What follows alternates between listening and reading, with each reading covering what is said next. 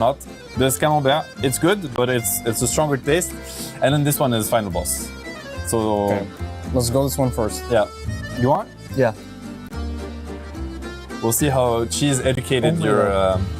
It smells not good. We'll finish with the sweets. So you finish on the sweet taste. You just It's try very strong. camembert. Yeah, It's Very very strong. strong. very strong. Okay, okay, Very okay. strong. So if you're saying camembert is very strong, you could try. This one is called Monster, Monster, but it almost sounds like monster in English, and I think it's pretty appropriate. So if you're daring, you could try like a very little slice, I'm just down. for your own Let's try. experience. Okay, I'll cut it for you guys. Small piece. Very small piece, just so that you know, out of curiosity, you can say I tried it. I mean, it's good, Yeah, but it's very strong. it is very strong. So I Yeah. wouldn't have more than like one I know, piece. I know. I imagine you with this camembert with another thing. Yeah, probably. Oh, okay, you're going for the bigger one. Okay, okay. Jesus, the smell is already I kind of think the sus. camembert smell is worse, honestly. Okay. This one is more convidative. Yeah.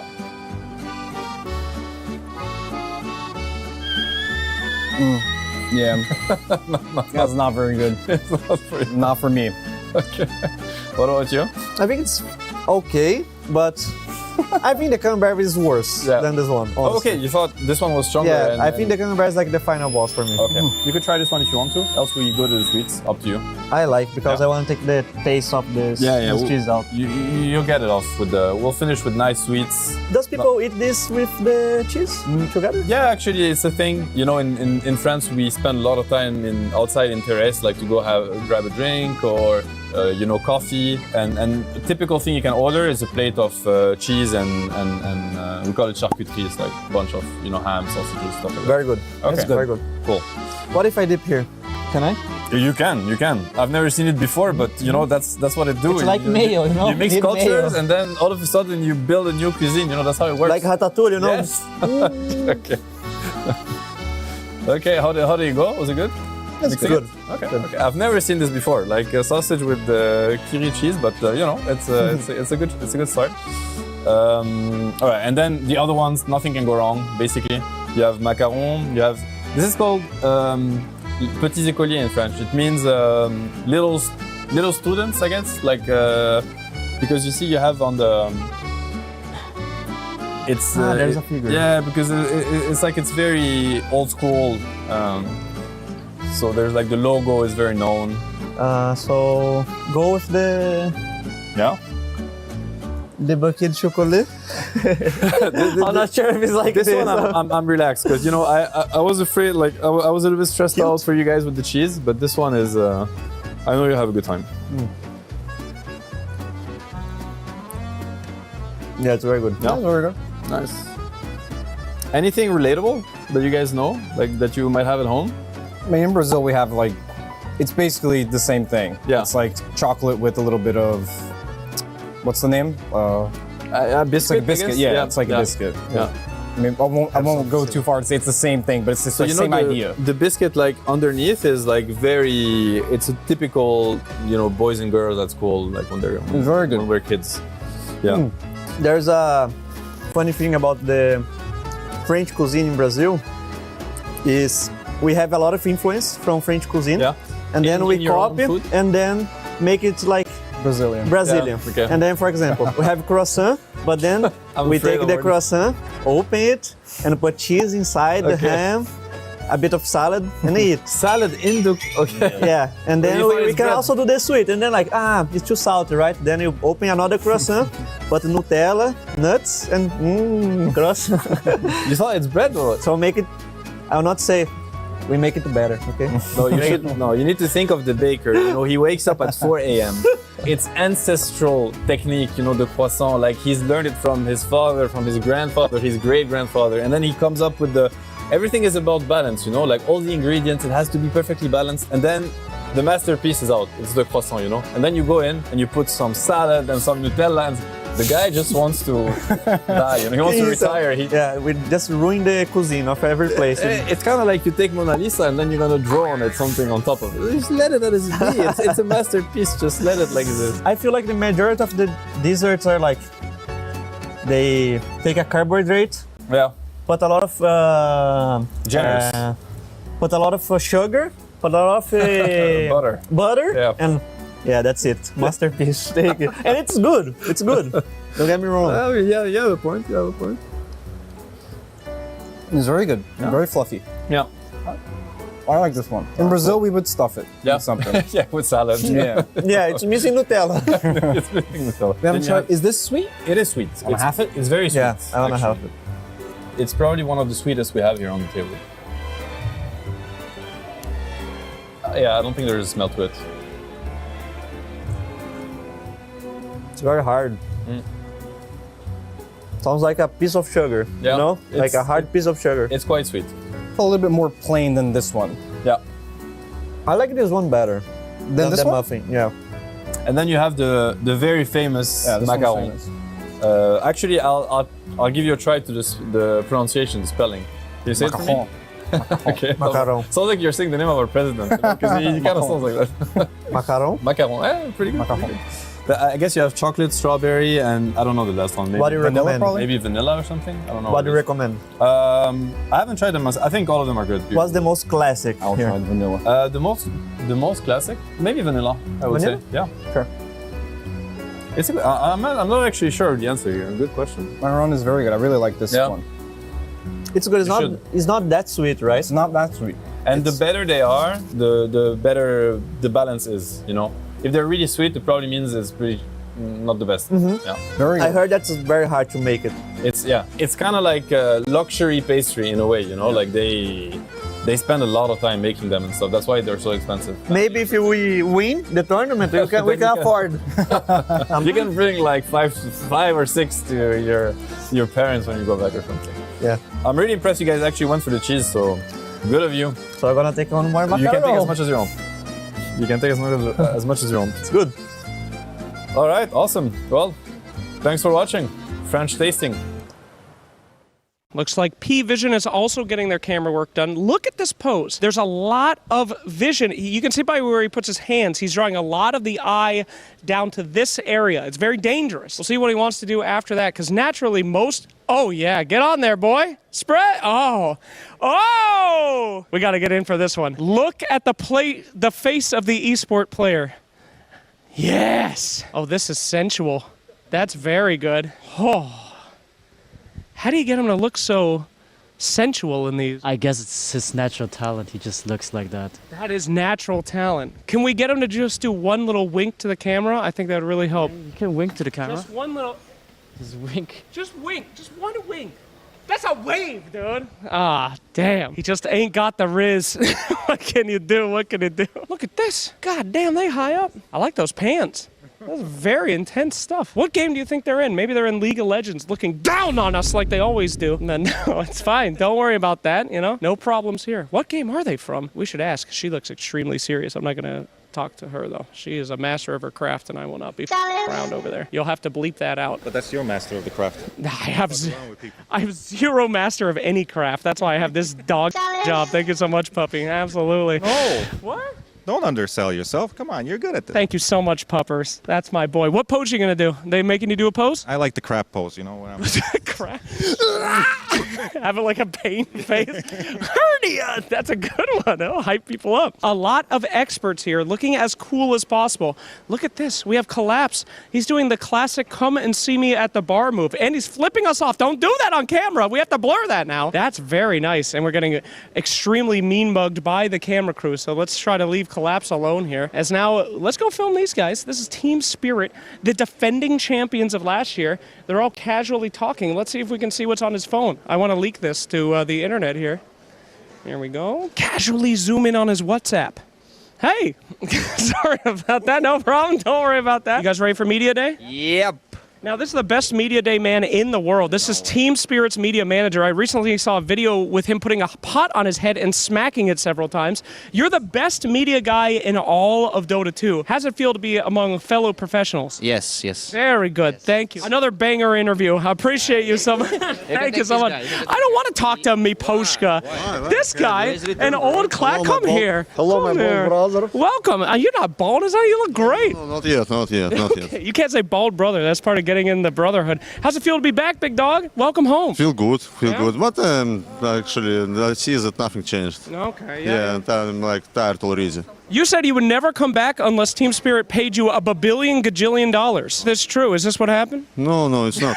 Okay. There was like a different thing. Okay. Different thing. All right. Well, we're happy to have you back, Maposhka. You guys feeling good? Exactly. Hell yeah. That's a picture right there. Cut and print, baby. All right, fam. We are here at Vici Gaming. They're doing what we like to call hero shots. All right. That's where we make them look cool. They take a picture, maybe a cross arm, maybe a look to the side, maybe a look to the right. Let's go check in on how things are going in here. Hi, we're filming you today. You doing all right? I'm good, thanks. How are you? Great. How's the hero shots? Perfect. Yeah? Going great. Does he look heroic? It does. They're going naturals. Now, what's your favorite shot to do with some of the players? I like doing like just the typical. Oh, the whisper? Yeah, I like doing that one. But then like just switching it up a bit, you know? Can we get a whisper? Can you hit us with a whisper? Just one. Oh! Okay, that was hype. You were right. That was good. All right, fantastic. Sir, what is your favorite thing to do on these? Oh, you got a this one. Look at that, the catalog. The cross. Oh. Oh, the mean mug. Oh, these are good. Okay, so you're going to go with the cross? Yeah. Okay, come on. There's better than that. What if you did... Oh, come. That's it. The power pose? Mm-hmm. Okay. Can you show me one of those? The legend pose? Ugh! Just give me a Oh, God damn, look at those guns, baby. That's the one. Do that one. All right, great. Photos are very fun. Go take them at home. Another killer transition. Now, one of the things I heard we're doing here at EWC this year is giving out some things to the fans. I believe they're getting signed cards. I guess I can't say Pokemon on air, something like small pocket monsters of the players. And look at this. Let's go ahead and watch them signing. Hello. Sorry to interrupt, but we just want to look at your signatures. Incredible. Look at that. That's Jabs. Wow. What a great signature you have there, Jabs. How long did it take you to formulate that unique signature? Yeah, maybe like 5 seconds. Okay, that's really good. Could you do me a favor and make a mistake on yours? Because, you know, those are, well, they're worth more, like a factory mistake. Mistake, he can make it special. Can you make one really special so that we can X10 the offer? What are you going to do to make it special for me? Special what? That in itself is special. Thank you so much. Yes, but I hope your Pokemon cards go out very well. Thank you. Thank you so much for having them do this beautiful task, Jabs. I'll never forget the incredible signature that I've seen here today. Great work, Team Nemesis. And now say the Nemesis catchphrase. What a challenge! Okay, that was nice. Woo! All right, thank you. He thinks he can come in here and play my game. Let's go. He knows nothing. Let's go! Tyler 1, you're done. Raw energy. Half blow the house down. You guys not enjoy the larger map? How do you feel about it? I think it makes the game kind of stale in a way where you don't really have to improvise much or like be innovative in that sense. It's like kind of you're playing a robotic gameplay every game that you just whoever clears the most camps under like 15-20 minutes is potentially going to win the game. That is what the game has become at this point, at least in my eyes. I can see that, but would you agree that the old map was kind of solved in a way? Yeah, but it was much more interesting to play those games and to watch those games even, I would say. You had to fight it out all the time, you know, the big comeback fights, or because if you wanted to really force fights, you were able to do it in a previous old map. But now it's impossible. It's super easy to dodge. You can just farm your way back in every game almost. GH, do you agree? I mean, I partly agree with what Sumail said. I think the old map it was, I would say, 90% figured out. So whenever you were kind of stronger, the pressure points were really specific. You could go somewhere and force a fight, force rotations, force the enemies to do something specific. And now it's a bit more lenient when, like, the pressure points, they became a bit more. At the same time, you don't really care much for them. So you're willing to sacrifice some things so you can get your farm up. I believe the change makes it a bit more that you cannot force a team fight whenever you'd like to. So everyone can dodge for like 5, 10, 20 minutes and then look for the one fight that they would like to take, which makes it a bit less action-packed, a bit more on the stalemate side. until one team figures out perfectly how to close the map, and then it will go back to more team fights and more action packed. Yeah. Omar, Devi, is there any changes you would want to see in Dota right now? Maybe just, I mean, I guess my issue was figured out by last patch, because I had an issue that actually you enter the game and you just cannot lane on offlane. Actually, you just forfeit it. I feel like it has been solved a little bit. It's becoming better, but I feel like it's still not there. I still have this feeling in my heart that sometimes, not sometimes, that safe lane are automatically supposed to win the lane, and now on offlane you just need to figure out how to actually survive. Most of the times you go to lane with the idea to survive than just to win the lane, and maybe they can make these lanes a bit more balanced. I mean, it's like you say, it's a coin with two faces, because you also have a safe lane, you also do it to the enemy, but I feel like it's just more fair if it's like balanced on both sides, where you actually get to play two full balanced lanes, and just better players should win. That I would say. Yeah, I never think that much about whether I really enjoy a patch or not, or the meta. I try and just be happy with what the game is and try and do the best I can. I would say just more events, more players, the better. The casual player really like the crown fall. That's fun. It's funny, when you said more events, I thought you were going to be talking about tournaments. I thought you were talking about... I think there's enough more... tournaments. That's a good point, though. No, I think more stuff for the casual Dota player. I think if more people play Dota, the esport will grow in return. I think the game itself. Agree. I don't know. I've played competitive for like 4 years now, and I don't really remember like, oh, this was a fun patch, or this was a bad patch. It's just you just adjust.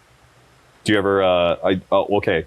Maybe fun aside, do you ever think about it as like, this is a good patch for me? Or is it always just a patch that you're going to adapt to?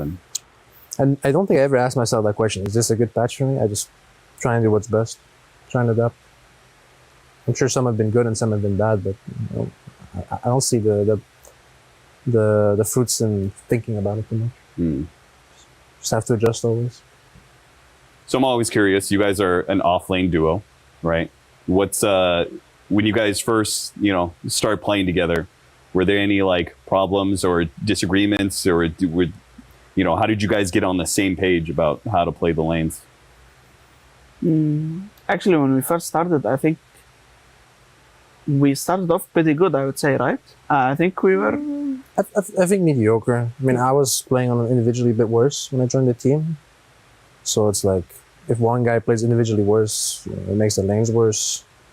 In general, though, I think our laning was laning has never been problematic. Yeah, I mean, we do make some mistakes here and there. Like our laning does vary. Sometimes we lane worse, sometimes we lane a bit better. But I think on average, our laning is okay, to decent, I would say. For sure, that's pretty good. Yeah, no disagreements. All right, let's talk about some big life stuff. Yeah, had some announcements. Samael said maybe this is going to be your last TI. You might be retiring. You put a maybe on it. Yeah. Okay, so why now? Kind of tired, to be honest. Yeah. Competed too long. I mean, you've been competing longer than, like, you're young, but Dota years, like, you've been competing since you were 16, 15? 15, yeah. 15. It's a long haul. It's been 12 years around.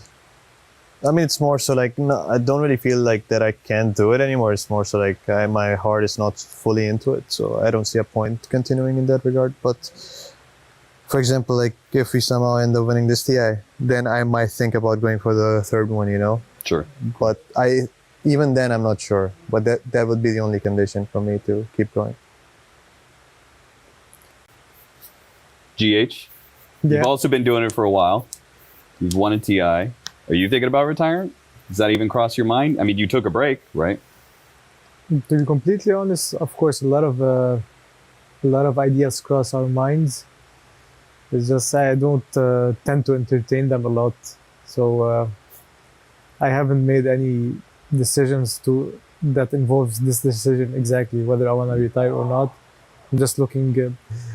Back in the day, I would look forward to 3-4 years. Now I'm looking forward to the next 2 or 3 months. So I think the timestamp of how long I look forward to it has changed a lot, because the more I grow, the more I understand what truly matters in life and how to allocate specific amounts of time to them.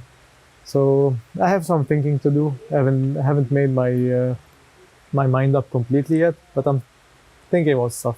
Okay, all right, fair enough. Samail, looking back on your career, what would you say you're happiest about what you've accomplished? The winning TI? So certain teams that you were more proud of? I think my time in EG, like after, I think it was post TI 6. Okay. That roster I really liked. Like I have really fond memories of that roster. Like we just had a good time living together, and yeah, I would say that. Other than winning TI, I guess. But to be honest, even winning TI, I didn't really feel that happy or anything. Mm-hmm. Like at that stage, I felt like it was meant for me. You know what I mean? Like I took it for granted, kind of. Like it was like, who else was supposed to win if not me? Sure. So it wasn't much like happiness or anything. I mean, at that point, it was so early on in your career. You're pretty young. You were also so much better. Like that was one of the biggest differences in player to player. Like the mid diff, that was one of the most extreme ones that I think we've ever had. So, yeah, I guess in many ways it did feel like it was just like it was guaranteed. Yep. And then you know, the rest of your career, you had to work a lot harder for it. No, I mean, I feel like that's one problem. Like, I was never really a hard worker in that sense. Okay.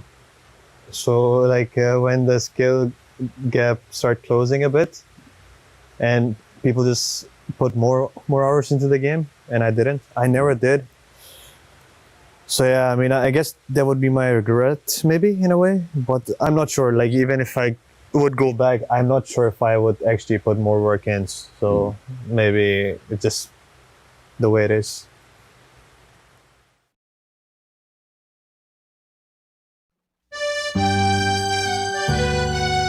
I'm spending the next 2 months in Paris and already deeply regretting sleeping through 4 years of French in high school. But c'est la vie!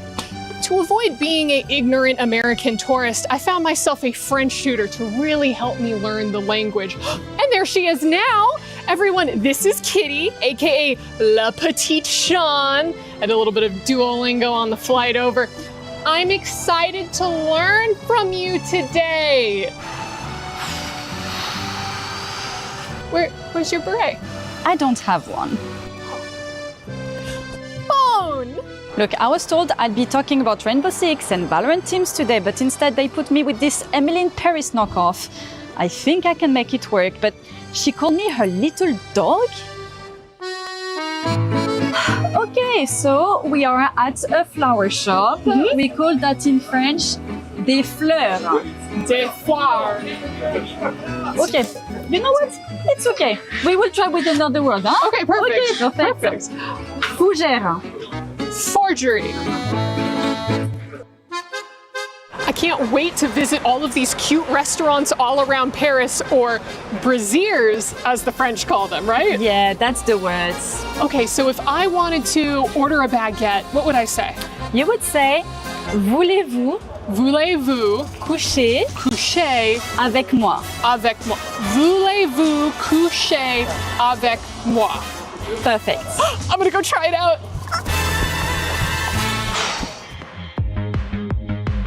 Ooh, this is really cute. How would I ask to try this on? Oh, actually, you can say, je mange des gens. Je mange des gens. Okay. Je mange des gens. Non, on mange pas les gens. Des gens mange. Je mange des gens. Non, on mange pas les gens, c'est une robe. Where am I messing up? Vous voulez essayer la robe? No. Je mange des gens, s'il vous plaît. Non, on mange pas les gens chez moi. Kitty has been the best teacher so far. I feel like I'm picking up the language really quickly. I mean, whenever I speak with real French people, they seem so surprised by how good my accent is. I'm doing très bonne. Oh là là, et puis ça y est, je suis américaine. On a compris que t'es américaine. On a compris. Kitty, I did it! He even gave it to me for free. Oh wow, that's amazing! Come with me, yeah. What did I get? Do we get jam? Okay, so as I get it, the French don't really like the American tourists, right? Not really. So what can I say to have them truly embrace me as a local? Just tell them. Mbappé et Plumer! Ils sont là! Kitty, it worked! They've accepted me as one of their own! I'm off to see Paris and it's all thanks to you! Bon débat.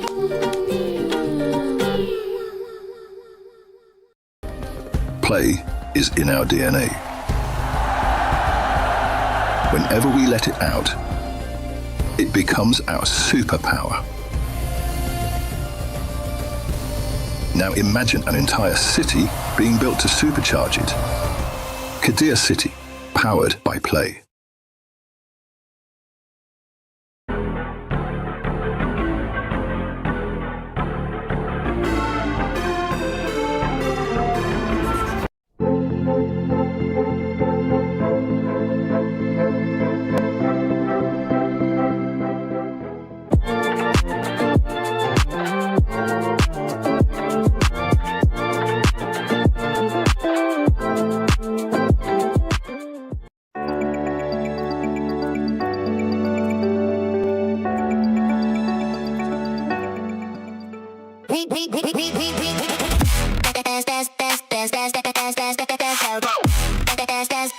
We book Esports World Cup.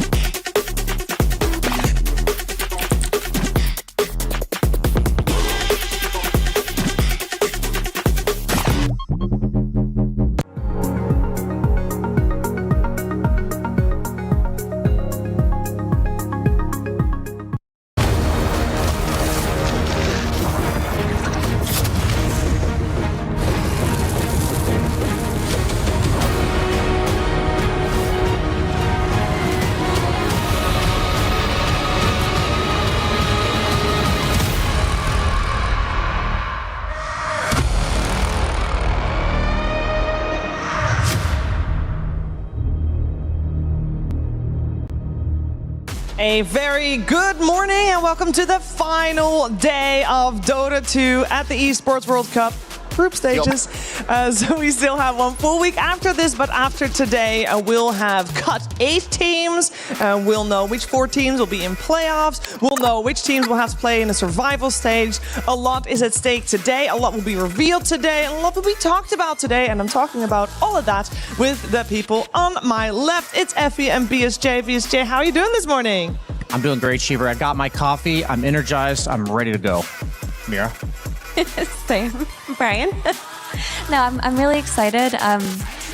It looks like there are a lot of contenders in this tournament in each group, but today we're doing groups C and D, and I truly believe the winner is in one of these groups. The winner of the whole thing? The whole thing. All right. Big promises.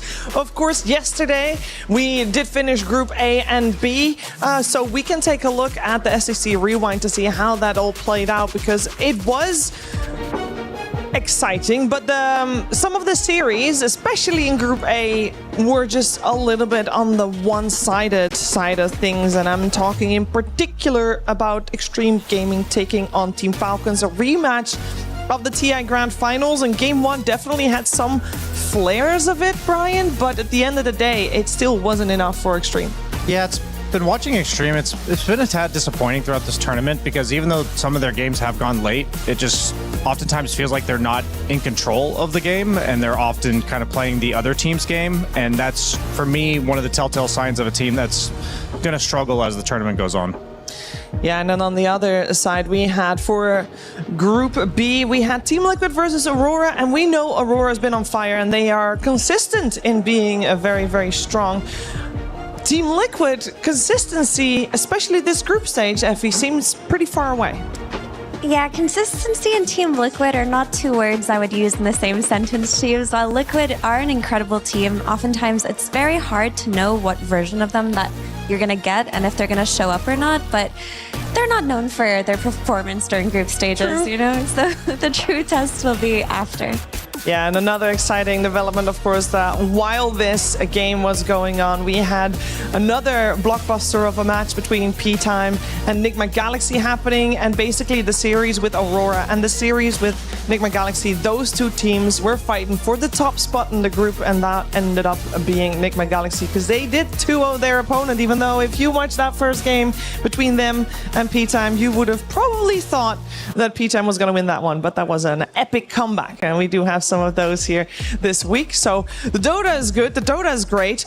It's not the only game that's going on though, because yesterday is actually the day that our first title finished. Fatal Fury crowned their champion. The first key is locked in.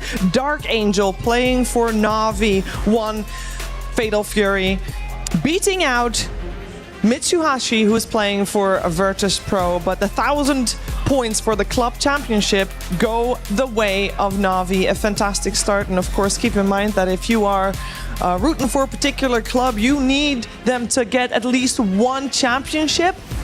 Otherwise, they don't even have the chance to become one, because you're basically not allowed to be number one if you can't even get number one. You know, we want consistency while being able to be at the top. So Na'Vi off to a great start there with Dark Angel. We'll keep you informed of what else is coming on all the other games, of course. But here we are focusing on the Dota, and we are going to show you guys how the groups have played out thus far. We did solve Group A, no tiebreakers in this one.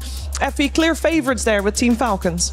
Yeah, I mean, Team Falcons, since their formation in Dota, have just been one of the best teams, if not the best, for some of the years that they've played. So this one here is no surprise. They didn't necessarily have the strongest season, but it was still a pretty strong season from them. And this is about the time that you would want Falcons to peak. Yeah, they are peaking at the right time. We said goodbye to Gamer Legion and Poor Rangers there at the bottom of the group. Then we are taking a look at Group B, where there were, in the end of the day, also no tiebreakers, with Nigma Galaxy keeping their fate in their own hands by 2-0ing P-Time yesterday. Yeah, I mean, I think both of these groups had a bit of a surprise. Rune Eaters getting third in Group A, and then Nigma Galaxy taking first place in Group B. I think that, you know, while a lot of these groups have shaped up to be very lopsided, where you see like 9-1, 1-9, 8-2, 8, like pretty big discrepancy between the top and bottom, there were a few surprise placements, and I think that's something that's exciting to see this early on in the tournament. Yeah, especially Nigma Galaxy, such a fan favorite. I don't think a lot of people would have on their bingo card that they would become first in their group. Let's take a look at what's happening in Group C, because Group C and D are not yet solved. It is looking pretty solved, though, not gonna lie. Yeah. I mean, there's like a clear, bottom of the pack, middle of the pack, and the top between P-Vision and Team Spirit, which coincidentally we're going to watch play today. It's going to be a banger, but between these two teams, I really do think there could be a winner here. They're both looking really solid, but P-Vision just look a step above the rest so far this tournament. Yeah, they're the only team that did not drop a single game in this entire group stage, as we can take a look at Group D, which is considered to be the group of death. There is quite a divide here as well, but this is the group where most things are still undecided. Other than Brian, I see Insanity going out. The rest is looking still very stacked and very even. Yeah, 1W is going to be changing their name to 1L as they've been winning pretty much all their games throughout the course of this group stage. But their last game against OG was actually the game that they lost. And, we see that OG is only one game ahead of 4th and 5th place. If you get 5th, you are completely out of this tournament. So I think this is by far the most exciting group because of this third. Obviously, the 1st and 2nd place matters. But at the end of the day, both those teams are advancing. We have 3, 4, 5. This is the only group with a really meaningful round robin potential for the tiebreakers. And the fact that OG gave themselves the leg up by taking a game off of 1W, who was previously undefeated, that's pretty awesome. Yeah, and they're also the one responsible for the loss that Yandex had. So definitely OG having some good moments in this group stages. This is what we're going to see today on this stream. And we already said P-Vision versus Team Spirit. Super excited for that one. I want to focus our attention first a little bit on the second series of the day because 1W and Yandex, we saw them just both sitting at 7-1, and that means that these two teams are in contention for first of the group. That means if this series goes 1-1, we want more, Brian. It's not enough. Yeah, it effectively becomes a best of 5 yeah. at that point. And it's not even the grand finals yet, Shaver. Maybe it's a spoiler, though. Even though I agree with Mira, P-Vision and Team Spirit are definitely up there for. I think P-Vision is my favorite out of all these teams. For if I had to choose a winner today, it'd be them. But I think that the crown will almost certainly be one of these 4. I agree completely. All of these teams are in such good form right now. P-Vision, their drafting just looks absurd to me. They've been cooking on every single draft, and I do feel like they've delivered every single day that I've watched it happen. Whereas with Team Spirit, there's been a little bit of draft fumbles here and there. Yeah, I guess so. For our first series of the day, which we are also having as our Sony story of the day, we got on one side the defending champions in Team Spirit, and on the other side, the team that people think will be the future champions. So very exciting match coming your way there. Before we get to that series, though, let's focus our attention on some of the meta things that have been going on here. In particular, the start of the group stage. You heard Tofu say that this might be the event with the most diverse hero pool yet. And here we see the unpicked heroes. The heroes that you see the slight hue over are not picked, but they have been on the radar. They have been banned. So not entirely forgotten. Any heroes, Brian, that you feel like, wow, I was not expecting this hero to be unpicked? I thought we were going to see Faceless Void. Honestly, out of all the carries, out of all the slow carries, we were seeing him a decent amount in the last month. But I think right now the laning stage is so important in this meta of range dominating lane carries turning into summons offlaners. I think the main weakness we're seeing amongst all the carry heroes here is they buy Battle Fury or they're slow tempoed, and they would just get ran over by what we're currently seeing picked. Yeah, but what a cool patch that a lot of the unpicked heroes on the screen, I believe we still will see at some point during this EWC, because heroes just right off the bat, I'm looking at Marcy, I'm looking at Faceless Void, I'm looking at Magnus, I'm looking at Legion Commander, Troll Warlord, and Tinker. I think all of these heroes will have at least one game at this tournament, and Meepo is a pocket pick for a lot of the carry players. Yeah, might even say see it today. It's a time it can play. So for me, quite a promising graphic, because only 3 heroes on the screen I look at and think, okay, these are awful. Name and shame. Name them. Slark. Arc Warden, Anti-Mage. Chaos Knight. I mean, Chaos Knight, yeah. Yeah. No, we will probably see. I mean, I had Vengeful Spirit, and they don't even mention that. But I would imagine, I thought we were going to see her. She was definitely popping up in a lot of the high MMR pubs as a carry as well. We'll see if any of that happens today, though. We're focusing our attention on the first series of the day, the Sony story of the day: P-Vision versus Team Spirit. Brian, epic. Yeah, I mean, I'm honestly so excited for the dynamic of this series because P-Vision, they've no one himself said in the interview, they just know how to get a gold lead. That's just something that Puppy's been kind of drilling into them over the last few months. And at the same time, Team Spirit's been the comeback team of old, and they've even made a couple comebacks throughout this tournament so far. For me, this is almost a David versus Goliath in the sense that me and Mira, we've just been raving about how good P-Vision's drafts are throughout this entire tournament, and Team Spirit is the team that always finds a way to make a lineup that works, and they will give themselves a win condition. So I just hope they're still getting a chance to effectively play Dota when the game is 20 minutes in, because they're not so far behind with no plays. Yeah, to me, Team Spirit very much feels like they're in the ironing it out stage, which is funny to say because they've done really well in their group.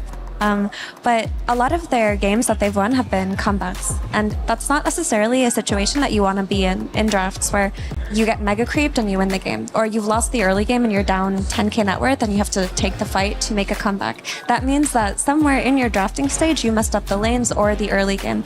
And versus a team like P-Vision, you can't mess up the lanes and the early game. So I do wonder what they have prepared today and what they've talked about, because Yatoro mentioned in his interview that they still haven't decided what to focus on in their draft. Is it lanes? Is it mid game? They're still figuring it out. They are, for sure. We are going to focus our attention first on P-Vision. This is a team, again, they have not dropped a single game, and they look so solid. They look very stable, and I'm sure they're looking quite confident going in today. Don't take my word for it. Let's take no one's word for it. Hey, I'm here with no one of P-Vision. You've got a big match today. How are you feeling? Good. Okay, I spoke to 9 Class earlier and asked him about your guys' improvements recently, because I feel like your consistency has gotten better. He credited some of that to Puppy as a coach. Would you agree with that? Yeah, for sure. What kind of stuff is he fixing? 9 Class described it as teaching us how to play Dota the correct way rather than maybe chaos. Does that sound about right for you? Sound about exactly right. So what was the chaos method like? Were you guys just individually making calls and going with the flow, and sometimes things go wrong? Was it like that? I would say we haven't seen the whole picture probably, and he's shown us this, because like probably me and Duka on like previous team were like the captains, both, and we were like the calling lots of like probably everything on the team. And when Puppy came, we understood why this is good and why exactly we need to do and why we don't do some other stuff. That's really helpful. That sounds like the perfect thing that a coach should do for a team. Yeah, well, awesome. He's playing Dota for 25 years. I mean, you guys have played for a long time, but yeah, Puppy is definitely very good at strategy. That's very helpful for you guys. 9 Class has been playing normal heroes lately. He's in a cage. Are you guys going to let him out ever? Come again? Like, 9 Class is playing normal heroes, boring stuff maybe. Why don't you let him play a little weird stuff, you know? You put him in the cage, you don't let him out. He's a trapped animal, you know? True, but sometimes Valve trapping this animal, because the patch is like they're killing their his heroes actually. On post for like Monkey, Slark, this all this crazy stuff that he was playing for Nixis and all the stuff. It's all fixed. But I think Valve brought you a key recently. They said, "Hey, no more spectating your friends' pub games." True, but they didn't bring the some heroes that is good ones, you know. Okay, so he needs good heroes and the cage to be open. Okay, and the meta as well, because meta right now is kind of fast, so he cannot play the slow heroes. Some hero that he can like slowly farm a hand of Dominator. Yeah. He did. And then he become a core. Yeah. Okay, that makes sense. Yeah, I'm glad you understand the value of your teammates. In terms of your upcoming match against Team Spirit, very good team. How do you expect it to do? Because I feel like both you guys have gotten better recently. I would say it's going to be just decent match, and we'll see who's going to win, that's all. Okay, we'll see how it goes. So, well, thank you for joining me, and good luck in your match. Thank you, bye.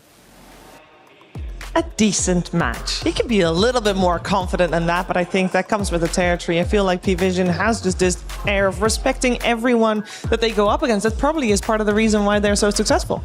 Never underestimate. It's a little bit better than Boom's interview, where he was asked, how are you going to do it against P-Vision? He's like, we're going to get O2'd. I think he's a bit more confident than Boom was, but at the end of the day, he's a very insightful dude, but I feel like going into games, you'll get a different post-game interview from him than you will a pre-game interview, because before the game, he's just like all eyes on the prize, but afterwards, he's willing to share a bit more ideas usually.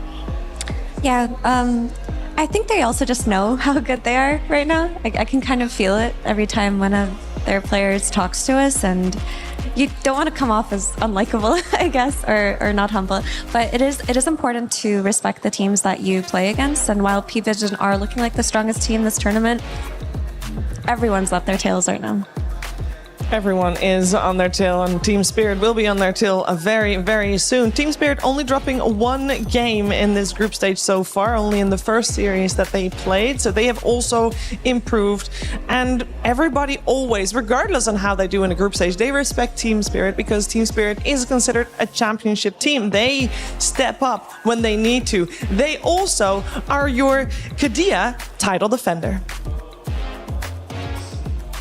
Team Spirit, one of the undisputed best teams in the history of Dota, are back at the Esports World Cup to defend their championship title. Their run through the Esports World Cup 2025 really highlighted the dominance of Team Spirit and why you should never count them out. After finishing first in the group stage, they went on an undefeated run through the upper bracket, knocking out the best teams in the world without dropping a single game. The team has been through some changes since the Esports World Cup last year, and their current roster consists of Yutoro, Laurel, Collapse, Not Me, Rue, and with Maposhka returning as their new coach. While they've had a rocky few months, a constant of team spirit is that you can never underestimate them in extremely high-stakes events. Where other teams fall due to pressure, team spirit thrives. Esports World Cup 2026 will be a chance for team spirit to prove that this still holds true.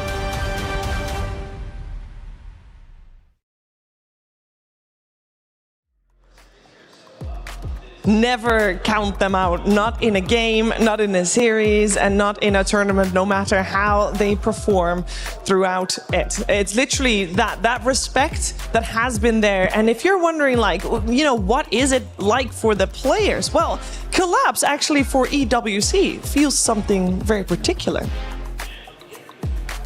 How are you feeling about your play right now? You've been a fantastic player since your breakout, obviously winning TI. Do you have like ebbs and flows about how good you're feeling about your play?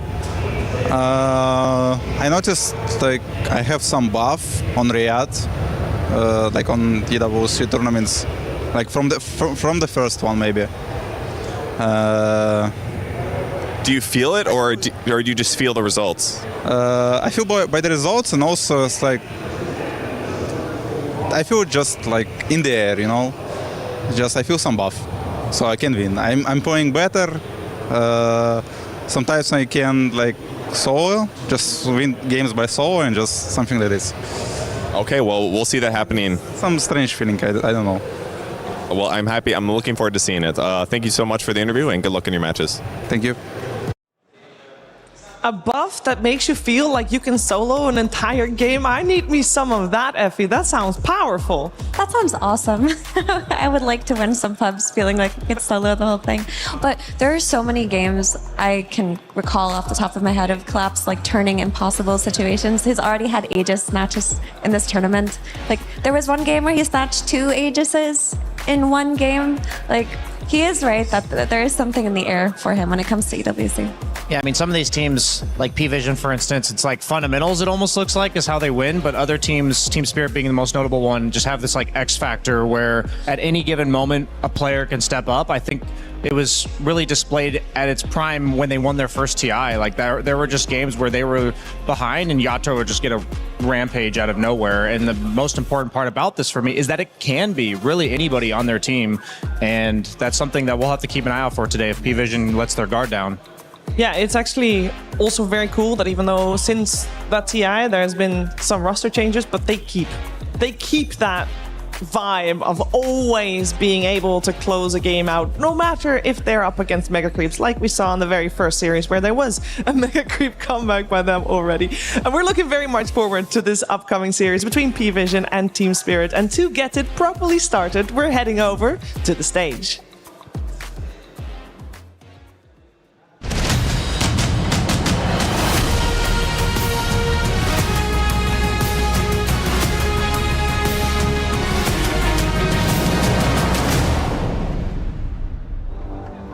And here we are, friends. Welcome back to the Lenovo Legion Gauntlet. We're here with you. It's a hell of a day, and we are at the one that matters here in our groups. The final day of it all. And from this moment on, Slacks, it all gets super complicated in survival. So I wanted to get our emotions out of the way just for the beginning. Yesterday, I'm sorry I wasn't here with you. I'll tell you the story. What happened? I got dressed. I was ready to go. I went to the door, and it was locked. Oh, and no. I heard cackling on the other side of it, like as they're running away in the hallway. I don't know if it was Suns fan or somebody else. Okay.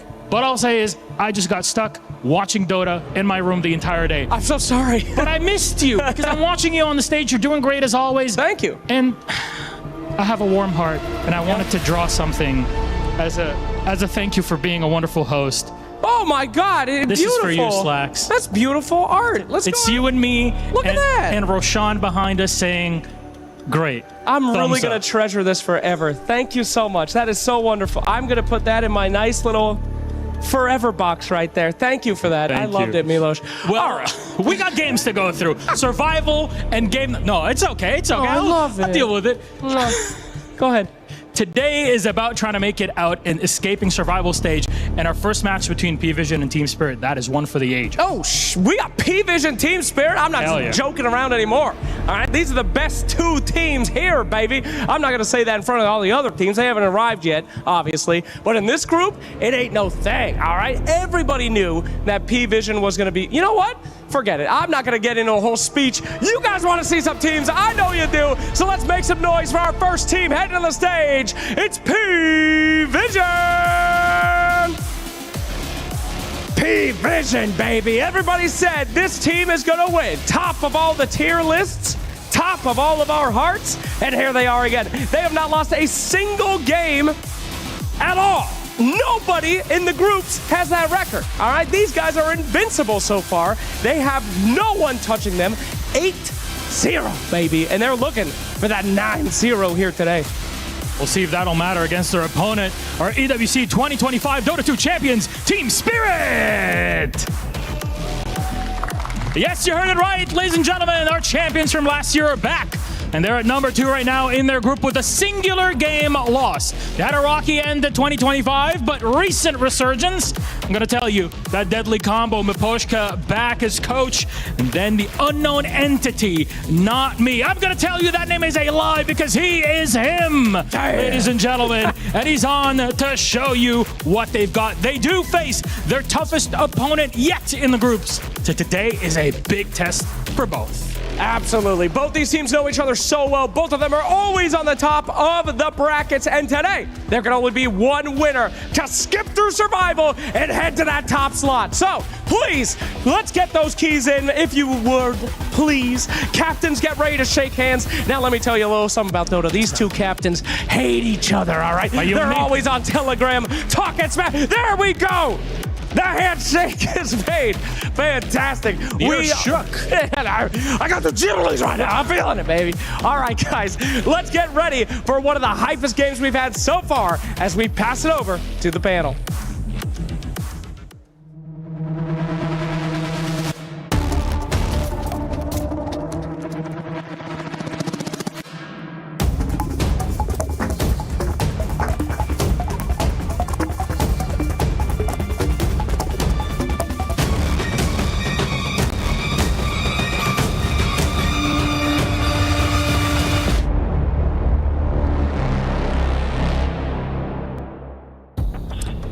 We got P-Vision with an 8-0 record and Team Spirit with a 7-1 record. And for the people already doing the math, that means that if Team Spirit 2-0s this match, they are top of the group rather than P-Vision. So a lot at stake here because being able to skip the survival stages is a grand prize, let me tell you that. Of course, P-Vision only needs to win one game in order to do so.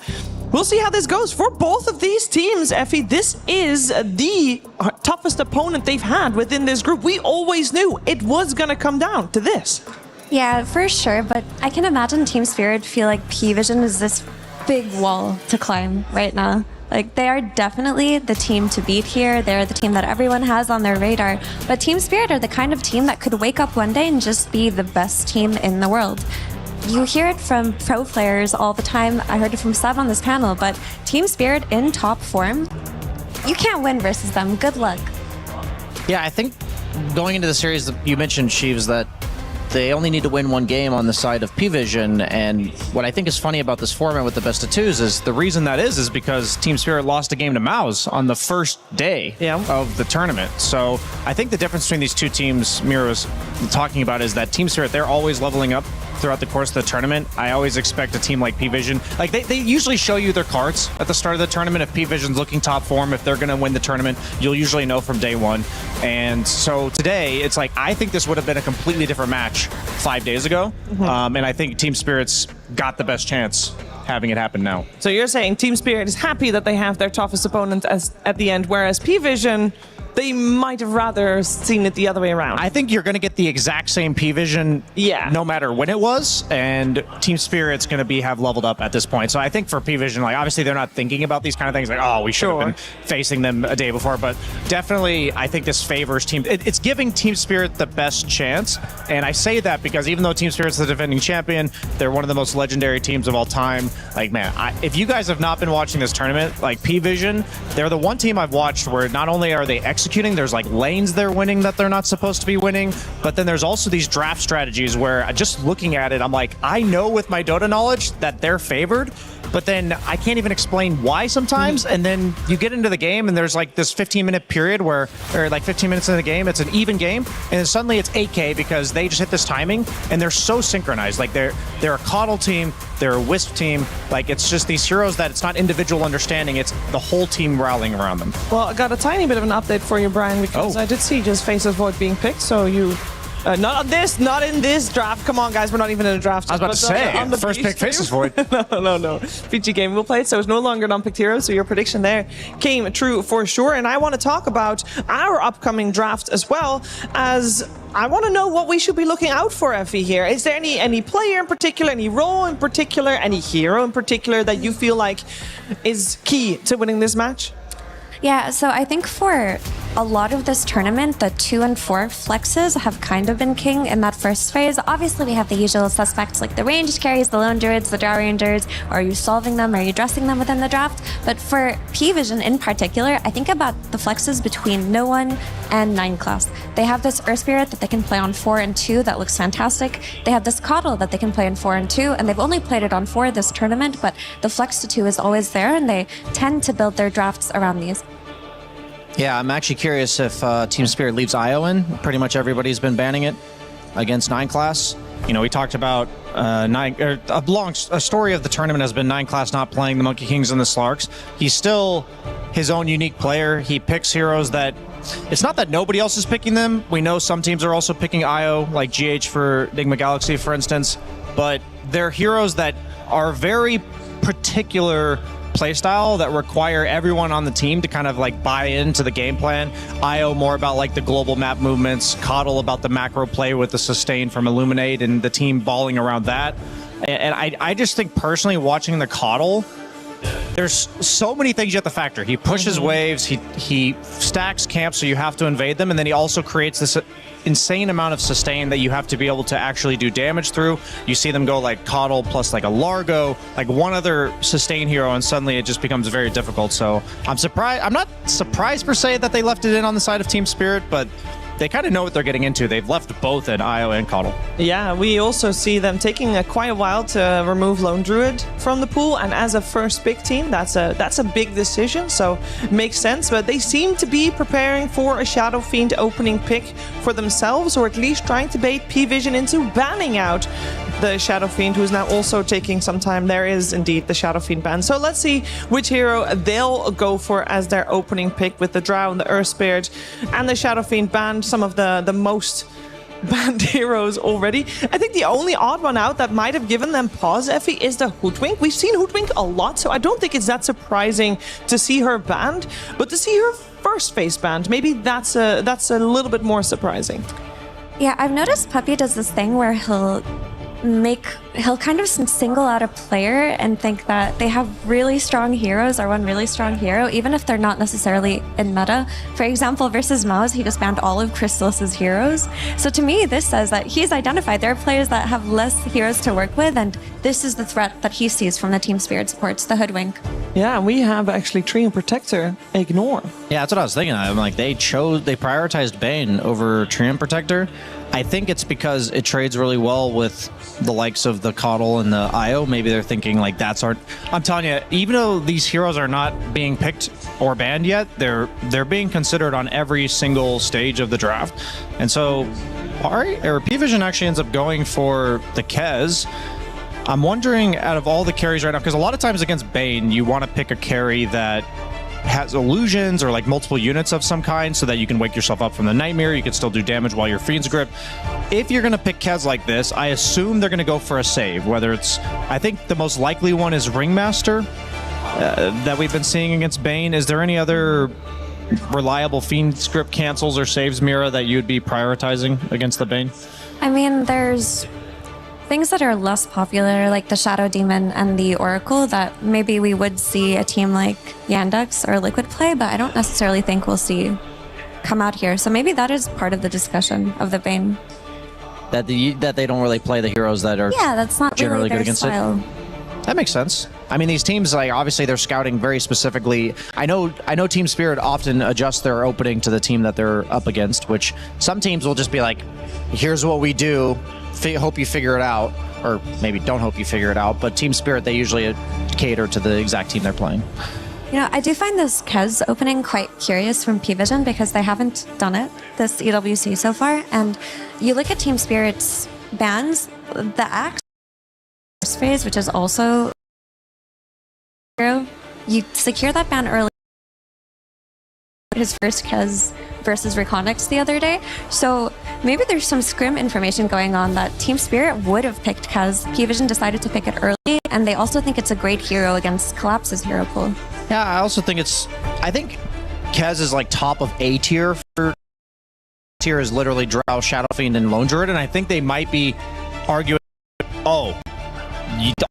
three carries are already banned out, so there's limited slim picking left, and by taking Kez, you're going to be stuck taking ranged carry that I think most of the other ranged carries, we saw TA, for instance, played against Kez. A lot of them struggle against the parry mechanic, the gap closing mechanic, the burst damage, and Kez with any sort of buffs, Kez without any buffs is pretty insane, but if you give him an IO overcharge, in mind if they end up going for something like Invoker, I think Team Spirit could even just take Invoker here because of the Bane Nightmare setup on side lanes. And you know, if they do take the Invoker, that opens up the Faceless Void potential. True. Which is an EWC Tauros specialty. And Faceless Void's quite good against Kez. Because one of the few heroes that can actually lock him down and take him out before he gets all of his free Satanic, free Dispel, free Silence, and, Viz and everything off. We see a lot of Titan EWC. He was a couple months back. Here. That's extremely good against Kez because Tidehunter has his built-in Dispel. It's a Kazurai Katana, which is where all of Kez's damage comes from. So he is one of the melee heroes that doesn't get bullied the same way as others do versus Kez. And also that Shard, the Tide of the Deep, whatever it's called. I keep forgetting names. But it's really good against IO as well. Yeah, the reason why, as Mira mentioned, later on, just gets dispelled, but also in the laning stage, Kez is like a chip damage hero that attacks you a bunch of times and having the built-in damage block as well. So Tidehunter does to some degree deal with both stages of Kez's game. What I'm seeing a lack thereof right now for Team Spirit, it's like Willow kind of does it, but they're not. Okay, you have the Ravage, you have the Tide Shard, you have the Willow spells to follow up, but through this IO heal, I don't think this is enough. So where is the finishing blow coming from? And I'm just, because you can't really pick a hero like Faceless Void, for instance. They have all the lockdown right now. I think Yato's hero has to be a lot of damage. I think Yato and Laurel's hero both have to be a lot of damage. I wonder if Laurel whips out something like the Lena that we've seen a couple times. I want to see heavily fixated on damage because they've done so much for control in teamfight right now. I still think the Invoker is quite solid with the Bramble set up on one lane and the Nightmare set up on another lane. That could be the damage solution. But I want to talk about Willow a little bit and her dynamic with IO. She's a hero that's become popular more recently, but I do think she can provide you that little bit of early game damage boost versus IO before he gets a lot of the sustain in, and she kind of functions as an anti-relocate hero in the sense that if she's ready and the relocate's coming, she can layer her Brambles on top of her Terrorize and buy her team a very valuable 4 seconds. That's a good point. Against like Willow and Dawnbreaker, these global teleport ins, it is nice to just have stuff to throw on the ground that is often some pseudo-reliable. So they do go for the heavy sustain line. We talked about Coddle plus Largo, something they ran a couple days ago, but now they're doing IO plus Largo. The one thing I like about the Grimstroke is, first off, you usually want Grimstroke to be in lane with carries that have some sort of innate gap close. Traditionally, it's like Anti-Mage, Ricky, PA. Kez is just the better version of all of these. He has a lot of other aspects of his kit, but he also has that, so he'll utilize the Inkswell. But then also Phantom's Grasp, I think it's called, the second spell for Grimstroke. That's one of the few spells in the game that is not removed by Tidehunter's Kraken, so you can actually reliably silence him. The Embrace? I guess Yeah, the Phantom's the silence, yeah. Where he shoots his wife. Yes, his wife will shut Tidehunter up before he ravages, for sure. Yeah, it's kind of like a soft disruptor ulti Yeah. with much lower cooldown. So that's actually a really great point. It is also quite effective against the Bane. You have immunes to cancel the Fiend grip early on. But I do like this Largo quite a lot. You talked a lot about the sustain on this draft, Brian, but I also think the way a lot of Largos have been playing in the late game, they're taking catchy like talents, I've noticed, in that catchy like range. So you can also have a means to reposition away from the Fiend's grip later on. You can also dispel the Brambles from Willow. It's a really good solution here. And there's still the Invoker that we talked about. So they got the synergy there. Potentially a Faceless Void ban incoming as well, because it seems like Team Spirit is very much in agreement with you guys on how you talk about this draft. Is there any other hero other than Doom that can really help stop some of the regeneration coming in from P-Vision? Because I can't see anything. Yeah, the thing when I look at P-Vision's draft is you need to go through the sustain, but then you also need to have like staying power. The problem I have with like a Faceless Void is if the Chrono doesn't get like 2 kills, then everybody is back to full health. Yeah, then what do you do from there? Yeah. So I think I wouldn't mind. They have 2 options. They have like sustained damage carries like Terrorblade that just dish it out. A lot of the prime ones are the SFs and the Drows that are already gone. But then you could also maybe go something like the PL that we've been seeing prop its face up, because right now, you know, P-Vision's draft doesn't really have a way to kill illusion heroes, and so if you take the long fight that way where you wear them down, I think that could work too. I think I like the TV suggestion a little bit more than PL, because in the late game, if Grimstroke gets his Ags, then you always have that PL illusion, which is really strong. And I think just a carry that can buy an early Scotty could be very useful in TV. That's one of his natural items anyway. I always forget about the Grimstroke Ags. Yeah, I mean, that honestly might be another reason why they picked it, is because illusion heroes are pretty good against their draft, so Grimstroke gives them everything we said, plus that if you do pick an... Okay, they banned Leshrac. They want PL. I'm just saying, they banned Leshrac. There's no other reason to ban Leshrac. But if we're aware, surely P-Vision's also aware, then it's going to get banned. I mean, then the question is, do they think they have another answer to it? Ooh, yes. Sheaves. I mean, I guess I don't want to say it's the only reason. Io Lesh is quite a duo. So that you know, if Quinn were here, he would be talking about how good that duo is for the former Gamer Gladiators. Is it really needed for Io to have another combo, or you feel like it's enough with Kez? I think they do need a mid-game combo. Like right now, Kez is going to be the guy you tether when you get Aegis and you're trying to go high ground. But somebody to run around with that's just going to dish out a lot of damage. You have 2 enabling supports, and you have Largo, who's also an enabler. So I think they do need to solve the 0 to 20-minute damage problem. Do you think Faceless Void is off the table here, Brian? Like, I know it would give their draft a lot more greed and a lot more cooldown dependence, but it's so hard to not be tempted when you have that Invoker. Yeah, I mean, if you're... I wouldn't be surprised if they pick it, but I do think it makes the game one mistake away from losing at any given point, which, if there's a team that I would trust to execute and a player to do it, it'd be Yatoro, but I guess I would prefer not to put myself in that position. It's very intriguing that the 2 stunning carries in Tiny and Sven get banned. To me, this says that P-Vision believe that the only way to get Invoker into this game is to just get him those Sunstrike kills with the stunning heroes on the sidelines, and they're comfortable outside of that. Yeah, they might actually go Alchemist, I'm just realizing. Like, having a stunning carry that hits a mid-game timing. They kind of have damage issues right now on P-Vision for the early game. Can you guys tell me why, or if, maybe Ember Spirit would still be good or not good for P-Vision? That's a Morphling, by the way. That's unusual, but I want to talk a tiny bit about the Ember Spirit, because this is one of the most picked and still incredibly successful heroes of this EWC. I love that you asked that question, Sheaver, because you know what the best carry in the game against Ember Spirit is? Morphling? Morphling. So I think they actually factored that into their last pick, because Ember Spirit has been the premier mid laner, and even if you can dispel his Flame Guard, they don't really have hard lockdown for him for a while, until like Tide Shard third, and once again, limited damage. Ember Spirit punishes that as well. I think both teams are relatively low on their early to mid game damage unless they're able to chain a bunch of spells on you. They both I think combo breaking is going to be a big thing this game, whether it's like Force Staffs, Glimmer Capes, Catchy Lick. I think a lot of times it's going to be, does this team manage to burst the guy with a symphony of spells?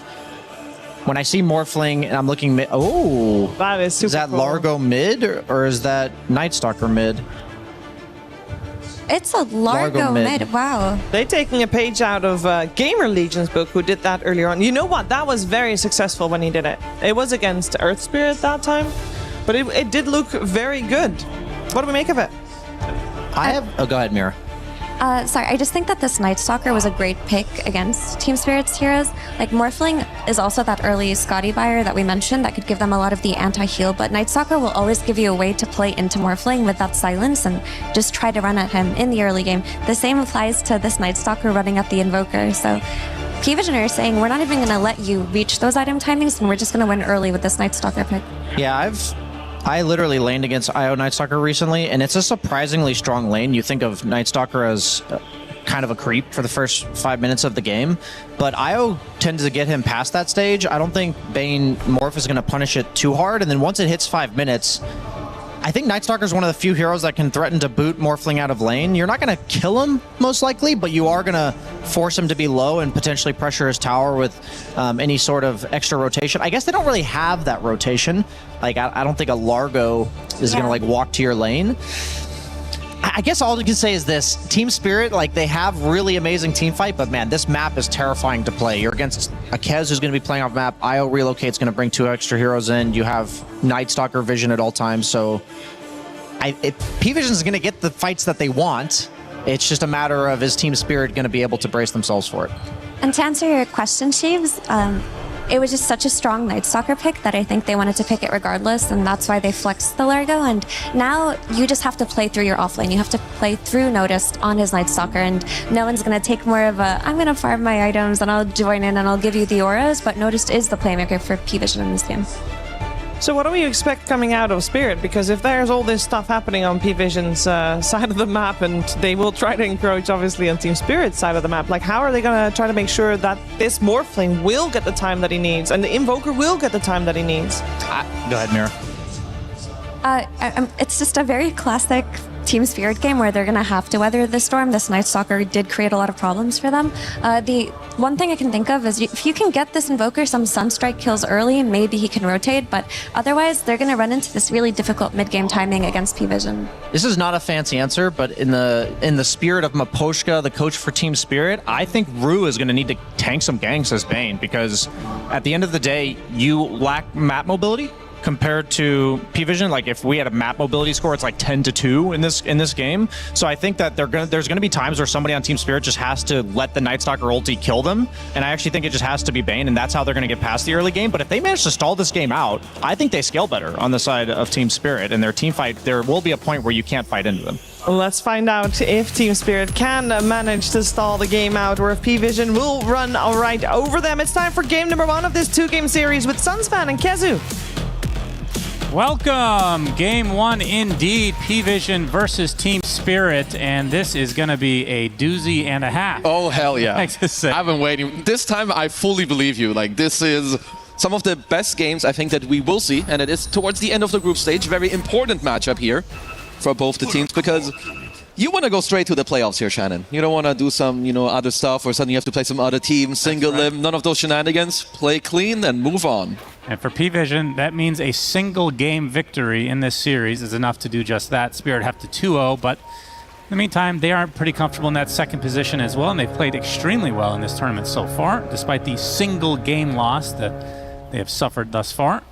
Yeah, we have some interesting picks. Kind of a last-minute switch-up as Noticed Nightstalker last pick in the off lane, which moves Largo, played by no one, to the mid lane. Honestly, a lot of very cool things here. Like, first of all, you pick the Morph into the Largo because, you know, Largo in the offlane, he doesn't pressure very much. It's one of his weaknesses. So you get a very nice Morphling pick because you think he's going to do well in the lane, but then they swap it up in the end. So it's like, you know, one-upping each other. And yeah, Io Night Stalker together. The whole P-Vision early game draft, my god, if you're Spirit, you need to play incredibly well to not get dumpstered on your map early on.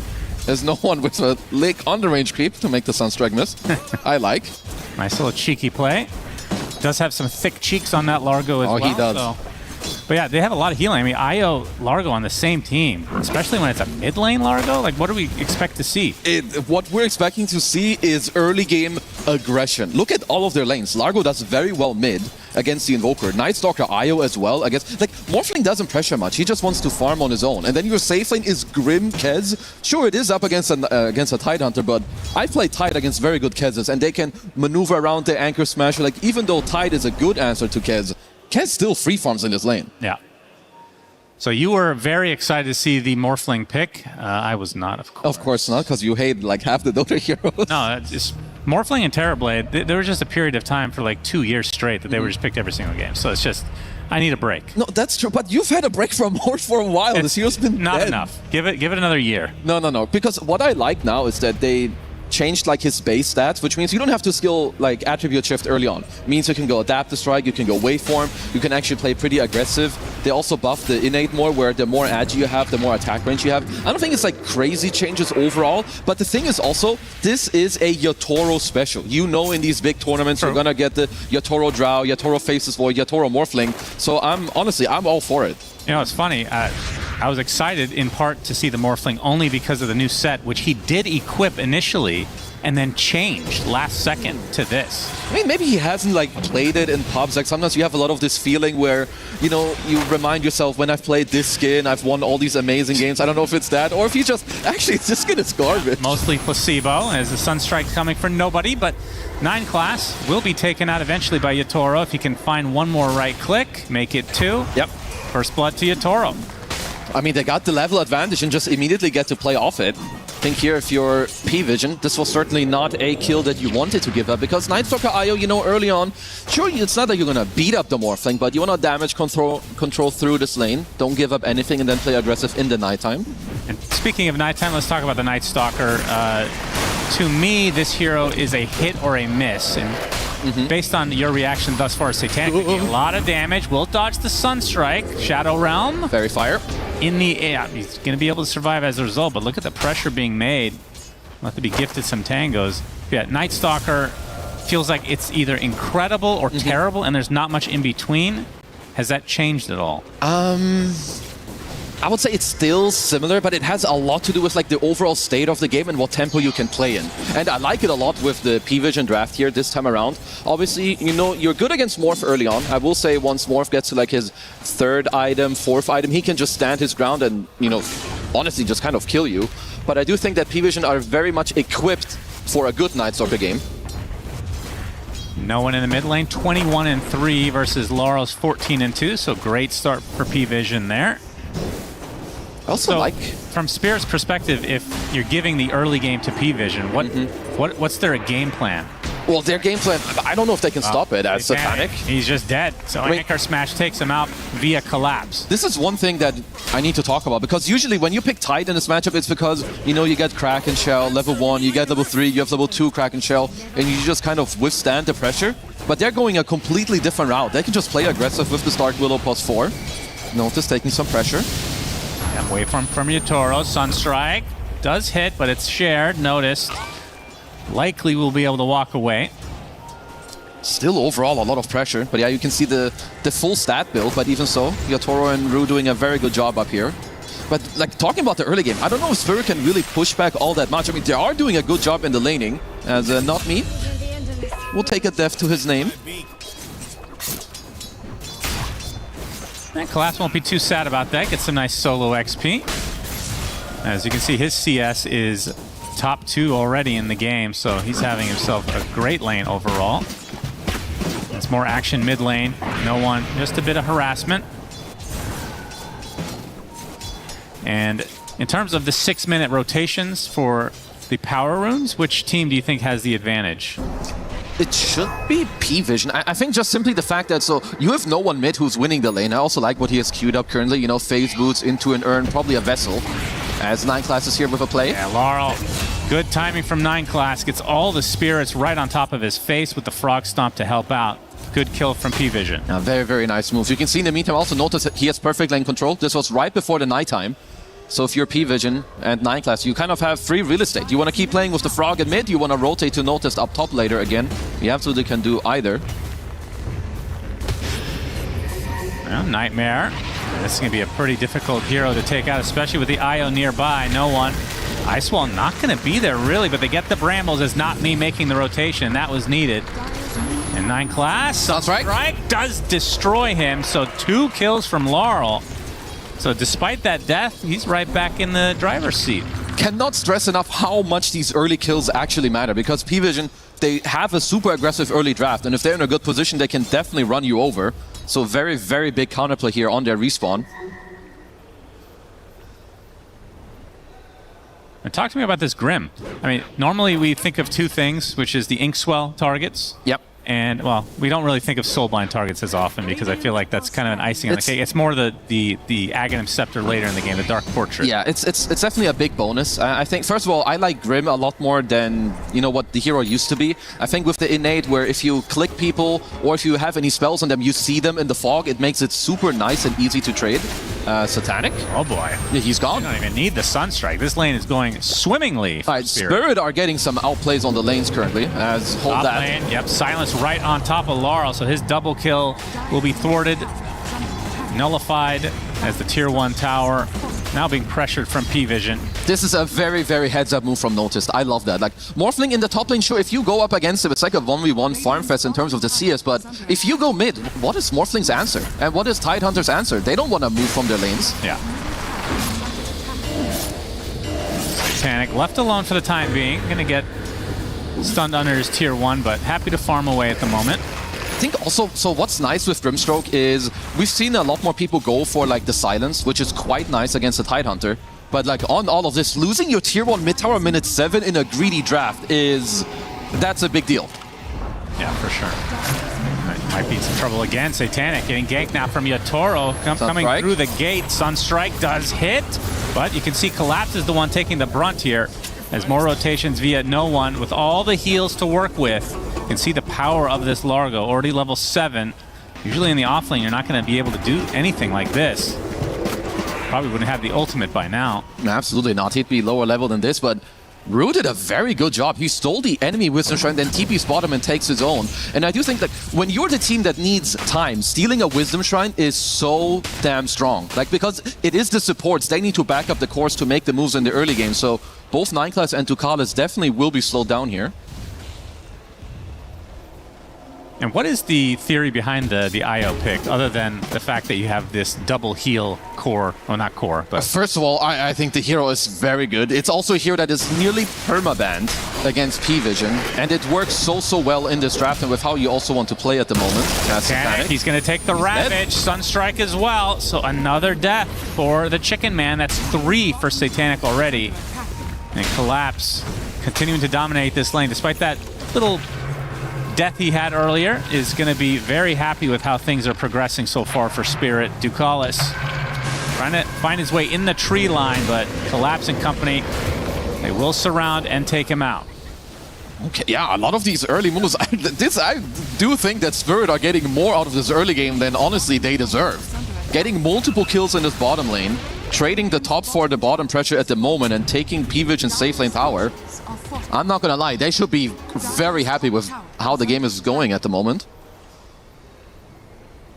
But we've had P-Vision games where even behind, it doesn't feel like they're rushed at all. And if they get to that mid to late game, especially with the likes of Kez, I mean, how good is their late game? Because just looking at the heroes, it doesn't seem... No. Jinx will not going to be there in time. Nice timing on the TP. Their late game is still honestly quite good. Like, you've got Grim against Morph. It's a good illusion. Obviously, it depends a lot also on like the itemization. Can you force your Toro to like buy a butterfly MKB where then the illusion kind of owns himself, or is it going to be something different? But a lot of Night Stalker drafts is also about the mid game, the post laning stage, because if you're P-Vision, you run somewhere, let's hold that, 9 class in the Bramble. Full Bedlam, 9 class actually dead. Straight up. It's going to be a trade. Will be a 1-for-1. But yeah, Night Stalker owns the minute to 20 mark. He's usually like the king of the map, just using your ult against these heroes like Bane, Willow, Invoker. None of these heroes can really stand their ground early on, so even if P-Vision are slightly behind early on, I would absolutely expect them to take over the map within the next couple of minutes. I've noticed working on a Blink Dagger as his first main item after the drums. So just looking to be ultra aggressive.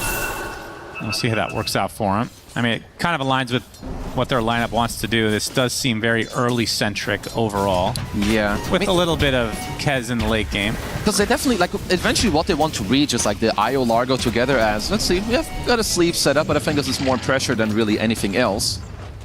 Because they don't have the easiest playmake, right, on P-Vision. If you're Spirit, you're happy keeping a very stale map where not much is happening, tied bottom, Yatoro stays top. Most of the plays kind of have to be initiated through the Night Stalker. And him having to go drums Blink, it's not a bad build by any means, but it is very early game centric. And does the build change at all for any of these heroes based on the positions? Like Largo, for example, has a Soul Ring going for Spirit Vessel. We don't see that in an offlane very often. Typically.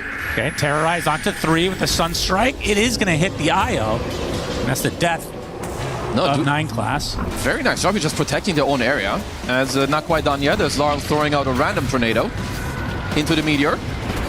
Yeah, looks like Not Me will be the eventual trade of supports. We have revenge tonight. Okay, still, we're seeing some really good things. Like, this is just players understanding kind of the limit that they can play on. You know, Not Me in the jungle gets a Terrorize into the Bedlam just with a Sunstrike combo. And while it is a 1-for-1 trade, it gives a lot of space to Team Spirit. Collapse can take a nice juicy stack here, though, with the help of the Meteor Hammer from Laurel. Also gonna have the Consecrated Wrap soon. And while they do have good heroes to like deal with what Spirit have, need to say it again, I do think that this current state of the game is beneficial for Spirit. Yep, first grip of the game. Adaptive Strike with the Sunstrike as well. Lots of strikes, in fact. Waveform to finish the job, and Ducalis a little bit too late to the party. Won't suffer the consequences, though. Yeah, nice play. I do think that Rue is, like I said before, he's getting off a lot of good plays. First, the double Wisdom Shrine steal. You get a lot of sacks going for your Tide. Now finding this play on notice close to his Tier 1 tower.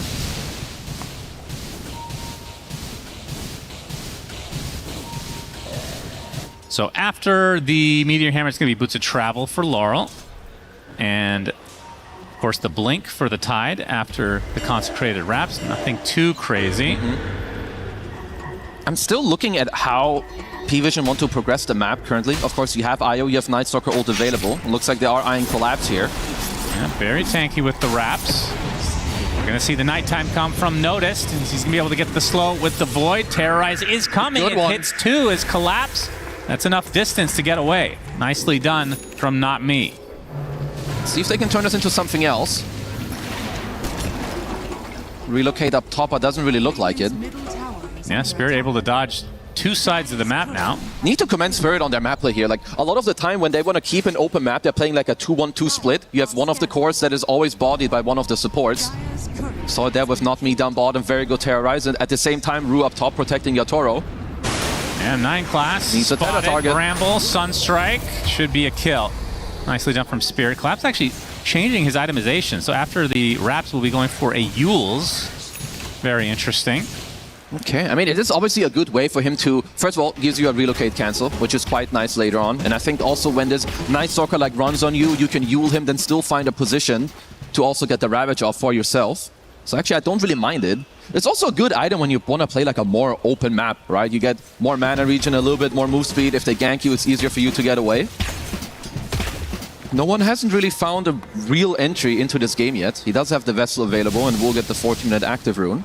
Yeah, that's true. I feel like Largo, once he gets that second item is when he really starts to pop off. I mean, the question is, does that change with the build that he's actually going? Because Spirit Vessel, like we said, is not the norm. You're going to see Kaya, you're going to see Ags. Yeah, I think it's still going to be like the Kaya, maybe some Kaya Sanj if he wants. You could look at a Lotus potentially. I think it's quite good against both the supports. Like if we look at both Bane and Willow, they don't really have any counterplay. If you pre-Lotus, Bane can't really play. If there's a Terrorize, you can always take that off as well.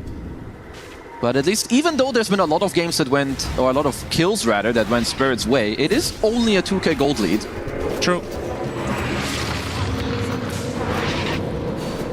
Interesting. He just got to TP away. I don't know if the Inkso wasn't available, but not me. Getting out scot-free, even with the relocate being used during all of this. Mech now online for 9 class. It's so weird to see him play these kind of... I mean, not that IO is a standard. It's not a 9 class. No, like his Kagla and IO, I do think like over time, this guy got to calibrate, you know, from being the weirdo hipster monkey guy who just jumps around on trees. He's starting to definitely develop his overall hero pool. Kagla makes a little bit more sense just because you can kind of roam free, you can be greedy with farm. IO, not really being I guess the thing with IO nowadays is that you can play it again with maxing spirits. It's quite good. So if you do have a good lane, you can kind of do this, or when the game slows down, you can just farm some cams and be chilling. He was also like some 25-game win streak, as hold that for a moment, Satanic. Yeah, already uses the Echo Slash and Collapse. It's going to be hard to do this without Rue. Will he be spotted? There's the Fiend's Grip. They get everything they need. Just a single Fiend's Grip is more than enough, so a great pickoff for Spirit. As noticed, able to get out just fine. They're going to turn their sights on a Not Me, so it'll be a support for a carry, not exactly what you would write home about if you're P-Vision, as no one's going to get gushed. Tornado not going to hit. They get the EMP, though, and no one out of mana is going to pop the wall. No big Ravage coming out from Collapse, hitting 3, as 9 class gets the mech, keeping no one safe for the time being, but he dies shortly after. Noticed. He's going to get nightmared. Is that just in time for the relocate? That was really close, as Notice dies as a result, so 2 core kills in favor of Spirit. 3 if you count the Kez from earlier. 9 class comes back with the relocate.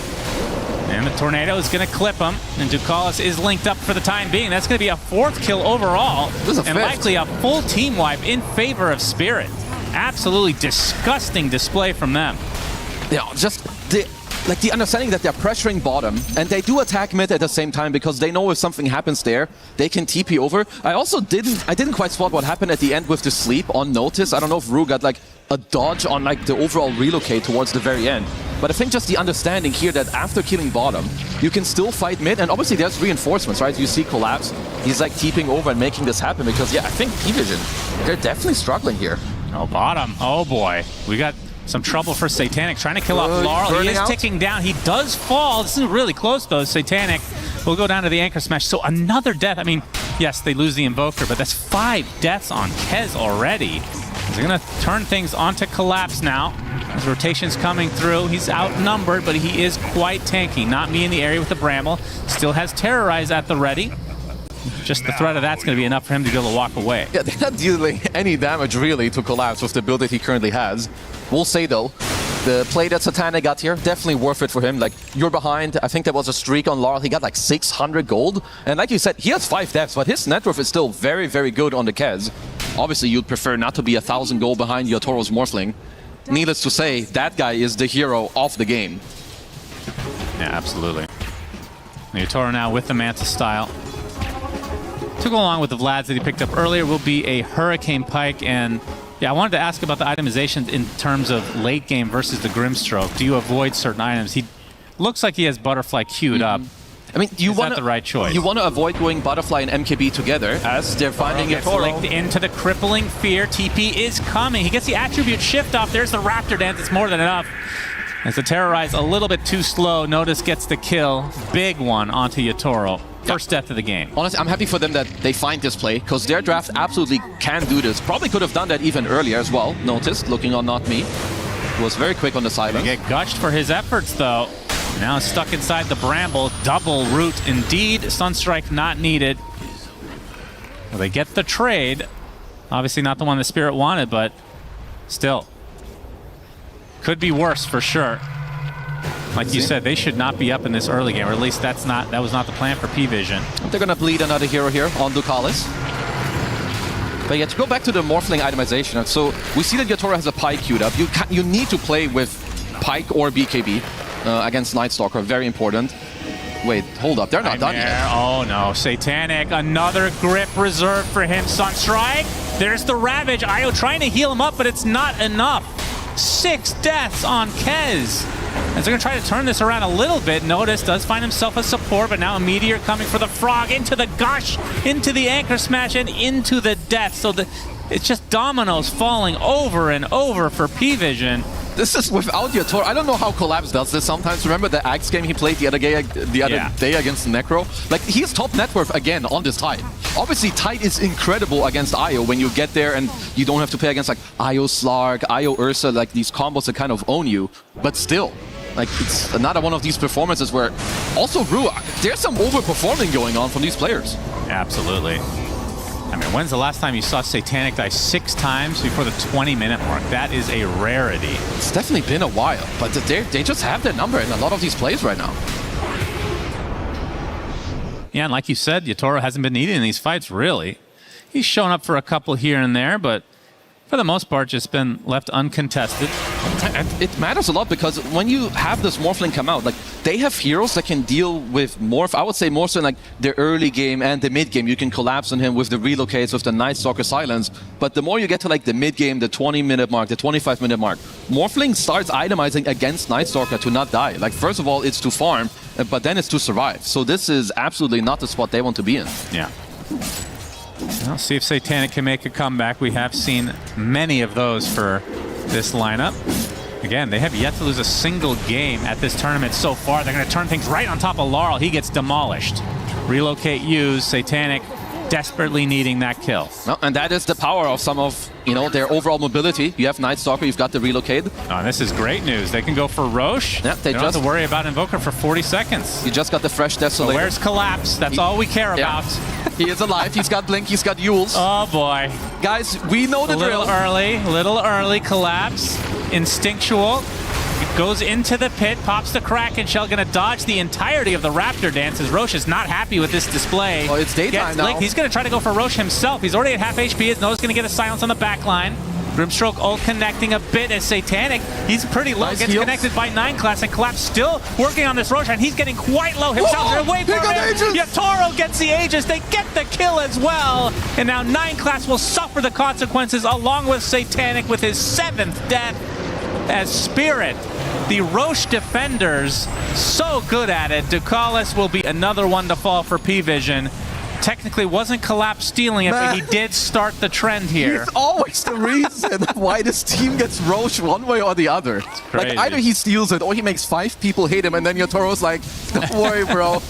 I got the security. A single casual waveform just taking that for himself. All the hard work was Collapse. And this is the stuff that you're going to see in like the most high skill matches, like understanding that you can go here, and even though you're not fully like stopping them from roshing or like you're not going to be stealing it, you make so much time. It turns into the daytime. Look at how much space and like effort he's just tanking overall. Notice as well is forced to jump in during the daytime, and then Yatoro's like, yeah bro, nice layup, I got this one. Well, they do get him, which is probably therapeutic if nothing else, but Yatoro basically had nothing to do other than waveform, and then he could just clean up.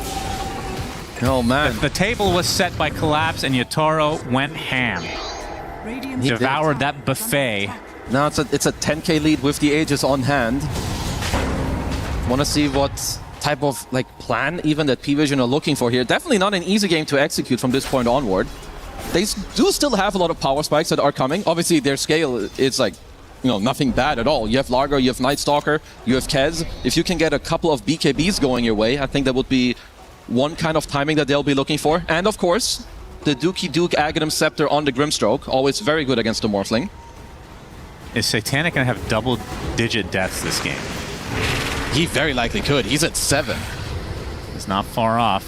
He's going to need to turn this around if P-Vision are going to hold on at all. Remember, they only need a single game in this series to secure top of the groups here. Yeah, Spirit ain't having any of that. They like to place very high and well at EWC. I want to get the 2-0 here. A Spirit with the Aegis for another 2.5 minutes. Yules as well on how much do they want to get out of this? Obviously, just taking the Roche in general is a great deny. Yeah. No, I believe that they should be getting, instead of 2.5 minutes, there's a very high chance you're getting all the tier 2s and outpost control, which then just gives you the overall map. There's no need to really push for a Rax. You could hit the high ground to force people back, but I think closing out all the tier 2s would be the main objective. Yeah. As Collapse found himself stuck in a tree line. It happens. Not as bad as one of the PGLs where he got stuck on a cliff for 6 minutes. I feel like that was maybe also Tidehunter. I think he just ended up using a Ravage because nothing happened. I vaguely remember that. Usually it's Arteezy, but... You know, Collapse doing his best effort to take the record of the Cliffman. Still tier 2's up and running for P-Vision. Cute little animation on the Froggy Frog. Want to see later, you know, because you can turn into the Largo, maybe steal the Croak, give it to Larl if you want. I don't know if that's like his main target. I think turning into the Kez is also pretty chill if you want. Of course, Night Stalker, you can steal the Silence. I mean, surely he doesn't want to turn into Largo in a fight. Can't be that good. You can steal the spell and like Croak I'm and not just turn saying it's around. bad, it's just that surely there's better options. Like even the Night Stalker would be better, I would think. Honestly, I don't really know. I think if you want to make Larl pop off, which I don't know if you need to help him do that because you're already owning anyway. He ain't no support. That's a Morphling carry right there, tell you what. Let's see a Toro though, bro. He's big picture type of player. It's true. But honestly, at this point too, I think his ult is kind of a bonus. He might just go rampant even without it. As 50 seconds left on the Aegis, did clear every single tier 2 tower, and they picked up a gem. What's the Aghanim Scepter timing here? Oh my god, I was actually memeing, but he has a greedy enchantment on Grimstroke, so he's only 1,000 away from Dark Portrait already. That's kind of crazy. I mean, Grim farms fast. You can clear waves with Inkswell. Still. Now they find themselves a little Night Stalker meal. Yeah. Delicious treat. And this is what I'm talking about with Night Stalker. If the game doesn't go extremely well early, this hero feels like... It feels bad to have on your team. Like, you might as well have just picked any other offlaner. They definitely expected this game to go better because Night Stalker, even with not the best early game, if you find ways to go on the enemy draft, like collapse on a guy, you have the relocate. I do think that maybe it has a bit to do that no one is playing Largo. Usually he's, I think, a lot more of a playmaker for the team. Set up the tempo, set up the place overall, like get all the relocates going. But this maybe time a little around, bit too cute from P-Vision. I mean, maybe. Like, you did last pick this Night Stalker to make a lot of things, you know, happen in this early to mid game, and I don't really think that happened. There's your Toro with the end of the Aegis going for a lot of pressure. Yeah, we'll get the tower. Well, it is fortified, so maybe not. They're going to play it safe. 13k lead has truly ballooned after that Roche fight. Yeah, and now Shiva's online for Laurel. You have full map control. As P-Vision, they still have 2 pretty good wards out. You can see the one here on no one and one on the bottom side of the map, but Collapse walking around with a 13k gold lead and a gem. You will soon say goodbye to most of your map. Laurel finds himself a frog now. Delicious treat after delicious treat. Even a Fiend's Grip, this BKB completely useless against that combo. And 9 class, don't think they spotted him. Just on the outskirts of the dust. He's taking the correct way. It's got a couple more seconds. We'll make it out. And it has the Holy Locket, Glimmer Cape, and Mech. And for no one, saw that BKB. It'll be Ags next, so... Man, this is tough to see a comeback without Kez going crazy. At this point, my eyes are on the Dark Portrait. That's I true. think you get the Morphling illusion. I'm pretty sure if you're 9 class, you're tethering that one. You're not tethering a hero anymore. You're tethering that illusion and trying to make it go ham. The only thing with Morph Illusion is it's honestly, like, it doesn't have the highest HP. Of course, it's going to have a Butterfly, which at that point, it's going to be quite strong. Rue trying to set up, but of course, Night Stalker, notice, just kidding. Collapse with the Yules. This has really paid for itself over and over. Not me gets that one. That's why, Blink Dagger. Top tier vision is so, like, there's so many small things going into it. Like, look at Spirit. They're warding their own triangle because when you're up this much gold, you understand that the enemy team, they need to start being creative. They're going to farm your top jungle. They're going to try to squeeze in here or there. Without this ward, you're not finding this kill on a random Night Stalker in your own triangle. But this is just game sense and understanding of what the enemy team can do. Well, they have the Act, so the question is, do they just wait for Spirit to come high ground, although there's no Aegis, so they really aren't in any rush. Do they go for a smoke play? It's going to align with the butterfly, which, weirdly enough, the Grimstroke is going to be kind of happy about. Yeah, at least about this timing, it's definitely one of the ones you're happier about. I would assume if you're P-Vision, I don't know if you need to smoke necessarily right now, but you need to be contesting the second Roche. That's going to be the name of the game currently, where also you see them use a relocate in the top lane, you know, push out some more waves, squeeze in a little more gold, try and get no one closer to his Aghanim Scepter. And Laurel just looking for anyone to leave the base for P-Vision. No one connected to Io. Gonna lick off Collapse. The rest of his team nearby. There's the Yules. They want to force something into the here. Bramble, into the Anchor, and they get a Nightmare onto the Kez with a Grip as well. Meteors, everything used. Satanic is already dead. They couldn't get anything going for P-Vision. They're going to lose some buildings. Again, it's just perfect setup. They have a ward on the, you know, the gate outside the base. They see Satanic walk in immediately, and they just get it. This is 40 seconds down without him. No relocate available anymore as well. This is a free Rax. Yeah, not even Dark Portrait used. It's daytime. They find another Yule's play onto the Grimstroke. Will he even have time to use the Dark Portrait? No. 45 seconds with no Ducalis. This is bad This news, is 2 Shannon. sets at the very least, if not more. Honestly, I think without the Grim available, even if Kez respawns, you can just keep going. Another Anchor, this time onto Aya with the damage coming out from the Dark Willow as well. Sunstrike not needed yet again because the damage is overwhelming for Spirit now. All right, who's dying next? Let's keep up the 1x1 train. Well, I want to see the Dark Portrait at least once. He's going to be up in 15 seconds. This is an Alacrity Morphling. Just a Now, casual for the Mega damage. Creeps. Yeah, no big deal. An Aghanim Scepter by Laurel. Okay. This is going to be Cataclysm, it looks like. Yeah, you've got the Ravage. You know that some people are definitely going to be stacked up. There's no summons, no illusions to tank any of that. As the Spirit will play this very cleanly, get nearly everything apart from one melee Rax. Now Roche, of course, is going to be theirs for the taking. Radiant are scanning. Satanic, we've seen this so many times. The only one not smoked right now. Are scanning. They are scanned out. Showing. Yeah, they are aware, but again, Spirit at the major advantage now. 30 seconds till Roche. Obviously, just wait for that. Man, this is it's just a tough one to also contest here. Like, how do you do it? You know, Spirit, they have outpost control. Of course, there aren't any buypicks available yet for them, but even so, like, you have incredibly fat heroes. Yatoro as well, getting very close to Ascadi. You have Rue, who's getting close to an Aghanim Scepter. Also, I love that Collapse. In my opinion, this is an underbought item, the Krelos Crozier. Like, just the passive, where you reduce enemies' like health restoration by 30%. Yeah. We see a lot of Kautos, we see a lot of Necros, there's Ios in the game. It's like also, you go very fast, you have a Ghost Scepter. It's quite nice. I do think this is an item we should see more, especially when there's heals in the game. Yeah, that's pretty cool. There's the Roshan Belch, one of your favorites. That's right, P-Vision, they're going to try to go for this, but see, Spirit are already ready. They're going to try to go onto the Dark Willow to start things out. Looking for the Ravage is collapsed, going to reset a little bit, pops a Crozier. Buyback instantly from the Dark Willow. So P-Vision get a single kill. Can they get more? Relocate. No one with the BKB. Noticed. Also pounding the Dark Willow, but there's a Grip, this time reserved for the Frog. Going to be canceled, but eventually Yatoro just finishes the job. Double kill for him. They already called GG. They know this is over. As a Cataclysm is going to be there for the style points. Triple kill for Yatoro. Make it an Ultra and make it a Rampage.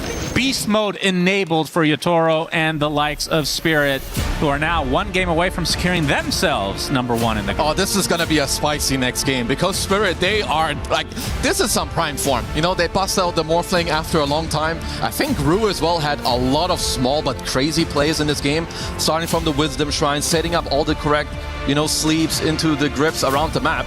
And if you're P-Vision, I think you definitely did not get going the way you wanted, especially with this early draft, like the Io, the Largo, the Night Stalker, you didn't really get any plays going. Spirit, masterclass. Felt like it was a little all-in on the early game for P-Vision. If things didn't go picture perfect, that they were going to suffer the consequences, and they did just that. In the last second switch to Largo mid, Night Stalker offlane, talked about it. If Night Stalker doesn't have a good time, he is a completely useless hero in the mid to late game. Yeah. They have to be the ones that are setting the pace, so that was not the case here. Definitely big credit to Spirit. If you're P-Vision also, you need to step up. Like the gameplay, it has to go up. Like what Spirit did in these lanes, I think is not normal. Like 304 deaths on Satanic's Kez in the safe lane by like minute 10. Yatoro having a full free game. He has 1 death to his name. You picked offlane Night Stalker to at least pressure this Morphling a bit or play with more relocates. They did not get those plays going.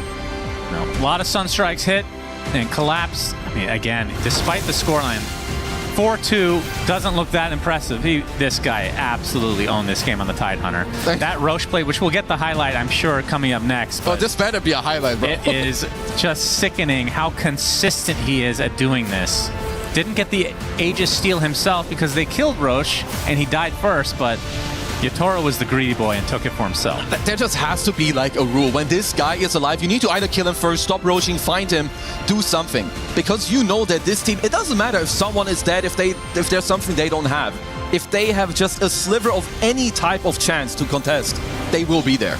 And they will almost always... I mean, I wonder what their percentage is. It's too much. Their success rate at taking the Aegis. It is absolutely absurd. As we go to the panel... Thank you very much, gentlemen. Something in the air indeed, Brian. There's something in the air for Collapse at EWC. It's just magical.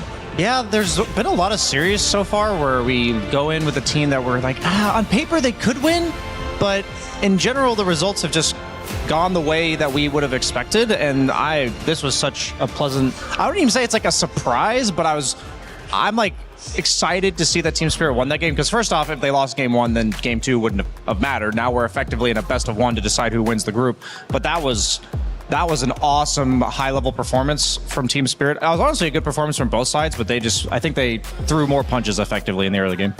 Yeah, the story of this game was, can Team Spirit weather the storm? Because we saw this really strong early mid-game timing from the double sustain heroes from P-Vision, but they didn't have to weather the storm. They were the storm. They were setting the tempo at some point in that early game.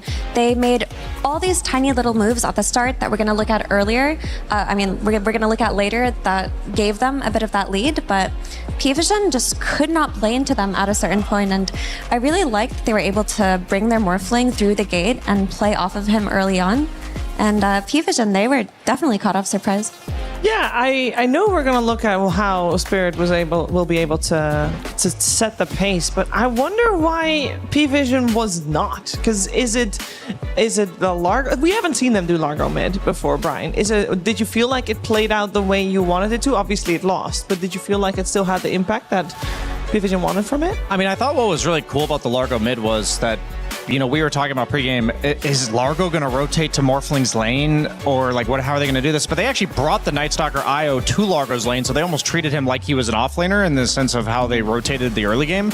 I don't think the Largo was meant to have, it wasn't the pick that was meant to win them the draft. The Largo was rotated to mid, I think, in order to enable this Night Stalker, but at the end of the day, it did not have the impact you wanted because you bought this Vessel, and you did get one crucial kill on Yatoro's Morphling before his Manta came out. But, you mentioned that, why weren't they aggressive? I honestly feel like there were so many small plays from Team Spirit, whether it's Yatoro going through the gate, whether it's Rue going towards the mid lane. There were just so many cool rotations, and, this was by far the most enjoyable early game for me to watch. I know Team Spirit came out on top, but it was literally like watching a fight where they're just throwing punches back and forth nonstop. Yeah, and I do think they just showed up very heavily on lanes today on Team Spirit. For P-Vision's draft to work, and we could have seen an entirely different game if the lanes hadn't gone so well, they needed to get a couple of the early game kills, group up early, and take advantage of Team Spirit's heroes needing more scaling and more time. But that lane on top with Bane and Morphling actually ended up doing really well against the Night Stalker, which maybe they didn't factor in, and that Tidehunter also had a fantastic lane. So you had 2 side lanes that won, and sure, you got a kill on Invoker in the early game, but because the side lanes were able to move their supports around, Invoker also had a good start. Yeah, so let's take a look at those moves that the supports were making, because those were instrumental to having Team Spirit be in this position. Yeah, I just want to shout out Rue in specific because he was everywhere on this Bane, but this is him setting up for the kill on No One's Largo after Laurel had died in that early game. And we see Not Me also joining from the side, but this was essential for Laurel to get back into the game after him getting killed earlier on. And this isn't the only time we're going to see Rue pop off here in this early game. He actually goes and steals the Wisdom Rune, enabling Team Spirit to get a double Wisdom Rune. He actually just walked for free behind the IO Night Stalker Stalker and did the last second Nightmare. In this clip, we're going to see not me catching Satanic's Kez with that last second Bramble, clipping him, and then they were able to take advantage of Tidehunter's level 6. In this clip, we also see not me just getting the kill on Io between 4 heroes, and sure, they get the trade, but that is a trade you take anytime, Brian. Yeah, and meanwhile, throughout all of this, we see at 12 minutes into the game, they're taking like a 5-stack Ancients. I'm just looking at all these earlier game rotations, and I'm like, when did he find the time on Rue to stack these camps 5 times amongst all of these ganks? The fact that they were able to, like Mira said, they had a good start to the top lane that allowed Rue to effectively rotate between mid and bottom, and then also in the meantime be stacking a camp. Like, there's just so many little factors that added up there, and I think for me, it's obviously Rue's a very good player. I think he massively overperformed this game. Like, this is the type of thing we talked about in the pregame, which is that any player at any point for Team Spirit can step up. I feel like multiple players at multiple different points stepped up, and for Rue specifically, this might have been one of the best early games I've ever witnessed. So where do we want P-Vision to take this? Because this was an outplay, right? Because we looked at the draft, we're like, okay, on paper, this should be P-Vision early and then Spirit late. That's kind of like their plan, and it turned out to be Spirit all the way, basically. So with the plan of P-Vision, there wasn't much wrong with it, per se. How are you going to adjust from it? This is also their first loss, Effie, so we don't know how they do with adjustments. It very much was. I do think this is not the most difficult adjustment because their draft was very one note. It's like, we have sustain, we're going to run at you, and we're going to heal, and you're not going to be able to do anything with your late game. It's just a matter of making sure that you can fight at all stages of the game, and they could just change up their mid hero, not have a Largo, have something like an Ember Spirit that can play tempo, and it would make it easier. I mean, based on what Team Spirit's done this event, which is like good performances, but nothing mind-blowing, if I was P-Vision after that game, I'd be like, okay, you got us. Like, I was not ready for you. Came ready to play today, guys. I'll just say that I always appreciate the little item choices that players make. This was a really cool Yule's pickup from Collapse on Tide. It's so amazing defensively against the Silence of Grimstroke as well as Night Stalker, but also Willow as a support. Like, if you don't have Bane there and you don't have this Yule's, there's no setup for kills on the map, but because you have this Yule's, that's what item Willow usually goes for, and it sets up all of her spells, so it kind of gave them this extra kill combo on the map, and I think P-Vision, they just weren't ready for this. I think that's why Satanic died. There were multiple times where if I'm looking at on paper at Team Spirit's draft, I'm like, they don't really have the setup necessary in order to kill me. They have a bunch of soft disables. I'm like a mobile guy with a dispel and everything, but yeah, just well played over all around. I have a Morphling question for you, or rather a question about Morphling. Okay. This was the second game we saw Morphling, the first win for Morphling. Could it have been any other carry, or was the fact that Yatoro was Morphling a big deciding factor here? I would say it was a big deciding factor, and I really like the confidence certificate there because I don't think many heroes could have been able to out-CS a Night Stalker like that. And also, the self-sustain and durability of a Morphling is what enables Bane to move around. Like, if it's a typical carry hero that gets bullied out of lane and needs the babysitting, you don't move around like that on Rue. So definitely a really cool pick. It was the second Morphling game at this EWC, the first win. So there's something there, Brian. Yeah, there's a group of 5 carries. It's like Life Stealer, Morphling, Weaver, Tiny. They don't really jungle very fast, but they're also really good at staying in their lane. And you wanted a hero that, what like Mira said, is self-sufficient, but also the bonus of the Morphling is against Io specifically, you want a carry that it sees a reload coming on top of it and it has an escape plan. They managed to 4-man gank him one time, but that illustrated it required a lick into a Night Stalker silence into like a perfectly timed ink swell. I mean, it was just, that was the Morphling. What he always creates is you need a very specific answer in order to be able to kill him. And Yatoro, I think better than anyone else, will recognize your draft is kind of awkward when it comes to killing Morphling. And the Night Stalker pick was amazing for P-Vision's draft, but it did not solve that individual problem unless they got momentum, which the Morphling also stopped. So I do think it was a very pivotal pick. Yeah, I mean, there are a few heroes in Dota that even when they're not good and they're nerfed, I was talking to Brian about this in the green room, but they fill you with dread. Like, they fill you with a sense of despair when you're playing against them because you feel like you're racing against the clock. And Morphling is one of those heroes that if you don't win the early game and you look at the enemy draft and they have a Morphling, you just... all your hope and optimism is like slowly going out the drain. And I feel like that's what it must have been for Paravision. Well, it sounds like they have a lot to recover from. This is their first loss in the group stage, as we said, and it's an important series.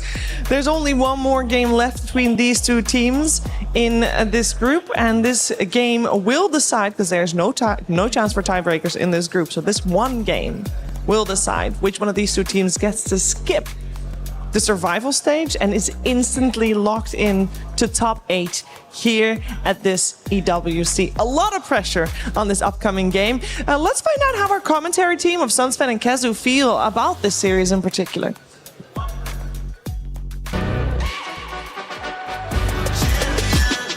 This ain't no regular thing. I came for the ring, you know what I mean. You see my name in the lights, better get right, I'm champion.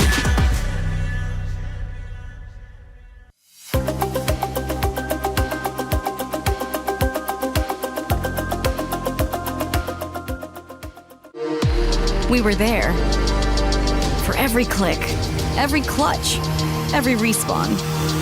We were there for the years of grind, and we're here now. The proud founding partner of EWC, powering the biggest event in gaming, shoulder to shoulder with the world's best, making history. Greatness deserves a stage. Lenovo Legion, reach your impossible.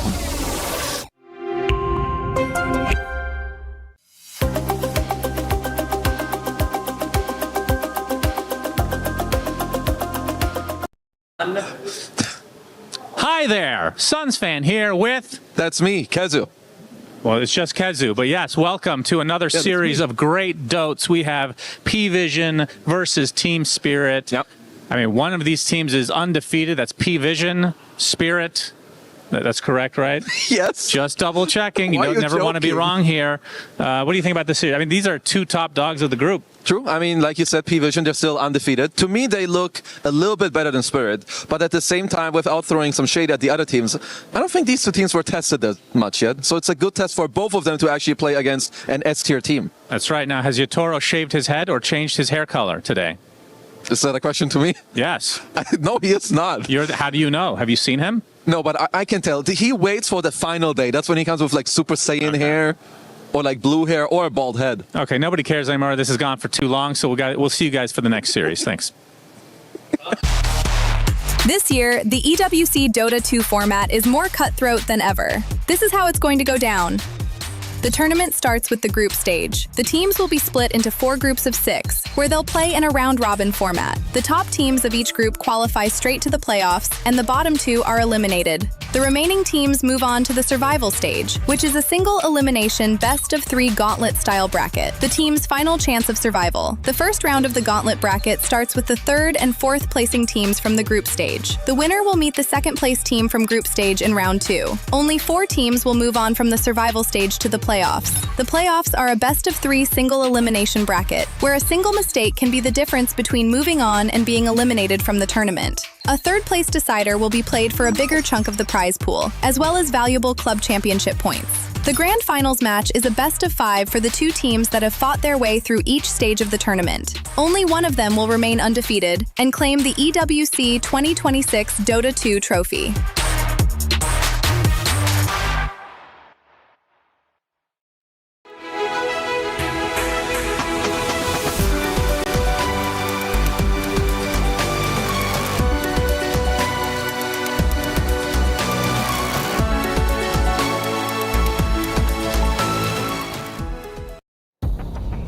We're getting ready for game number 2 between P-Vision and Team Spirit. A unique situation for P-Vision. We don't know what they're gonna do when they're a game down, because they have not been a game down yet. Meanwhile, Team Spirit, when they were 1 game down, they did not lose a single game since. And we know what they're doing. What's coming our way in the draft? That remains to be seen as we're narrowing in on that one, Effie. I want to know what they should be doing, what they should be addressing. Is there anything in the opening that you would like to see changed? Because we did see Team Spirit prioritizing that overall first pick Bane in this game in particular, and we saw Rue on Bane, and you highlighted him specifically because he made it look S tier. Yeah, he did a fantastic job, and conceptually it's a great hero versus P-Vision with a lot of the strategies that they want to run. The IO being an example, the Kez opener that they played didn't necessarily work out. So if Team Spirit run back this starting Bane, I don't think we're going to see that Kez into IO follow-up. I do think they're going to fall back on their Keeper of the Light that they just look so strong on here. Yeah, there's so many dimensions to drafting that I remember saying this in game 1 as a carry's perspective, that if I'm playing against Bane, I'm either picking like an illusion guy or I'm hoping one of my supports has a reliable Fiend's Grip cancel. Otherwise, my game is just generally really hard to play. And I think P-Vision might have gone a little bit too all in on their own draft. And there are times where there's a healthy blend of dealing with the problems that are presented to you by the enemy team's draft. I think because P-Vision played around their own timings almost entirely with their draft, that means that it will fall pretty flat when you lose momentum or steam in the game. Like even just as simple as they open Bane, you have a reliable save from Fiend's Grip. Like that's the kind of simplicity that I would like to see inserted back into P-Vision's draft. And so I'm just going to be keeping an eye on this game because, you know, Kezu mentioned neither of these teams have really been tested yet. And I think it's like, in theory, it's like, okay, yeah, you're not going to underestimate your opponents, but at the same time, these are things they're probably have been getting away with, where they're allowed to play for their own draft, and you have to step it up and think about what Team Spirit's ready to bring it today. So what problems is Maposhka going to present with Puppey in game 2? Well, we have a slight change in bans, only very slight. So, of course, the teams changed sides with now first pick going the way of P-Vision. The only change in bans is that the team that has first pick, instead of banning Axe, they banned Doom. We did see a Doom ban in the second phase, of course. And, of course, the change with the Willow position for most likely getting picked up first. That's really interesting to me because I thought the support that P-Vision would try to steal is actually the Bane, but they go for the Willow instead and they double down on the Hoodwink first phase ban. To me, this says that they think that the offlane is the problem actually, and that if they ban Hoodwink and take Dark Willow, then there is not a strong enabling support for Collapse. But I still think there are some that exist, like the Techies, for example. Yeah, I do think there are potentially other options. I think what's really fascinating for me right now is... Or the Rubik, sorry. Yeah, Rubik's a decent answer. I'm just thinking maybe Treant's power is purely in the 2 carries that are banned every first round, the Drow and the SF, because there's a high chance of that. We've been seeing it more and more that teams are banning the carries first round and then they're just skipping Treant Protector, a hero that's been picked or banned pretty much every game thus far. And I guess, there's times as you go on later in the tournament, if you ban a combo piece that you're effectively banning 2 heroes, I think people think they're getting 2 for 1 by banning these, and that's why they're doing, or effectively 3 for 2, I guess, by banning SF and Drow together. And Rubik, go ahead. Do you also think that's, if you would pick Treant first phase, you kind of lock yourself in a little bit in terms of what type of laning partner you'll give with the Treant and maybe what type of offlaner your enemy team can play into it. Whereas with these 2 picks, world's your oyster. You can go anywhere. Absolutely, yeah. If you have Treant Protector, you are like, okay, what ranged carry are we going to pick? But like you said, we virtually know nothing about what the guys are going to do. I think it's funny because sometimes you get the, okay, let's just pick Drow. You know exactly what our strategy is, but can you beat it? And then sometimes it favors teams to just say, okay, we're revealing absolutely no information. Because Rubik and Willow, they're kind of just standalone strong laners. Like, it doesn't particularly say anything about their lane duo or their counter matchups in the game. I don't really factor this in too much. It's like both of them offer unique things, a little bit of damage, a little bit of team fight. What do you think so far, Amir? Well, they do end up banning the Treant, so maybe it's just a team-specific thing for later down the line, but I definitely agree. I mean, taking this Rubik as a response to Lulu, I think was just taking that strong support for Not Me before they could take everything out in that second phase.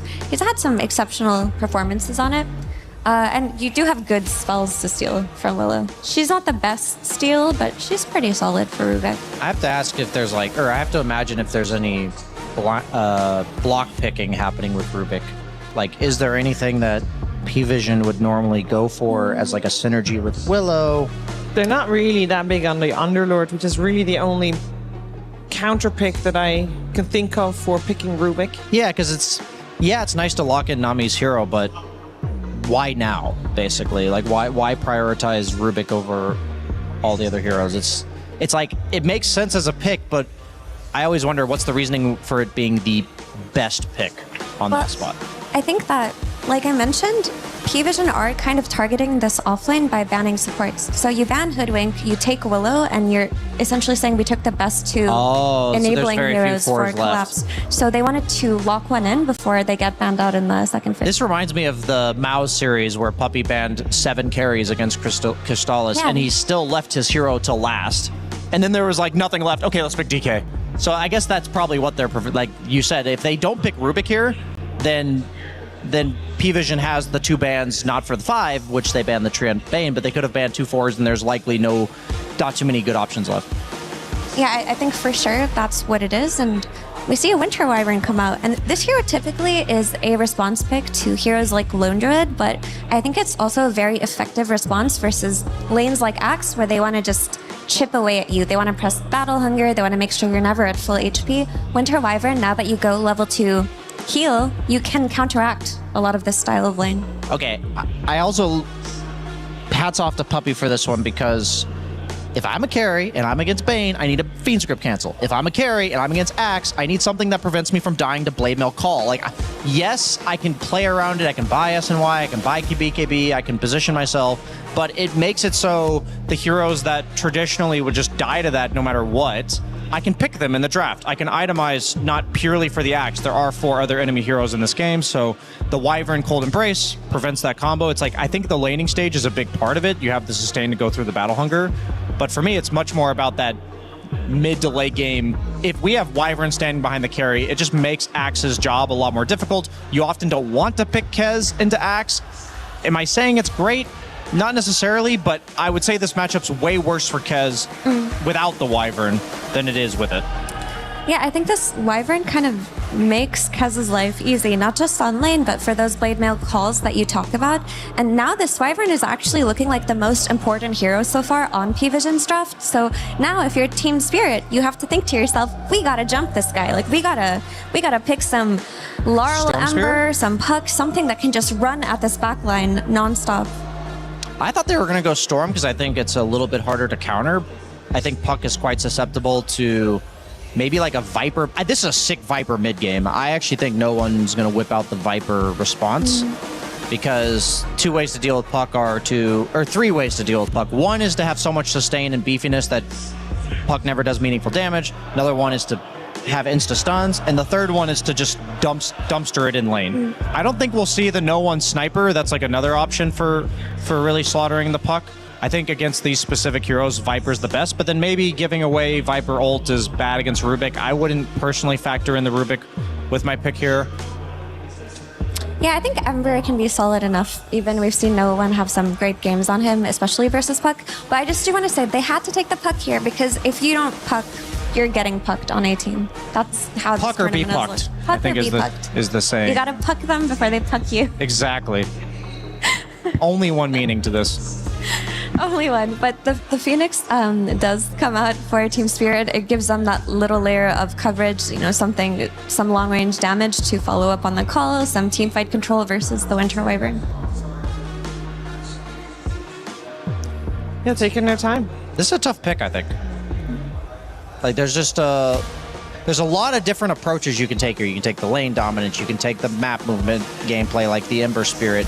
Like, Ember, the thing about Ember is I think he's, yeah, okay, I didn't love the Ember because I wanted a hero that wanted to, like, play around his team. I think on the map right now, if you're by yourself, you're probably going to die no matter what hero you are. So I would rather having a hero that leads the charge and has follow-up from his team. Slardar makes a bit more sense there. We've seen teams go for like Slardar, sometimes like Earthshaker as a response to this Puck mid. You think for sure it's mid Slardar? I wouldn't say it's for sure, but Slardar generally struggle. Slardar is almost all right-click in the laning stage. Like, yeah, he has Slithering Crush or whatever, but his Crush is only as powerful as the amount of times he can hit you afterwards. So picking him against attack speed slow 5s like Crystal Maiden or Phoenix is not ideal, in my opinion. Agreed. I mean, if I'm Phoenix and I'm playing against Slardar on lane, I'm pretty happy. But if I'm playing against the mid Slardar who's got an early blink and is forcing me to press dive, or forcing me to use Supernova. You might even have to Supernova. Yeah, when instantly. I don't want to, that's miserable. So Yeah. definitely a good fit in the mid lane here. They banned the Centaur, so it looks like Team Spirit's anticipating the Slardar mid as well. On the same page. On the other side, we got the Terrorblade already removed. What would you like to see Yatoro play this time around? He is going to get overall last pick, so he is going to see which offlaner he will have to deal with on lane. It's kind of an annoying pick for him right now, just because of this Winter Wyvern. That's going to be like kind of countering a lot of that physical damage, and you're playing against Kez plus Slardar. You know you're going to get burst. So I was thinking, okay, Wind Ranger seems premier, so they're probably going to ban that. It's a hero we haven't seen too much of, but I'm predicting a Muerta pick. Ooh, that's a nice pick here. Yatoro. It goes through the Wyvern Cold Embrace. It's a ranged hero that has a defense mechanism against Kez right clicks as well as Slardar right clicks. That's what I actually think that's the best pick. I don't know. Muerta's fallen off quite hard, but we have started to see teams dip into the B and C tier carry heroes. So I imagine it's on P-Vision's radar that they're probably going to pick a ranged guy or girl in the case of Muerta. They have a Willow. Centaur would have been nice. I think any setup stun hero for Willow in lane. Underlord would be okay too. The ultimate Willow combo is... Oh, they still ban out the Ember. Just respecting that side as well. But is the Mars. We have seen Mars come out a couple times. I don't think it's been very successful. They go with the Pangolier. Okay. I mean, this Pango can be played mid, it can be played off lane, but it does feel like when it comes out, no one just wants to run it on the mid lane. The thing is, I think I would still like to see it be played on the off lane because you're playing against a puck. It can go very wrong for you very fast. I think TA now becomes an option. Muerta is still good defensively, but then you have nothing to hit the roll. Ooh. They go a completely different route. That was one of the unpicked heroes today. It was. In the graphic as well, and she showed up. I mean, on paper, it's fantastic. Not even for the hero dynamics or interactions that you'll probably mention, Brian, but just for the map play. Like, there's actually not that much wave clear coming out from the Slardar and Kez draft early on. Like, sure, it's going to exist later, but Naga could create a lot of wave issues in this game. If Naga gets... It's a weird timing to say, but if Naga gets to Treads level 5, then that's the point where the illusion time is about 100%. You're actually getting meaningful Riptide procs when it comes to pushing the lane. Like, it's very difficult to Slithering Crush and kill the illusions in time. A lot of this lane against Willow Slardar, what Naga does best out of all the carries is she just shoves the lane and leaves. And there's no tower pressure from these heroes on the side of P-Vision. If Yatoro gets to that point where he can just send 2 illusions at the wave, he's jungling camps, Rue can just leave him alone, they can play through Collapse.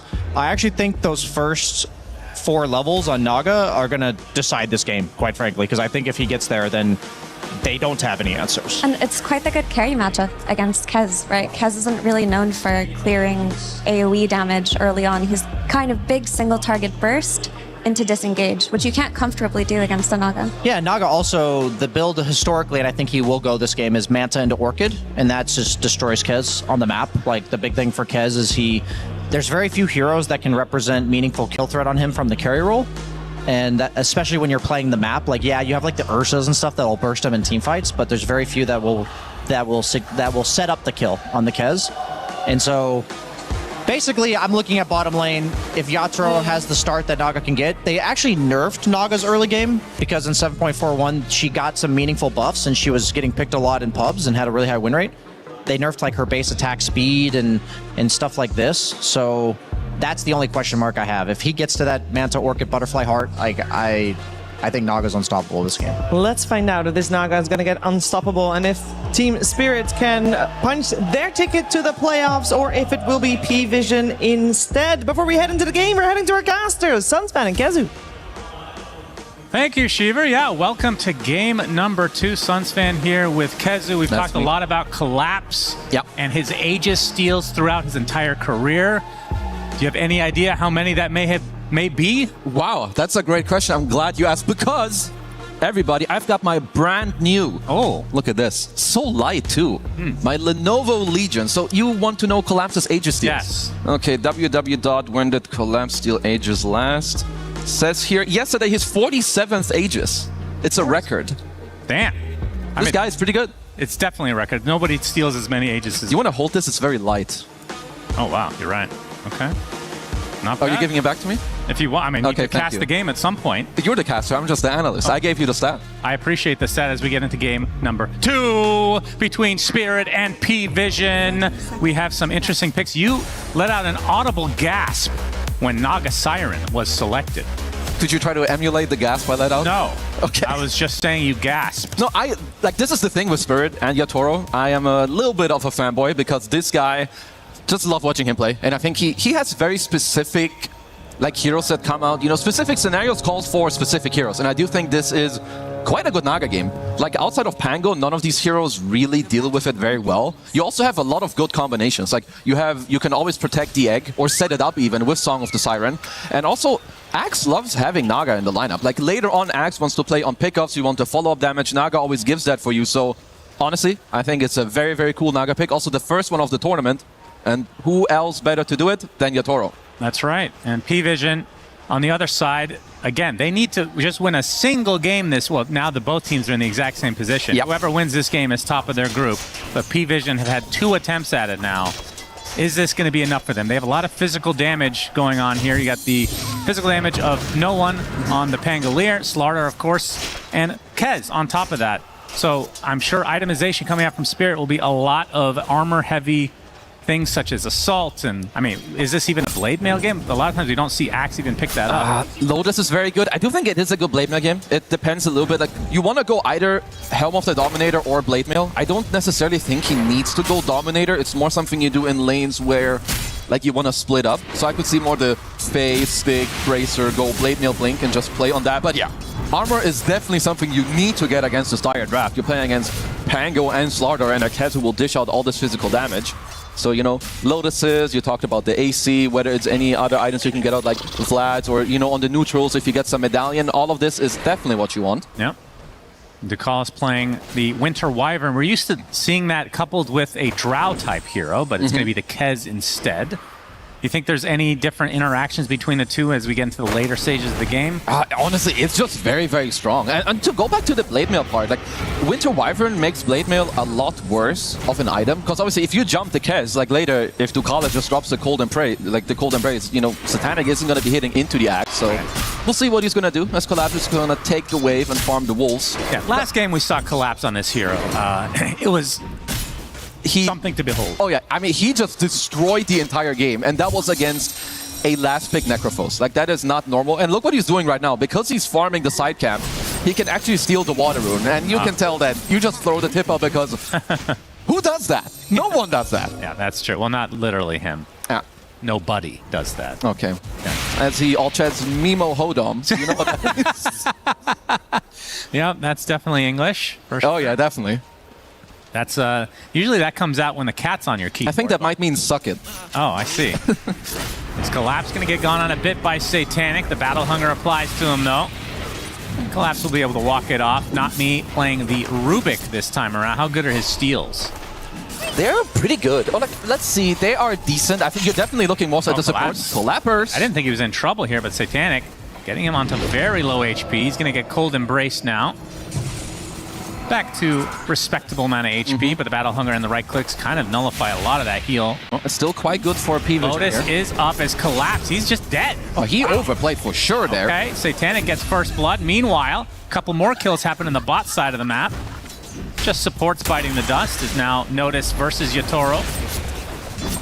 It's definitely the type of lane where Yatoro is happy the longer this lane goes, but Slaughter Willow can definitely pressure early on, and they can win. You can max out the stun, which is kind of what you want to do on the Slaughter anyway. I think Willow is quite good at trading. Obviously, Phoenix is a pretty strong +5, but there's some downtime you can play around when there's no illusions, when there's no fire spirits, you'll be quite happy. But yeah, I definitely do like the Winter Wyvern Kez combo. We've talked about it a few times. Not me now getting gone on. This top lane very aggressive for P-Vision. Looks like he's just going to die. It will be to Satanic's right click. A much better start, let's say, than last time around. Satanic, how many did he end with? It was 7 last count I saw. I can't remember. At least 7, maybe 8.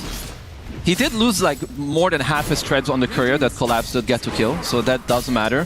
But I do want to see what NotMe is going to be able to cook up on the Rubik. You talked about the spell steals. It's definitely more so the Terrorize, the Winter's Curse, Cold Embrace, I think as well, especially against these heroes. Like the triple physical is what you want to be doing, because Rubik, to me, has looked quite atrocious in this tournament. He's not as good as other fours, so you got to have the correct steals and you need to play very well. And what kind of build can we come to expect from Yatoro? It's still very, very similar. Like when you play Naga, you have to go Manta style. Yeah. There's still a lot of people that go for the Orchid after. And I think it's just when you think of itemization or in general or how the mid game is played. So Naga opens up the map. With Manta, you do it even more. Then people need to split. Then you get the Orchid for your own mana region, but also to actually pressure on the map, which is very, very good.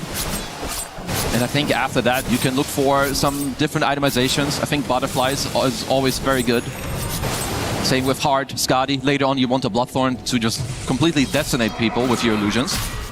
And Collapse after that death is back into the jungle, and it will be a first item Blade Mail. Love to see it. Nice Collapse now, found by Ducalis. Ducalis is the one taking a lot of damage. I mean, Mud Golems are excellent for this. He's going to get a Courier as well and be able to walk away, although TP, Root. Bramble does hit with the Shadow Realm to follow as 9 class able to bring Collapse down for the second time this game. Well played by 9 class there. Good read, and also with the pre-Shadow Realm just to buff up all this damage initially. As we see, Satanic did get his Courier, so he's got the Treads unlocked, he's got the Urn as well. This is what we saw Pure do as well the other day. It's just great early stats. You nearly always go for plays with this hero as well. And 9 class back towards the mid side. As the 6-minute power rune about to spawn, Ducalis being gone on by Collapse now. As you can see, the Swashbuckler doing quite a bit of damage. They'll actually be able to get this kill on the puck. It's going to be close. He gets to the high ground. Laurel going to be able to take out 9 class in turn as no one now completely surrounded. Although they're going to target Ducalis instead, as he will bite the dust. So 2 dead for P-Vision, and even the Chicken Man coming to play. They'll get the kill on Daru, but the question is at what cost? The first Rolling Thunder from no one puts Collapse back onto the high ground, and that's going to be not the greatest from P-Vision. Really good overall rotation by Spirit, and again, these are the small things as Yatoro has a Fairy Fire available. Oh boy, Crush. Oh, he does miss an attack. Fairy Fire. Lotus is not going to spawn on Yatoro. He desperately needed it, so Notice gets a solo kill onto the position 1. That's a big one. I also think that's the type of play they needed, because earlier you saw Collapse, you know, he's respawning. He just TPs to the mid, and this is why it's important that you look around, like what is actually happening. You don't need to, you know, brain that TP into the top lane just because you're the offlaner. Looks around, but in the meantime, P-Vision, double Wisdom Shrine by the looks of it. Yeah, this is much better start to their game as Collapse still only level 4. He's going to take a full Raptor Dance from Satanic under the tier 2. He will dodge one of the Echo Slashes and the Blood Grenade, it seems. Ducalis a little bit worse for wear, but here comes 9 class out of nowhere. Doesn't do that much damage at this stage of the game, so Collapse does survive. But again, these Wisdom Shrines, this is starting to stack up. Start of a bad lane for Collapse. And then again, every time we say that, he somehow finds a way back in the game. He knows what's up.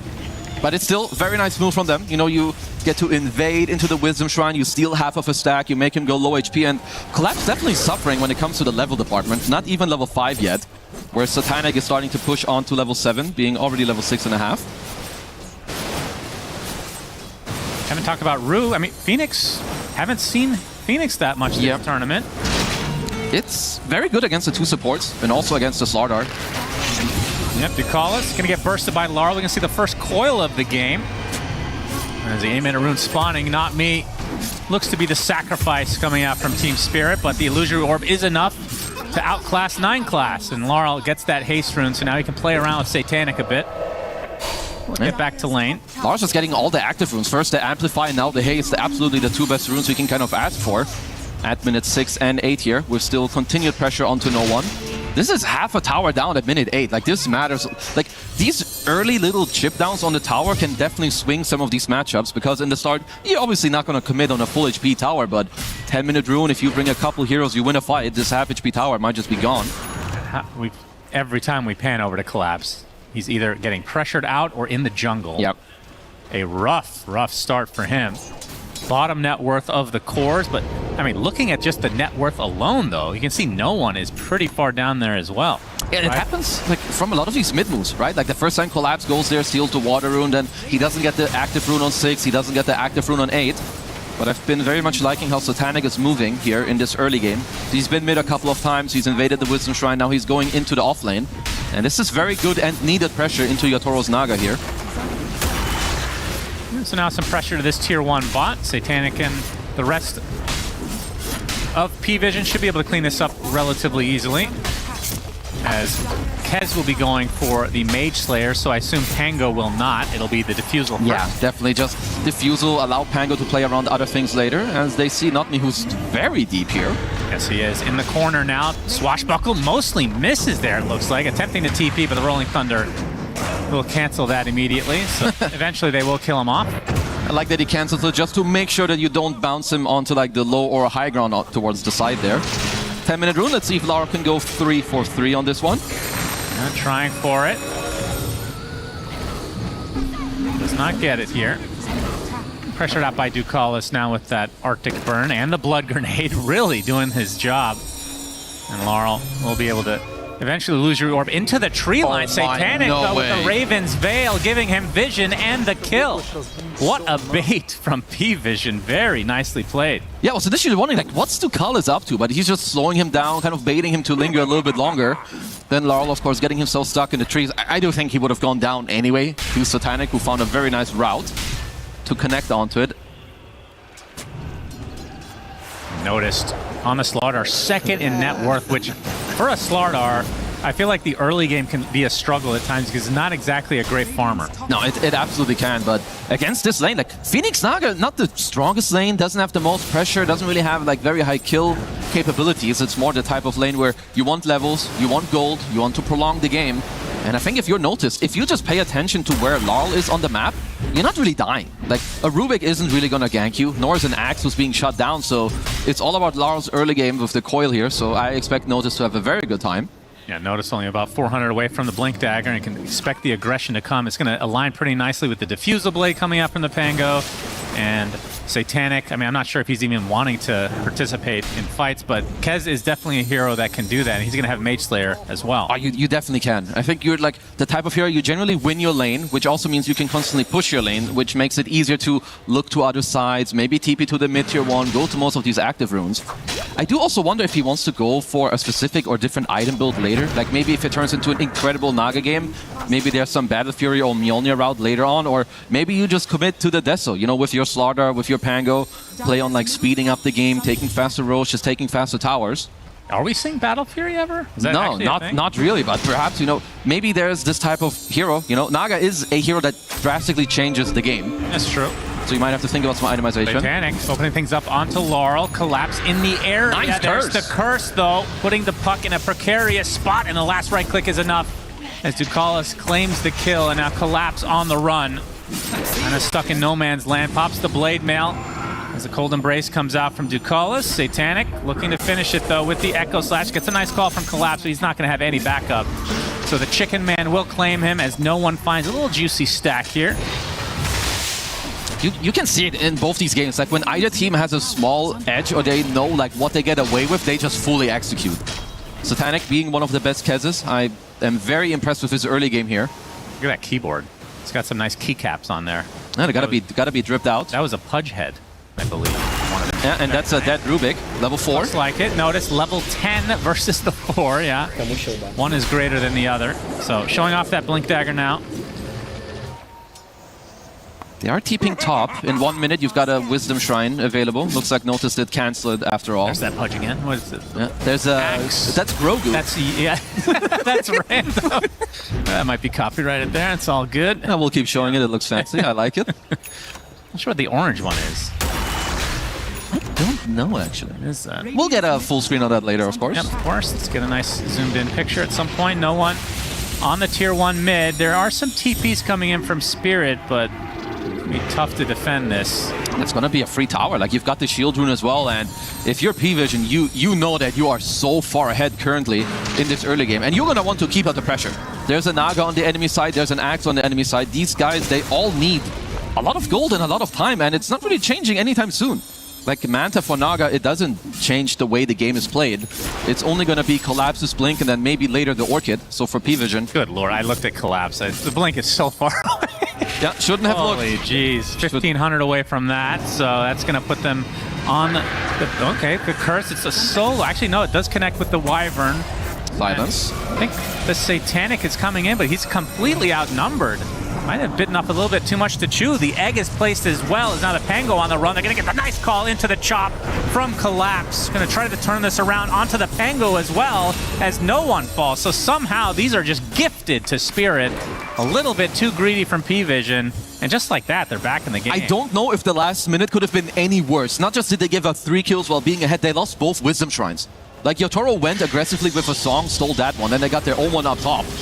Rue was level 4 when we watched him a minute ago. He's level 7 now. Yep. He actually has a Dota game to be played now. Crazy. All right, let's look back at Collapses. He's, oh yeah, a lot closer to that Blink Dagger now. Yeah, it felt like they overstayed their welcome, and then this is the domino effect, right? One person coming to help another, and then no one coming in to help Satanic. Yeah, and it's like... And everybody ends up paying the price. Yeah, sick egg on top. You get the call. You get a dunk from Collapse as well. First one of the game for him. Yeah, it needs a little bit more of that, as no one is not happy with the turn of events. I mean, they were in a pretty good position to kind of snowball this slowly in their favor, but you see the Raven's Veil stolen by Not Me. Well, it's quite good on Rubik too. As he just uses it and runs the hell out of there. Time to buy dust. Well, you do have the shard coming out pretty shortly. It actually already is online for notice. That's quite nice, of course, you know, helping out your stun, making sure you apply the corrosive to everybody. It's also nice against Illusion Heroes because it just means you can start with the Blink Crush, they're gonna have to Manta, then when they walk away you can still apply the actual corrosive phase on the real one. So I've always been a big fan of this shard. It's also quite good for like his overall draft, right? You're playing with the Kez, you're playing with the Pango. As noticed, we'll be opting for the BKB, no big surprise, and after that is when it kind of opens up on what type of build you want to go for. He's opting for the Lotus so far. I do like it for now. I would assume that also it has a lot to do with, like, first of all, Naga Siren, right? The way Naga kills heroes later, Snare, Orchid, at least one of the two, sometimes both. So Lotus overall is quite good. Maybe if some of the supports can buy it, then you can skip yours. Could also be the type of game, you know, he's looking for. BKB and Aghanim Scepter later is quite good. Bonus armor, bonus status resistance, always very nice against these heroes. Looks like Satanic for now. He will just go for a Dispel of his own, honestly. Yeah, so it doesn't look like he's itemizing for the Naga, at least not yet. And maybe that's the play until she's a problem. Yeah, I honestly think that it's quite good this way. Late game, you're not going to get Battlefield, so it would have to be Mjolnir, I assume. Because Radiance doesn't have the... I mean, not that you would ever go Radiance. Oh yeah, the Radiance doesn't work against garbage. Illusions the same way it used to. Yeah, it's quite weak. So they're just more playing around the fact that you just kill the rest. And you can kind of ignore Naga, I think, for a long time. It's more about, can you survive her map play? And I think that's where the Manta comes in, that's where the Lotus Orb will come in later. So definitely don't mind this type of idea from P-Vision here. All right, Collapse, Blink Dagger online. He is a hero all of a sudden. 1-3 start for him. And it's Not Me. Will be picked off quite easily from P-Vision. And again, they're really invading this triangle over and over and over. They are, but I'm looking, I do feel at the moment, they are happy, of course, they're ahead, like 1k gold, right? Also soon active room coming out on 18. I wonder how they will look to speed up the game. Like, there is definitely an easy Roche for them to take. Obviously, they don't have the best like tower-taking capabilities, but you could look to pressure out Spirit, and Spirit are incredibly good at this situation. Oh, they find the Rolling Thunder into the Crush. Terrorize will miss the phase shift in time, but they have the Bramble and Laurel. Not enough to get away. Big kill for P-Vision. No, they still got him. That's very nicely done. Even with a, you know, slight misplay of the stun staggering there. Because you need to stop Spirit from being rats on these side lanes. You know that what they need is time. Well, Yotaro does get the Orc. I mean, when does this hero start becoming fearsome? As we're going to see Ducalis get, oh, not quite chopped. A little bit unlucky. You would love to have the chop stack in this game. Its bonus armor is ridiculous. Yeah, that's true. Against the dire draft. Is it third item for Naga when you start worrying? Orchid is like the first time that you need to actually pay attention where she is. I mean, I guess Naga's game doesn't really change, right? You continuously play on map state, and when people split, that's when you can be really aggressive. team fighting is never really that much up to you. So I think until he has like hard, maybe Butterfly, I don't think we'll see him all that much. And the Orchid already, they're optimizing for this. I mean, Kez eventually is going to get, he has the Manta. Slarart will be getting BKB. Pango, that's the interesting one. Do you upgrade your Diffusal a little bit earlier to get that Dispel, or do you itemize for something else? Like, I mean, we used to see Lotus back in the day, not nearly as much now. Yeah, I think you still can. Any type of Dispel is good. Personally, I wouldn't really mind a BKB either, just because you're also playing against like the Puck, so we'll have to see what he goes for later. But I do think it's something that you don't need until like 4th item, maybe. It seems for now he's queuing up the Aghanims, and honestly, I don't blame him. I think he needs to deal with Naga aggressively, not defensively. Right. I forget who we were casting, but the other day is we're going to see Yatoro getting gone on. Will be able to sing his song and TP out. Would have been a huge kill for P-Vision. Might have to settle for Rue instead. Corrosive Haze will give all the vision they need. Pops the egg, but they should be able to get this quite easily. But the Axe Call comes in from Collapse at the last moment. The egg does die, though. And the Raptor Dance to follow means Collapse will fall as well as not me. So a really good attempt, but ends up hurting them now even more than just a simple Phoenix kill. Who wasn't in the call other than the Winter Wyvern? Because it was, I thought it was only Ducalis who could hit the egg. I guess maybe Satanic got a dodge off with either like a quick Raptor stance or a Manta style. Because it honestly, I don't blame Collapse here for this play in here. Like going for the egg, you know, into the follow-up stun, because it looked like he could potentially have gone for a save here. So we see Collapse coming on the left. Yeah, he manted it. Yeah, you're right. And he did not know he was there, so that is just really nicely played by Satanic. I think that egg would pop. Like, Ducalis alone is not getting off like 4 hits on that egg during that time. Yeah, that was super close. Nice, Satanic in the zone. Yeah, just needed a warm-up game. True. Instead of having 7 deaths, he has 7 kills. That's right. He's flip-flopped that one. Somebody told him you should be getting more kills than deaths, and he's like, oh yeah, forgot about that, my bad. Yeah, that's definitely what Puppy said in between the game. Have you tried killing them? Very toxic. Tier 2 tower will be going for P-Vision. And Butterfly looks to be on the menu for Satanic, so against the Naga Siren, I mean, the Bloodthorn, I assume, will come out at some point, though. Definitely, and that's also where it's going to be important that the supports also look at a type of Dispel. Yeah, the 9 class is queuing up a Yules. I do think you want multiple Lotuses later if you can. Like, that is how you destroy Naga. Naga never really wants to commit. It's always about the Ensnare, the Bloodthorn, the type of, you know, kiting and poking you. So they do get the shard on Ducalis. Laurel gets you lose your orb onto 3 with the coil to follow. Has to get out. He's being pursued, though. They actually get the Corrosive Haze, so they have the vision now. Another lose your orb. That should be enough of a gap to get away. Yep, Puck doing Puck things. Will be a Parasma into an Octarine, so going for big ticket items on Laurel. That's definitely what they need. We have seen Laurel pop off in a lot of games in this tournament. I mean, I guess that's a good and cool thing about Team Spirit, right? You can count on kind of all of them when needed to have one of those pop-off performances. Collapse. Almost having a game-changing call there just a few moments ago. We'll be opting for the BKB. It is quite difficult. Wow, he's actually queued up a Ghost Scepter after that. Interesting. Honestly, I don't mind it, because it could turn into like these type of situations where you're kind of forced into a fight, and if you Ghost Scepter, you're not really dying to anyone. Yeah. Like, all these 3 cores aren't going to be killing you until there's like a Nullifier later. Only the Bedlam is kind of a problem. Okay, will this be a free Roche? Collapse, where are you? It's Roche time! They do see him on a ward farming in the jungle, so I think for now they can... They seem safe. Heart rate at the steady. Collapse, oh wait. Oh wait. Your heart rate up, heart rate going up.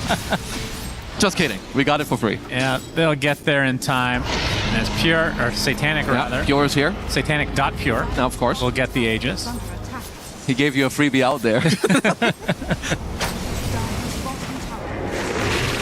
Oh, Bramble actually canceling the TP and the Terrorize to follow. Laurel absolutely destroyed.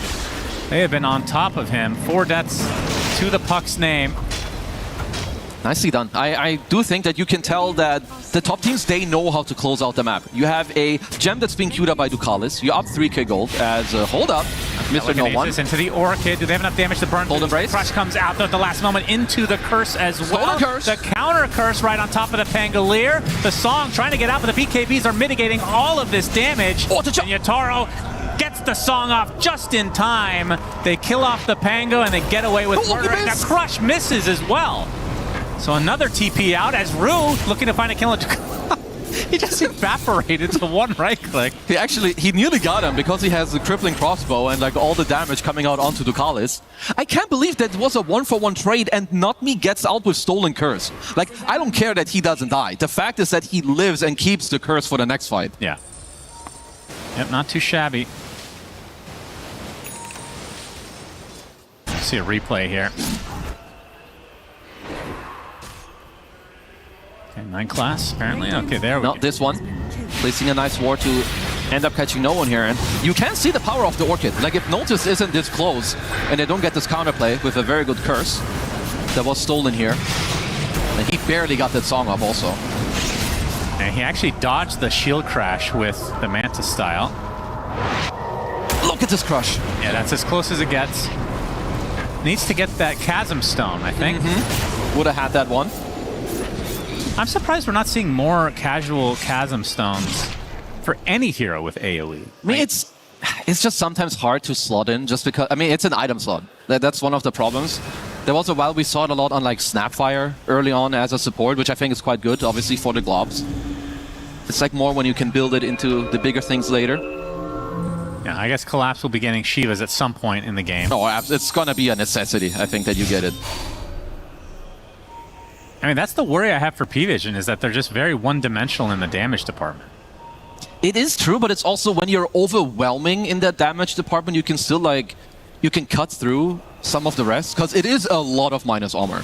Like, it is Slardar and Pango, and I think also at some point, as a Collapse looking for a call, like, Slardar has one of the strongest 25 talents. You know, we don't need to talk about, like, it's still quite far away, but undispellable corrosive haze. Generally, anything in Dota without counterplay. Not me. He does have curse, but he's going to get blown up. Man, that would have been a really good curse. Just didn't have the vision. So they delete it. No longer with that potentially game-changing ultimate steal. That's a good and quick kill, and they immediately also killed the Observer Ward that they just placed with this fresh gem that Mr. Notice is currently running around with, which is going to be a secondary gem, a secondary ward. So this is already, basically you got half the gold back from the gem. And if you look at Spirit's vision on the map now, there isn't a single observer ward. It's all going to be, you need to get the lanes out, you need to have illusions swarming, and hope that you can place wards that aren't easy to find. And Yatoro getting pretty close to, I assume, wait, what? Did he not finish Heart? Might be on the courier, he might just have too much gold, he just buys 7 items at the same time. He has Oblivion Staff and Bloodthorn in his backpack, or his stash rather. So where's the recipe for the Heart? Okay. Well, either way, this is a shit ton of farm out of nowhere. He's got it on his courier. I guess he's just waiting for everything to then come out at the same time. Okay. So yeah, he's basically getting a double item timing. Of course, the Heart will help him stay alive. See that? That's like, you can see it sometimes like Alchemist if his courier dies, but not really on like normal heroes. Is he trying to hide it, and then when the Aegis expires, they smoke and take a fight? The 2000 IQ play. Yeah. I mean, how often are these players, like, how fast are they clicking to see inventories? You click all the time. I think especially, like, any type of downtime needs to be used to understand where are enemy heroes, what are they building, what are they buying. All right. Now, Satanic only has 30 seconds on the Aegis, so we'll attempt to go for this Tier 2 towers. The BKB now online for Collapse. So in terms of the buildings, P-Vision still leaving a little bit to be desired with this Aegis.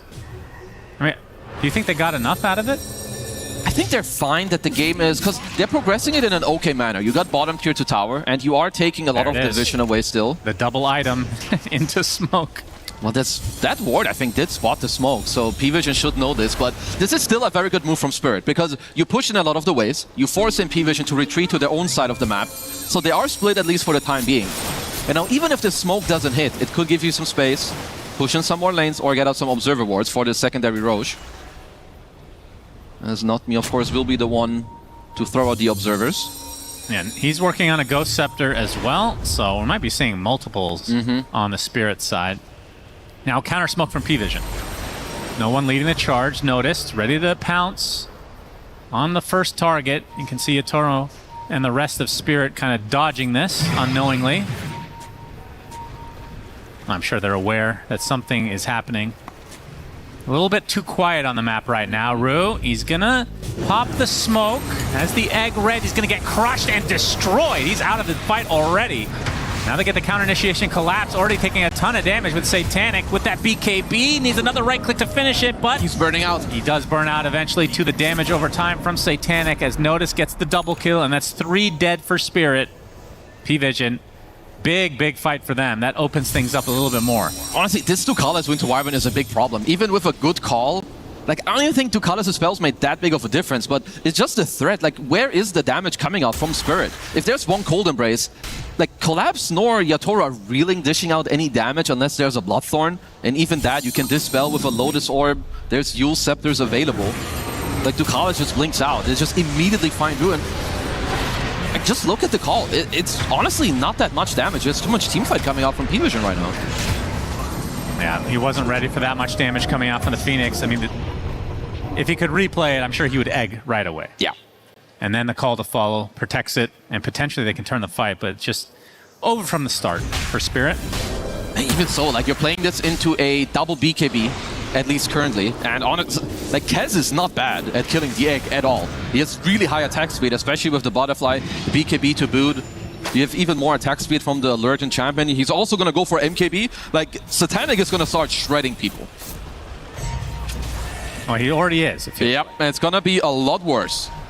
As Nullifier's next on the list for Noticed, he's 2k into it, so the Ghost Scepters are going to be countered completely when that comes through. And you can see another potential kill on it. Oh, he does get the egg off this time, though, and there Laurel comes in with a nice coil onto 2, but the egg does fall collapse. Gonna get countered by the curse immediately as no one gets chopped eventually. So they find the 2 kills, another chop for collapse, and somehow they turn this around. The Spirit showing some signs of life. How was this a 2 for 4? Satanic had an amplified damage, but I think he went to kill the top tier 2, not really expecting something to come out there. As, yeah, how does Collapse keep pulling out, like, stupid numbers? Just gets to barely live the Blade Mill, gets to chop some people in the head. Not the type of fight I'm expecting P-Vision to lose there. Let's look at the replay here. So Egg comes out early this time. Collapse is TP, but I think it's a long TP from him. Yeah, imagine that Egg doesn't even go down there. Very close. I mean, Satanic is maybe a little closer. You can absolutely take that fight, but Collapse just goes ham. Really nice telekinesis. That's the shard showing the range, giving him that extra mobility to get that second chop. When you go on people this close outside their base, you gotta be sure that that is a quick kill or that you can disengage.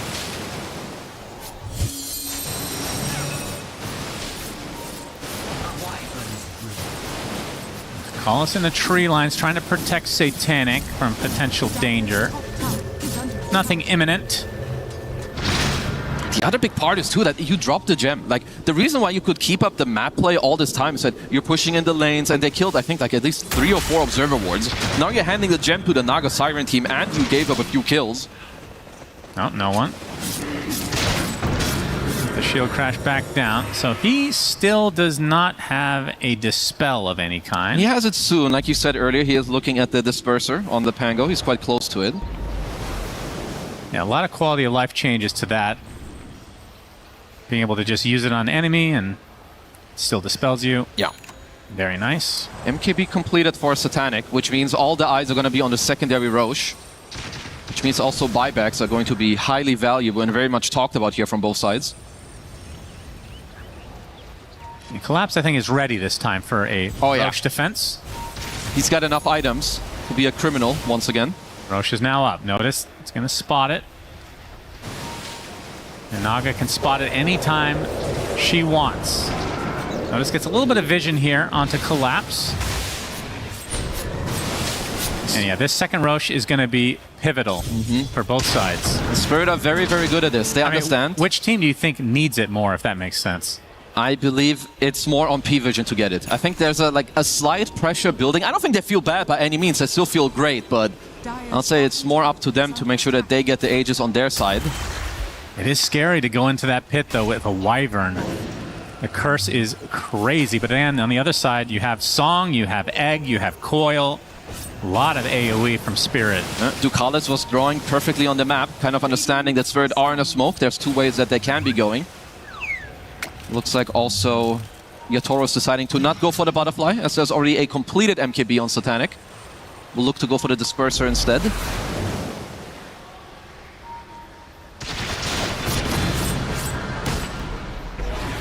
Who's the first team to get a pick-off, or do they just straight up try to go for Roche?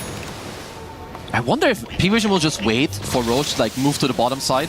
Then if there's a team fight there, you kind of have some of the buyback advantage and you can set up the area first. They're going to get on the aggressive with the smoke now.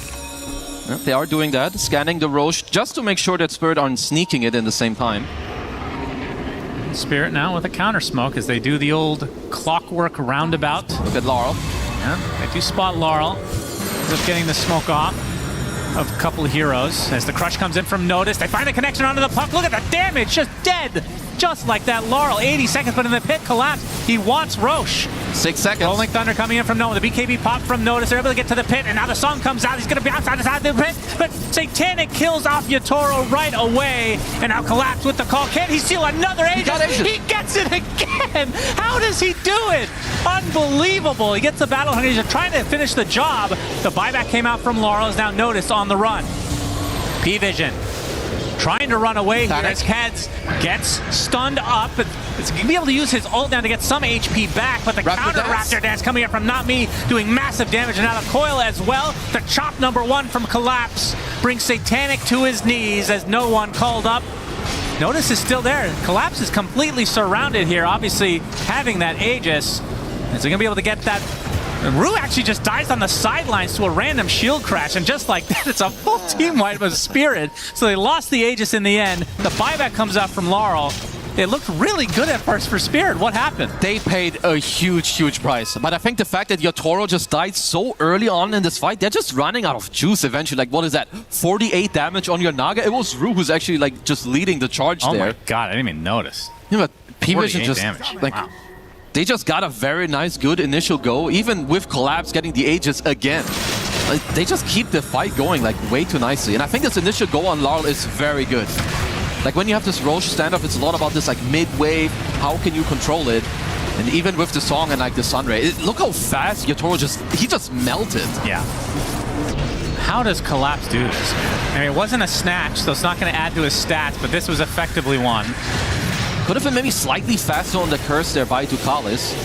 But even so, it was a great fight for them with Not Me.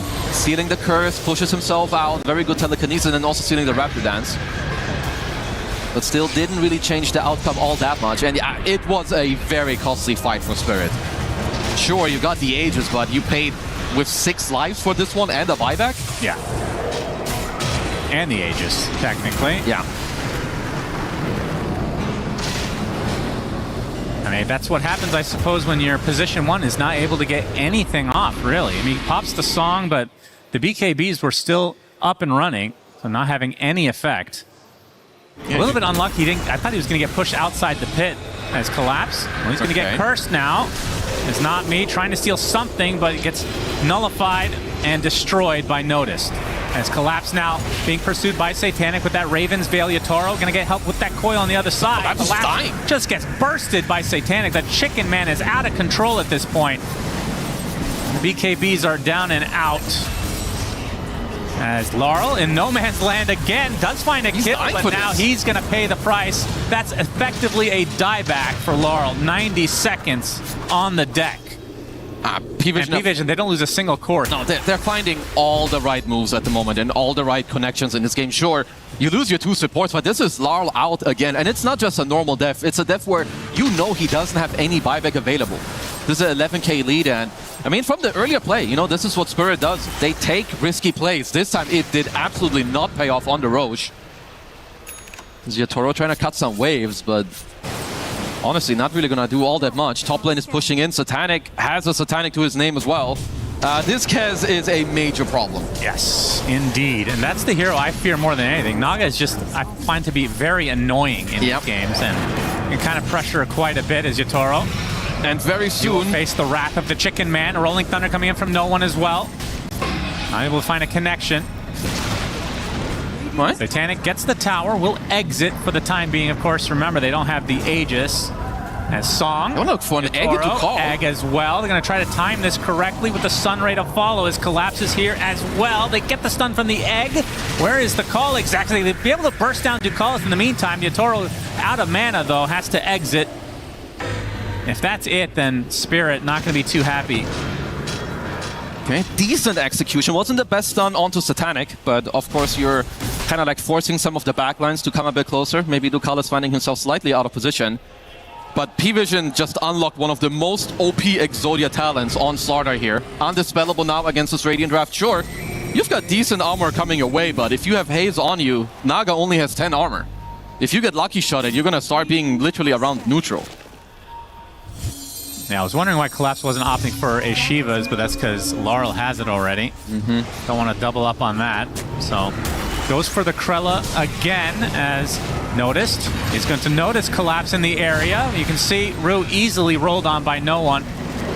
They're going to go for the support, so the Rubik will bite the dust next. Just like that. No supports to work with for Spirit. No one's also doing a really good job at covering the front. Gets nullified. BKB from Notice, trying to finish the job before the song comes out, but is down for 25 seconds anyway. Just needs a bash if he can get through the evasion. There's the bash into the swashbuckle. Another death for Yatoro. Has buyback, but if he has to use it at this point, it's going to be a rough, rough road. These are all just big moves, and you can definitely tell the strength coming out from the P-Vision's heroes here. It's very hard to deal with them. There's just a lack of damage overall from Spirit. Also want to commend No One. He's covering his ult very well against Not Me. Keeps trying to steal his ult, but he's always just roll-upping for like 0.1 seconds, so you can never get the Rolling Thunder. Radiant's middle tower is under attack. Radiant's courier has been killed. At the very least, that means he can't use the roll-up in more meaningful situations. Well, it's not really needed to do so. Yeah, I guess so. Seems a little bit too easy. All of these heroes are very difficult to kill. Satanic on the buildings now. Gets called up with Laurel to follow it up. They actually have so much burst damage. He's getting super low, trying to go for the Raptor Dance. A decent amount of HP comes back to him. He's going to turn their sights down with the Laurel, who gets bashed up and killed off again. Collapse next on the list. A good attempt from Spirit, but just too much to handle from P-Vision's side. They had Yatoro available to buy back, but now he's going to respawn naturally without 2 cores. So you're just getting megaed now. I don't know how you can hold. And I also don't know how Satanic was able to live through it. He has like 1 HP, gets off the Satanic and just heals nearly to full. Now, I don't care that this is Yatoro. I don't know how he holds this 3v5. No. Not happening. They will get megaed, but again, we've seen Spirit level up against mega creatures before. They've come back from worse situations. It's definitely a tough one, and remember, this is a very important game. Yeah, with this victory, P-Vision, if they're able to hold on, will secure first place in the groups.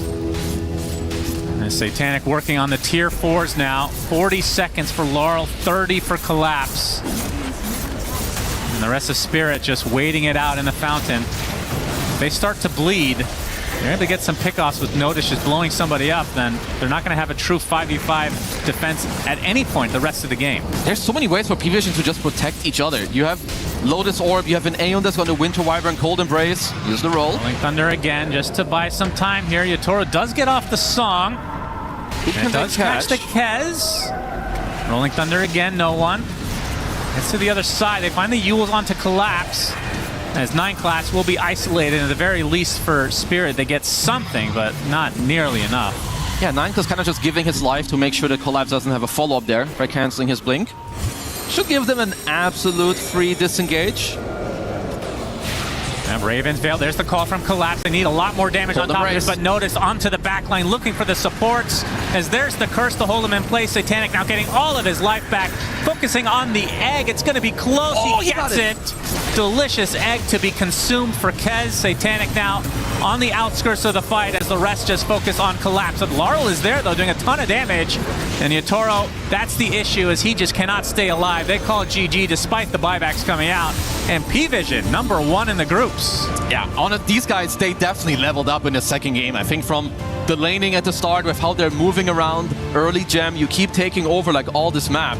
And yeah, I think Spirit, looking for this last pick Naga, it was annoying, but I don't think it really did what they envisioned it to do. And yeah, I think you just have P-Vision. They stepped it up in this one. And they looked extremely, I mean, it was very close to start the game. And I mean, Collapse had a rough start, but then as usual, yeah, he finds a way. Plays to get back into the game. They take 2 Roches that they shouldn't have really had, or was it 1? I'm losing track. I guess they had double Ages, right? I think so. I feel like they did, but either way, it just wasn't enough. P-Vision had been on another level of everybody throughout this entire tournament thus far. Game 1 was the exception, but not the rule, apparently. No, definitely. I think it's just like this time around, again, you had no one on a more playmaking type hero. I think the Largo and the Night Stalker combo in Game 1 just didn't really work out, but you can tell when this team has an early game aggression that is easy to play through, I think P-Vision are the scariest team in the tournament. Yeah, absolutely. I mean, if Satanic doesn't have a start like he did in Game 1 where he ends the game with 7+ deaths. I say plus because we just genuinely don't remember anymore. Yeah. And there's no way for us to look it up. Maybe we can get out that Lenovo laptop I'll and check out my Lenovo Legion. And Satanic, he ends this game though 16-2, just completely opens up with the Chicken Man. I really like the itemization. I think, you know, like the early Lotus Orb, I think noticed as well, like 6-1 and 24. I think he had perfect itemization. Same with Satanic. I mean, probably the same can be said, I think, for most of them, which is just when you're in the zone and you understand like what needs to be happening, I think that's definitely what they're displaying here. They did have 1 or 2 overplays, you know, classic team spirit, finding the type of ways where they pressure you to maybe overstep a little bit. But apart from that, honestly, quite clean display here. I have to say, though, even though Not Me ends the game with 13 deaths, he had some great steals in this game that gave Spirit a shot. But P-Vision were just more crisp, I feel like, as they've been throughout the tournament thus far. This Winter Wyvern is a problem. I think this hero needs to be respected a bit more, especially with the Chicken Man, like comboed up together. Like this Cold Embrace and all the curses, it just, even when they're not being used, they're constantly a threat. You need to play around it, you need to think about it, you need to try and smoke on this hero and make it happen. So yeah, I think Winter Wyvern hero we're gonna see quite a bit more.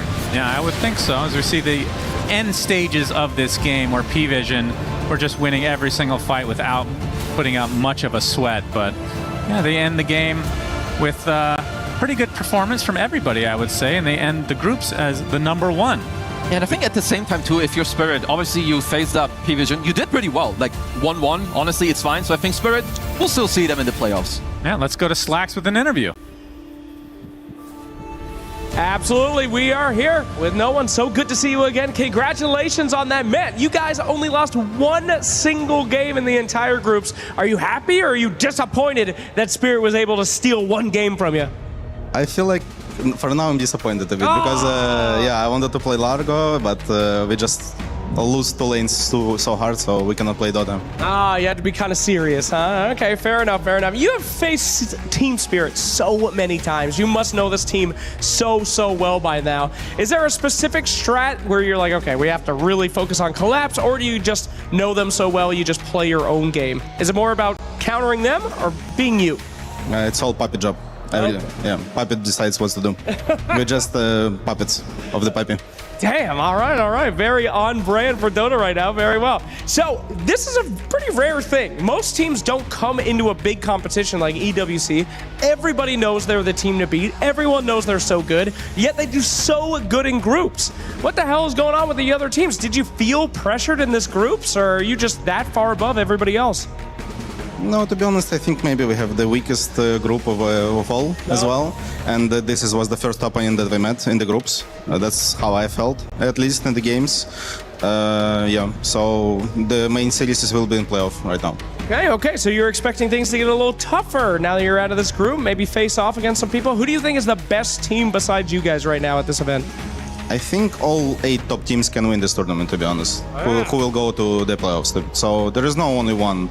It depends on the day, on the draft, on the feelings of the players. I think Yandex can do it, Falicons, we, Spirit, because I'm sure these guys will get through as well. One win as well is super strong. I like what you did there. There's no only one. I like that. That very good, very good. All right, well, thank you for an incredible series. It was a pleasure watching you guys play. Last, please give it up for P-Vision one more time. Сейчас потом. Right, I don't know what that meant, but thank you very much. All right, let's go ahead and check out how that game was for the panel as we get ready for our next. Thank you very much, Slax. A lot to break down here with this game 2. We ended the draft talking a lot about what Naga Siren should be doing, or rather what she was working towards to be able to become that unstoppable force that we sometimes see Naga Sirens get to. We did not see her become that unstoppable force, Brian.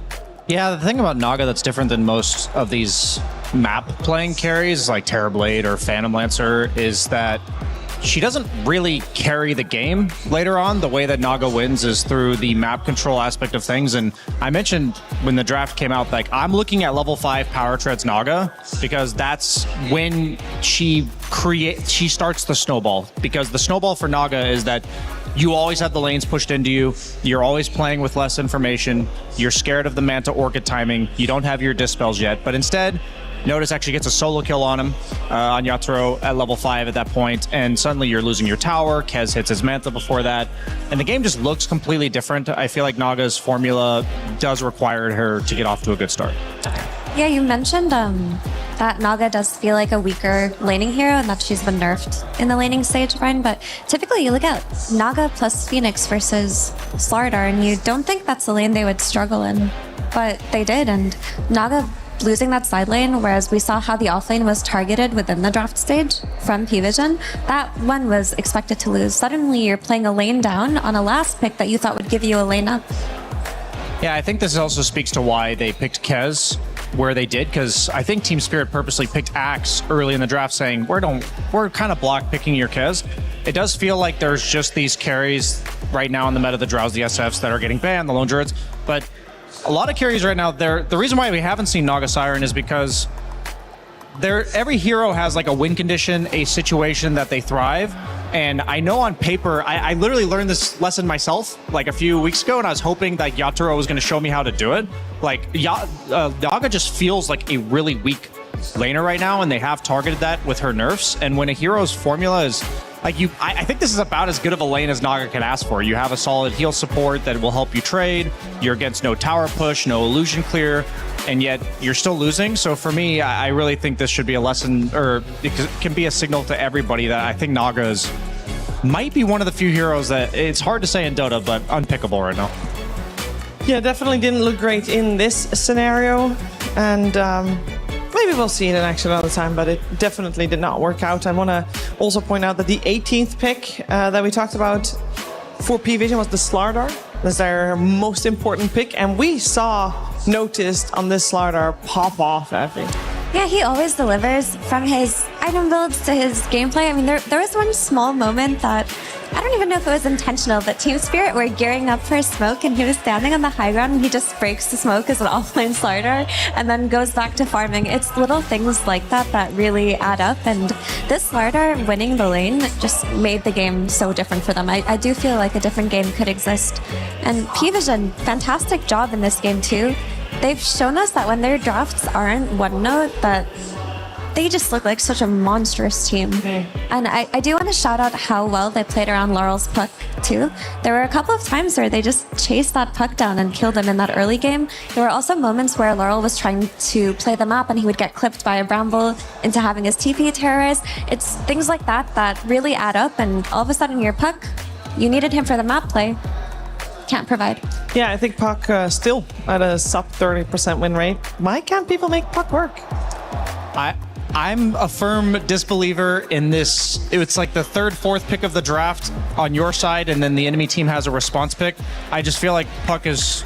We're learning... It's like easy to say in hindsight, right? But we're learning that Puck seems punishable, whether that's because you shut down the puck specifically, or you just pick these kind of greedier mid laners. It's not like Pango's a horrible laner or anything, but I feel like every laner that plays against puck is just getting off to a really good start, and teams are realizing, let's not try to beat the puck, let's just play for our own tempo. And then we're seeing, like, I don't even think of Willow as a hero to catch puck, but 9 class, he had a couple sick TP moves that game Mira was mentioning, where he cancels a puck TP, he like kills Collapse when Collapse is level 5.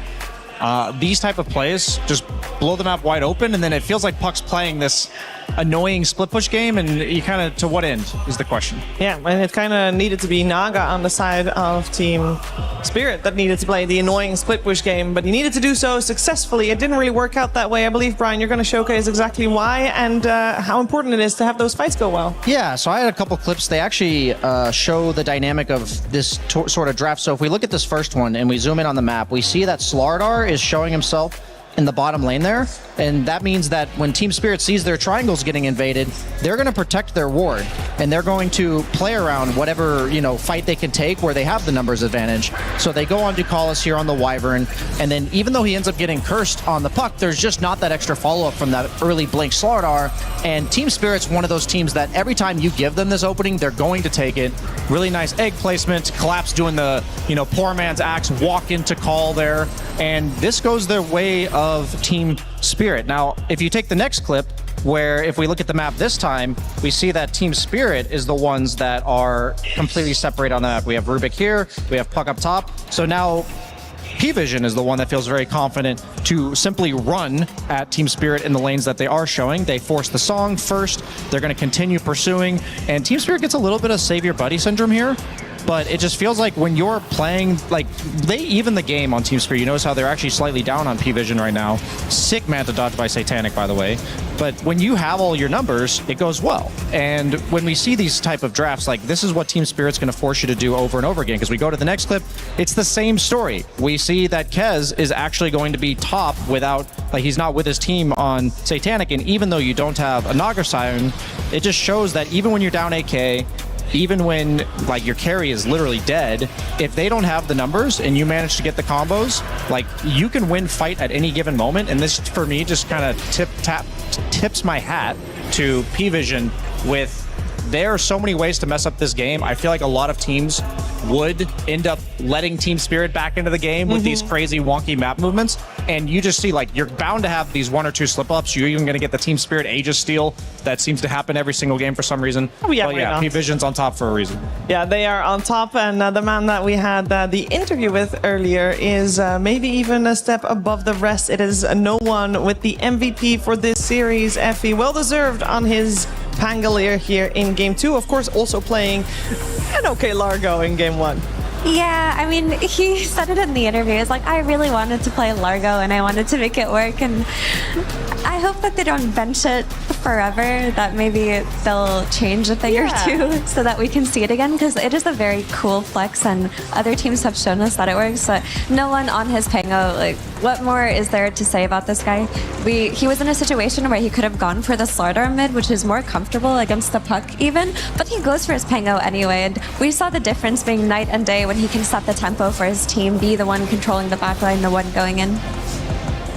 Man, this looked like a miserable Axe game. I think for no one, he was the catalyst for pretty much all these plays that we're watching. That's just what Pangolier does. He's so disruptive as a hero, and they didn't really have damage answers for him in this game, so he had pretty much free reign, driving the wheel, one might say. And even outside of his ulti, he's got the Disperser. I really like the atomization from all of P-Vision here. The Naga net Bloodthorn combo, that is the way they're going to kill you. That's their main source of damage. And they have, like, a Disperser, a Lotus, you know, Manta, Satanic, on Satanic, and then they even have the Wyvern's Cold Embrace. So all these fights, it's, yes, they're pushing their buttons amazingly, but it's just so important to note that all these little items add up so fast. Yeah, and it also just takes me back to the draft. We've praised P-Vision's drafting over and over, but I think they did 2 things that were really stand out to me in their draft phase, which is they layered the Wyvern with the Kez, which is not something I think of as a cover hero, but it does cover most of Kez's counters, and it shut down the offlane at the same time while targeting Not Me's hero pool at the start. They ban the Hoodwink, they take the Dark Willow. Every draft, it seems like Puppy identifies one player that he wants to kind of make the weak link through the draft. And this time around, it was the position 4, and we saw the difference in that game 1 and game 2. Just the difference of having the Willow versus the Rubik. Yeah, and we have now got our top spot locked in here for Group C. We already knew the Group C was not going to have any tiebreakers, no fancy shenanigans, but we also knew that if Spirit couldn't 2-0 P-Vision, it would be P-Vision at the top of the group, and they didn't get to keep their clean record, did drop a game, but they do get to keep their top spots and therefore secure top 8. Not all games are done yet in this group. There's still Mouse versus Vici going on the B stage as well, but it's set. We know what's happening. Also, Mouse versus Vici, yes, they are fighting for 3rd, 4th place potentially if Vici can 2-0. But to be honest, I don't know who's ahead right now, and if you know Dota, then anything can still happen. We can take a look at the schedule of today as we did get our first series done. It was a tie. Wonderful to see. Now keep in mind, if our next series is a tie, 1W and Team Yandex, they will play again because both of these teams are sitting at a 7-1, and that's very good. But we need one to rise above the other, and a tie wouldn't cut it, Brian. Yeah, it's effectively a best of 5 that you can skunk them in 2 games. You can what? It's like a ping pong term, Cheever. But basically, it's a best of 5 that you can win if you win 2-0. That's basically what we're dealing with the 1W and Team Yandex game. For me, these 2 teams, I'm very excited to watch them play as well because they're a very different type of skill than what we just watched. P-Vision's a lot about the lanes and the momentum from there. Team Spirit's much more about like the team fights and the comebacks. For me, I feel like Yandex and 1W, we're gonna see a farming game, farming efficiency, a lot of GPU. Exciting. Oh, as a carry player, I love it. Well, I am looking forward to it. This is already a we just witnessed the potential grand finals, and we're going to witness another one in a little bit. For 1W and Yandex, we're also going to find out how our commentary duo feels about them. Human body was built to move. Not trapped at a desk in one singular posture for 12 hours a day. It's time your chair evolved. This is Secret Lab Titan Evo. Ergonomically engineered for you, gamers, hybrid workers, artists, backing your every move.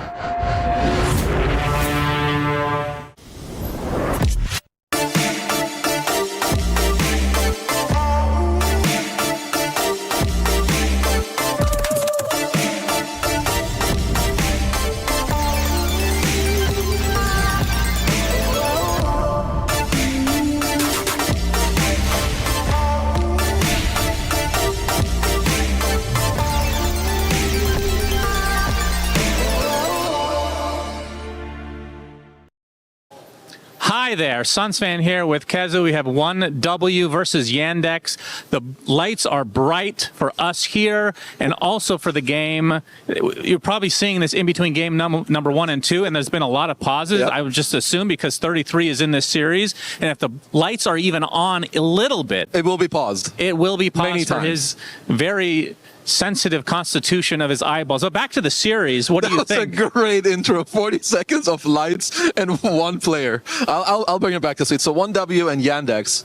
Honestly, I don't even know who's favored. Yandex are really good, as are 1W. And this, like in the other one, I would have favored like P-Vision overall. But in this one, honestly, I have no idea. All right. All depends on the lights. See you guys. All right, time for more trivia. I've got Mouse, I've got Panto, as well as Chrysalis joining me. 1W team, got to get used to that. We've got Ari and BZM, and we have both Collapse and Rue here to talk about some of the past. Do you guys remember last year's EWC? Yeah. Yeah, I mean, I feel like it should be pretty memorable since you guys won it and everything. First question is, what was the most picked hero of the Esports World Cup 2025? Do you remember anything?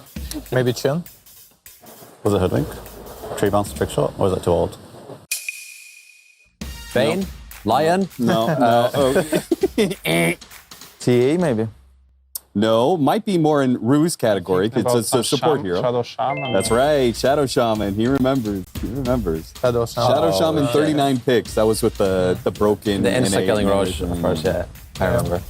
This next question, we're going to ask all the players, and they might get it right, they might get it wrong. I expect you guys to get it right because the question is, how many total matches did Team Spirit lose in EWC 2025? 1. The groups, I have no idea, so I'm gonna say 2. 1. That is correct. Yeah. Oh shit, I was gonna go like 1, 2, 3, 4 and have to be like wrong, but I just got it. Yeah. You just stopped at full 1, accident. so I thought that was great. Full accident. I'm a Juggernaut. Extreme Gaming. We were playing versus Extreme, yeah, I remember. I thought they lost to Gaiman, but no. No, they almost lost to Game. Yeah, exactly. Yeah, they should have lost. Yeah, that they game. should have lost to Gaiman. And then it went to 69 minutes. Game ended up choking. That's the one I remember. Yeah, and then they got 2-0. That's a harsh way to put it. What was the Shopify Rebellion roster of EWC 2025? Hellscream. Yep. Timada. Yep. Scam? That's right. It was Scam. Oh, wait. This roster. Scam. Why? Wait. Scam, Hellscream. Yep. Yopash? Was it Yopash, Abbott? maybe. Oh, I remember right now. Yeah, Yopash. It was Yopash. Was it Davai Lama? Yes. Yes, it was. The Raiwama? Can you? Saberlight. Of Collapse. Amar. No, Saberlight. Go through all the offlaners Shopify Rebellion had. He is now on Nigma Galaxy. Lama. Davai Lama. Davai Lama? Yeah. Really? Davai Lama. Yep. Tomato, Yopaj, Davai Lama, Hellscream, and Scam. What a roster. You said it, not me. I didn't say that. All right. What player... This question always makes me laugh. What player had the best KDA ratio at EWC 2025? Yatoro. It was not Yatoro. Amar. No. Eiffel. That's a good guess, but not quite. It's probably, a lot of Yatoro. No. Maybe Collapse. No. Not us? No. Not from our team, right? Not from your team. You're correct. Bro, I think it's GPK. Yeah, it's GPK.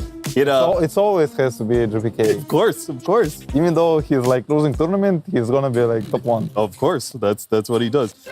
GPK. Really? Yep.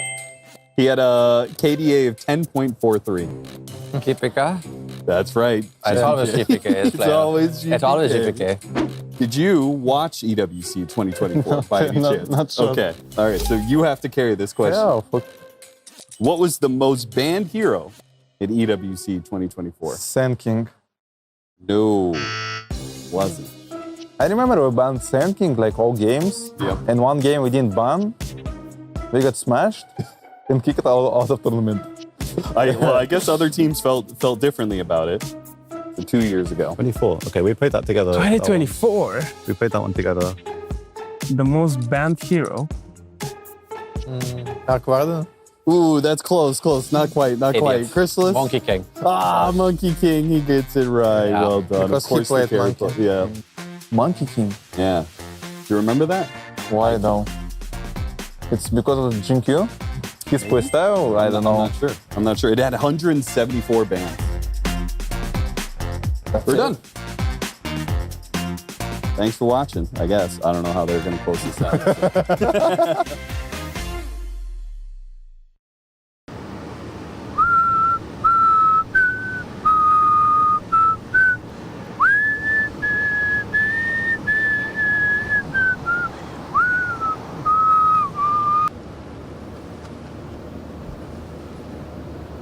Can we get going? I've got to get to the Dota tournament before it's over. Dude, it's only the end of week 1.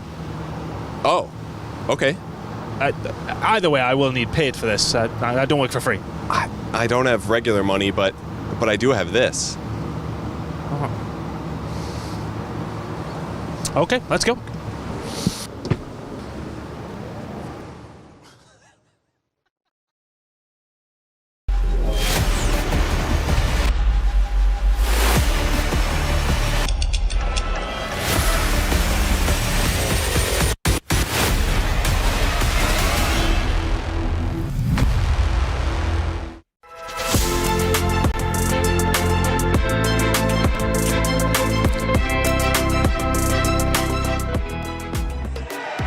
You are watching Dota 2 live from Paris here at the Esports World Cup, and we're getting ready for potentially the final game of the day, depending on how they do and depending on how other teams do. We'll have tiebreakers today, potentially. We're talking all about a series that is also potentially our grand finals. I know, a lot of potential in this one. We got 1W and Team Yandex going head-to-head. An absolute blockbuster. It's a 2-game series, and I got 2 people here to talk about it. I got Effie, I got BSJ. I think this is the best series of the day. I want it to be the Sony series of the day. You went for the other one, but this is mine. I vetoed you, Shiver, as what we're going to see in this game is a lot of GPM and a lot of farming, but in 2 different ways, actually, because Yandex has had one of the, if not the lowest average game time.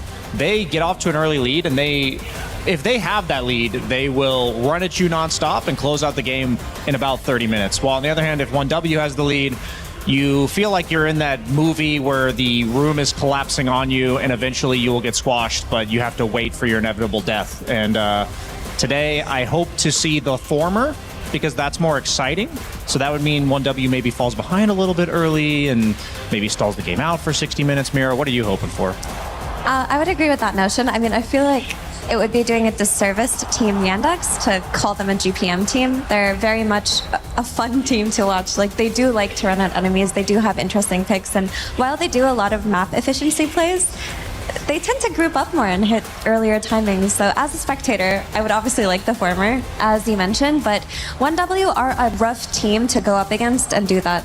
1W have really stood out to me in this tournament on one thing in particular, is that they are excellent at staggering fights and making sure they are never taking a fight as 5 against the enemy 5. They've just been constantly making sure there's a dead hero on the map before they make any plays, and maybe that's why their games go a little bit longer. Yeah, and we saw in the groups that 7-1 is looking nice at the top, and we'll know that one of these will go to the first place and one of these will go to the second place, but you also saw the bottom half of that group.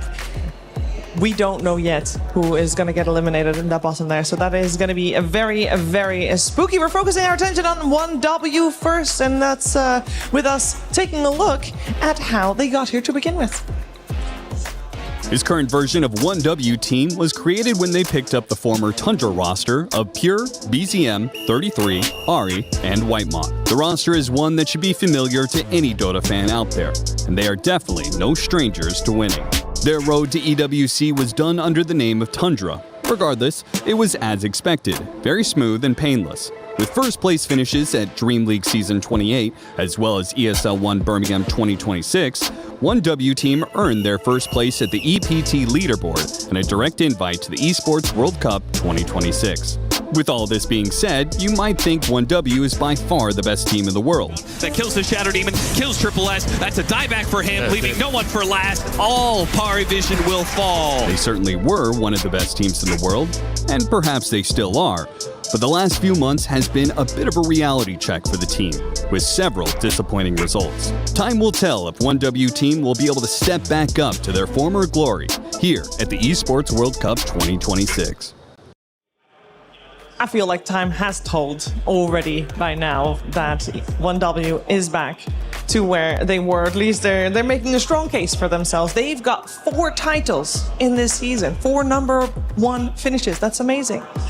Yandex has got 3. They're right in their heels. They won the most recent tournament. They're doing super well for themselves as well. And I do want to focus a little bit on maybe a particular rivalry here, Effie. We got 33 versus Saxa. Yeah, this was a former offlane duo that crushed everybody, being split into 2. Probably due to maybe a difference in ideas. That's usually why offlane duos tend to break. And while Saxa did bring a lot of that former Tundra energy to his team, I would associate him with more active play than 33.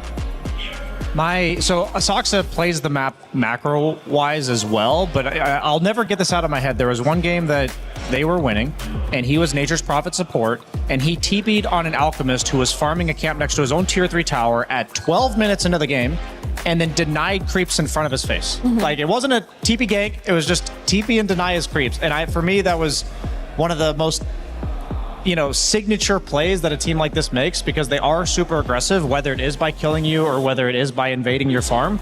And when it comes to this matchup between the two teams, I'm actually looking a lot at Pure because I think he is going to allow 1W to get out on the map, and I think that he's up against a very scary lane duo between DM and Soxa. And for me, when Pure is having a rough game, that is the most...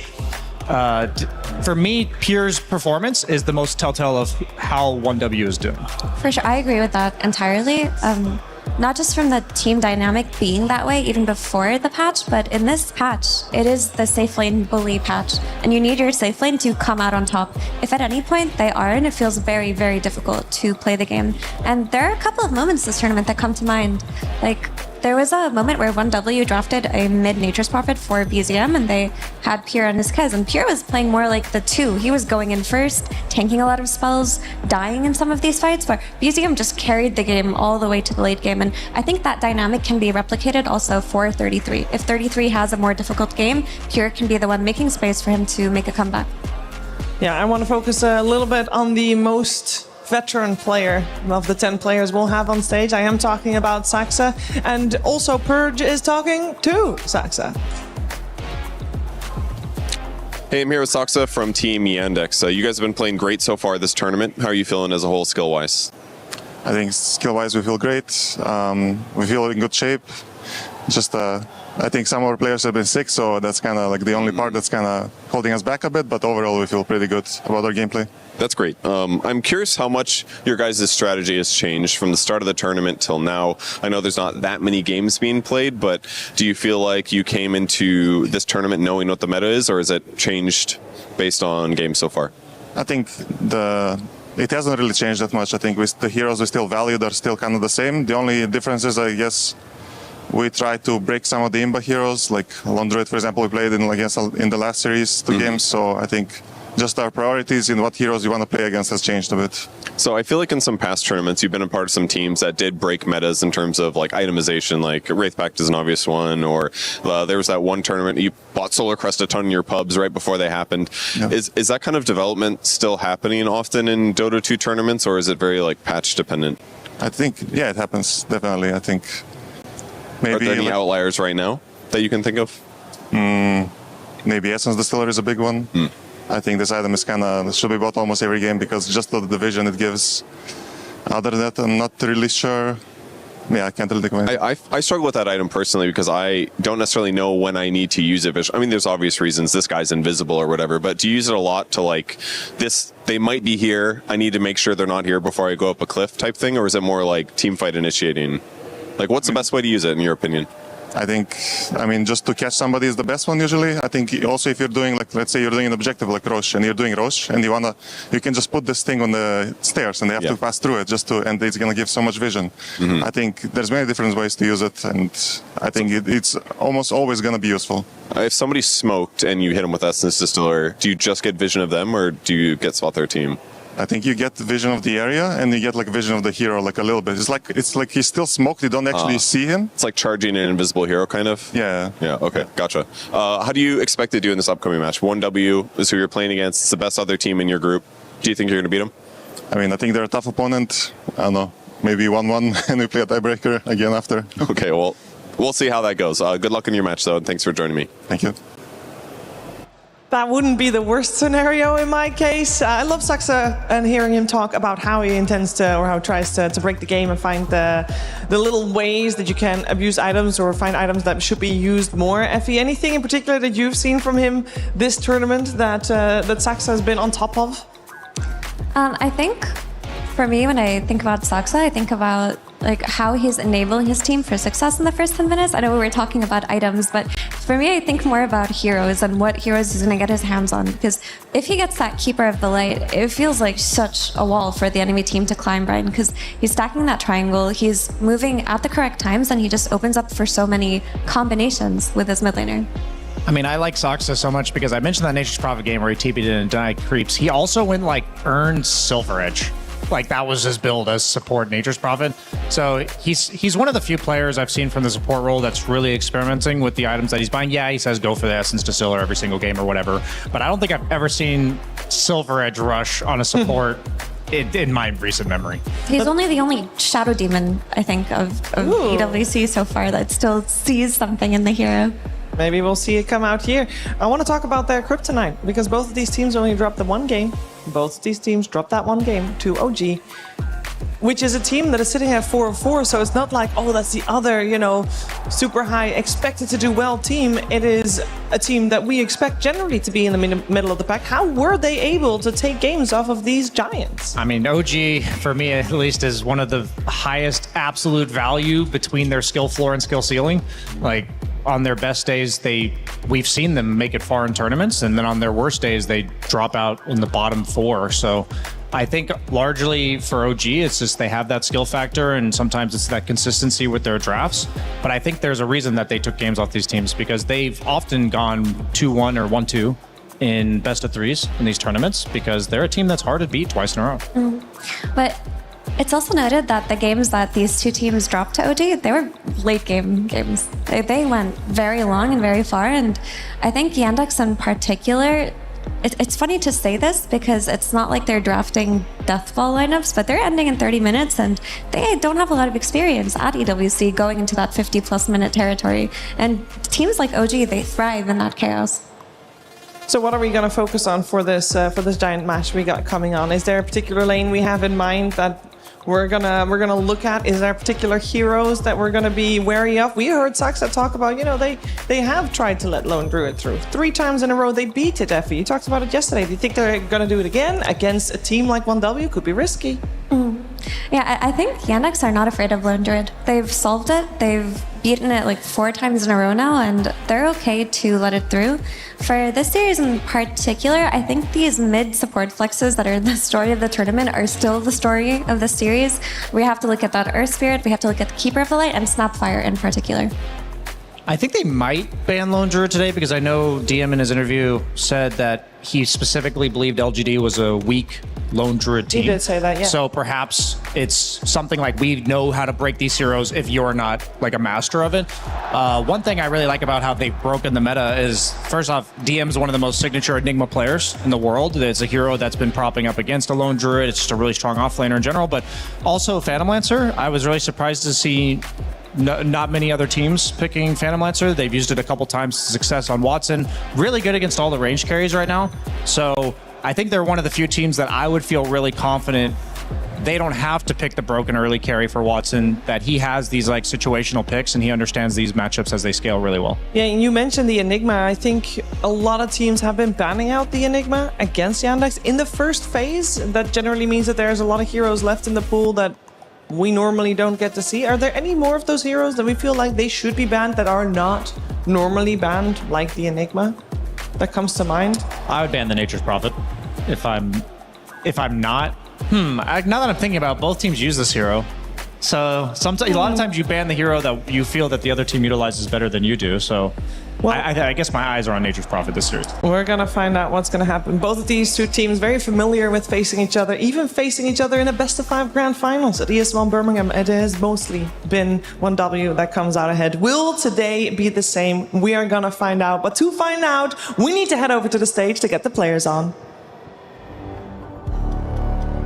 Welcome back, my friends, to the Lenovo Legion Gauntlet. We're back in, and game number 1 was already great to set the stage for today, where each one of our two teams, in the game that they won, absolutely smashed it.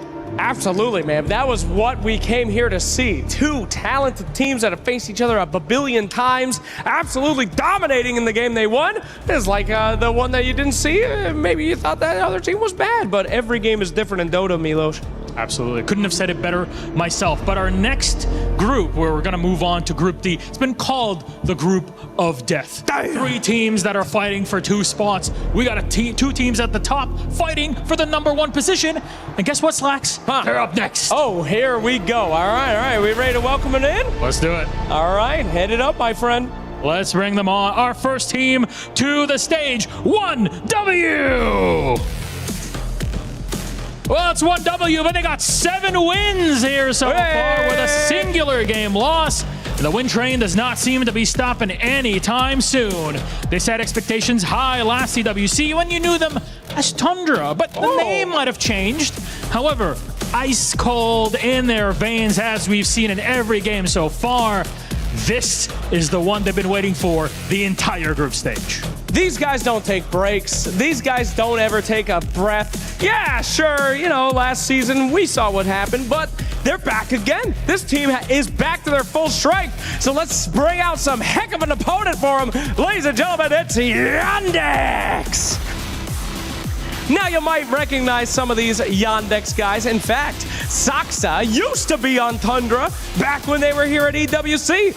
New team, new time, same revenge. I know that guy, and he's petty as hell. He wants to come in here and absolutely destroy them at EWC. But no, as Tundra may have fallen off a little bit later in the season, there was a team that picked up all that slack, and you're looking at them. So, two iconic teams from the last year gonna go head to head in what is sure to be an incredible battle. I'm telling you, this might be a preview of a final. Don't you put that on them. Don't you put that on them. Preview the final? I believe that could actually happen. All right, gentlemen, are you ready to put your keys away? Absolutely, please. Keys to the stations, my friends. And we will have to see if they will actually handshake. I don't know on this one. This one is ready. Will we see the hand? Professionalism. I can't believe it. All right, guys. Well, let's get into this star-studded match here for you. Before we do, though, we'll head to the panel to get their thoughts on the next series.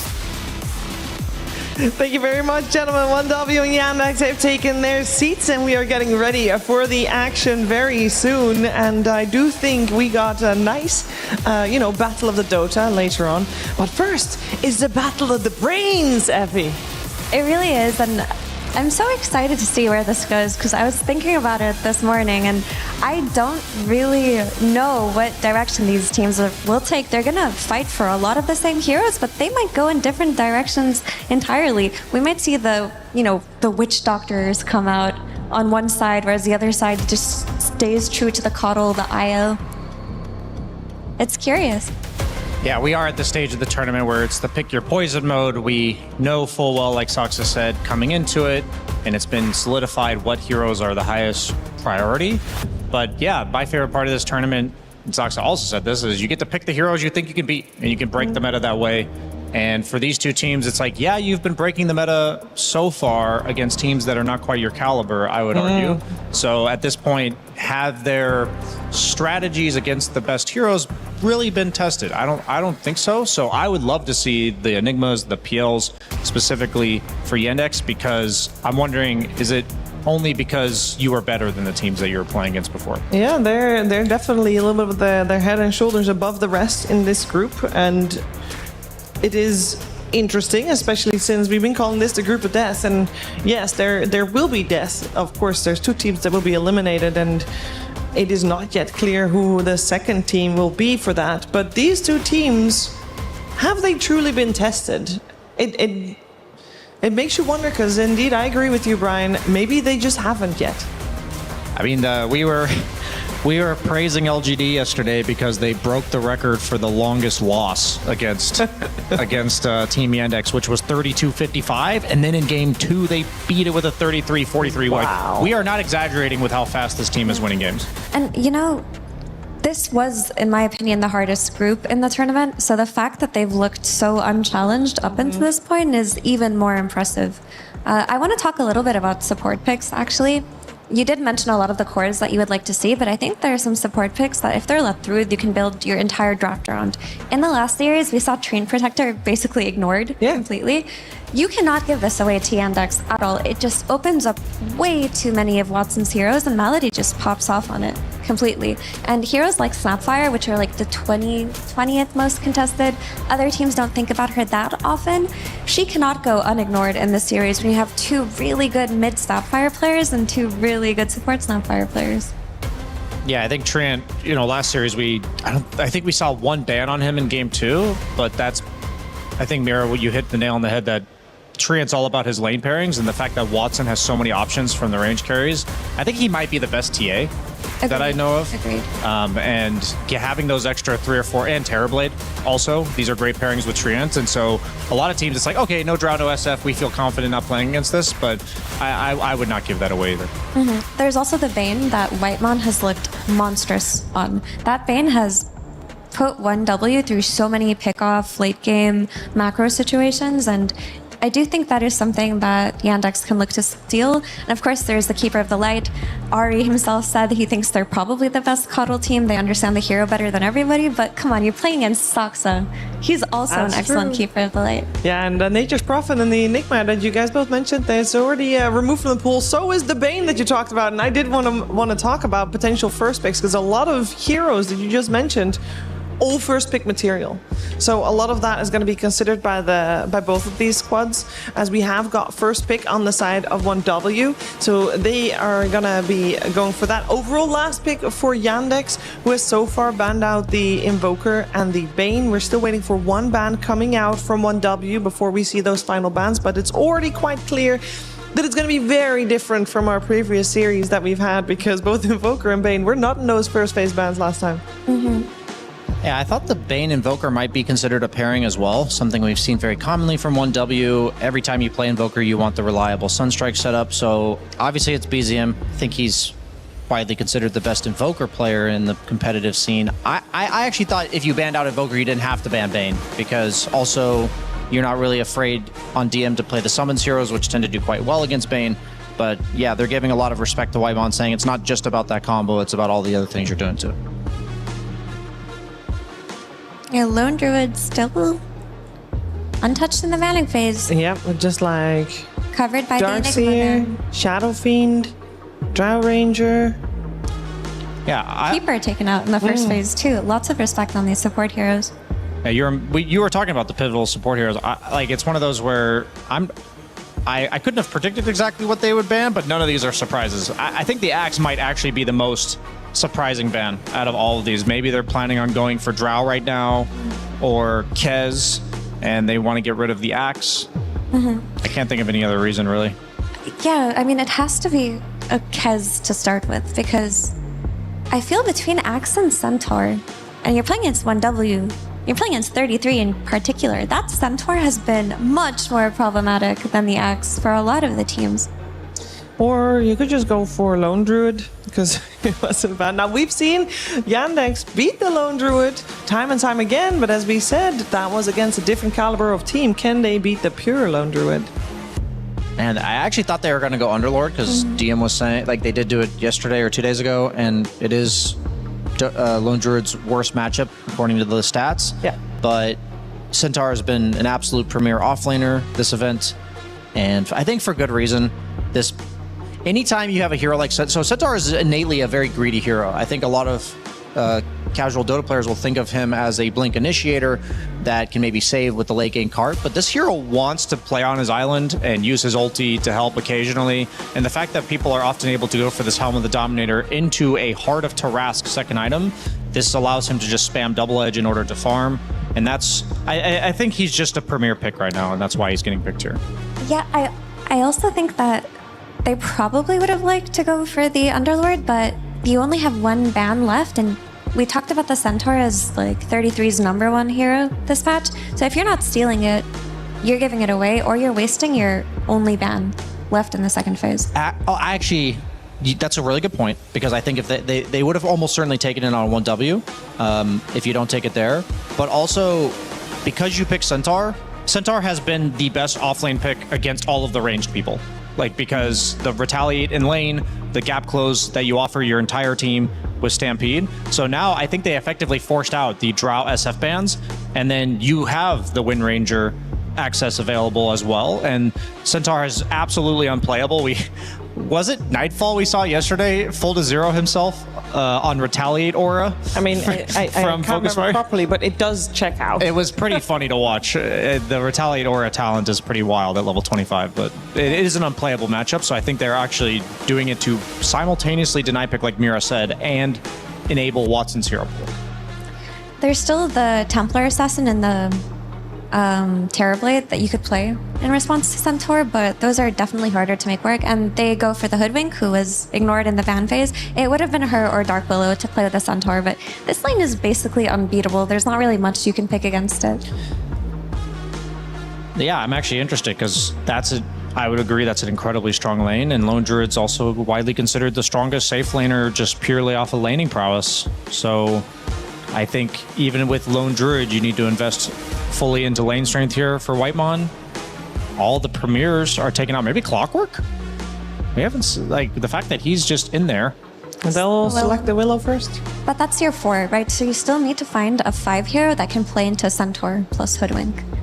It was kind of tough. I mean, I guess Wyvern is an option. Stocks have been going up. Yeah, I think the main concern always, because we saw, I think LGD have this problem, is you need to be able to kill Centaur at 20 minutes into the game, because this guy will have 3,000 plus health. And so I think Willow makes sense a lot. You mentioned like her and Hoodwink being the best 2 4s right now, but she also offers a lot of damage. So they go for Earth Spirit. I was wondering how the mid game or the mid lane matchup dynamic was going to go here. That's likely a mid Earth Spirit because Willow, I guess Willow could be 5, but I think that'd be a bit of a weird flex. But my idea was like if they don't pick their mid here, then Yandex will probably pick their safe lane duo, and then they'll leave the overall last pick for Chira. But now that you see this Earth Spirit, is there anything they think they can pick to punish it? I mean, there's all the melee punishers, like the Huskar, the Necrophos. It's really good against Lone Druid as well. We've the Huskar. seen Lina punish it. We've also seen actually Largo punish it, but that was just the one time and still lost the game even if he won the lane. You could also mid Slardar versus Earth Spirit and do pretty I'd be solid. down for that, yep. There are options here for sure. Ember Spirit is also the best Spirit brother against Earth. True, and still with an exceptionally high win rate at the CWC. Taking a lot of time to think about it. It's not just this one they're selecting, there's also the next one. They take 2 picks here, and they also have to consider what 1W wants to do with their 4th pick, which is their most important pick in the draft that they can protect with 2 bans afterwards.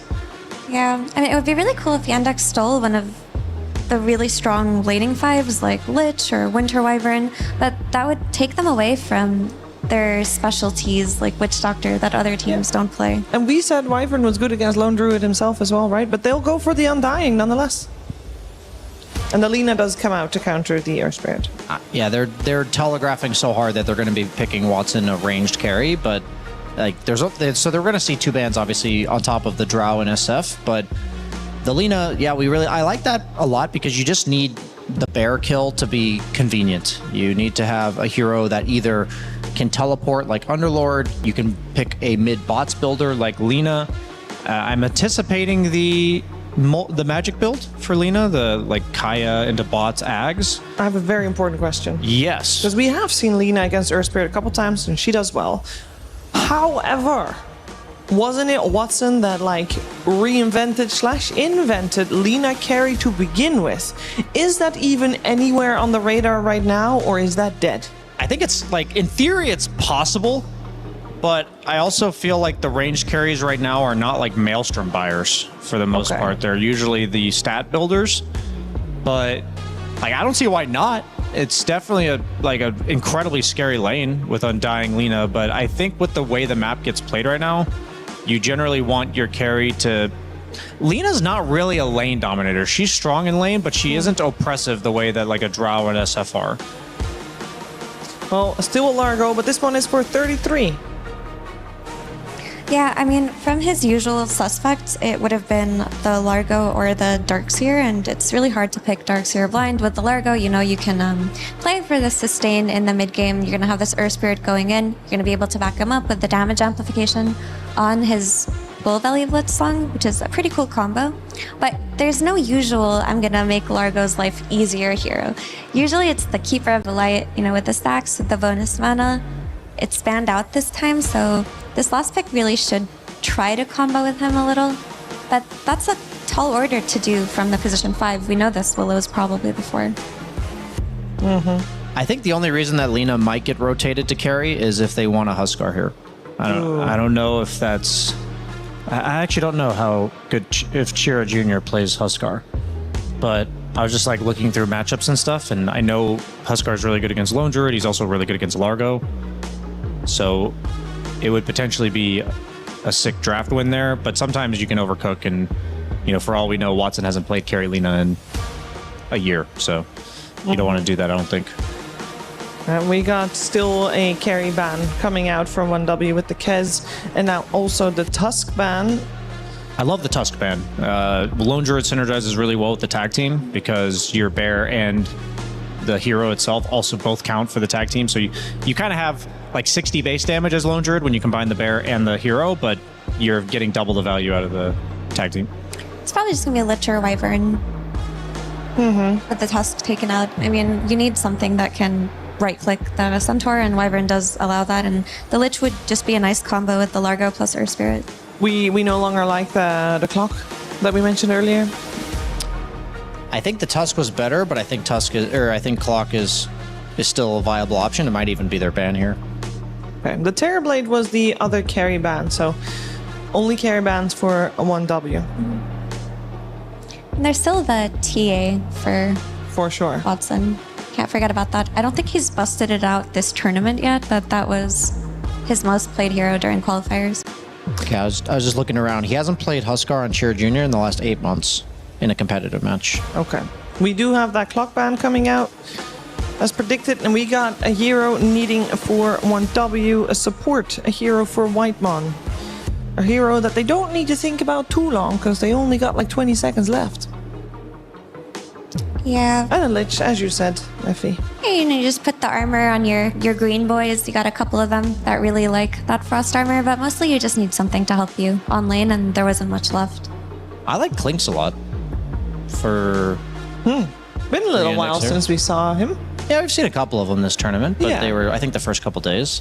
Yeah, exactly. Not like yesterday and today. He seemed to be absent, even though he was so dominant in the first few days. Yeah, I think the problem with Clinks is he's easier to collapse on than a lot of other carries right now, but I think it's going to be difficult to do that given the pressure from Hoodwig Centaur and the Undying in lane.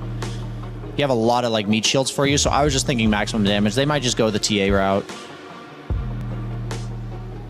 But I would still, if they have it in them, I think Huskar is like a free win here, to be honest with you. But they end up going, is that Slardar? That's mid Slardar and carry Lena. It actually is carry Lena, wow. There you go. So we mentioned the mid Slardar earlier. Like, it is just a fantastic hero to play against Earth Spirit mid, but I didn't think they would actually flex this Lena the way that they did. It's very cool. It makes Lena stronger by making her physical damage more relevant, because now she's kind of a magic damage hero.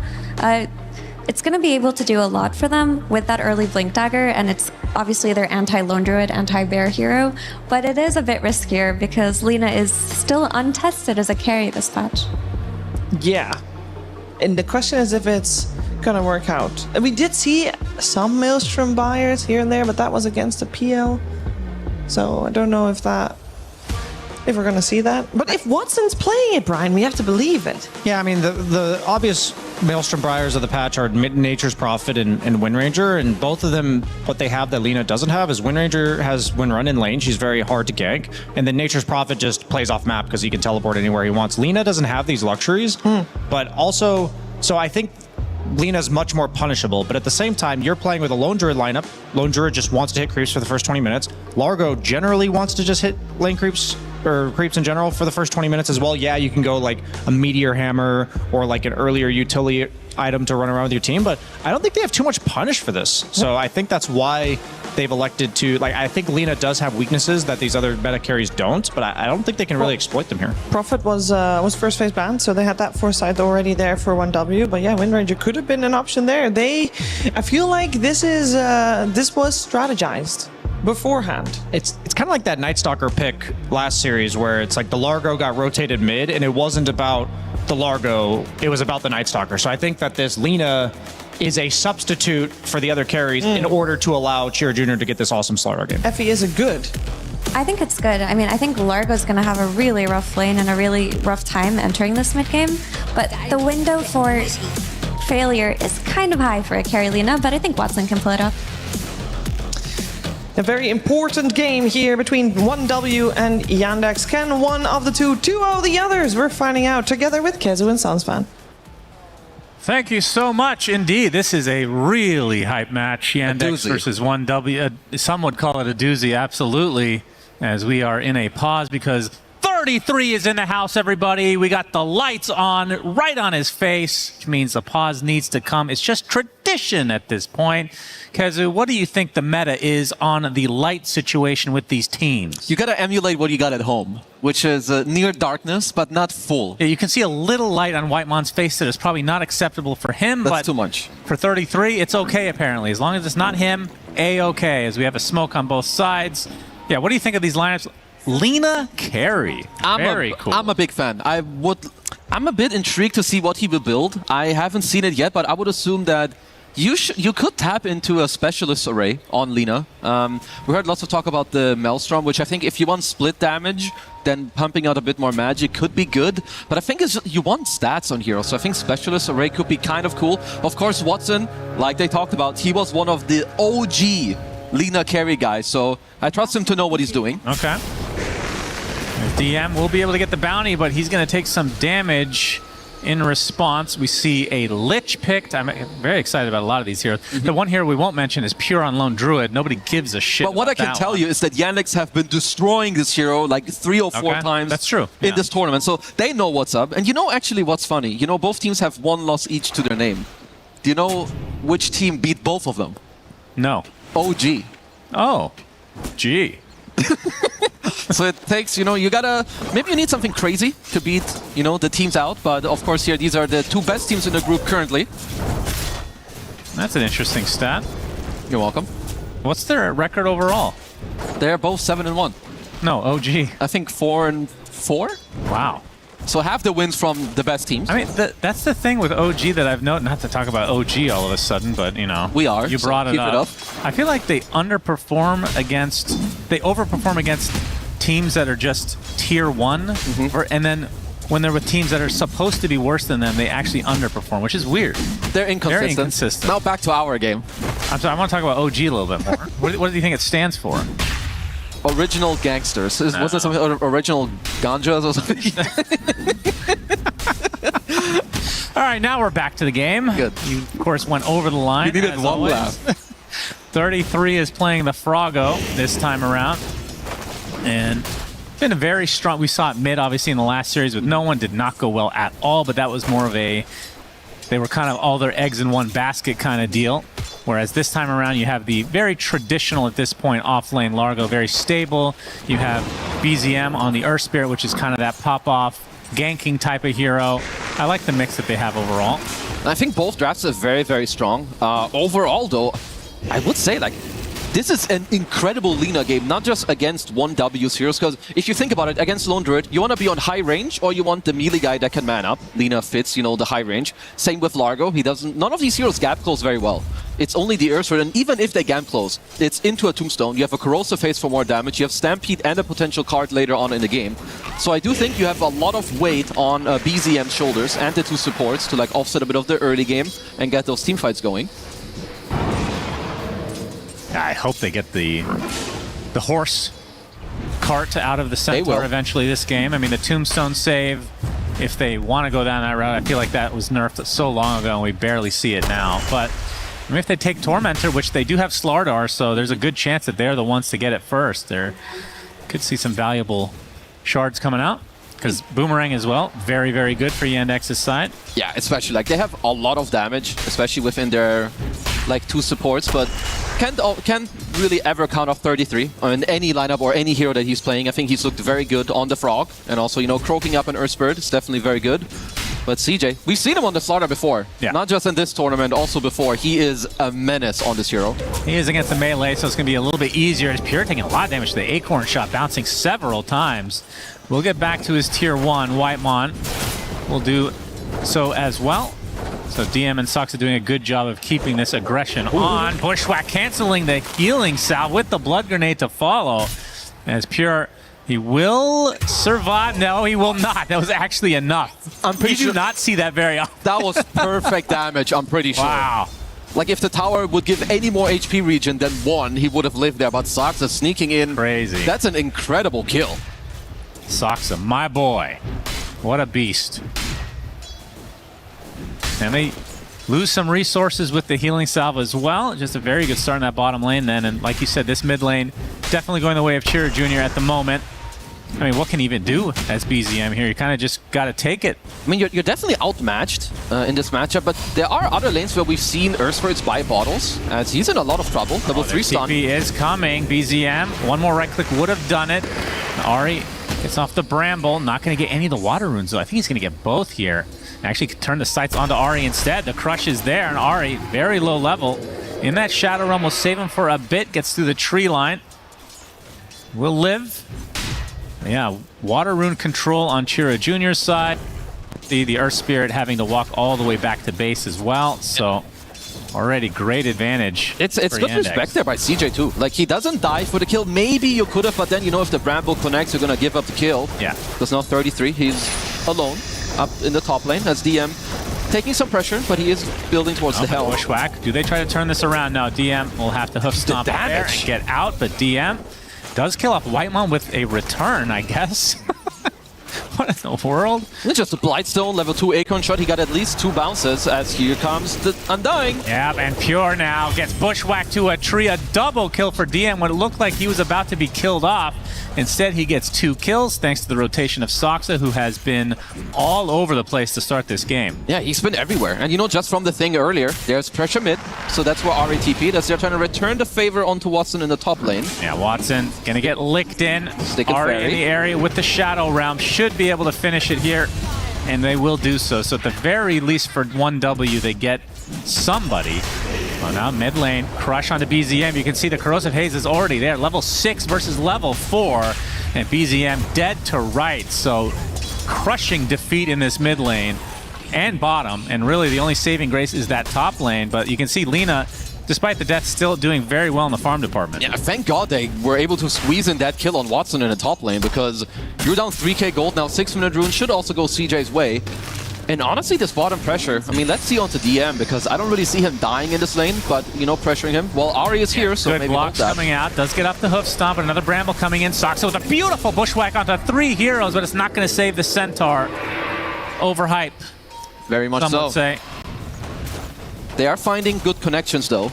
You know, with Ari in the safe lane and getting some kills. Earlier they find it onto Watson up top, and now onto DM. Remember, 33 and Soxa used to be teammates. Soxa goes to another level when he had to face off against former teammates. He's kind of showing it here in this early game. All his spells kind of on point, very good on the rotations as well. CJ's really trying to work something here into this lane as he steals all the creeps apart from a little Johnny Cobalt. And I assume Blink Dagger will be the main item coming out of him from the mid lane. See if he wants to rush it. I mean, is there any other build from a Slardar mid? Not really. As Malady, I like his positioning here. Just like, this guy does this in so many games. Puts down the tombstone. There ain't no way you're killing that. Although several members now of 1W have joined the party. So Malady eventually will tick away. They're making it really annoying, though, so they're not going to get the fast one. They get the Sinister Gaze. Watson comes in as well. He's going to get the Laguna Blade, and 33 is dead, and he's going to get the Shrine. What the hell just happened? Honestly, Wannabes, this is probably the best early game Undying play I've seen all year. Disgusting. He wasted so much time. Yeah, and he's instantly back up. No, got a free Aegis on Undying. You make use of that. They make it work for like 20 seconds, so then Watson again. We've seen a lot of these layups, you know, from the supports. They make space for 20 seconds, 25 seconds, and the carry's like, yep, thank you. Yeah, what a masterful early game from Yandex so far. Really, only the death on Lena has been the smallest thing going the way of 1W. Gotta see too. Trying to get some stacks off. They're gonna need some levels on the heroes. I think the ultimates on your supports, of course, is very, very important, because Lone Druid, as we know, doesn't really interact. I like that 33 is looking, though. Yeah, they're going to roll in with the help of the Bramble. Soxa in the area. How many bushwhacks are you going to get this time? Only the one. You get the lick back in as well, but Malady joining the party. They're going to lose the Slardar. No, it gets off the sprint just in time, and Malady puts down the Tombstone as BZM, with all the vision in the world, Malady takes him out. As the Tombstone now being pursued, but he pops his ult, and now he's a complete beast of burden. Double kill for Malady. They're trying to go on top of 33 as well. They get that kill as well. This is ridiculous. He does fall in the end, but my goodness, Yandex getting basically every trade to go their way. I mean, Malady is cooking. I kind of love this guy. You know, he pops off in interviews. He's popping off in this game. I think great play up top, goes mid, gets the flash goal in mid-fight. He's the same level as Pure right now. Yeah, and Pure, he's been AFK farming the whole game, as you should on a carry, but like looking at all of this, it takes him so much to like try and kill CJ. No, even the Stampede comes out, and again, perfect timing on the Tombstone. This kill gives him 6. Well, not quite. I guess a creep died as well. That extra HP allows him to stick around a little bit longer. Help secure a couple more kills. Yeah, thank God for 33 that he gets the Frog Stomp off there at the end to ultimately squeeze in the kill. Gonna kill the Dominator creep, so at least, you know, for 1 dub, you've got your safe lane going. Well, that smoke was definitely spotted if any one of the Yandex players have their eyes open. I was really looking forward to the Specialist Array. It's gonna be Maelstrom, though. Okay, unlucky. Maybe one of the next times. Still think this is something that Lina could potentially go for, but I think for Watson it applies. You don't judge his item build. Yeah, we've been through this before. Sometimes you can. Sometimes you can. You just gotta wait. It's gotta look garbage first. Gonna take a chain for us. We'll put down the Tombstone. Dies shortly after. So this is gonna be just free gold for 1W. I mean, good riddance. Screw this guy. Like, if you're 1W, you just want to get this guy out of the game as quickly as possible. Watson is pinging the top tier 1 tower. I don't think they want to just give it up too easily here. Yep, he's got the Laguna Blade. Of course, the very classic Lina carry build. You max out your passive. You have very good talents for carry Lina. You have damage, you have magic resistance on 15 if you want. You get more percentages on your Fiery Soul at level 20. Dire's top tower is under attack. Watson spotted by 1W. Gonna be far enough away that they can't really connect. No Chain Frost anyway. Malady comes back to lane, immediately gone on. I don't know if this one is good. Let's see. Yeah, he does not quite have his ultimate. Gonna try to go through the gate. The roll-in, not quite there, but they have the damage. So another death to Malady. They really are hating on him. 4 now to his name. I mean, okay, let's see, because the top tier 1 will still die. Like, this type of delay, I don't really think it did much. If they get to hold it tier 1, it's great, but we'll need to see if Yandex can pose a defense here. And they're going to do just that, or at least attempt it. 2 supports on the high ground. Bramble going to prevent them from going any further, although now Blink Dagger being shown from Chira. Gets slowed up a bit, but they're going to find at least 1 here, surely. As Whitemon. 1 more Bushwhack for the road from Soxa. I wonder how many Bushwhacks, how many heroes per Bushwhack this game. He's probably on like 1.8 or something. Yeah, he's definitely quite high, but turns out, you know, I take back what I said earlier. The 2 little plays that Malady went for here did allow them enough time and space for everyone to come back. 33. Right on top of 33 with that blink. Corrosive Haze to follow. Soxa can't get the Bushwhack this time. Caster Curse indeed. 33 is healing up, but it's not going to be enough. Watson joins the array here. Foray, rather. Sure. I feel like I put Specialist Array in your brain and all. Yeah. You did. I was really excited. I'm sorry. You'll just get the normal There's no chance he goes both then, I take it. Yeah, I don't think you can. So kind of have like similar things, unless in like late game we want to see a Hydra's Breath. Yeah, I guess you could, but then it also kind of depends. Do you need to upgrade your Dragonlance or not? Do you want a Pike? Right. Can you be greedy and go Hydra's Breath instead? Pure's Bear in a bit of a battle here with Centaur. And of course, we didn't mention, I mean, how good of a Lone Druid game is this? We've seen the Slardar matchup before. That can be a little rough. Honestly, out of the Lone Druid games we've seen, I think it's fine at best. It's not good against Lina. It's bad against Slardar. I think even Undying is annoying for you, and so is Centaur. So how is it fine? We'll get back to your definition of fine after this. Centaur gets gone on and killed off. Because the hero itself is very good. Oh, I see. So he's double S tier and he goes down to B, which is just fine. Yeah, something like that. I see. Okay, that's a good recovery from you. Yeah, keep it up. Very good analyst. I am. Good caster, back to you. They're smoked. Have a smoke. Yep, I was about to say that. Sure you were. 6K lead for Yandex. I'm going to try to find a connection here.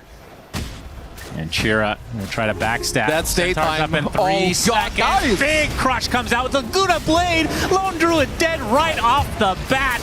3 dead, in fact, for 1W with no recovery in sight. 33 attempting to run, but the zombies are catching up. Not really, actually. The Frog is faster than them. Holy What is that camera view? We need that again later. They get the bash. And the kill goes their way. 4 dead for 1W. Yandex with the backstab, masterfully done. Yeah, nicely done. You get a 3-man crush into at least 2 or 3-man LSA. Immediate combo onto the Lone Druid. definitely caught 1W slip in there. Not something you see too often in the early game, that you're that stacked up. Like, they were smoking for a while too. Oh my goodness, disgusting. Just immediately dropping like 2 heroes. I mean, this fight is cooked before it even started. Yeah. I mean, a single Laguna Blade and Crush puts Pure to about 10% HP. Yeah. He is a squishy boy without that ult. I mean, just find the perfect 33 is like, oh, oopsie. There's a little light on his forehead. Maybe that's a bit of a misplay from him not to pause again to take care of that. We'll get that fixed for game 2. Well, let's see. Pure working on the only build that Lone Druid has, of course. Mjolnir rush into the Aghanim Scepter. There he is. Close up of 33. Yep. You see the reflection there? It's just a bit, just a bit. Yeah, this is out of control for Yandex now. 9K lead. They have a great Roche lineup as well. In terms of push, how would you put this? I mean, Lina, obviously long range. Quite good. Yeah, I think it's decent because like Centaur, you're very tanky later, you have Return, Lina is high range, and you have like Tombstone and good team fighting. Okay, Meteor Hammer is completed, so 33's farm will be pretty good. He's gonna get ganked though. Hoof Stomp finds him, Malady there. As a Flesh Golem puts down the Tombstone, but a Terrorize comes out onto 2 with the Bedlam to follow. Chain Frost as well. They do separate successfully as Malady might live through the day along with the Centaur. Going to turn this around to 33 instead. And now the Laguna Blade reserved for Whitemon. They do take out the Lina though, but it's at the cost of 3 members of 1W and maybe even more if BZM gets caught. Bushwhack finds him into the Crush. And the Bash had another one procced up, so Chira with a triple kill on this Slaughter. He is completely dominating this game. Man, all these plays are so expensive for 1W. Like, even though Watson dies, and I like his itemization, you know, he has the Maelstrom into the boost of travel. You can always just TP in on the Dominator creep. But even so, you lose 3 to 4 heroes in return. I mean, this fight was before BZM finish up the Vessel. You really need that one. And also, he doesn't have Magnetize yet. We've seen it many times where Magnetize doesn't get skilled early, but level 10 and level 11, I feel like they need it in these fights. Like, imagine a Magnetize rolling here. Yeah, for sure. They were so close to getting several kills, but I mean, they do get an important one. And as the case has been this game, the cost is too high for 1W. It's also Malady from all these plays. He has double Bracer, Treads, Magic Wand. Uh-oh, BZM. This is still a replay. Oh, sorry. I was testing some other stuff. I wasn't pulling a U. Uh-oh, BZM. Uh-oh, Pure. Okay, there we go. So imagine it's kind of a team wipe. Imagine if in the replay I had talked about unknowingly what is actually happening. That would have been good. Yeah, next time. Next time. We will not see the Hydra's Breath. The only thing we can predict are the early game pauses for lights. Of course, but those are very easy. They're like a given. Yeah, true. But yeah, I believe we will not be seeing a Specialist Array or a Hydra's Breath, as he will be turning his Dragonlance into a Hurricane Pike on the Lina. Yeah, very nice. As DM's body is just forcing 3 heroes to run away from him. Not a good sign. Yeah, that's true. 4 members of 1W on the retreat now. They've seen this blurst set that is Centaur in the Courier outfit. You just can't handle it. I mean, also now, actually, you've got a Lotus Orb completed on DM. So I was talking about the Magnetize, but if you're quick, you can just immediately dispel it and even, you know, kind of own all of it, or at least take it away from one guy later.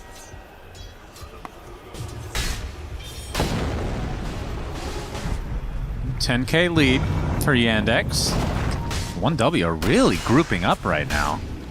Are they expecting a fight? Might be just... I think they just want to be ready for Yandex to, like, for a potential play. They do roll on him successfully, lick him in. The Crush comes out, but that's enough damage. Great pickoff from 1W. That's an insanely good one. I think especially also, if you look at their wards, like, they have a lot of decent control, like a mid-river ward that spotted CJ walk over to the top area. Mid-river in nighttime is the most dangerous area on the map. It's definitely something that CJ needs to respect. Now, next time, that won't be so easy. Chira about 1,000 away from BKB. And for Watson, you talked about the Hurricane Pike. I mean, does he need a BKB this game?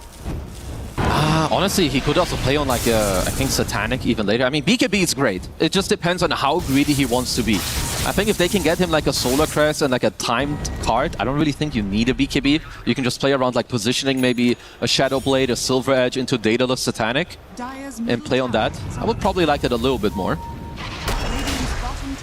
is under attack. The lead has kind of been stuck in place as they're going to find Centaur now to terrorize. Not going to be there in time. DM gets the Stampede off. The rest of Yandex now catching up. The Whitemon sacrifice for 1W. And they got owned by the neutral creep. Like, Ari was going to connect the terrorize and they just got congregated. Not done yet. BZM trying to get the roll in, but a nice positioning there from Chira Jr. Malady turns into a disgusting golem, and they'll find another kill off the back of that. Turning around onto Pure now, already at half HP. Is Laguna Blade available still? They find a support on the back line. Is Pure trying to get to the other side of the wall. He'll do so. So just like that, 3 dead in favor of Yandex. Another bushwhack, Saksa. Okay, Watson stuck. Okay. Will TP over the gate. I'm surprised he didn't yell about the tombstone shard, as Malady just went hopping into it. Oh, I didn't even notice he had it. Did they take out the Tormentor? It's 19 minutes. He bought it? Yeah. Dude, bro has been cooking this entire game. He's in 4th. But how often do you buy this anymore? I feel like I never see it. Well, not very often. This is why let a brother cook. That's awesome. He has shards. He's about to buy a blade mail. All right, I just had to. Now I have. Oh, Ari. He's gonna die here. Whitemon in the area though. Sharpshooters enough from Saksa. Well positioned to the south as Whitemon really wants to find a connection. He gets the Sinister Gaze onto the Slardar. Then Chira now in some trouble. DM in the area as well. Chira does fall, but the Laguna Blade comes out from Watson from the south. They get 1 core kill as BZM trying to roll away. Does have the Magnetize onto several heroes. Watson with the LSA missing. And with that, I think Yandex tries to back off, although Malady will get a nice Lotus to try to back away here. And BZM continuing this Magnetize. But I think the fight breaks up now, so it ends up being mid laner for off lane. Favor for that is 1W. Absolutely. 1-for-1 trade at this point is very, very good for them. BZM looking to work on a BKB. And like we all know, this is not really Lone Druid's strongest timing yet. You know, he's got only the Mjolnir. So of course he can kind of join fights if he wants to, but he'd still prefer to just get some more space. Yeah, it will be a BKB for the next item on Watson. Okay. As DM, we talked about the Lotus already. It's going to be Heart afterwards. 2k into that. Nice save from BZM here onto Mr. Whitemon. But yeah, I think with the BKB, it's going to be quite hard to take down Watson. And also, first Roche, honestly, it should just kind of go to Yandex. I mean, even if you go and try and contest it, you're fighting into an area that's just plastered with a tombstone. We have to see if Collapse is somewhere in the crowd. It might take over a PC. Otherwise, yeah, I would think that this is a free Roche for That would be a sick Joker. Like if you swap in a player for like 30 seconds. That's right. That would be nice. Next Midas mode. Yeah. All right, so Undying already has a shard, so DM gets a free one. That's excellent. Oh, what a dream if you're playing Centaur. Like, you're already very close to hard. Also, when you play against Lone Druid, it's really easy to rack up the stacks on your shard, because you can just keep using it on the bear. Counts as a hero unit, you just stack it up with your heart, and you're... Do you think teams ever talk about this idea of if a support is off to a good start and you're able to afford a shard and to hold that thought? Crush finds BZM. Chira showing off the BKB, it's going to be a free one. What was I saying? The shard if business. A support, hold that thought again, Kazu. Very important. DM being licked into the Chain Frost. Lotus, he's fine. Okay, fake high. Back to your great point. Back to my point. I've forgotten now. Shard. That's right. Yeah, if you're off to a good start on a support. Yep.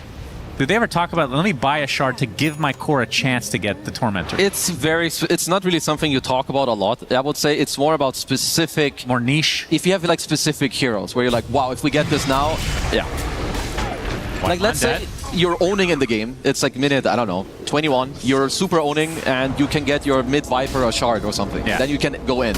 I think then absolutely you're going to do it. Otherwise, I do think that support items are actually very valuable. Like I would rather have 1400 gold on a support more often. Well, the only reason I mentioned that is because I can't remember the last time I've seen the Undying shard actually be purchased.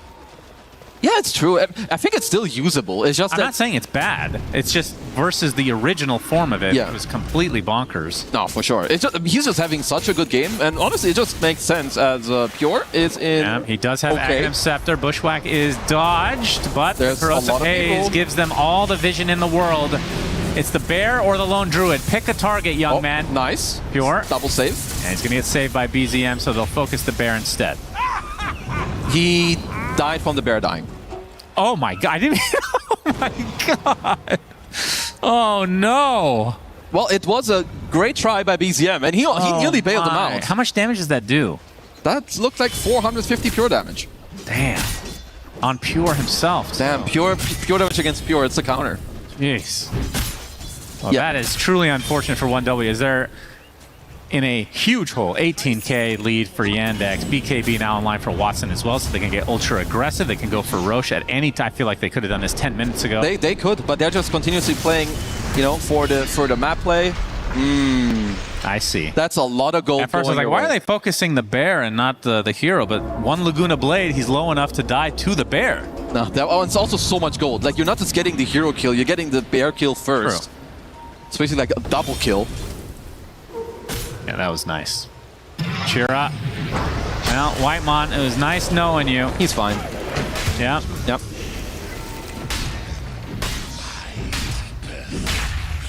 The lead continues to grow now. I mean, surely they go for Roche now.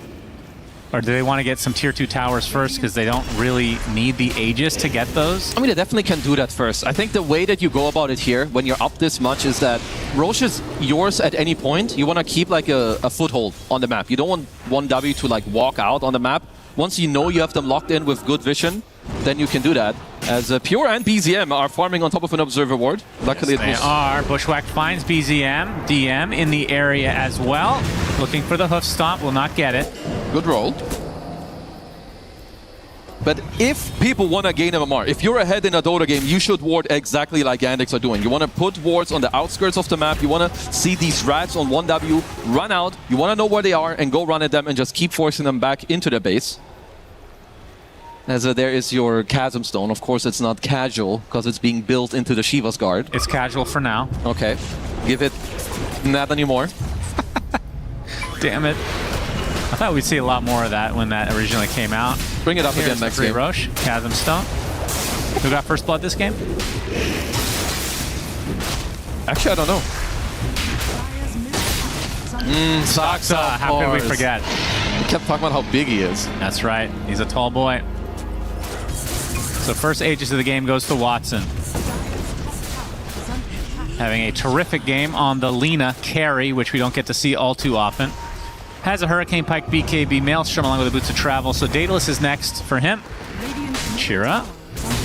Gonna be not going in here, it seems. No, CJ is just dodging them for now, closing in on his own Agadams. I feel like Essence Distiller has changed gameplay quite a bit, actually. It is such a cool item. Very good item. Great addition.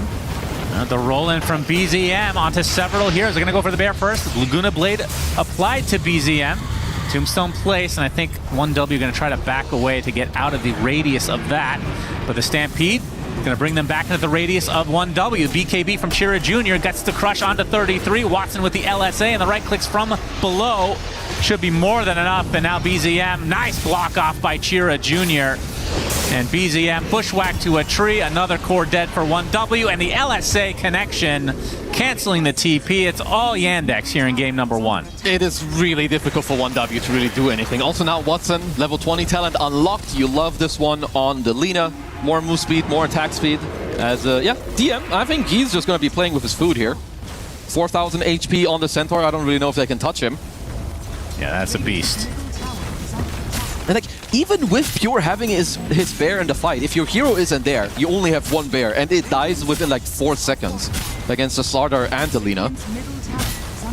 As Watson is gonna need a creep wave to get some stacks, so DM, don't touch it. It's reserved for Watson. Now Chira with the Aghanim Scepter, gonna be that much more tanky in these fights. Slardar mid looked very good in the last series as well. I'm a bit surprised that it died off. Like in that sense, of course, he had a great lane against the Earth Spirit. Watson getting rolled on, but BZM nowhere close to the range needed. Yeah, I mean, it does help that it was against a melee hero, obviously. Yeah. I mean, other than the Huskars and Vipers of the world, I feel like Slardar against range heroes is generally okay still, right? He does pretty fine against most. But it's not like you're gonna win the lane. Yeah, no, and you just get kind of spammed by a lot of range heroes, and then there's like your... Probably like some of the heroes like Viper that are really annoying to lane against, but most of the other ones you're fine. Of course, you want to play it into a melee. Melee, isn't that how you keep telling me to say it? Thank you. You sound much more intelligent now. Surely, that's the one. Yeah. Great take by you. Pronouncing words makes you smarter. Yeah. Have you tried speaking a second language? Yeah, I'm very bad at it though. That's good. Bishura and the Magakasif. Excuse me? I just cussed at you in Farsi. Back to the game we go. 22k lead for Yandex. Okay. And Chira having himself an excellent game. They're going to be met by Lena, Mr. Watson. I believe the Daedalus is on the way, so this is a great timing overall. Yeah, it is prime time to go. If anything looks bad, you can keep using Soul Rip on Watson, get up his HP. You have a secondary Lotus Orb as well now on Malady. You can always save him. And honestly now, with the Tombstone drop, you have full nighttime vision. You see everything. And it's really hard to jump into this. Yeah, free tower. What can they do? 1W. All these tanky, look, 3 of the 4 behind them are just so tanky. There's a roll in, the kick out as well. Chira Jr. deletes Ari as Watson now with the Laguna Blade onto BZM, has to roll away with the BKB. And look at all the space being made by Chira Jr. on the back line. They get another kill, and this is just disastrous. 1W, surely this game's about to end. They can't do anything. The Bear finally coming into play, doing a little bit of damage, but a little is not going to cut at this stage. 25k lead with still the Aegis. It's at least 1 lane. Probably 2. Yeah, when will people stop playing Lone Druid against this team? They just seem to have all the answers game after game after game. It's true. Well, ego is a great thing. It sure is. The lick in. Watson. That's a dead bear. Stop only onto 1. Is Watson able to right-click from afar? Corrosive Haze really helping his cause here. Terrorize. Not going to do a whole lot as the LSA into the Laguna is enough for 33 to bite the dust one more time. 50 seconds down and out. No creeps, actually. And now they do. Here they are, and he's going to heal all the way to full with the Aegis. I mean, I love being the type of guy, you know, where you look for a specific plan to come back, but I think it is really hard to come up with a realistic plan that you believe in here if you're 1-dub.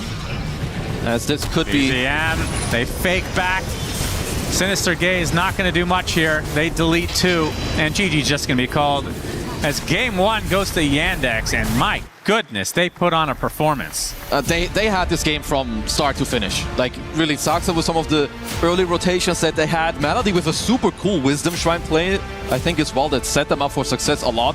Honestly, I do think that this is the type of game that you can write off pretty quickly. It's like, okay, you play the Lone Druid again. They've beaten it so many times. You know, go next, try something else, because this series is incredibly important.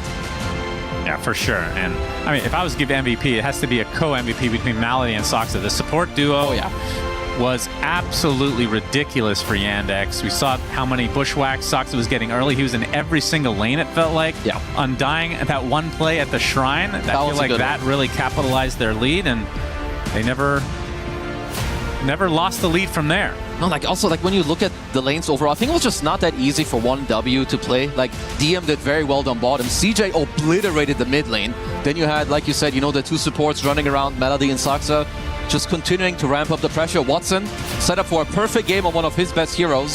So yeah, I think game 2, 1-dub.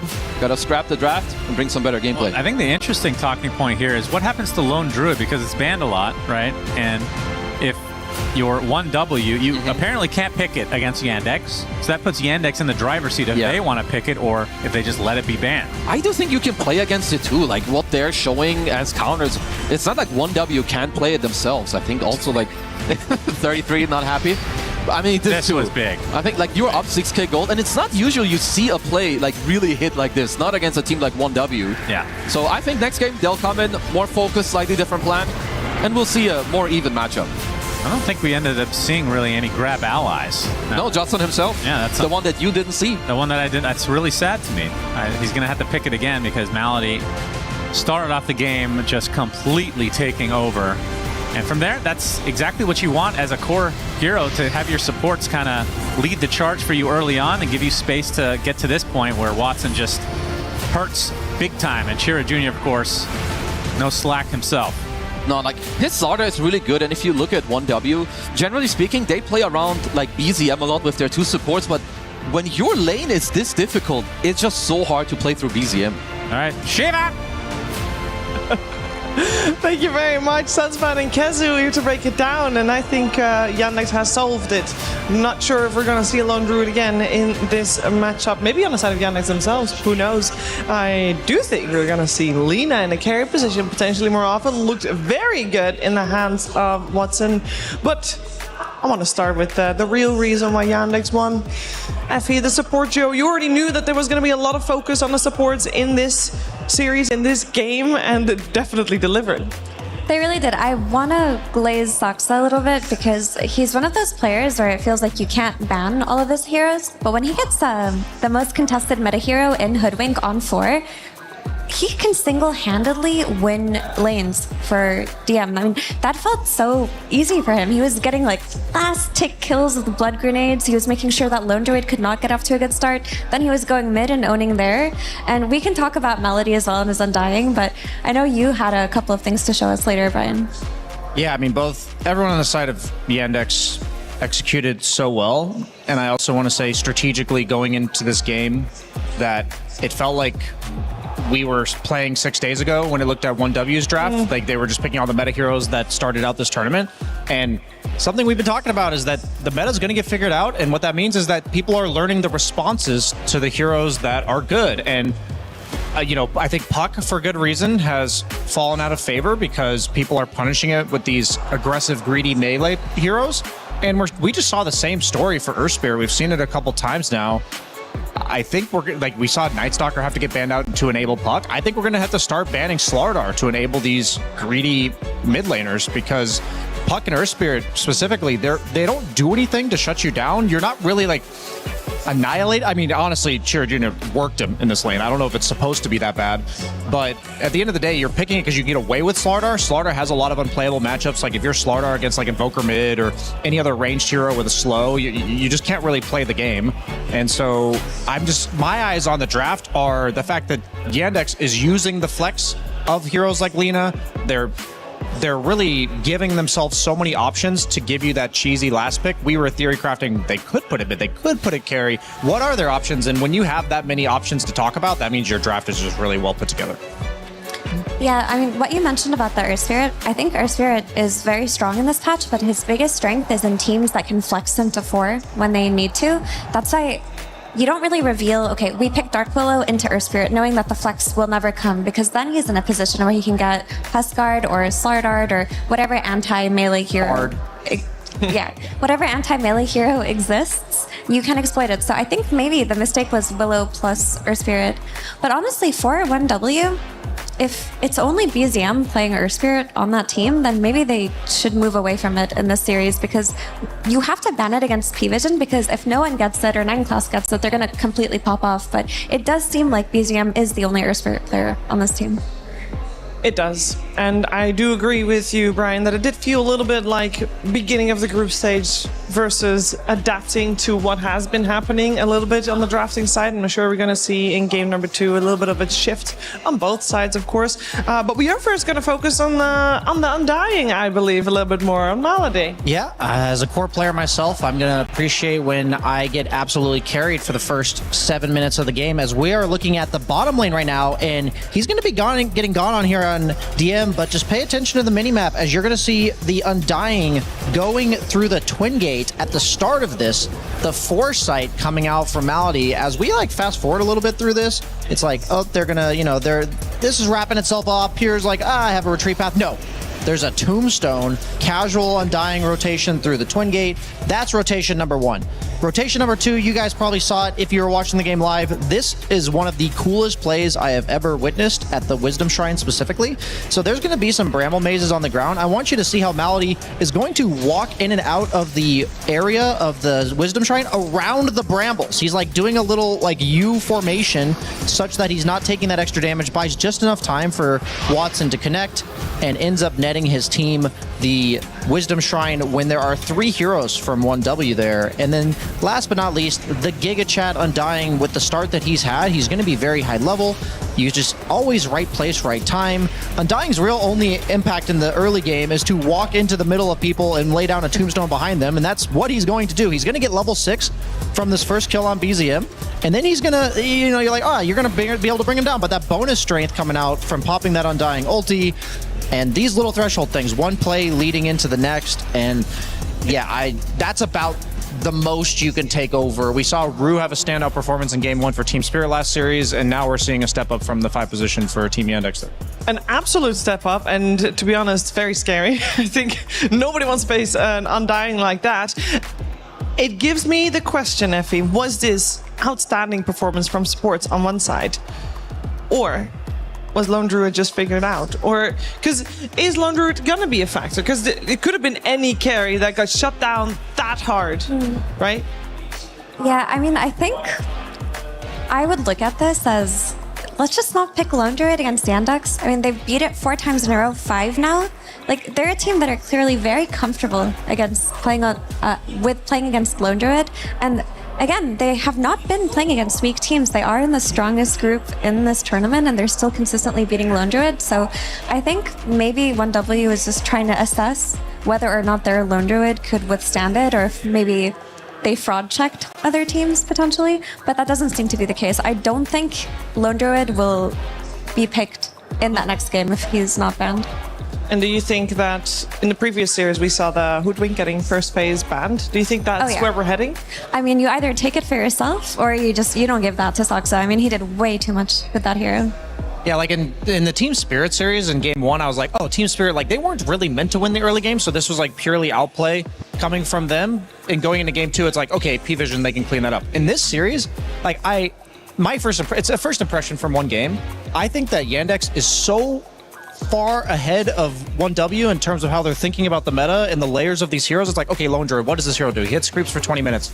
Oftentimes, you can't pick carry Lena because she's very easy to invade, very easy to gank. A lot of carries just go through that twin gate and boot her out of lane, and she's useless. But that's something we can punish because they have Lone Druid. It's not just the lane matchups. It's not just it's everything I feel like they're thinking about. And I think they got absolutely worked strategically. They're gonna have to I don't even know if it's fixable. That's how I am seeing this series. 1W is considered to be one of the strongest teams here. I mean, you said it yourself this morning, Effie. Out of the 4 teams we got on this stage, one of them is probably the winner, and the rest will probably somewhere be in the top. 1W is one of those, so surely they're gonna be able to adjust to something like this. Yeah, I would hope so. I mean, for me, the adjustments that I bet we're gonna see are not this first pick Lone Druid, but also maybe just not the Earth Spirit for BZM if they're unwilling to flex it. Because if BZM is in a position where he gets later picked within the draft, he can do a lot for 1W.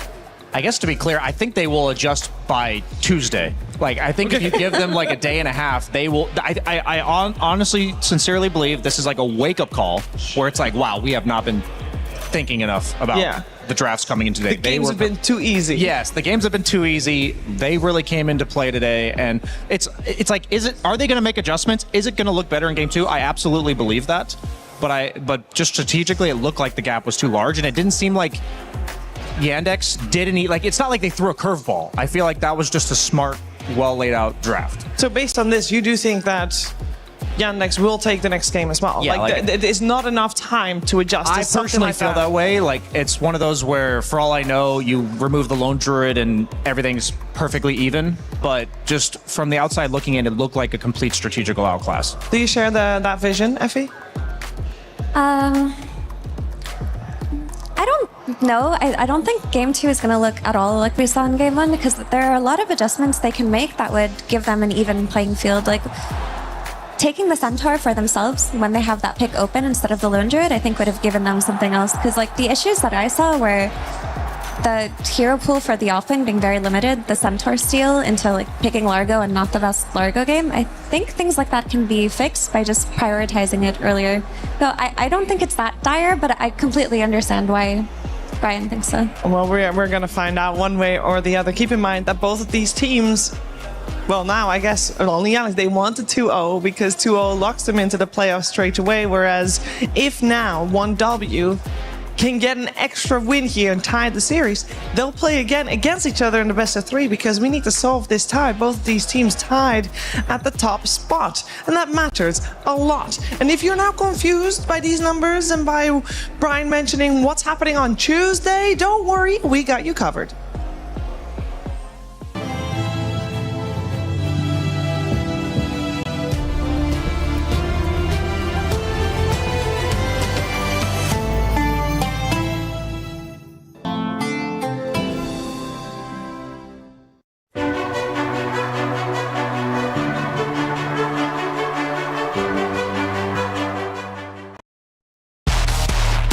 This year, the EWC Dota 2 format is more cutthroat than ever. This is how it's going to go down.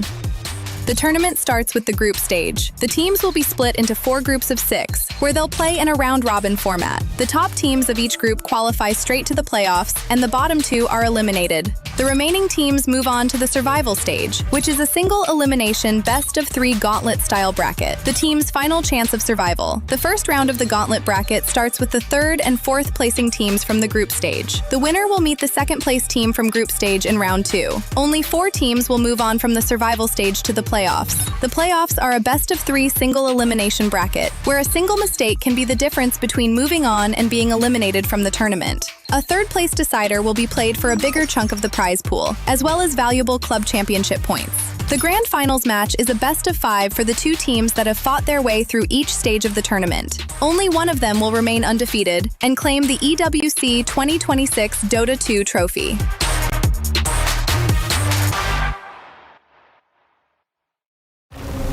The Esports World Cup, the most elite competition in the world.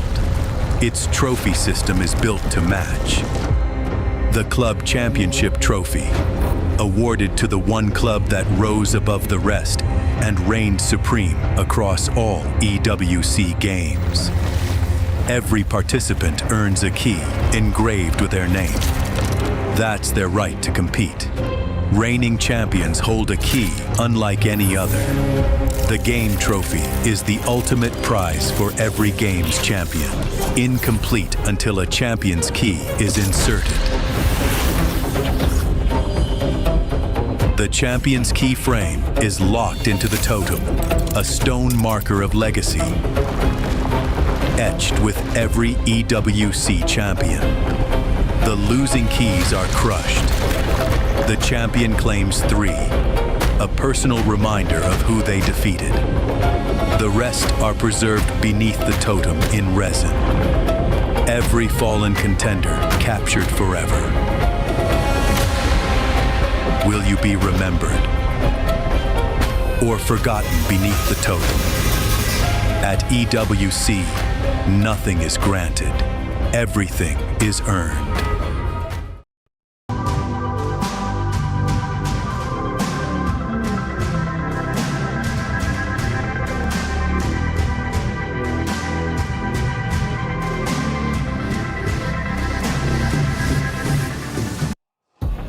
We're getting ready of game number 2.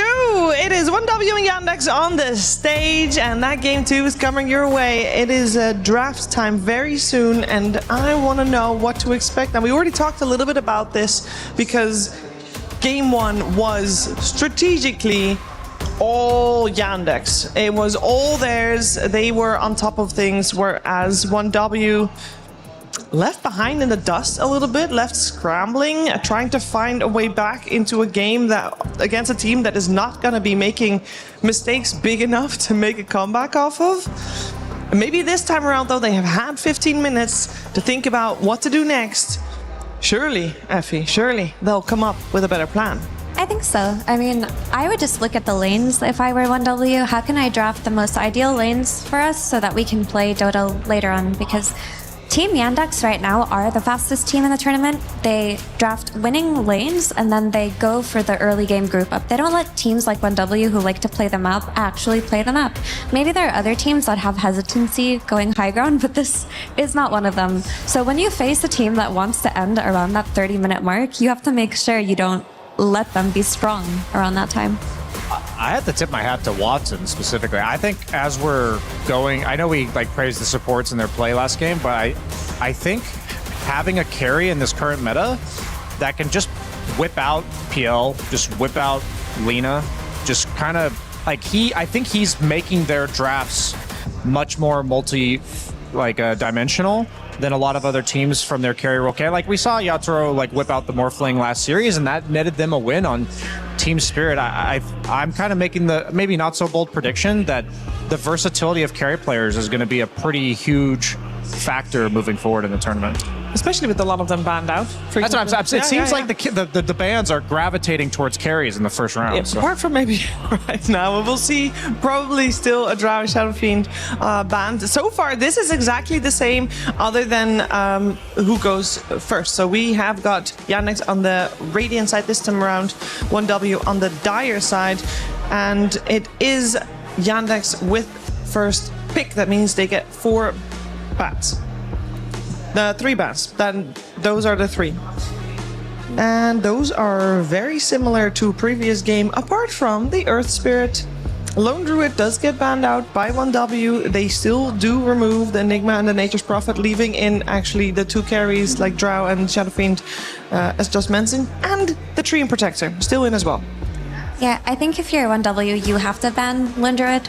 You don't want to play against it. You're not like Yandex that are constantly letting it through and beating it. And the Earth Spirit ban is a bit of a surprising one for me, but I kind of understand it with first pick on Yandex, because in that last game, they didn't have it, and they were able to counterpick it on 18 or 24 even. So they counterpicked Earth Spirit with Lena, and then they flexed at the very end with Slardar.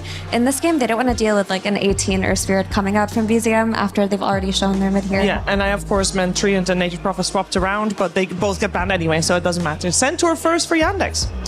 Yeah, I'm not surprised that this hero's getting elevated in his priority in the draft, because every time I've seen it, even when teams beat it, it felt like you had to pick 3 specific heroes in order to kill this guy who has 3,000 HP at 20 minutes. And if you don't have that, it's such a huge problem to address. And if you don't address it, you literally, he just runs you over, because they buy an early shard, that strength stacks up really quickly. Heal reduction feels kind of hard to come by right now. We even saw DM go back for stop by for a Lotus before he went for the heart. So there is a bit of versatility in the way that this hero can build. And he's also just insanely good against all of the range carries. And quite frankly, I think we're seeing the result of a meta where the carry like Slarks, Ursas, and Monkey King type carries that pick on these really tanky offlaners like Centaur, they're just unpickable, it seems like right now. I think Monkey King might be the most pickable out of all of them, so I'm curious if we potentially start to see Monkey King go up in value because of these Centaur first round picks. Yandex did first phase ban Axe previous game. This time it will be there as an answer to the Centaur. Another hero that I think we should keep on our radar just in case. You mentioned it many times before, Effie, the Keeper of the Light, still in. For sure, that one's the big one here. But last time Yandex were like, okay, of 33's hero pool, we're going to ban the Axe early on, and we're going to take the Centaur so that we make sure he doesn't have his farming mechanisms, his ability to play behind towers, to farm the camps that free up the triangle for his own mid laner. And between Centaur and Axe, Centaur is much easier to make work than an Axe. Like, Axe drafts can go very wrong, but 1W just go for it anyway. It doesn't necessarily interact with the Centaur in any capacity. It's just that they want that ability to farm ahead of the tower for 33.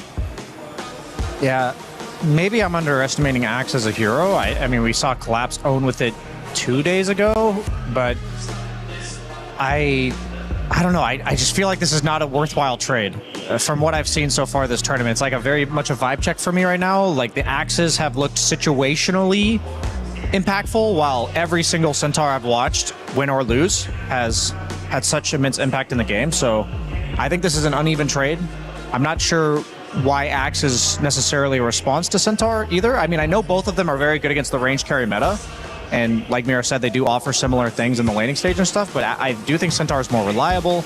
I think the biggest thing is that like a lot of Axe's bad lane matchups in the support role are dispels or like any form of save from a call. There's not really a support equivalent counter to Centaur. And they're just picking it before it gets banned. That's why. It's not a specific response. I wasn't thinking it.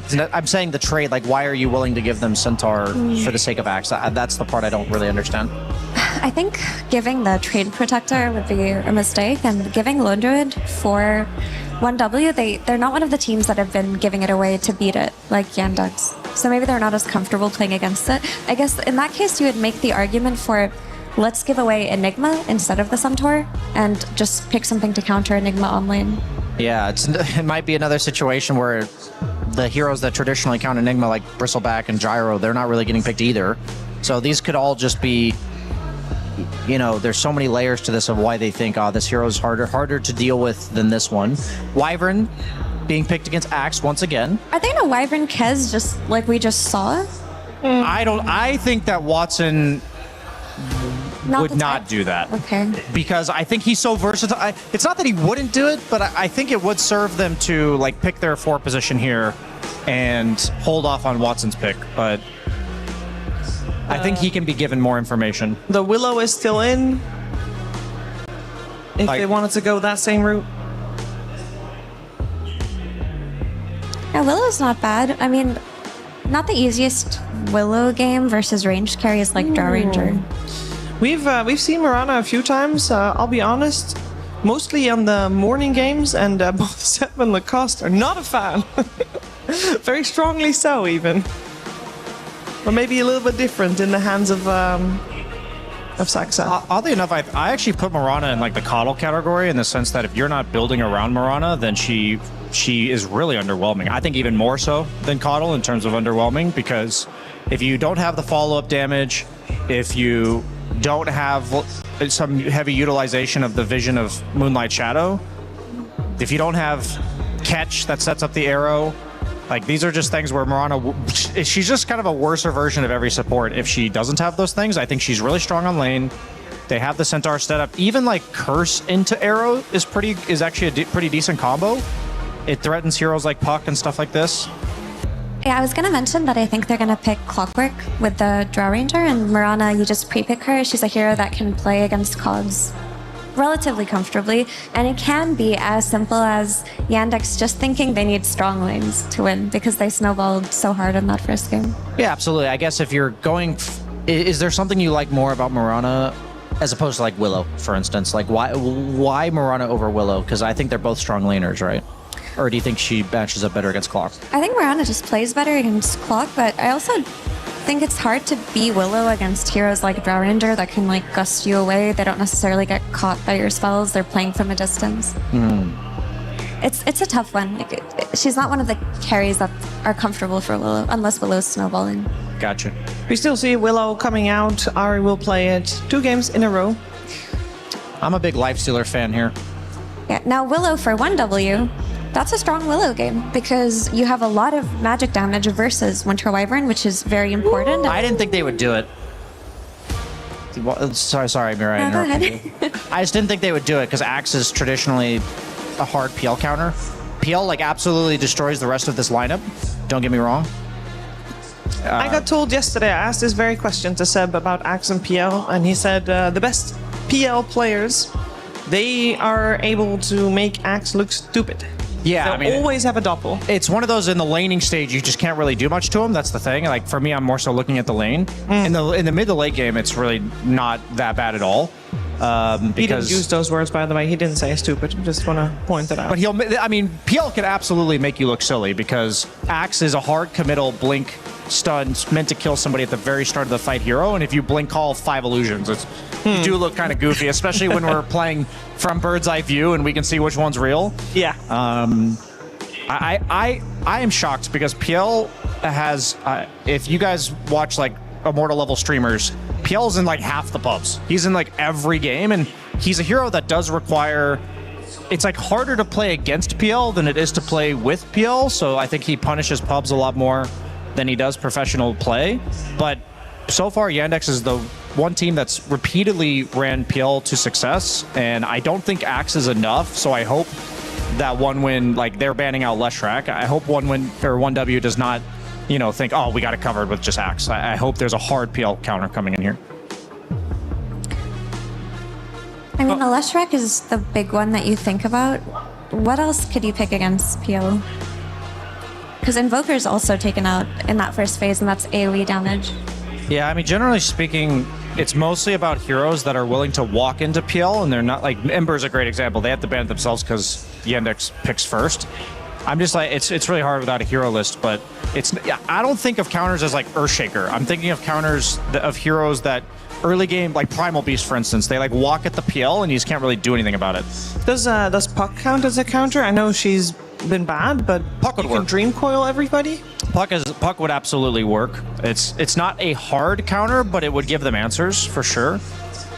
You know, you mentioned Shaker, and I think that if Yandex pick a melee mid laner, we might actually see the Shaker come out for VZM. Like, Yeah, I that can is see one that. of his preferred heroes. While we're waiting for this, I do want to talk about the drafts as they are now, because while it is true that PL and Axe have like nice dynamics on lane in the sense that, you know, PL can press Doppelganger and then you can remove the Battle Hunger, and then you've also got the Wyvern healing you. I still think it's a great matchup for Axe later on. I mean, if he's not being made to look silly like you mentioned, Sheaves. And this Drought plus Clock lane is very strong. Also, this is an Earthshaker steal, which is crazy. But okay, before we talk about that, I just want to say that the lanes on 1W looked very solid when they didn't in that first game. We'll see how the mid lane is gonna look, because with the Slardar ban after the Ember, that Shaker definitely feels like a steal. What's Brian? Tell it. Necrophos, dude. It just go for it. I actually think Necrophos is disgusting here. Like I was just thinking about, I'm like, ranged heroes that punish Shaker and buy like Radiance or punish PL. I think it's a sick I think this is like a really 5-head play to like ban out the ranged lane dominators and pick Shaker, but I think you missed one. What about Huskar? It's not a PL counter. That was my concern. But I think they have two favorable side lanes right now. Like PL's fine against Axe, but he does lose the lane generally. Like, you're not going to punish the Axe. Then you have Clockwork Drow on the other side lane. I think if you were to just all in lanes with Necro here, I do think they have other options. Like, but I would love to see the Radiance buyer that connects to fights. Would if they do go for that, would they still be on a timer? Like, those Phantom Lancer still just eventually close out a game? Yes, but it's one of those where if you're down by 20k all game, doesn't really matter. What do you make of the qual? I like it. What do you like about it? I like that it wins lane versus Shaker, and I really think that's the approach that 1W needed to take in this game too. They just needed to draft strong lanes for themselves. I think they do have win conditions within their drafts, and it is a strong Axe game, which was picked second. So all they have to do is not lose that 5k net worth advantage from the laning stage, and I think their draft will play itself. Whereas I know it was an 18 PL, but it doesn't look like the easiest PL game to pull off for me. I think the thing about PL is most games it's similar to Naga that we just saw. Like, it is decided in the first 15 minutes. If this game is remotely even, then Yandex is going to win, but I don't think it's going to be remotely even. I think they are going to fall 5 to 10k behind by 20 minutes on the side of Yandex. Like, if they don't, I think it's just going to be a massive outplay on their side. I would probably... this draft looks a lot better for 1W than game 1. I don't think Yandex got the better half of it this time around. I like the PL, and I like the idea of the Shaker. It's creative, but it's not nearly as much of a gotcha as I think they got in game 1. So we feel like this game too, the adjustments from 1W are good enough to, if they play well and don't get outclassed in the laning stage, they should just be getting that advantage, and they should be able to write that advantage into a win.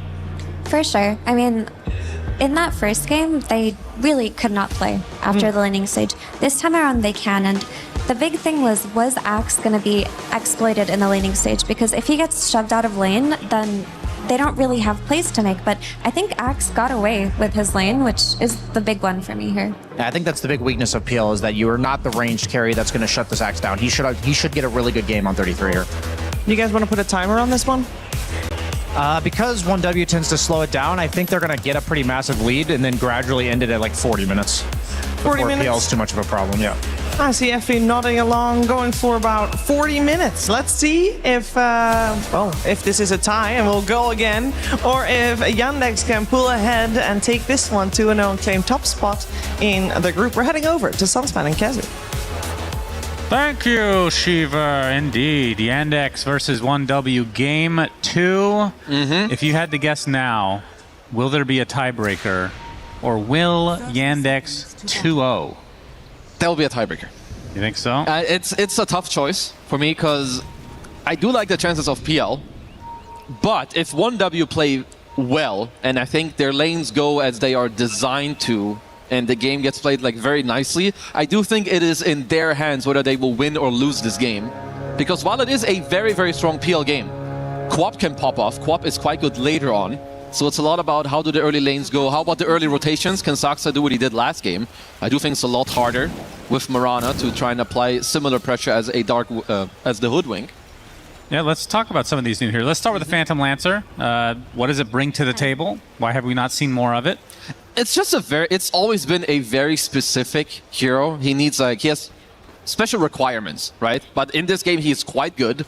I would say Quap is by far the best hero that 1W have against him.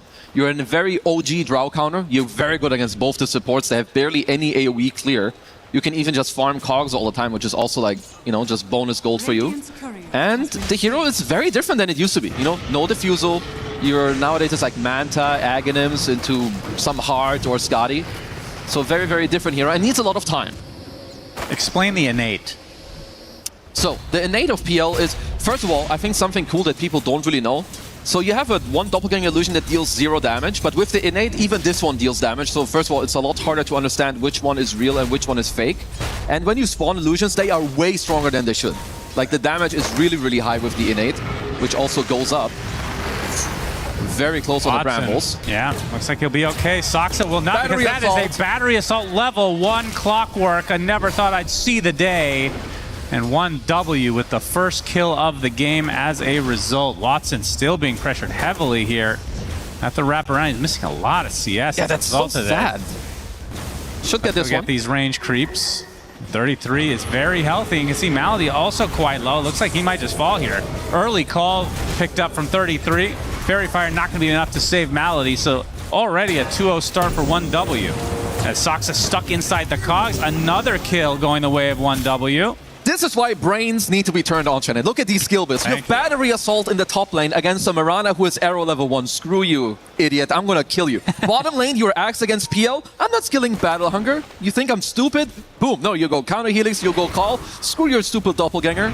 And he's going Ring of Health into probably Vanguard on Axe. This is why autopiloting in Dota is so punishable. And if you actually think about what your heroes can do and what you're up against, it can look like this. This is beautiful. I feel like not even with the pro players, they still go for the cookie cutter builds. But seeing this not two different heroes, yeah, yep, I mean, not white gold. I mean, 33 is obviously a huge exception to this in general, but yeah, that's awesome to see.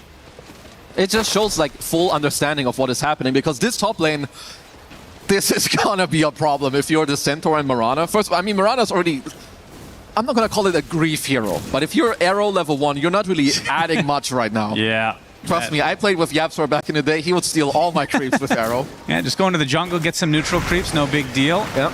As Malady will have to cold embrace himself. That's now a full wave. Puts him in a very precarious spot as 33 gets off the call. Should be a free kill. And on the other side, Shadow Realm keeping the Dark Willow alive and not really threatened that much by Watson anyway. Yeah. Now, they are going sicko mode in their lanes. Soxa still level 1. My goodness. Into the free line. No, Cogs not quite there, but the right clicks will suffice. So still stuck on level 1 Mirana. Bro, Pure is more than nice than the most last hits on Radiant. Yeah, that is insane. Yeah, they are 15 and 14. Wow. 2K lead at minute 3. This is a speed run of like records. That's for sure. Jeez. I mean, maybe they didn't know that they had to read what Battery Assault even did, because this hasn't been a spell in so long. Wow, I have this. Yeah, I wouldn't even be surprised if it's like 33 telling him, yo, like this spell. You should get this in exactly. This lane. Yeah. This is Soxa. He's gonna go arrow level 1. I know him. That's true. There's some inside knowledge there for sure. Oh yeah, easy. 33 gets a courier that had the gloves of haste on it. Man, everything going wrong for Yandex. This is, I would say, a big arrow coming out from Soxa. That's why you go arrow early. Although he is level 2 now either way. But Chira Jr. getting that kill on the BZM. A saving grace perhaps for Yandex? Yeah, you need that one. I'm surprised he found an angle on that one. Very, very nicely played by Soxa. Somehow he does it again. Steal the rune. Yeah, 33 getting everything out of this lane still. Body blocks. Courier. Nice job. Malady slowed to a crawl, but he should be okay. Oh, this is gonna be in the mid lane. It is quite even on the CS despite that kill. Now, this is gonna be an incredibly big Axe. You are not stopping this guy in this lane. Sure, Axe is very annoyed by PL like later in the game, but early and in the mid game, PL doesn't do anything to you either. So you're gonna, which is very nice for the Axe. Should mention, first pick Axe.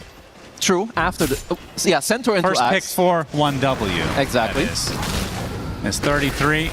It's going to be fine here. I don't do the numbers like the pro players. Like, hey, it's pick 15, it's start 29. It's 9th pick Axe Whatever. and 8th pick Centaur. Yeah, so stupid. The other cool thing, no, this is just pro. Like a nerd. What are you talking about? Yeah, whatever. This is why you're the caster. Anyway, Ash Legion Shield, super nice. Like, if you have a free game on Axe early, you're going to immediately get a neutral item, more HP regen, as White Goat with the Battery Assault, running down the Centaur. Yeah, even BZM blinking in, gets the Shadow Strike, so now DM is going to be slowed up. And Whitemon, not able to get him inside the car. I'm not sure if that's what he wanted to do. He definitely wanted him inside. Yeah. So DM outrunning him for now. Well, the problem for DM is, sure, you don't die, but 33 has 6.5 times your CS. Yeah, that's quite a bit. That's pretty minute 5. good. Yeah, and he can creep skip all he wants, which means, I mean, at the very least, Watson is able to get a lot of CS as a result of this, because he can definitely last it under the tower. Yeah, he's at least getting like a little bit of space, as 33, of course, is ultra maximizing himself. Active Rune, BZM will take that one. Just feels like Ari will fall. It does feel like when you have this much momentum, the runes just seem to go on your side every time. So you get the free rune there for 1W. Tell me about this Earthshaker, what the purpose behind it is supposed to be.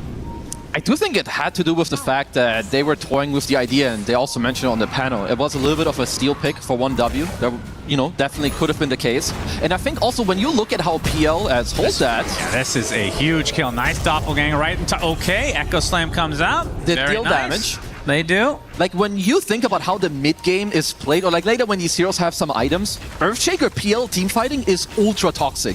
It's just illusions running at you. Shaker with his shard is just gonna Fisher totem on the ground. Yeah.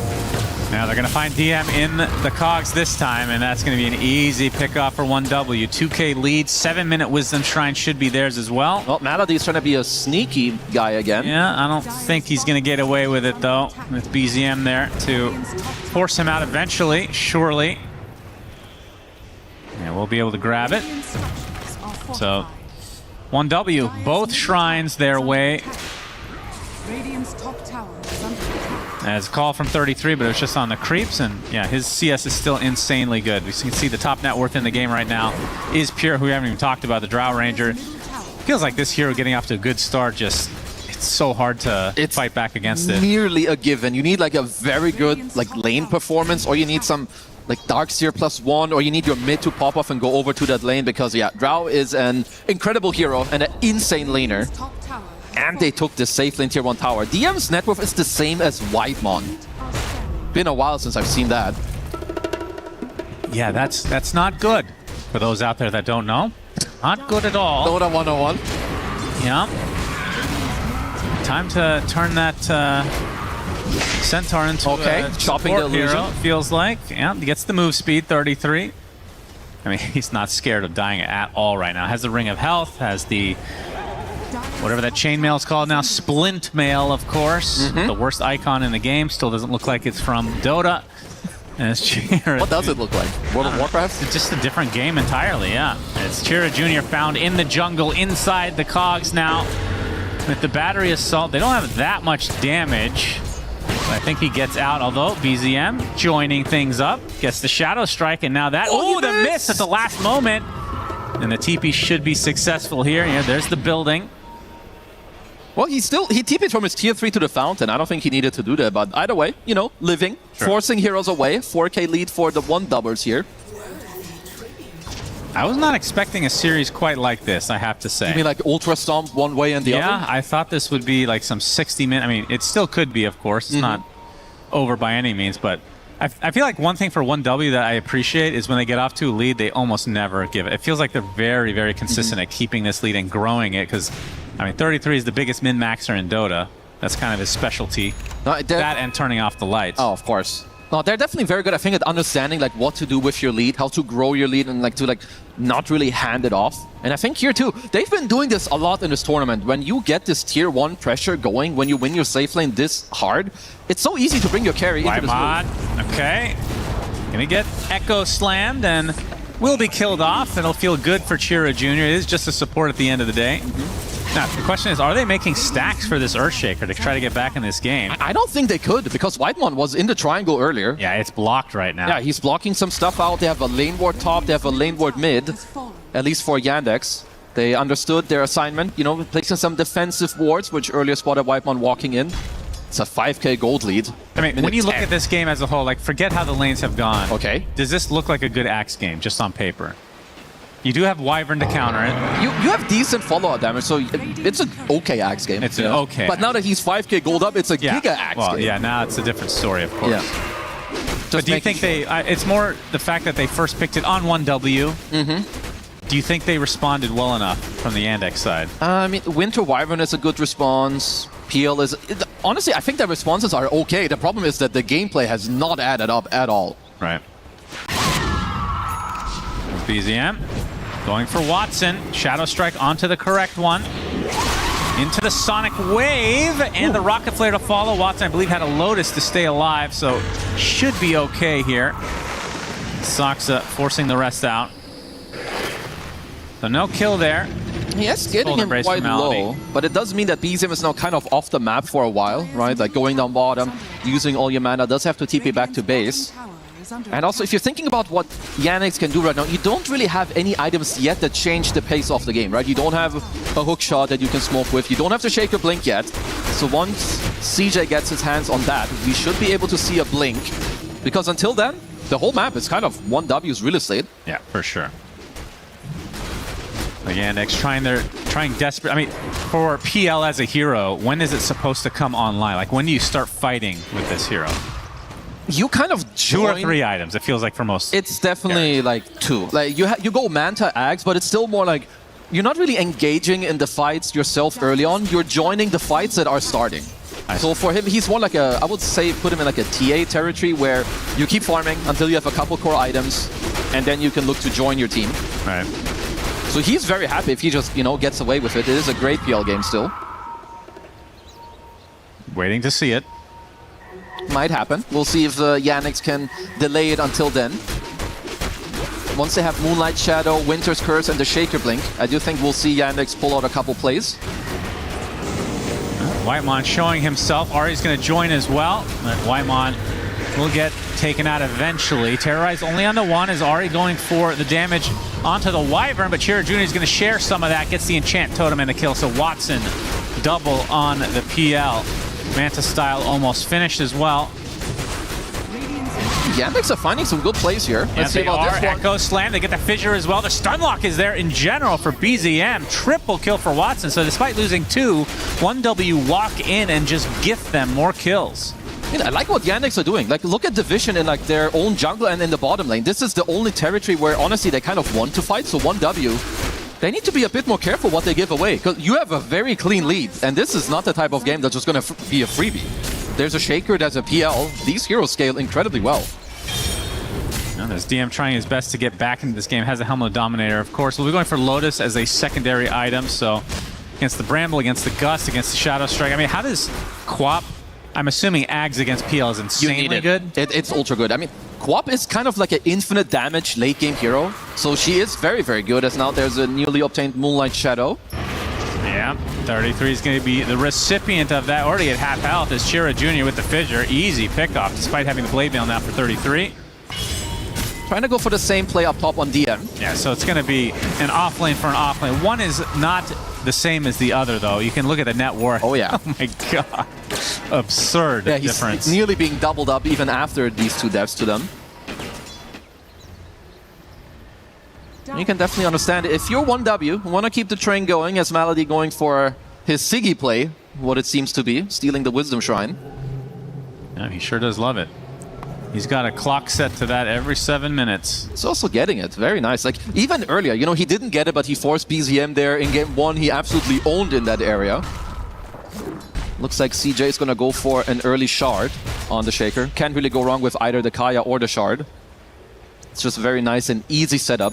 Could mean that you can just Fissure Totem, set up the arrow without needing to blink in with your main hero. Very nice. Ooh. Oh my goodness. Damn. Just the sound cue alone was enough for him to blink?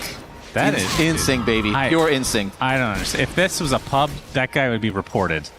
100%. He's hacking. That is insane. Yeah, check him PC on that one. Jeez. How is that even humanly possible? And Soxa, nice arrow. Does hit onto the Shadow Realm Dark Willow, so it will be a kill eventually. And it's always a trade, though, it seems. And this one, if they can get it, is a bigger kill. But DM, good TP on the high ground. I wonder what 1W will talk about now in the next couple minutes, because this jungle, and we'll see the blink out here. Did he?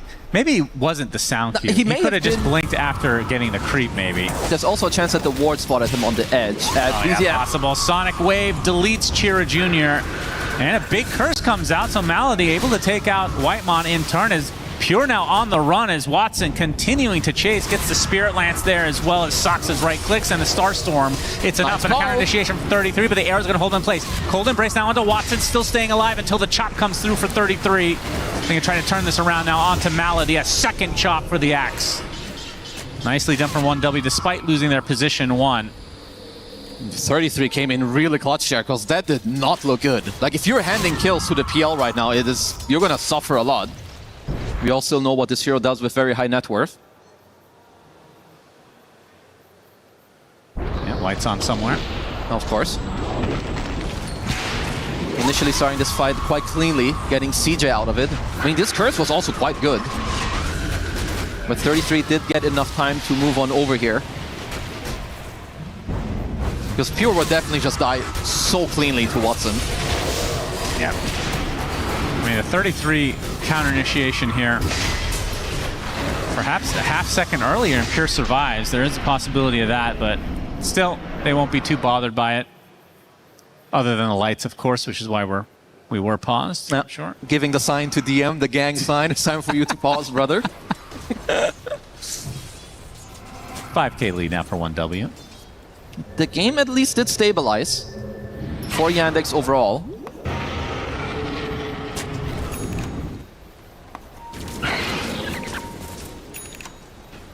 Now you say that, I feel like the lead is now growing again for 1W.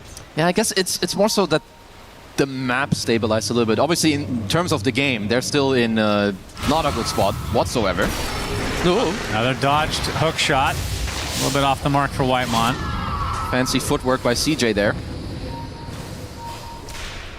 Yes, he will be working on the shard now, so the fissure with the extra stun from Enchant Totem, always a classic. Want to see also eventually, like, if Pure will want to work on an Aghanim Scepter. It is quite good to give you any more AoE clear, Soxa. Stampede to try to give him some space. I don't think he's getting out of this, though. You see Soxa with the most emotion we'll see all day. A slight tilt of the head.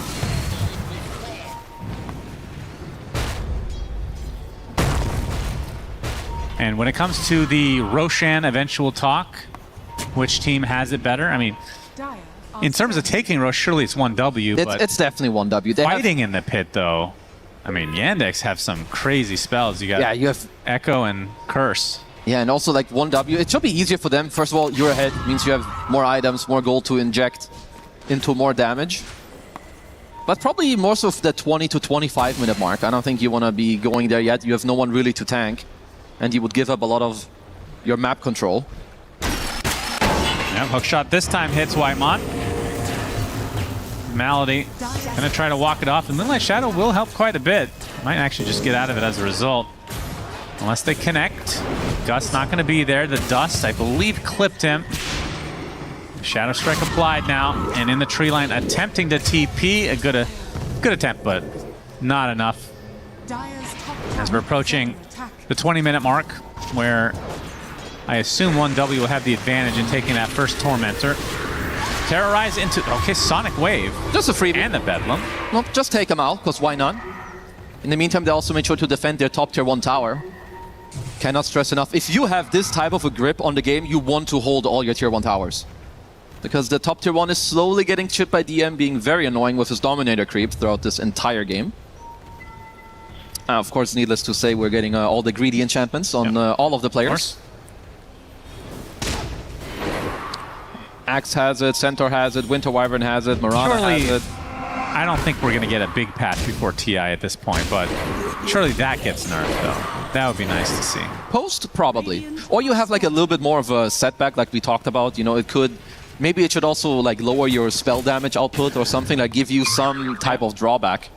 Very true. Because you do have If it lowered attack damage and spell damage, how popular would it be? I think people would still take it on specific heroes, and I would also say that that's like as long as it's a choice. Yeah, like I would say that just if you can nerf things, but people would still take it, it's a warranted nerf. Yeah. Because people would absolutely still take Greedy Enchantment. It's a very like unique type of thing that you don't really get anywhere else. I mean, Dota is all about gold. Yep, true. As most of these players will tell you.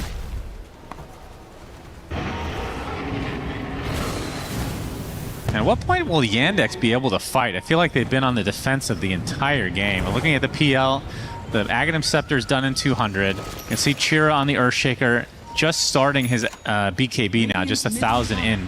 So kind of a ways away. The Lotus also a ways away for DM, so it feels like they're not really getting any big itemizations coming in anytime soon. I think 1W are the ones that are looking for a fight, like more so. Yandex can definitely look for like some chip or a poke, you know, with Fisher into the totem, get some illusions out there. So Yandex are definitely the ones that I would say they benefit a little bit more from a slowed down game and keeping it at this pace. Do have the Aghanims completed on BZM. Soxa, wrong place. Yeah, wrong place, wrong quite time. a few people. TP. Ooh, that was actually close. But 20-minute mark, we know what that means. Tormentor will be taken by 1W. And the Wisdom Shrine, you better look at how ready they are with the two supports, but this time around Malady making the correct call. He's not anywhere close. And we can see BZM on the Queen of Pain has the Aghanim Scepter. I'm also happy that Pure changed his item build. He had like 3k gold saved and wanted to go Manta style, which I don't think you need. I definitely prefer the Aghanim Scepter here. Give yourself some more damage output, some illusion clear. Also the Hypothermia against the Cold Embrace heals later. And you also just farm way faster with the Aghanim Scepter. You can even just farm with some Frost Arrows on the Ancients, whatever it is. Make it easier for yourself. Yep, he's only 600 away from that now. And 33, the last remaining core we haven't mentioned, BKB, still a bit away. Both teams probably going to chill a bit until these big items are purchased up and good to go. The Lotus does come online a little earlier than I thought for DM. This is a very natural move here. Let's see if Yandex can find someone. Active rune spawn timing is always a very easy way to try and use one of your timings, catch someone off guard. Haste rune, they're going to try to bait this maybe. And 1W are not biting on this one. Yeah, Chira Jr. initiated on by 33. The hook shot to follow. Shadow Strike applied to him. The Cold Embrace keeps him in place. The Gust is there though, as Pure getting all the right clicks he wants. Chira Jr. had no chance. It is a trade for Whitemon, but not even enough from Yandex's perspective. Honestly, that was just a good read by 1W. You see a lot of teams that in that scenario, the first guy, like your Queen of Pain, just jumps on this haste rune and takes it, but very nice discipline, just waiting Daybreak to smoke, and 33 gets his own engagement, even though the enemy team were the ones smoking. There's the Ags. Love that one. Super strong on the Drow Ranger.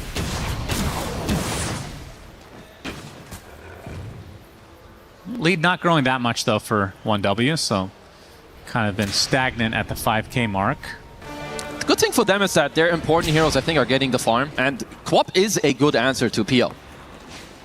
It's going to be about the time, I think, later you're going to need Watson with, like, what's he buying now? He's got the Skadi queued up, and I do think eventually you need a Heart to kind of, like, match the Quap's damage output in the fight, like, kind of offsetting it. I think otherwise BZM will just plow through these heroes.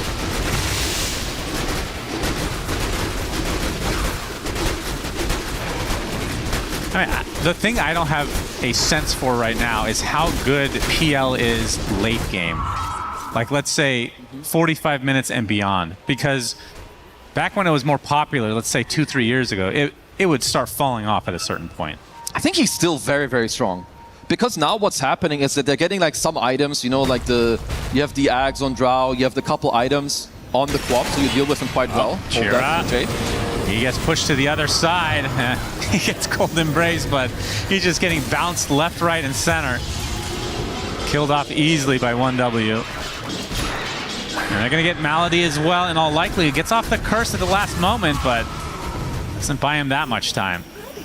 And that should be a Roche now for 1W, one would think. It's just that the Yandex are finding the perfect start to the fight. CJ is the most important hero, like, for the Radiant draft. If there's no Shaker, there's no team fighting. You need this guy to stay alive, to keep the fight going for the PL. So honestly, most of the team fighting for Yandex will be around Watson and CJ. So need him to have a little bit better positioning or the Shaker, or to wait for his BKB. Let's see, Watson, an ultimate orb away from finishing the Scotty. And then I assume after that you go some sort of damage, right? Daedalus, Butterfly maybe? I mean, I guess Butterfly against Drow is not particularly good. I don't know yet exactly what he's going to go for. There's also a world, I think, where he could go hard, but I'm never a fan of going Scotty into hard. It's kind of like a forbidden dual combo, because it's like just very survivable. But to be fair, PL's the type of hero that if you just stay alive throughout the fight, that is how you win. You don't necessarily need to have 5 damage items to clean people up, but rather... Feels like you need 1. Yeah, I mean, at least his illusions are very strong. I need to see what he goes for after the Scotty. Butterfly obviously is good damage output. You don't care about the Drow in that case? I mean, I guess she won't really get to hit you all that much anyway. Obviously, she has multi-shot. Not sure if he's done the math on like what's best for him.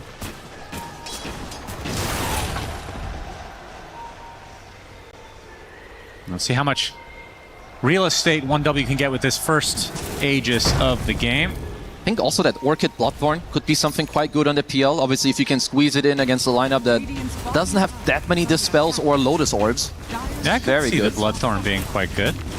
I like that. I think also like a potential Silver Edge. You have a lot of options on PL. I think that's another good thing. Silver Edge, really? Mm-hmm. Feels like Shard is a mini Silver Edge. No, definitely it's true. I would say that's like more the defensive one. You can play more aggressive with other options. But we'll just wait and see, because honestly, at this point, this game is going to drag on. How does the... So if you get the Shard on PL, I just remember the really old version of this. Might hold that thought. As they are. About to be in contact with each other. Pure.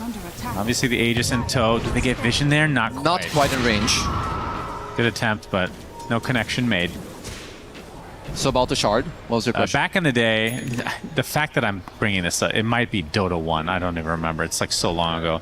When you went invis with his old skill, the old doppelganger, you could tell that he used it because there's like a slight animation. Is there anything like that?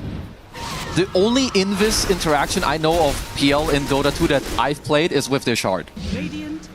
The only doppelganger I know is this one. You create one illusion that deals no damage, but takes the same damage as yourself.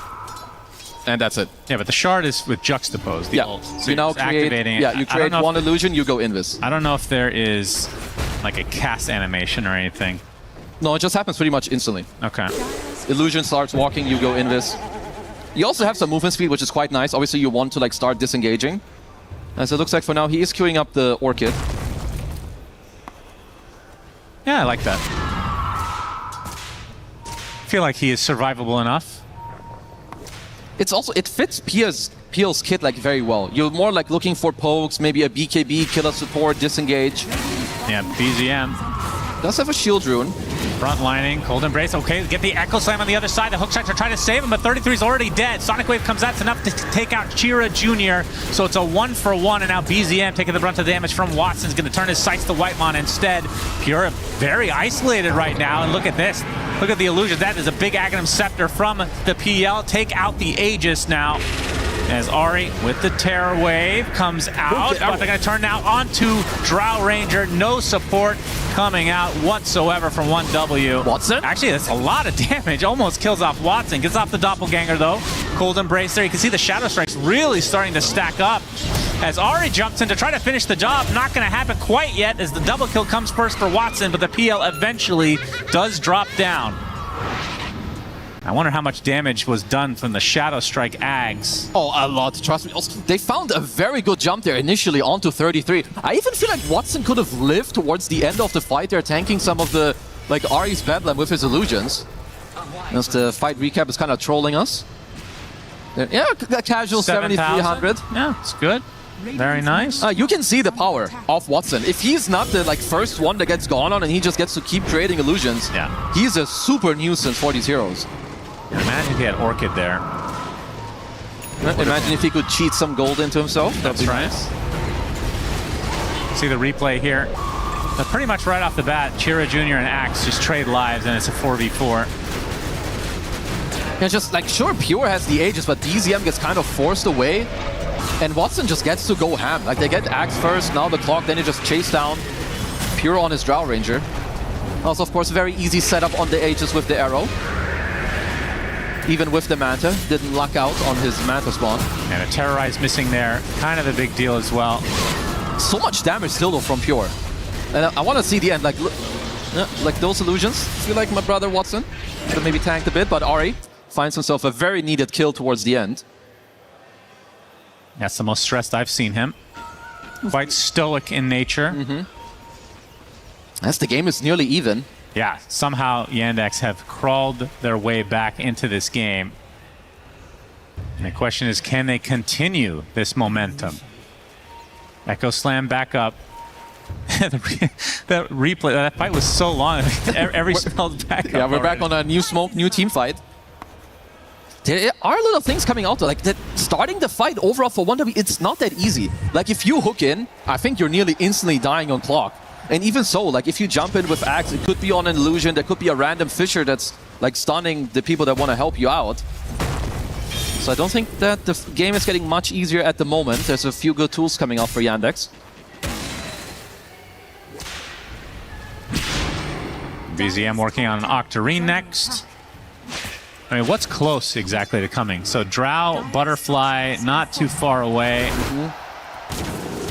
33, it's just going to be an Eon disc, so not a crazy item, but that's almost done. Yeah, I mean, that's also the other thing. Like in the mid and late game, it matters what actual items are coming out. Like what is it changing for the game state? And I think every single item coming out for PL is changing what he can do. Similar also, I think for DM, he's finally reached a state where he has a heart, he has a Lotus, he's starting to actually be a menace and staying alive. Yeah. I think the biggest thing we have coming out for 1W will be BZM scaling. You know, him getting the Octarine, him getting the Shivas, because it's all about his spell usage and him staying alive. Another Tormentor taken for 1W, and the shard goes to Ari. It is a good shard for the Cursed Crown, but I wonder if they were hoping for... See, who's the top net where that's pure? So BZM would have gotten it otherwise. Yeah, honestly, would have done a little bit more. I think like bonus Brambles against a PL lineup, it's just going to be tanked by illusions. It doesn't really matter. Going for a smoke on smoke here. Oh yeah, they're about to collide. DM going to lead the way with that heart, although Soxa might be the one to block the smoke. There's the blink out from DM. I think going to reinitiate. DM kind of isolated right now as the curse. Oh my god, Pure just destroys his teammate and Whitemon. They get a huge arrow onto the Quap as well, and just like that, 2 dead for 1W. And Yandex takes the lead as a result, and the question is, how fast is this Roche spawn? We'll find out in 5 seconds, because if it's a quick one, they can take that out before that Quap comes back. Yeah, and they honestly will kill Roche pretty fast. It is not at all. It's just going to be another free kill. Yep, okay, very good. Good slugger there. I think this is the other problem when you play against a hero like PL. Generally, you can only kill him if you need to commit. Right? This is like a 3200 HP hero with a Cold Embrace behind him. Whereas if you look at Yandex, it's a lot more chill. If you see any dot, Blink Curse with one guy next to it, we saw it there, that's a free clean. If you see a Fisher Totem into Arrow, that's how BZM died. It's too simple, and I think it's too stressful and too hard for 1W to get the goal that they want. Finally, this tier 1 tower is going to die. DM with that return. He's got Shard now. Feeling good about himself. And is this an Ags game at some point? Not really. Every game is kind of an Ags game eventually. At worst case, it's a save, but yeah. I mean, usually you want like a range right clicker. Yeah, I mean, just think about how 1-win kill heroes. I think you need to hook shot and then get some claps on the guy or an axe call. So if eventually you're shutting down like the 1 or 2 ways that they can kill, it will always be good for you. Yeah. Maybe you won't be saving the PL, because I think PL will be saved by a Cold Embrace or a Fisher, and most likely he will stay alive. I guess worst case scenario is just a mini Stampede for yourself, which is fine. Once Watson gets this hard, I know we're talking about the PL a lot and it's only a 2k lead, but they are already having issues, and once this hard is out, he's going to have like 4k HP, with a Winter Wyvern constantly cold embracing him in the back. Dire's bottom tower. Yeah, he's not too far away. Next fight, he will certainly have it. And then I assume he'll upgrade to Bloodthorn after that. And then, I mean, boots are not that important for PL, I would assume. I mean, is his shard not worth purchasing? I honestly don't mind. I don't think he needs it yet. I think it's like... I wouldn't call it luxurious, but you want to build other things first. And also, like you said, you don't really need boots on this hero. Like with Aghanims, you have like a 1400 range charge on like a 3-second cooldown. You're constantly just zooming around. So he's definitely still got some slots to work with. I mean, I guess we can look at Pure. Like, Pure and BZM are going to be the ones I think that need to deliver when it comes to the damage. And it's 33 that needs to find a call. A good one.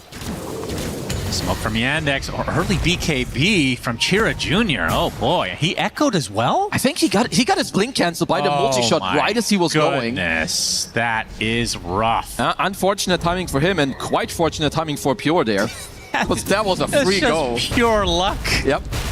Wow. All right, well that sets them back a bit. Oh, luck or skill.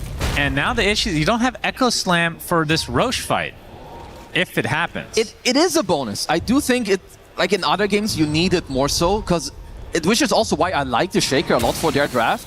Like, PL, Mirana, and Shaker are all very pokey heroes in nature, like from the mid-game onwards, right? Fisher told him there's illusions running at you, so I think the Echo not being available is okay.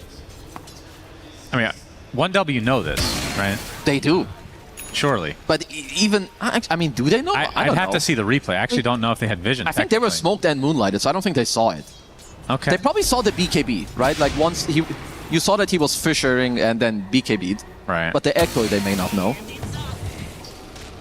Dire's top tower is under Yeah, I mean, attack. based on how passive they're being, I don't think they know, actually. I don't It's actually working out for Yandex a bit because they can get more farm throughout the map, technically. No, because I think it's very difficult. Like, you're playing into this Radiant draft and you need a very specific go.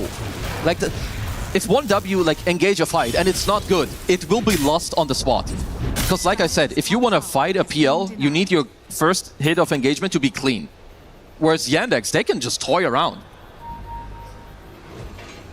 Yeah, look at this. They're still sticking around here.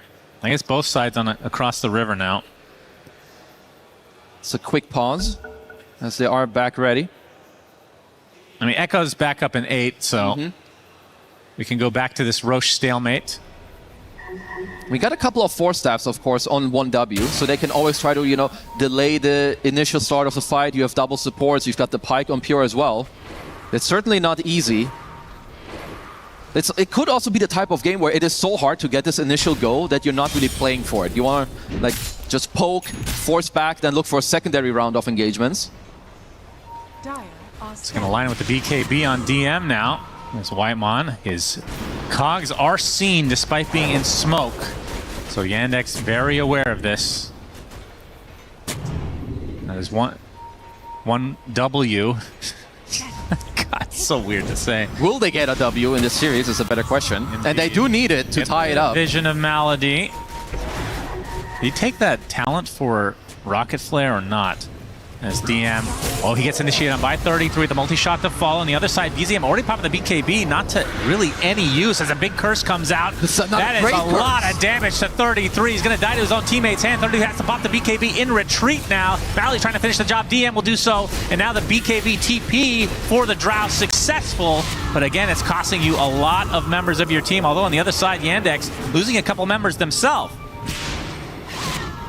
Support and mid for Yandex out. Meanwhile, offlane support for 1W. It's really, that's your initiators. Yeah, it is a good hold though from 1W. I think right now if you get any gold and XP injected into BZM, it's kind of what you want. He is your best answer against what you're playing into right now with this ultra fat Watson PL. Because he's getting close to his Shiva. He got his 20 talent earlier with the Scream of Pain damage as well on the Quab. Can maybe squeeze him into the 25 territory as well later. They're going for Roche. Under the noses of 1W. Don't have to worry about 33. Ari Nice positioning. You always have to terrorize to try and go for a steal here. Whitemon as well coming over. A lot harder to make work unless you have that rocket flare in there, which they do now, and Roche is going to belch as a result. DM taking a lot of damage. The Drow is ripping through him. A nice cold embrace to save him for the time being, but there's still enough magic damage to rip through him. Pure? On the other side, though, Pure gets destroyed by Watson, and that's the biggest kill of this fight. And Yandex, they still have 2 members up, and Roche is low. Well, Ari, 1W, despite the Drow being dead, they have 4 members at the ready. Yeah, Ari got Melody in the middle of it all. I think without any buybacks, they can't contest these, Yeah, can they? Sonic Wave finishes it, so BZM takes the Aegis as Watson applying some pressure. Don't know if he wants to fully commit here. Clockwork inside the pit will be the sacrifice for 1W. Just dying to random spells and illusions. Oh, did they pick up the banner, I guess? I believe they picked up everything in the middle of that. Watson pinged out the... Nope. CJ got it. There we go. Get something out of it. Well, they did get the Aegis, which is the main thing that matters. And you also have a Catalyst on BZM. So, honestly, very many good things going their way to try and kind of punch back here on this one. I'm pretty... Like, Pure died to an arrow, right? I think Saxa set him up fully on, like, the Glacier. It must have been. I don't know how he otherwise dies in a stun lock. Yeah, as that we see arrow it in right the there. corner. Boom. Yeah. Into Watson's right click. Yeah, he just dirty. Gets blown up immediately. Ari did a good job, though, towards the south side of the screen here as well, killing Malady, who's had some insane team fighting with the curses. Here we will watch Whitemon just die to Illusions and the Fissure and the Shard. Yeah, disgusting. Dead. Okay, well, 1W coming out with that Aegis definitely... It doesn't equalize the game, but if Yandex had gotten that, this would have been very difficult to come back for 1W. It's good right now. They kind of put themselves over this... Like, PL is still very strong. Like, Watson is the strongest hero of the game, but he kind of hit his, I would say, the Exodia moment was like 5 minutes ago. It's still here now, but it is slowly tapering off. You have Viscati, you have the Heart to be very tanky, but they're getting their next set of talents on the Quap, on the Drow Ranger, and their next set of items, so they definitely can work with it. I mean, this talent on PL is disgusting. He was already hard to kill. Now it's a 6-second cooldown on the Doppelganger. Yeah. And all his illusions hurt. It doesn't even matter. Like, with the innate now, his illusions are so strong. It levels up with his ult, right? It's every 3 levels. Oh, it's per level, so yeah. I see. So he is racking up quite a bit of damage. So getting level 30 actually matters here. Oh, it does. And where is the room to grow here? So obviously the treads can be deleted and ags can be consumed. So what 2 items do you want to round it up? Because I feel like this is going late game. Extreme late game. Probably, I could see like a Satanic also later. Maybe like Silver Edge Satanic. There's also like Daedalus +1. I like that though. Like, I wonder where he will take it. Like, I think you could go Silver Edge +1. I would assume it's like a combination of Satanic, Daedalus, Satanic, Silver Edge. Unless he wants a Blink to like get on top of the Drow Ranger. Because how good is Silver Edge against a lineup that is already worrying about Moonlight Shadow? Yeah, I guess, yeah, Silver Edge is maybe just not that great, so maybe scrap that. I like the Satanic Daedalus. Yeah, I think it's probably the best. Unless they do feel like all they need to do is like for him to immediately connect on a play. Because you're gonna play against Pure's Drow Ranger, who's already queuing up the Blink Dagger. As honestly, you need it. Like, Drow Ranger is very similar to PL in a way that you just need to stay alive. People will die. So all the Silver Edges and Blink Daggers are very good for you. All right, going for the gold here. Everybody has the shard. At the very least, denying it from the Radiant side, as they are missing 2 shards on both supports. Unacceptable. Very unacceptable. I'm wondering now if you're Whitemon, if you can swap maybe like going for an Aghanim Scepter on the Clockwork. Like, it's not like insane against the PL, but it's good. You can cancel multiple Blink Daggers that you're playing against, right? From Shaker and the Centaur. Because maybe you can start thinking about bigger pictures. He is obviously going for the Lotus, which is great to take off the Bloodthorn. So absolutely, I don't mind that. Yeah, we're getting into late game territory now. Very, very even game. Yeah.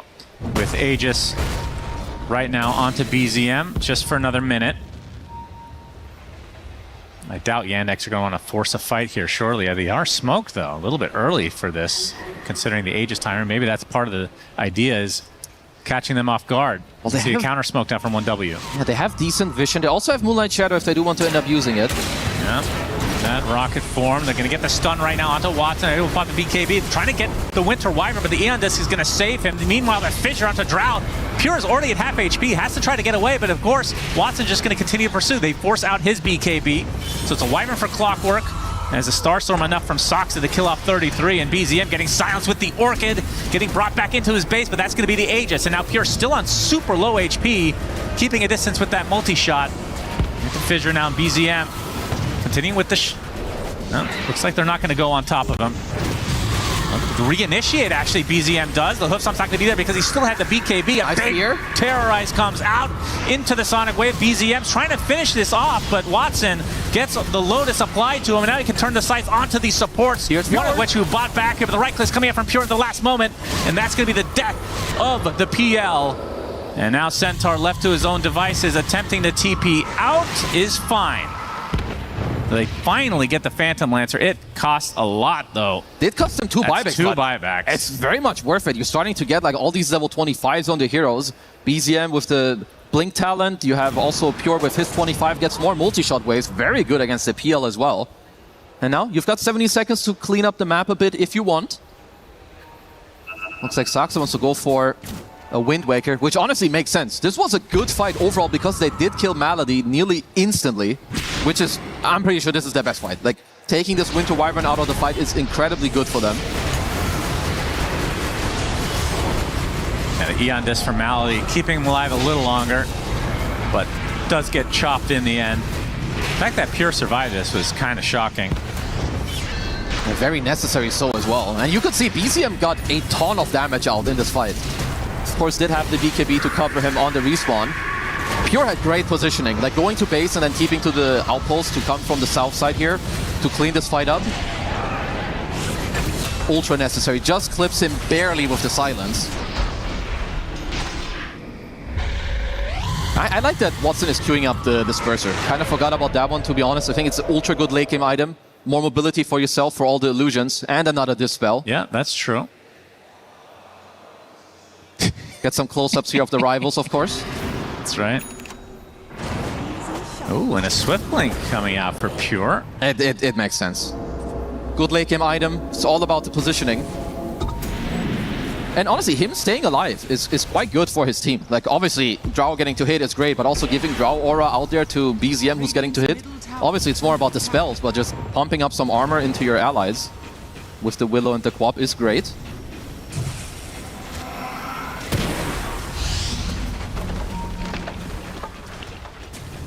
This tier 2 being pressured just a bit. Chira Jr. didn't mention, he did get it a while ago, the refresher. As BZM arrowed up, this is going to be a lot of damage applied. Get some distance though, and a Lotus applied to him, he will blink out.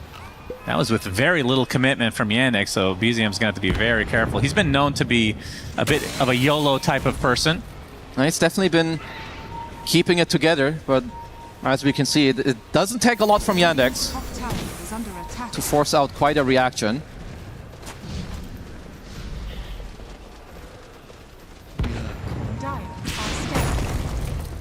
Watson, 5.5k gold, obviously wants to retain buyback for these fights. So it'll be a while until he gets another item. Oh, I guess he could sell treads to get a little injection as well. Yeah, he's still gonna need quite a bit more. I think at least like 2k, maybe 2.5, even with selling the treads. Well, this is one of the more even games we've had lately. Whose shoes would you rather be in at this stage? I think maybe still slightly Radiant. I think like on Yandex. It's definitely getting like, it is getting closer. 71%, really? I mean, I don't even know why we look at this percentage. Honestly, I'm not that surprised. I think at the least it should be 60-40 because it is still by nature just easier, I think, for Radiant. Because like even so, let's say the fight starts, there's a card available. If they find a good goal with a Fissure Arrow, like you can just double echo someone out of the game as well if you want to. Like I think if any of the cores die instantly on 1W, the fight is kind of cooked. But to reach that like type of scenario, I think it's just way easier for Yandex to have it as it is for 1W. Definitely eyes on BZM though. His scaling is working out quite well here for them. Nice illusion rune coming out now. The few heroes that absolutely loves to see that. Well, it's a very early Roshan spawn. And Saksa has a Wind Waker, so if they all in Malady, they can still try to save him.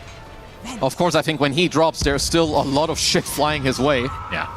Queen of Pain, all his BZM spells, multi-shot. Wait, I thought he had an Eon disc. We're going to see the arrow come in, full arrow duration, but 33 coming in with the counter initiation with the call as well. BZM staying alive, gets the Sonic Wave on. It looks like nothing here as Pure getting got on by the Centaur along with Soxa nearby. The Echo Slam was off camera as Pure now on the run. The solo curse, they're going to surround tactics on him. The BKB runs out and the arrow finishes the job. 33 now has to try to run away.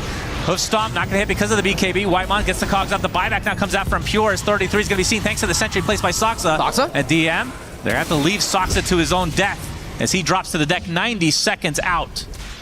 And Nandex now on the run. BZM gets Hoof Stomp. No more arrow follow-up though. Into the fissure.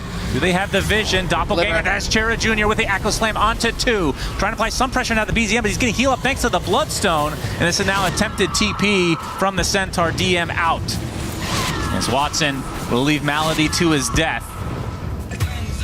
Splitting the uprights to try to create a little bit of havoc for BZM. Looks like the PL will live in the end. That looks like we got another BZM show on our hands because he is popping off. Did cost him a buyback, of course. 8,000 damage by Centaur. That's pretty good. Yeah, he's just getting a lot of double edges off with like multiple stacks. Same with the Stampede damage is very, very high. So sure, you did have to use the buyback, but you're just getting an Aegis in return. And BZM now as well. I like the choice of the Bloodstone. He is like, you go full HP instantly if there's some PL illusions out in this fight. Honestly, at these round of items, they are pushing 1W quite high up there when it comes to like their own strength in the team fighting. I believe that was a fight where they killed Malady first. Was queuing up a Shadow Blade at the moment to maybe help him out with some mobility. I thought he had Eon Disc earlier. Did he sell it? Did he not have it before? I don't think he had it. I could have sworn he had an Eon Disc. Maybe it was... I mean, I would be surprised if he had it and sold it to have It's this. possible it was 33 because it was right on top of him. It's only him. You were talking about the one mid fight where Wyvern got jumped, right? Yeah. It must have been Axe like right on top and I just... I don't know. Yeah, because now it does sound a little bit familiar. Either way, Aegis now for Pure. They have the Cheese, they have the Roshan's banner, and of course the other Roshan banner from the second Rosh is on Chira still. Very important. And DM.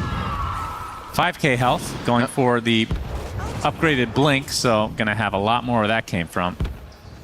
And people are starting to get really fully slotted here. Very low cooldown on the multi-shot as well for Pure, of course, with all of his talents. Late game on the Drow, very, very, very strong. You can see all the left side, just full multi-shot.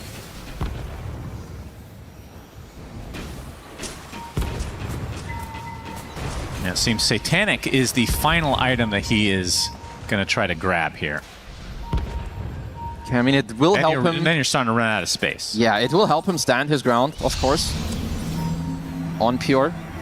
He is dealing a lot of damage. Hook shot missing. Well, CJ's been having a pretty good dodge rate on that one. That's true. Level 24 on the Earthshake. What is the 25 talents on him? He's got the Enchant Totem cooldown. Yeah, and the Echo Slam cooldown. I think they're both fine. I mean, whenever you have Axe, you always take the left one. Yeah, he does not have Axe. Because I think also once you have Refresher, the Echo Slam cooldown becomes a little more redundant. Because like you kind of want to only fight with double Echo anyway. Yandex looking for a fight. BZM onto the south side. Blinks right into them unknowingly though. Pure, pop the Manta, take off the Orchid. There's a Hoof Stomp from DM. Pops the Ghost Scepter to stay alive. Gets Force-Staffed as well. There's the Curse. Is it enough to take out the Clockwork? Not really. The Drow is not in range. Eon Disc procs for Whitemon. Terrorize going to be canceled up. As you see, the Clockwork is just taking heavy damage just from the illusions and the Bloodthorn, but a nice Wind Waker to save his life. Whitemon, but the Fissure comes in. One more Starstorm for the road, and the Wind Waker from Sox is going to keep him safe. Sonic Wave clipping a couple heroes, but I think this is retreat mode for 1W, or at least a soft reset. Ah, this is nice. It's been a while since I've seen a late game where both teams can play on a lot of poke, jump in, Wind Waker out, and when people stay alive, you still get the Fissure into arrow. 33 look for the call, only onto creeps though. BZM jumping back in with that Bloodstone activated, a little bit isolated right now. Fissure's going to be there along with the Echo. Arrow's coming as well. He pops the BKB, and he's able to blink out just barely, getting 4-staff blinks again. And now Watson, they find the clip onto the Drow Ranger. Look how fast Watson is. He's going after BZM. He's going to kill him. No, gets to the high ground again. Finally out of vision, but now the Aegis is down as Pure pops the BKB on top of his Glacier, taking a ton of damage now from Watson. Do they have the vision, though? Trying to get away. 4-staff gets on the Glacier now, but that's too much damage. As 33 TP's out in the cover of his BKB. Great fight again from Yandex. That chase down was ridiculous. He nearly got BZM towards the end of it, but Pure, after respawning... He's dead for 2 minutes. He chose the wrong way to blink out after respawning. He blinked right into Watson's hands. And they know there's no buyback available. Like, if you... Maybe you don't time it the second directly, but his buyback is still down for 2 minutes and 40. Yeah, you should know it's down. Yeah, for sure. Let's see if BZM can put up another show. It is hard to push into an Axe and a Quap with Ags. Watson already at half health here. The building damage is not particularly great. Sonic Wave, a hook shot from Whitemon. BZM blinking in as well. Whitemon with the 4-staff, orchided up though. Another Wind Waker. Keeping him alive. Eondis procs as well. Hoofstomp from DM. There's the curse though on the other side. 33 with the call, but he's taking a huge amount of damage, attempting to get out, but he gets chopped to the ground himself. Does have buyback though. And now Bramble's being quite the nuisance. Feels like DM needs to just tank this tower to be able to take it, because Watson, going to be very difficult for him to do it alone. Still 50 seconds, no Drow, but this is such an annoying lineup to push into. Man, they're doing a really good job of use the horse cart. Workhorse for the Centaur is BZM just brushing it off, and this tower's taking like no damage at all. This is where the overthrow practice comes into play. My bro is just using hook shot. Whitemon gonna push the Centaur back in, but there's the Echo Sound right on top of BZM. They have the damage. He's dead. Okay, does have his buyback though. So 3 dead now, including the Drow from earlier. So that makes 4 if you're doing the math with me. Doing the math. And this is going to be a full set of racks, and they're going to have to force these buybacks out. You're going to have to buyback something, or you're losing probably all sides of your racks here. Yeah, they're waiting for the Drow to be up, I'm sure, and then they're going to buy back in full. And the question is, how much can they get out of it? First buyback comes out from the clock. Okay, Ari. Bedlam doing quite a bit of damage. Sox is actually just dead. Any edge? Not quite. There's the Battle Hunger. 33 chops him to the ground. And with that, everybody buying back except for Pure, of course. All they get is the support. So Yandex going to be extremely happy, and now a late game butterfly. Again, it's against the Drow, but once you eat that Ags. Honestly, more so for him, it's more about his own damage output, I think, than it is for surviving against the Drow. Yeah, the guy who's killing him anyway is kind of BZM, who's really putting on a show, but now you have multiple win conditions. No buyback on Axe, no buyback on Clock, and no buyback on BZM. Chira actually did go for the Enchant Totem cooldown, so I assume he's going Ags. Now he's You'll eventually go Ags, so it's fine. Interesting. It's definitely the better of the two. Once you have Refresher, who cares? I also like the Yashakaya. It's all about getting your fish out there quickly, follow it up with the Totem. Let's see what 1W can do here. 40 seconds for Saxa. Any hero being out of the game right now is a big deal. And Yandex just, from their perspective, just got to chill. As 1W obviously looking for a pickoff. No Roche for a bit. We'll know in a minute. Malady blinks out. And speaking of annoying lineups to push into, honestly, Yandex is even more annoying, I think. It's both of them. There's just so much stuff flying your way. They are doing a good job dewarding the map right now, though, 1W, during this downtime. Another Wind Waker. I wonder if eventually someone will look into thinking or talking about a nullifier. Of course, that's a good way how you stop these Wind Wakers from coming out. But then the other part, it's annoying buying a nullifier at this point and slotting it into your inventory.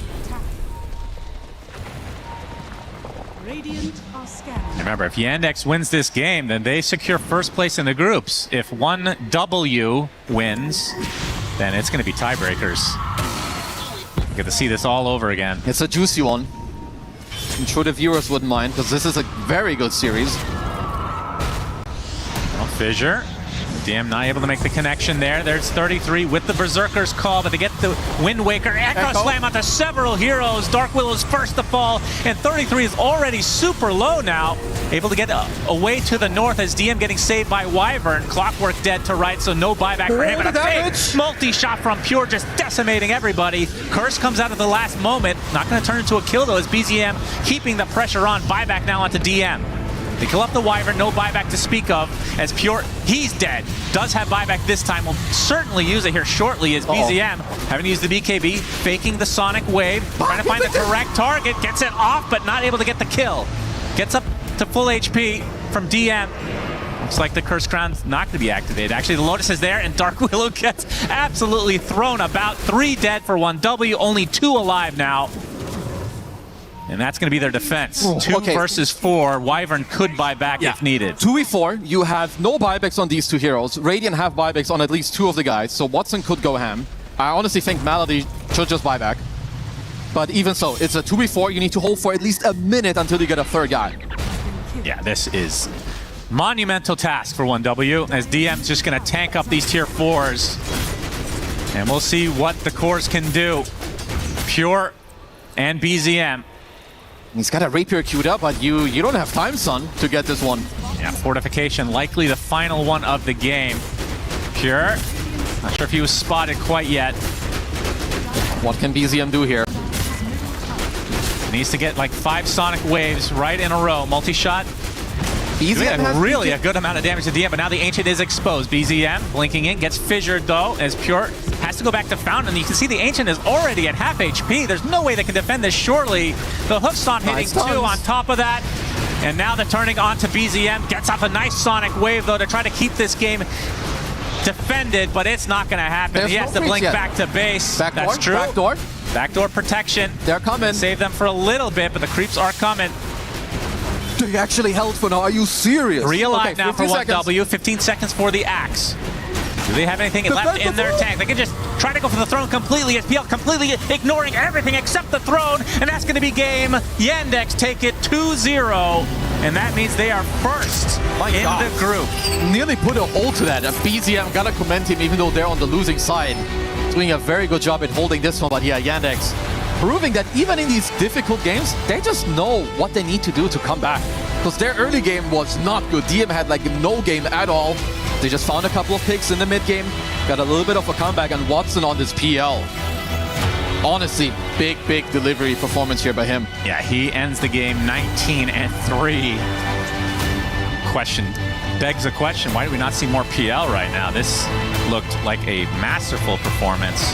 It's such a specific hero, but this CIS PL, it's always been the best one. You know, even DM himself, he plays a crazy PL. Nightfall, probably the best PL in the world. I think Watson's got something to say about that now as well.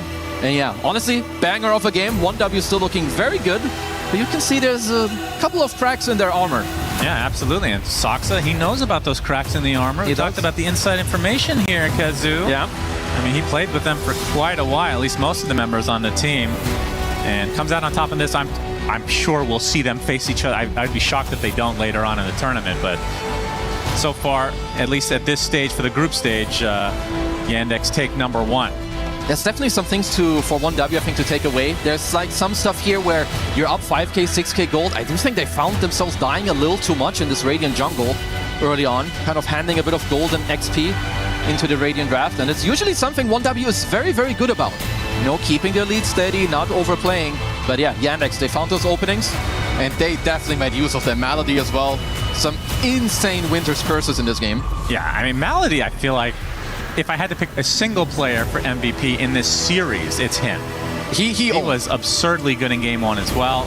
Soxa as well, but this time around, I mean, Soxa had a really rough first few minutes. That was really bad. Yeah, that was not the best bottom performance, but this is, again, you know, where some of the individual plays can come out, you know, with like Clockwork, like Whitemon going for the battery assault, not something you always see, but yeah, Yandex looking clean. Yeah, when you get to this really late game situation, the heroes that they have, very difficult. Oh, 33, a lot of emotion there, actually.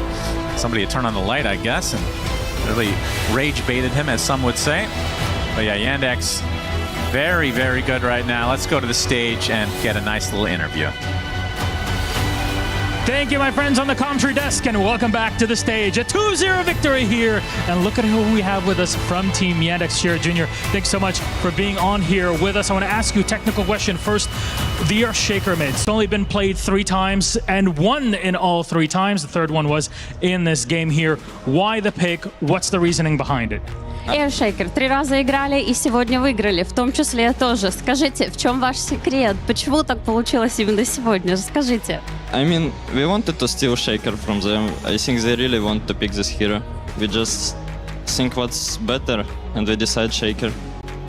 So it's very much a target pick in this case. Yeah, I think, yeah. All right, very good. Now, you're moving on to the quarterfinals. You're going to be the big boss to kind of stop anybody going into that. Does it feel good to be back in the upper echelons? Because you've been thriving over the past year as a team. I mean, it always feels good to be game. Just to play on stage, just in front of viewers, it's always good. Do you feel nerves are leaving bit by bit as you head deeper into the tournament? No, I don't have any pressure. I love to hear it. And speaking of which, at this point, you and 1W have been playing against one another 1 in a million times. Do you consider them your big rivals overall?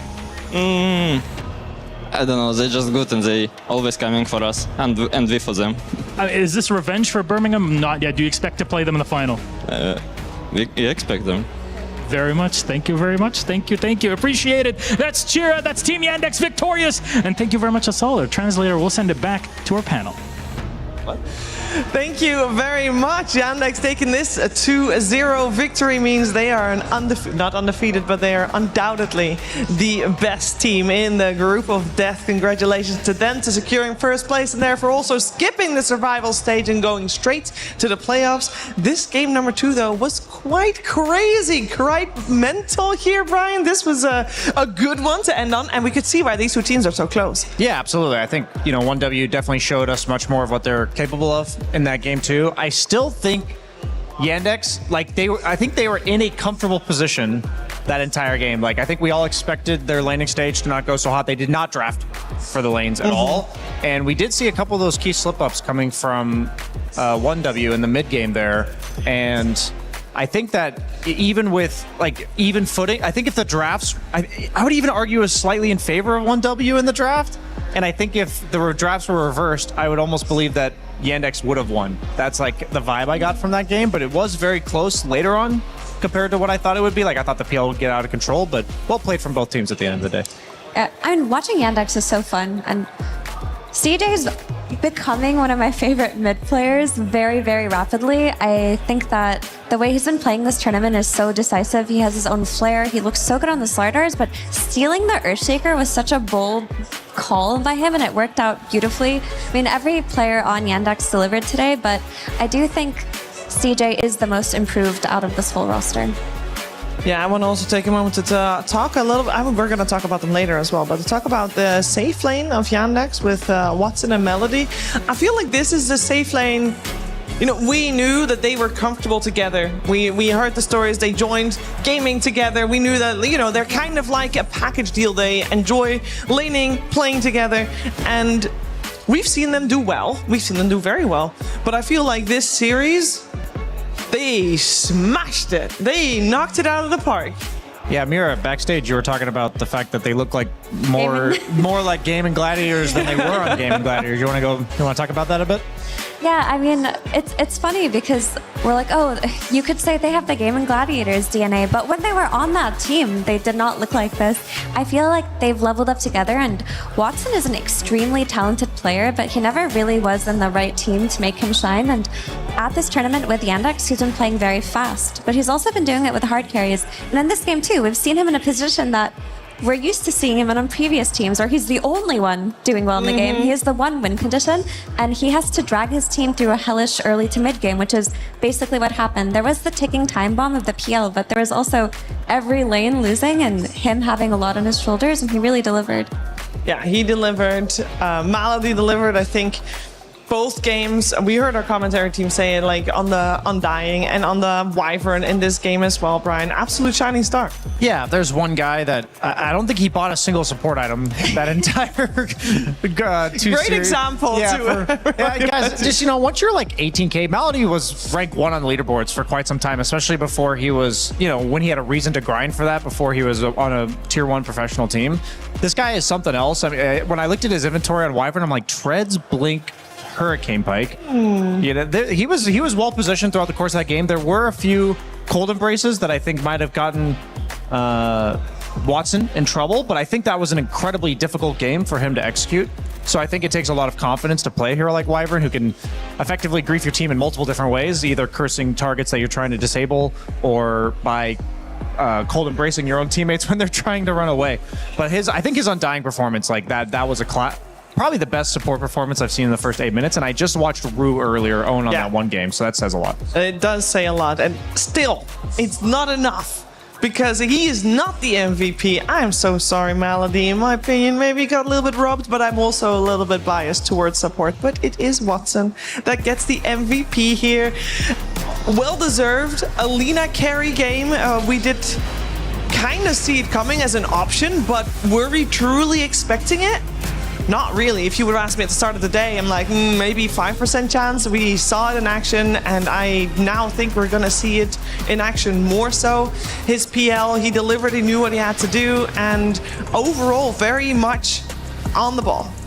He's such a top-class player, and it just makes me so happy to see him on a team that enables him and understands him, because I feel like ever since he came into the competitive scene, he always had it in him, and he was always owning in pubs, but it just never translated to professional Dota in the same way until he found this team, and it really was just a matter of chemistry and all the pieces connecting. But having a carry that can basically do anything for you is so ideal. Like, if you want to play fast, he will play fast. If you want to pick him something like a Lina to carry flex, guess what? He invented that like 3 years ago, You want to pick him something to play in the ultra late game, he can do it. So he's just owning right now, Brian. Yeah, I feel like it's his early stages of his career. He was known to be the guy that was going to have 1,000 CS on Terrorblade, and seeing him on heroes like Lina and like Mira mentioned, if he's offering you, a lot of teams are struggling to find those crucial flexes in the draft that give you the gotcha pick, and I think in game 2 he was the win condition, but in game 1 he allowed for the Slardar on Chira Jr. to be the game-winning condition. And there are a lot of teams where in theory there's something you could pick that would absolutely destroy the game, but a lot of times you have some player limitation somewhere that makes that not possible. And yeah, I think he's shown a tremendous growth over the years. Yeah, you also said that you think that 1W needed a little bit more time to adjust. Brian betted on Tuesday. They'll be back in action. Luckily for them, they have one extra day, because I think in the survival stage they get to be seeded into the second day because they get second in the group with this. So they got until Wednesday, but this is a team that we know Effie can adjust and will be very scary. For sure. I mean, they looked a lot better in this game too already. That was an incredibly dominant laning stage, and they just had a very difficult late game scenario to be put in, because when you're playing Draw Ranger against PL in the late game, that's just miserable. I mean, you were talking about it, Brian, how it's impossible. There's no item you can really buy to help you. And with all that being said, the fact that it was that competitive at 50 plus minutes says a lot about them. It does say a lot about them. We can take a look at the group standings here for the group of death, Group D. It is not completely over yet. Right now, OG and Virtus.pro are actually playing an incredibly important game, because as you can see, they're tied. And whoever wins this game 2 that they are playing right now on the B stage, whoever wins makes it through. Whoever loses gets their key crushed and gets a ticket home. It's a painful reality for them. Yandex gets a 9-1, and 1W now, of course, sitting in second place. And LGD there as well in third place, guaranteed after their 2-0 victory today against IC Insanity. So that is Group D almost done. As you were able to tell, there is no chance of tiebreakers in this group, but of course we will wait regardless until OG and VP are done, because after that is the only time when we be able to show you guys the bracket. And when I say show you guys, there will be a bracket reveal show, so make sure you stick around. I want to hear some final thoughts on the day we just had, though. I mean, obviously we saw 2 amazing series. I do think, Brian, that I'm a little bit biased, but if we look at both series, second series delivered a little bit more. Yeah, I think so. I mean, at the end of the day, I think we were saying at the start of the day that these 4 teams were likely going to be very likely going to be one of the people at the podium at the end of this tournament. And I think that today showed it, especially, I think P-Vision talked about the fact that they experimented a little bit, giving no one Largo in the first game, and he just wanted to try it, but then it fell flat. I really do think P-Vision and Yandex set themselves apart from the group right now. And truly, I don't think any of these teams were tested to the fullest going into today, and I think that the meta was developing enough that when we see the best teams played against each other, and then they're all like, now we get a much better gauge of what is actually good with the heroes. Like, what are the counters that are worth being concerned about? And I think that homework that these teams have, like the next day or two, it's gonna be really important, because you can't afford to lose one game for free in a format that is so unforgiving like this one. Yeah, single elimination all the way through from this point onward. It is indeed unforgiving. Do you think that it's a good thing that P-Vision dropped a game, Effie, considering they hadn't dropped a game before today and Team Spirit made them drop a game? And obviously they can blame it on the Largo mid, but you know, sometimes it's nice to get that check and to be able to at least experience the process of adjustment and getting better. For sure. I mean, for them, it's a good thing for them to learn, but it's also a good thing for other teams to see what works against them potentially if they have to face off of them. But going through group stage undefeated isn't as good for a team as it sounds, because that's usually when you have more margin for error, and you don't want to be exposed in what your weaknesses are far too late into the tournament. So P-Vision are gonna learn a lot from their series today, and they're gonna apply it in the next few days as well. I know we said about all these teams, we're expecting to see them at the top. Now that we've seen them do well, P-Vision and Yandex, they do look very good. We also have Falcons and Enigma Galaxy, the other 2 teams that are directly seeded into the playoffs. Do you have a favorite? I'm gonna put them on the spot. Out of all the teams? Out of the 4 teams that are guaranteed in the playoff bracket. I'm still sticking with P-Vision, with Yandex in a close second. I like Yandex a lot, actually. They really won me over. They're so Nobody believes in Enigma Galaxy. Come on. The dream. To be fair, I did not fluke their way to the top of this group. They did not. Like, they looked good in the few games that I saw them play. Sumail's fitting quite well into the carry role, and I feel like Nigma in the past always found a way to lose the game. That was the sad reality. They had put themselves in a favorable position, but something's different about this roster where they're actually closing it out, Mira. They are, Brian. Not anymore. That Enigma does not exist. Yeah, we forget about that one. It's a new era. All right, well, we're obviously going to see who takes it in our grand finals next week, Sunday. But right now, there's also grand finals happening, just not in Dota 2. They're happening in Valorant on the STC Arena, and we are going to check in with Chris, who found Janero to talk about it. Phenomenal crowd. We managed to make our way into the crowd here in the STC Arena. We've got Ian Chambers yapping in my ear here, Jenny, as usual. But Valorant concludes today. We just had our 3rd, 4th place matchup going down. That was a great game, but let me know what's going on over here on Valorant today. Yeah, a lot of upsets, I would say, here in Valorant specifically, especially when we're looking at the title defenders, which were Heretics. They had 1,000 club championship points last year by actually winning the Valorant title. This year, however, they made it out of the group stage just to be eliminated on that first game on the stage, which is quite painful. Vitality as well. They got eliminated in the quarterfinals. A lot of question marks there too. Yeah, so I suppose with all these teams, they're not on the Dota side of things, but club championship-wise, these are teams you're expecting to be at the very, very top. But we have our finals today. We're already good to go on that front. How do you think that's going to go down? Yeah, it's 100 Thieves against NRG. Honestly, the favorites, I would admittedly say, would probably be NRG. They are the champion defenders when it comes to Valorant. They won that last international. So 100 Thieves got their work cut out for them. But when it comes comes to the grand scheme of things, I do believe that 100 Thieves has more teams competing. So for them to be able to get that first win makes them eligible to be club championship winners. Because of course you need that one win, right? That's all you got to do. Of course. Well, let's see if they're going to be able to do it. Club championship heating up already here in week 1. We've got 6 more weeks to go, though. We'll check in you, well, quite a little bit more often, I would imagine, Jimmy. But thank you very much, and we'll speak to you a little bit later. Thanks, guys.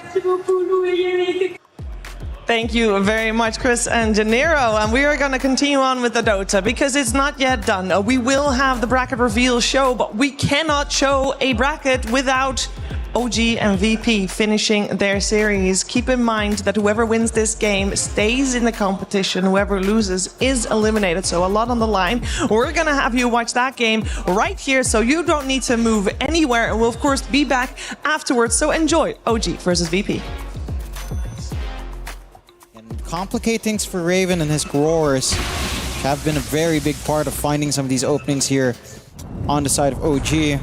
Tormentor is there at the side of OG, actually looking to swing back up top as the side of VP do back off completely. So what do they want to do with this Aegis right now? I mean, surely they have to look for an opportunity into the high ground. They're drawing lines up top. Maybe just a straightforward push. It would be best to get a pick off. If you could, they are smoked up. I've got the refresher on the Beastmaster as well. Grab himself the Alpha Wolf. That is a lot of damage for the Terrorblade and for himself. Yeah. But we'll see if they can actually find the opening. Mid lane, Ember, they saw the slight.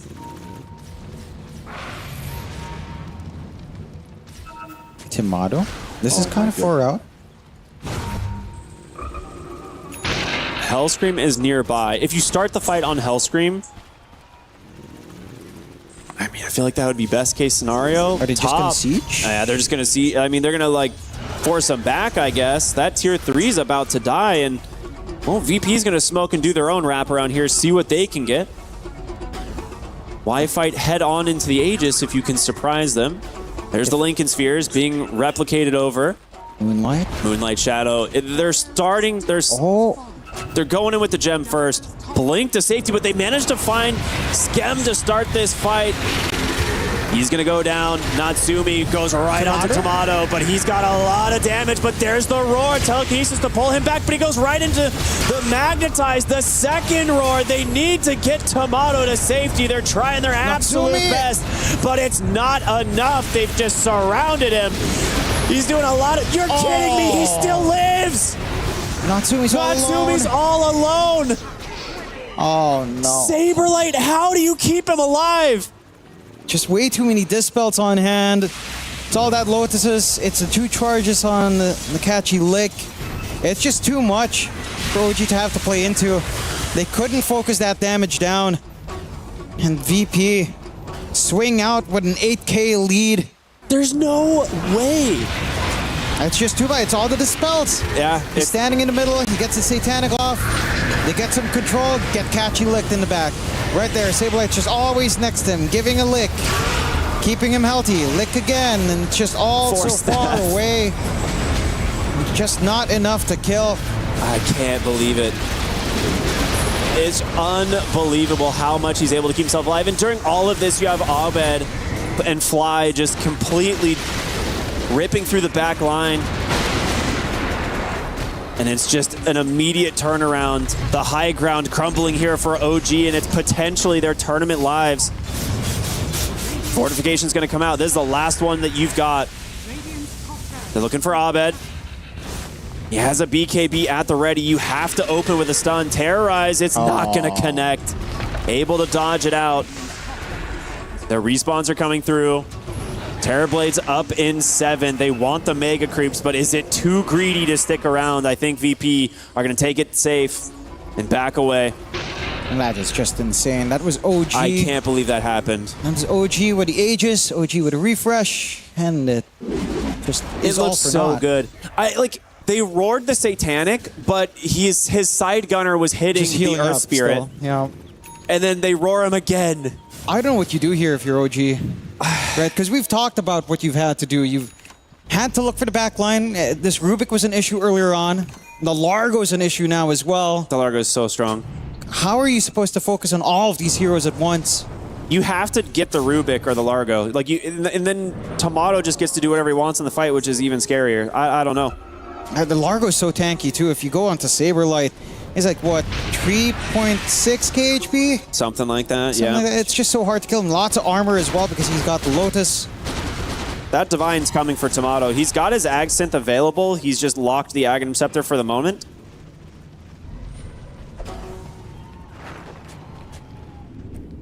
Just holding on to the gold just in case. This high ground defense has to be perfect somehow. They know the buyback probably more important at the moment.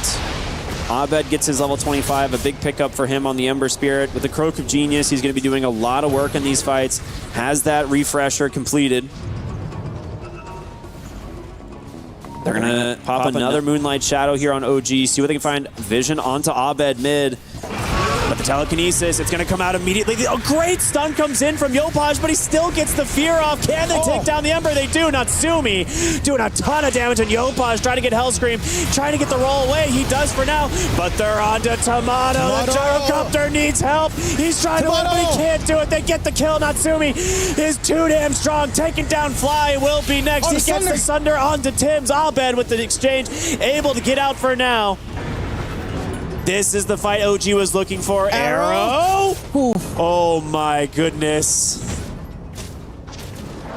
I mean, that's what you need to get done, right? Like, they do manage to get the control onto Abed, but that swing from Yopaj into the back, finding Hellscream, forcing him to roll away, and interrupting the backline shenanigans. That's what allows them the isolation onto Tomato. All those saves, all you need to do is somehow break it apart, and this forcing of Hellscream away certainly played a pretty darn big part. Saberlight as well. Just not the comfiest there. Didn't have the licks. He was trying to save Hellscream first with that lick. The damage was there from Natsumi. And again, a nice Sunder at the end just to ensure he wouldn't die, having to sacrifice his good friend Tim's. But OG, back in the picture. They're still 8K behind. It doesn't feel like it, right? No, like it feels like it's so anybody's game. Like there's no difference here. We're just gonna go right back up the other side of the graph. The concern is still these racks. Like you've got 2 lanes of super creep shoving in.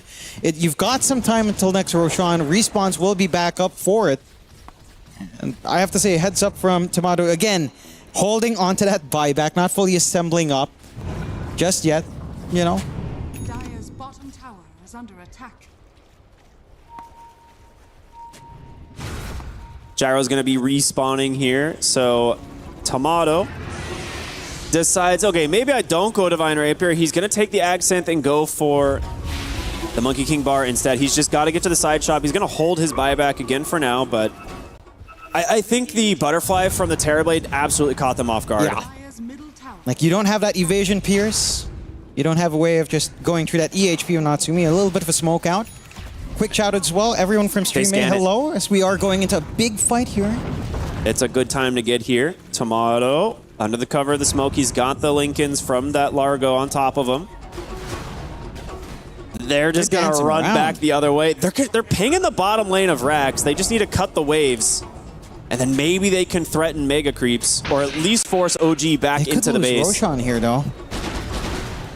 Yeah, mid lane's cut. Terrorblade cutting the mid lane, though, as well. They're not going to let those minions end up towards their base. Dire's bottom tower is under attack. For everyone who is just joining us, this is potentially the elimination. One of these teams could be going home here, depending on who wins. As Raven once again continue to threaten these racks, just split pushing on this Beastmaster with the help of the Terrorblade illusions. He's doing a lot of work. He's going to get him sooner rather than later. Abed's actually forced to go back just a tad bit. That's the tier 3 falls. Yeah. And Roshan's up. OG's got the long smoke around, but they're going to have to come in from the low ground. Ooh. Rubik went straight across. He's going to try and take the outpost. It's a smart outpost take because they know Roshan's about to move, but Hellscream's going to get found instead, and he is all alone. Quick pick-off for OG, and he's dead for 75 seconds. We've seen how big the Rubik has been in these fights with these saves. Can he find more? Scam. Gets the leap away for now. That call down doing some damage. The racks are exposed now, by the way, as well, right? The tier 3 fell, creeps are pushing in. They've done a good job of just shoving the creeps away. Like, they've managed to cut through while the creep wave is running in as well. So you've got a 50-second window. Roshan switching sides. OG should be able to kill Roshan in that time period. They are setting up for that top Rosh. They have to wait another about 10 seconds before Roshan will get into the pit. You do have to be careful because Tomato could push mid in and threaten the mega creeps on the bottom racks. They're going to scan. That is a scary high ground to go into. They've got great ward vision. Tomato with the Lincolns. They'll get him on the Yules.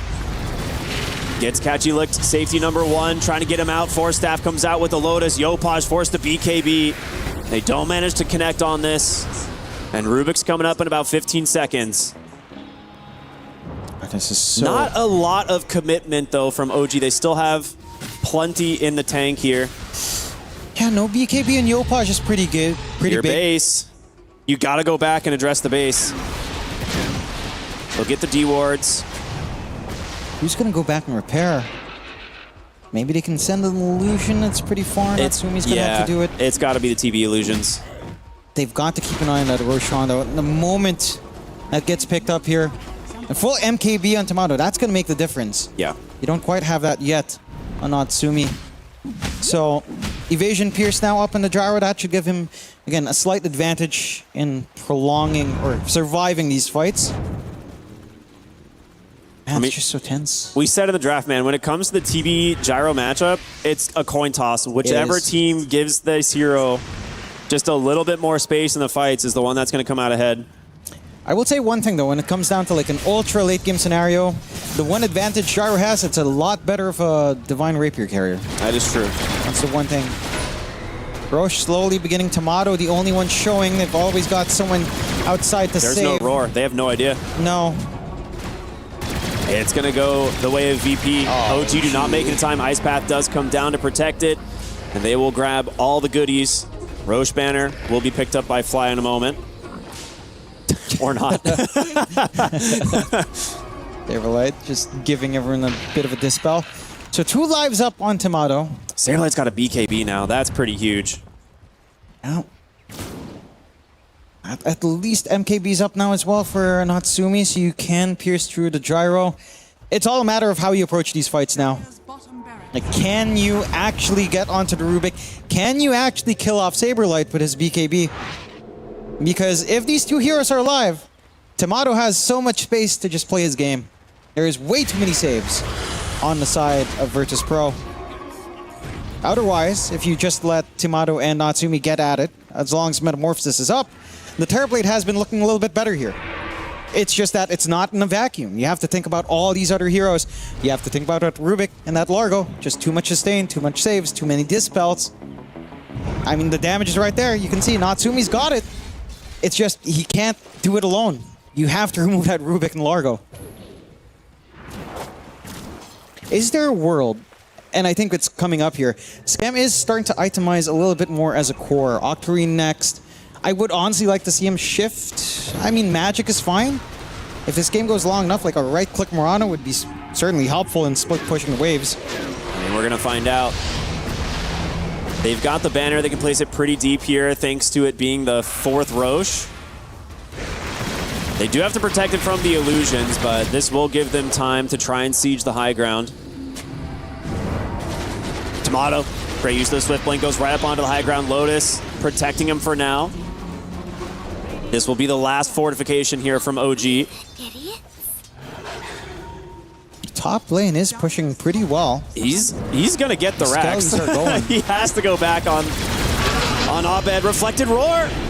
Trying to catch him away. Abed comes right back in, trying to do what damage he can, but the Fear, it's already caught the backline, and Yopaj with a huge Magnetize just ripping through Hellscream, as well as Saberlight trying to get the roll away. He might survive, but can they get the Earth Spirit? He rolls back on over. He's found Fly. Tomato is all alone on the backside of this fight. He's going to get Lotused up, trying to survive, but Natsumi's coming in.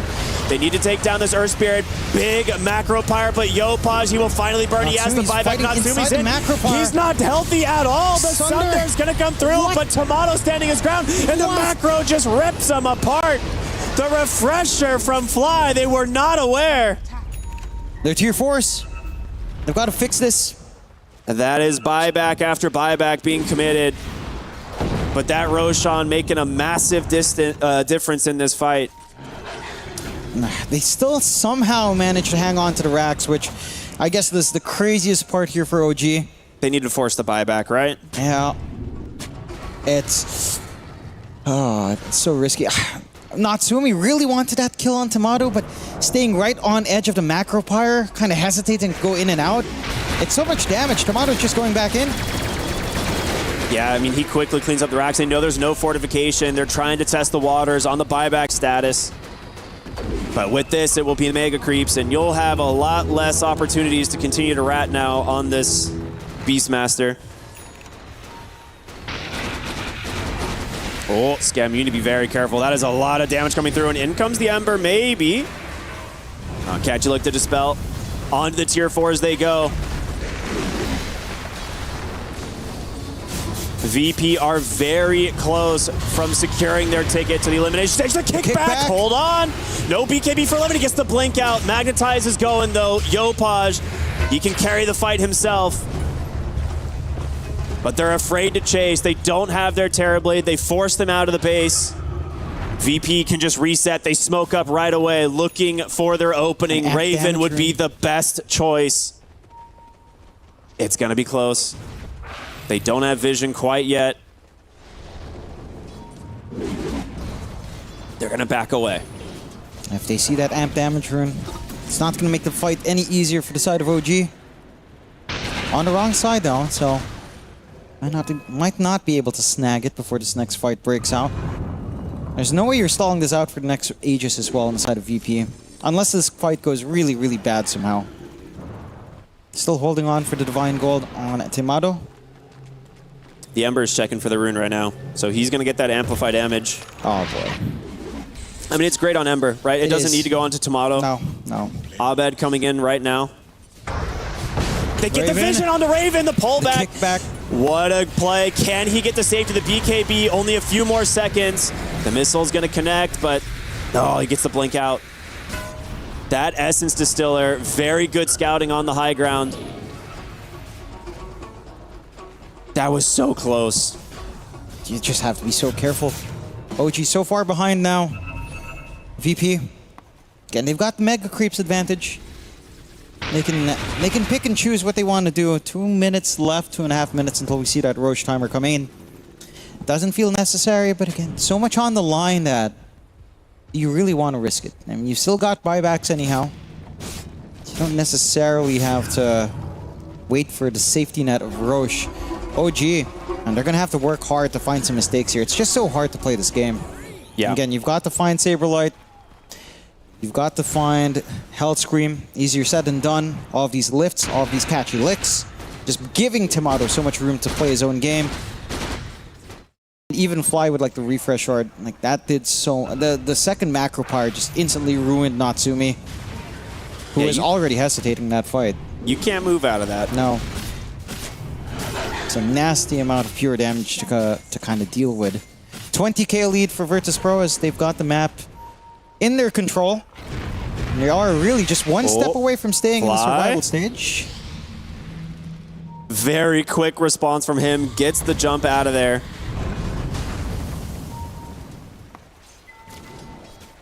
The lines are drawn. They know. Keep the lanes pushed. Keep OG locked inside their base.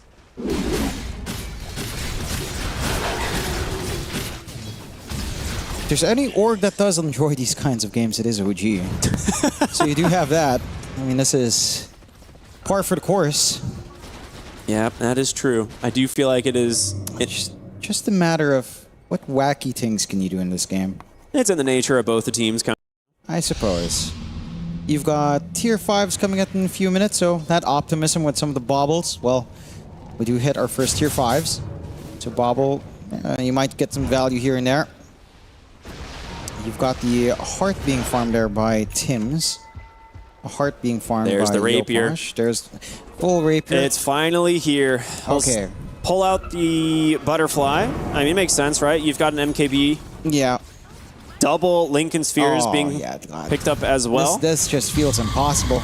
I mean, Abed has Lincolns and Aeon Disc, plus the Refresher, and Largo at all times, plus Hellscream. It's so hard to find the initiation on the side of OG, but it's not impossible. We've seen them do it before. Yeah, it requires so much patience and like so many things to go right. You've got to be super What a on Roche point. spawn. Literally max 3 minutes on the dot. And that's, I suppose that's in favor of OG. I mean, I don't know. Whoever just wanted to see a long game, we're in for it. Come on, get some tier 5s up. Farm some jungle camps.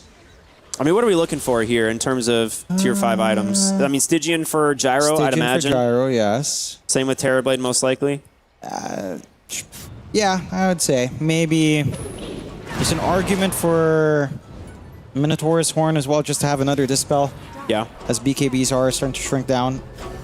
So, very dicey call as they're all farming for their tier 5s. Those are the main ones. I don't know if you really have a use for like Witchbane. There's like Harmonizer for the Ember Spirit. That's a really big one. Always good for the Ember. That's true. Even Earth Spirit, but I don't know if the damage is really worthwhile. I suppose it could be. Your Marana would also enjoy a Stygian, but if you already got one in the TB, then you're probably looking at probably a Witchbane actually in a Marana. Just having a Dispel on hand on your support would be pretty nice. See how many people keep bobbling here. Shadow Prism, huh? Probably not many options there for good old Tims, I suppose. Good old Dazoon Blood Rights for Jakiro. Outstanding. That's a good one. Oh, and Hellscream's bobbling. We're ready. We're in for the long haul. Spell Amp, is it? Cooldown reduction. All right. And on Yopaj, what are we getting? And his bobble. I mean, oh, it's not yet. All right. We got pretty much everything you could want on the side of VP in terms of your jungle items. All they have to do is really just march into high ground at some point. They are going to sit out here and wait for Roshan, John. It's going to be another minute of this. Yeah. It's nice. It's good for... Look, when your tournament lives are on the line, you do not want to mess up in any way. You know? Yeah, walking high ground and giving a rapier to TB is a really good way to lose. Yeah. Yeah, it's like what I like to say. Never underestimate your ability to throw a game. Hey, Terror Wave is online. It's been a while since I've seen that one. Yeah, it's been quite a while. At least getting the secondary metamorphosis is nice. The fear could be useful too. How useful? We'll have to wait and see. And they're just going to be hanging around. Fallen Sky for Raven.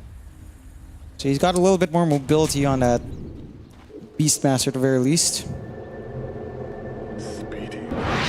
This is some high-end gameplay from Southeast Asia. All right. There's the Stygian for the Terrorblade. Gets fleet-footed as well, so allows him to be quite fast. And the Harmonizer for Yopaj. That's a great one for the Earth Spirit. He's going to be very happy to have that. Yeah. Pity about leaving the bobble, but it is what it is. He wants damage, and he wants it now. Yeah. Roshan respawns. They knew it had to be soon. So quick. It's losing health and quick. They're going to bait the roar, head right up onto the high ground. OG. And see if OG walk headlong into them. Oh, this is so scary. Hellscream is here. They got Vision of Tims. He steals us. Okay, Roshan died so fast. They're going to get everything. Refresh Shard on fly again. Double Macro Pyre. Caught them off guard last time. Don't know if they're really ready for it. They're going to play some wards on the high ground and see what they can do. Tomato ready to go. Second Divine Rapier if he wants it. And here comes the smoke. I mean, you just send Abed onto the high ground to scout, surely, right? Yeah, why not? With the Aeon Disc up, very low risk. Just get that information going. Abed's hanging back, though.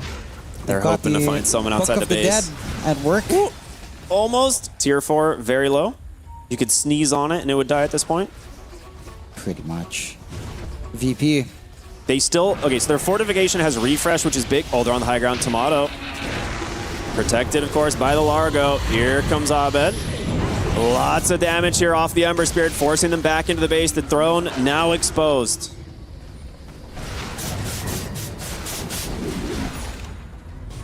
Patient play here from VP.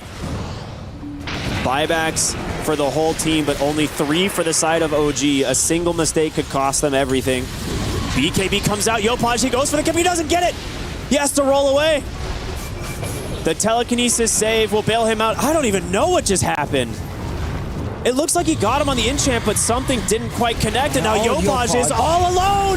He has no buyback. That's 125 seconds. The tearaway fears them off, but they just get pulled to safety. It's just too much in the back line. It's been the consistent issue for OG. If you don't find that Rubik or Largo, you're really not going to find anything. He's on the throne. Tomato wants to end the game. He knows he's got plenty of backup here. Natsumi, that meta freshly popped. You gotta respect it. He does so much damage.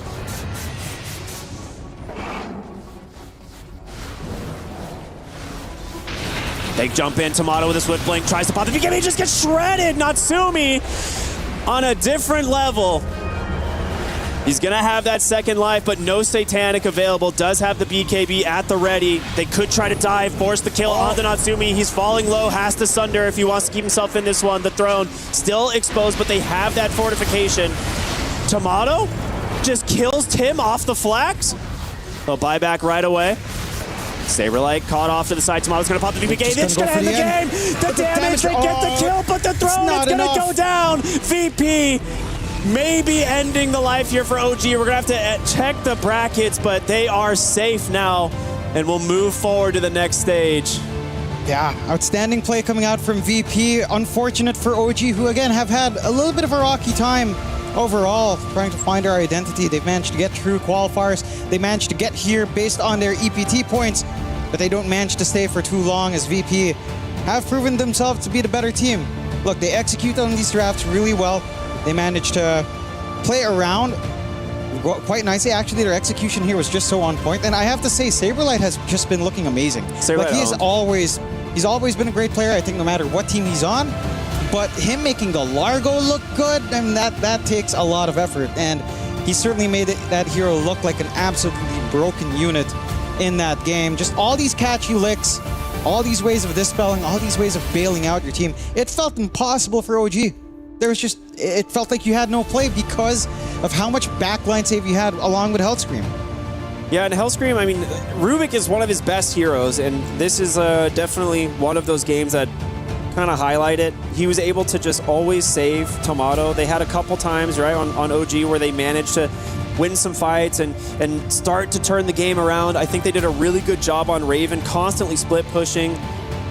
I don't know what happened in that final initiation. It looked like he got the enchant remnant, but then somehow Tomato didn't get enchanted. Yeah, I don't know what went on weird there. It looked very odd because it definitely went on cooldown, so I'm not sure. Maybe he used it on a creep or something by accident. It might have just been super unfortunate. I don't really know. I mean, we'll have to look at it another time, but that was, maybe we'll see it in the highlights. But mayhaps. That is one of those things where it's like Yopaj risked everything for that. He went in to try and get the Enchanted Remnant, kick back, and it just, something went wrong. Yeah, didn't quite pay off. And again, at that point of the game though, it just felt like you had to get everything right here in order to find that hope of a win for the side of OG. A really rough go for them. I think, again, if they just, it feels like, you know, if you're OG, you're looking back, maybe game one, should have tried something else with their draft. If they ran a draft like this, if they gave Raven something like the Beastmaster in game one, then you might not be in this situation. You might be, you know, clear-cut sailing through into the survival stage. Not quite the case. Just so much back and forth in the game. It was a very patient game as well, Ricky. Right, like we were, what, at 24 kills at 42 minutes? Like both sides were just very conservative, didn't want to make mistakes, didn't want to allow, you know, any opportunity to lose out on making it through on the survival stage. And they, Virtus Pro, again, they just had way more tools, I have to say. They really made that Largo look bust. I mean, you can see the two fights that OG almost won. It's them getting the initiation. Like in this one, for instance, they get the initiation onto Hellscream, they isolate Fly, they isolate Tomato, and then we're like, okay, OG's back, right? Like this is how they win the game. But when you're just sitting the whole team behind your gyrocopter and Abed can go in, create tons of chaos on the back line, it's so hard to play this game. And I gotta give credit, right? Like OG, they held out as long as they could, but VP was the better team today, and getting the this was the series. You said at the very beginning, they have to get a 2-0. There's no other option if they want to stay in the tournament. They had to get the 2-0, and they showed up today, and they managed to get it done. Yeah, and I have to say as well, like, this refresh on Fly, getting the shard every time, like, you look at Natsumi, he's just walking back and forth, figuring out, what am I supposed to do? Am I going to try to kill this gyrocopter in a macro power? And then when the second macro power comes in, it's just, he's fully committed. Gets a Dezun Blood right as well. Like everything you could ask for, the AoE, it's just impossible. You can see just again how pumped up the side of Virtus Pro is as they get to stay alive. It's the survival stage. It's a long journey for the side of VP, but it's looking better here to close out in the EPT and the Esports World Cup for the side of Virtus Pro for sure, Ricky. I mean, it's a long time coming for these guys. They've been putting in the work, and there's been like moments, right, where we saw in this group stage where they looked really good. But we always talk about, you know, can you consistently perform like that through the group stage to make it to the next time? And so, happy to say we've got an interview here with Fly. Oh, how you feeling, man? This has been a stressful couple hours. Yeah, it's been crazy. The series was crazy. We knew what today is going to be like. You know, it's do or die for us. Obviously, we've been shaky. You know, just Virtus Pro, some inconsistency. But I'm really glad we showed up today. I think they also showed up, especially Game 2. They made the game super hard for us. So it was a good series, I think. John, I'm going to let you start this one off because I know you've got a lot to talk about too. I'm so curious, Fly. You know, coming in, you said it's been a rocky year. What were the expectations like for Virtus Pro overall? Because you are a team and you're a captain that knows how to guide a team to excellence. But again, it's been touch and go. What was the expectations this tournament? We honestly came in and we just said there's no expectations. Unfortunately, we lost TI quals, and it was a down moment for us for sure. We were sad for a couple of days, and then we sort of decided to talk all together, like, hey, you know, like, we just want to come here and play our best. Whatever results happen. You know, we know we're not going to beat like these tier 1 teams easily. But if we play without any pressure and just play our A game, we can definitely take games off people. And I think it shows sometimes. Today was thankfully one of them. So no expectations, for sure. Fair enough. I'm curious, what was that journey like for VP in terms of, you know, changing throughout the year? Like, what's different from VP now to, you know, the start of the season? At the start of the season, we had some different players. We had a little change up midway, and I think we've been growing as a team. I do believe we've gotten better, but we've never quite hit where we wanted to as a team. So it's been like a bit of a roller coaster. You know, sometimes like, oh my goodness, we can really like own some of these games and we have a lot of trust. Sometimes like performance is not there, trust is lost, it has to be built up again. Teams are complicated. There's so much ebb and flow that goes on through that and so many different dynamics. It's been a rocky but fun year, and I'm really hoping, you know, we have a good run this tournament, and just passing through this group stage is already a big win for us. I think our group was hella hard, not gonna lie. Really was among the harder ones. Were there any surprises for you? Like any heroes that you think came out that you guys weren't ready for or didn't expect? Any teams that you think did better than you'd expect overall? Besides yourselves, maybe? I think a lot of what you would expect happened. I think one win put on a really good show, because the last couple tournaments they weren't as strong, but now they're like back on form, ready for EWC, ready for TI. So that was a bit of a question mark coming into our group, but I could tell from practice they were already good. Obviously, you know, people don't get to see that, but nothing too crazy, you know. Yandex destroyed us. That was a fun one.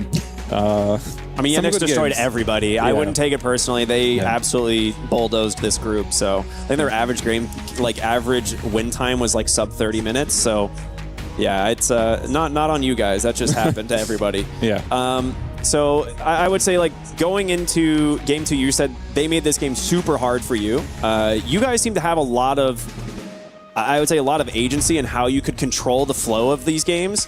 What was it about OG and Game 2 that made this so difficult?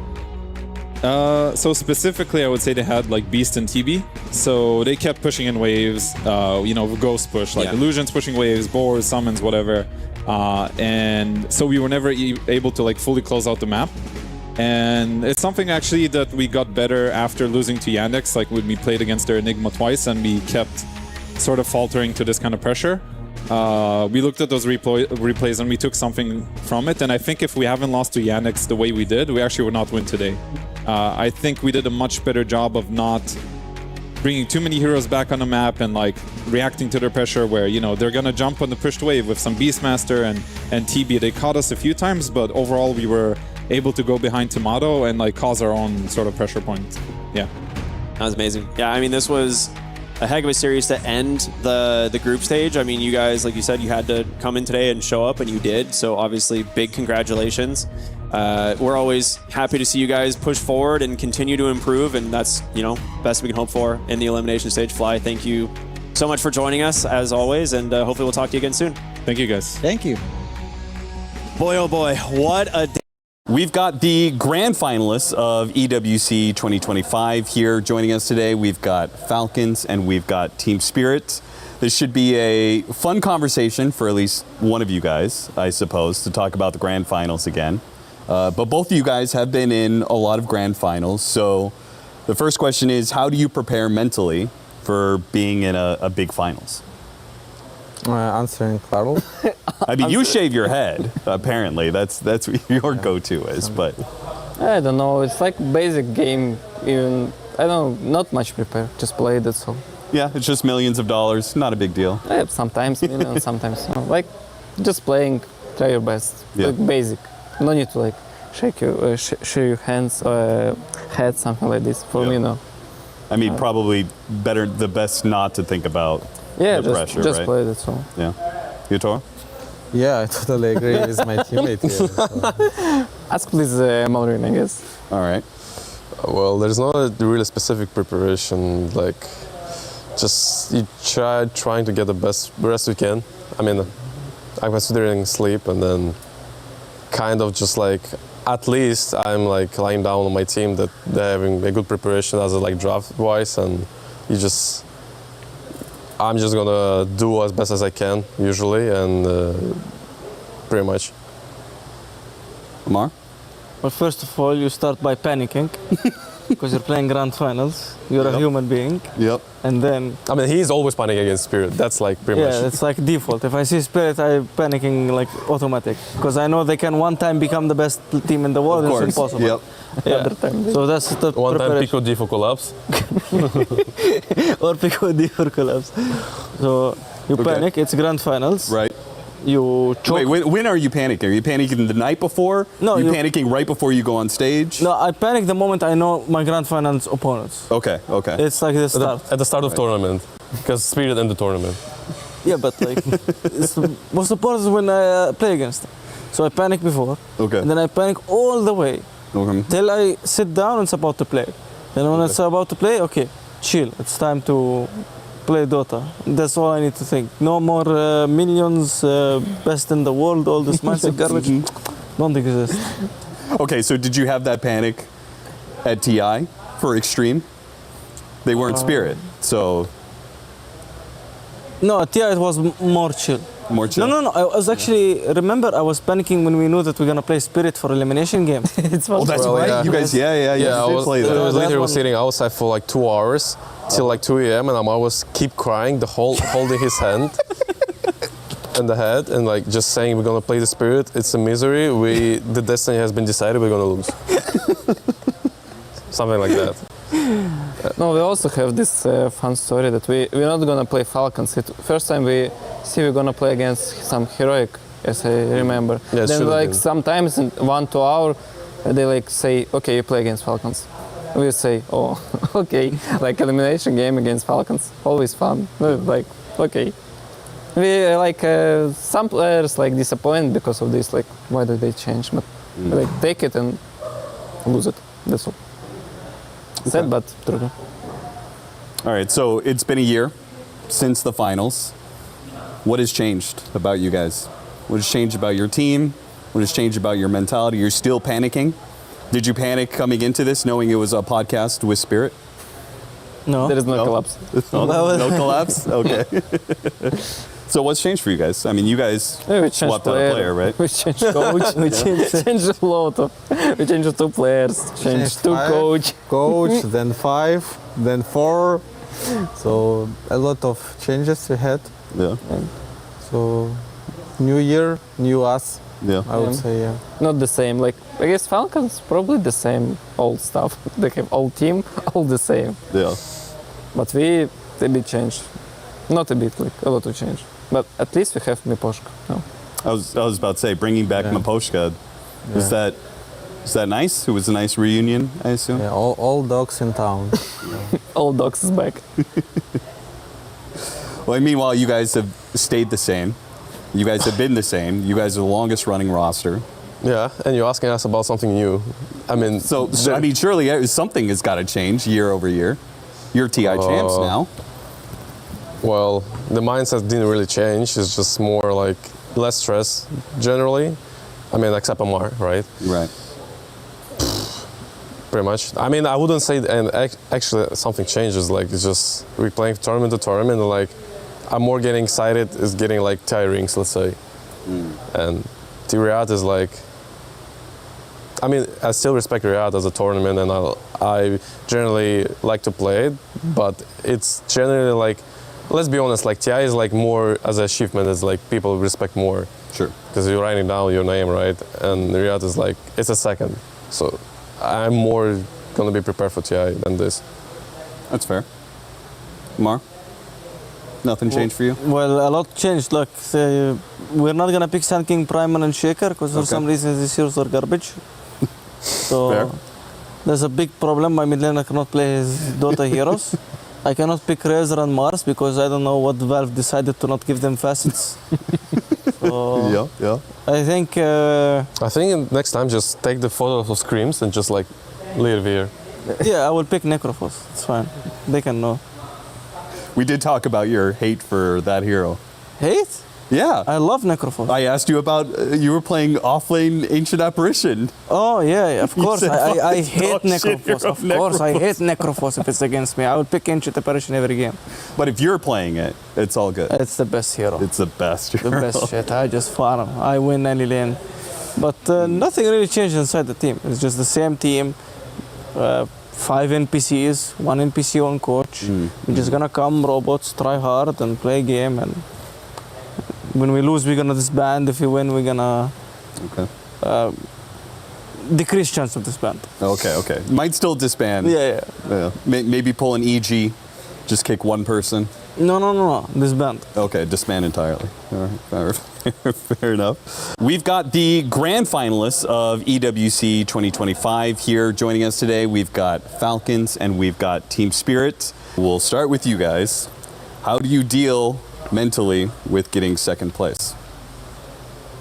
I mean, I always saying I'd rather to not get second place. I'd rather have like third or fourth. You're right. I mean, the third is like the best because like at least you're getting to the last day, but you're not getting the second, which is like you're one step before getting to win. So I would rather actually have third place. I'm grateful to be second. I don't know what these people say. Everyone says that they don't want to be second. I'm grateful. Give me the final day. Give me the grand finals. Yeah, you just want to be in the grand finals? I can be so close to winning. It's all fine. I can win. They're all good things. Now, obviously, if you lose the grand finals and it's your fault, now that's when it hurts the most. Right. But it is your fault, usually. It was only one tournament. It was Blast Slam 4. We lost against Thunder because I griefed on Mars. Twice. I died to level 4 Hoodwink as level 10 Mars, minute 10. So that one, my head. But generally, I'm still grateful and blessed I'm second place. More money. That's true. More money. That's always a good one. You guys have not had many second places. You guys had that one at Arlington, Major? No, we have a lot. Arlington, Wallachia. They really got 3 times second place. Yeah, Okay. Like, that's true. I forgot. So I more agree with maybe Maureen also. Like maybe third, fourth, more fine for me. But second, it's always like a lot of conversation where we lose, like all this stuff in grand final, and it's always hard for me. So maybe better like to not go to the like this grand final and lose. I mean it's hard anyway, but just maybe better to not go. Like lose 4 place, 5, 6 is okay. Yeah. If you lose final, it's always depressed. Yeah. Even us as a team, because everyone depressed. Like not a single person like, okay guys, it's fine. We're like, oh, not everyone depressed. Everyone feel it. So that's life. totally agree with my teammates. I see a trend here. I see a trend. Okay, final question. Who do you think are going to be the two finalist teams this year? EWC 2026. PSG, LGG, and one win. That's Finals at the last. well. I mean, okay. I would say Pari is looking confident. Yeah. As long as I have Dukalis instead of Toby, but we'll see how it's gonna be. Maybe he'll still come. I would aim for Pari plus pair is gonna be like Aurora or, I mean, Nightfall has to like get at least to the final. Of course. Because he's aiming for that. But he's probably not gonna win, like as always. The best Surely he's going to break that curse at some point. At some point, but it doesn't mean it's easier. Okay, fair.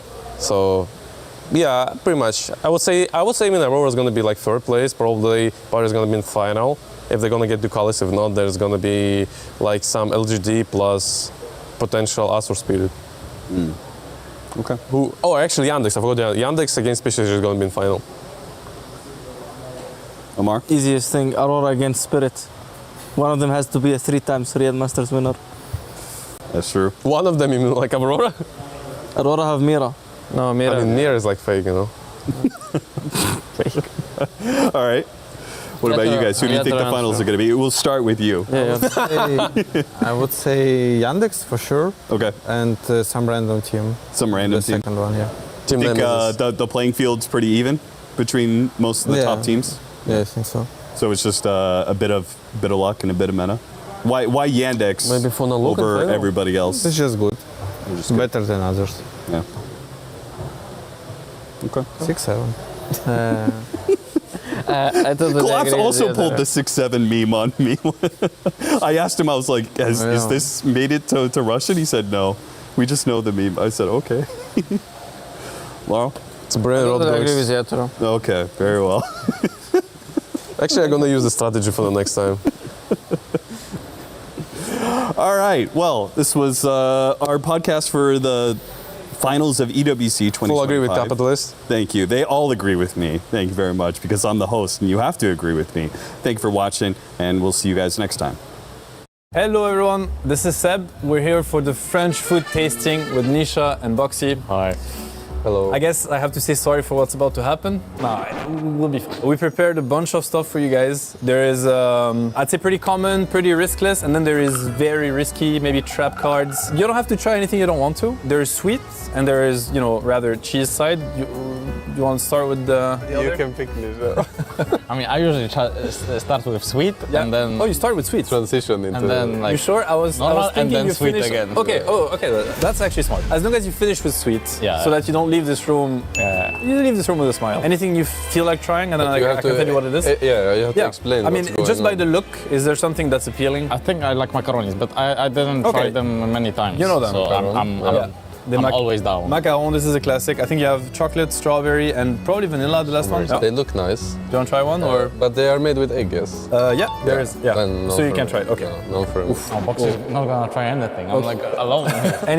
You rate it? I like it. Okay. 8 out of 10. 8 out of 10. Are they like sweet? It's nice. Are they dry? No, it's because when I was a kid, there was this arcade place. Yeah. They gave us a bunch of like 10-year-old macarons they couldn't sell. Okay. And I was like, this is the hardest thing I've ever eaten. Okay, no, it's not supposed to be like that. No, okay. I think the sweetest they are, usually the cheapest in a way. I think like the best macaron is like when it's very nicely balanced and you don't feel like it's overwhelming taste of sweet. No, Okay, what else? Another sweet or? I'm down for like some cheese. We get to business, okay. So this one is the softest. You take one, you can dip in it. It's also cheese. It is cheese. Is very soft. I think.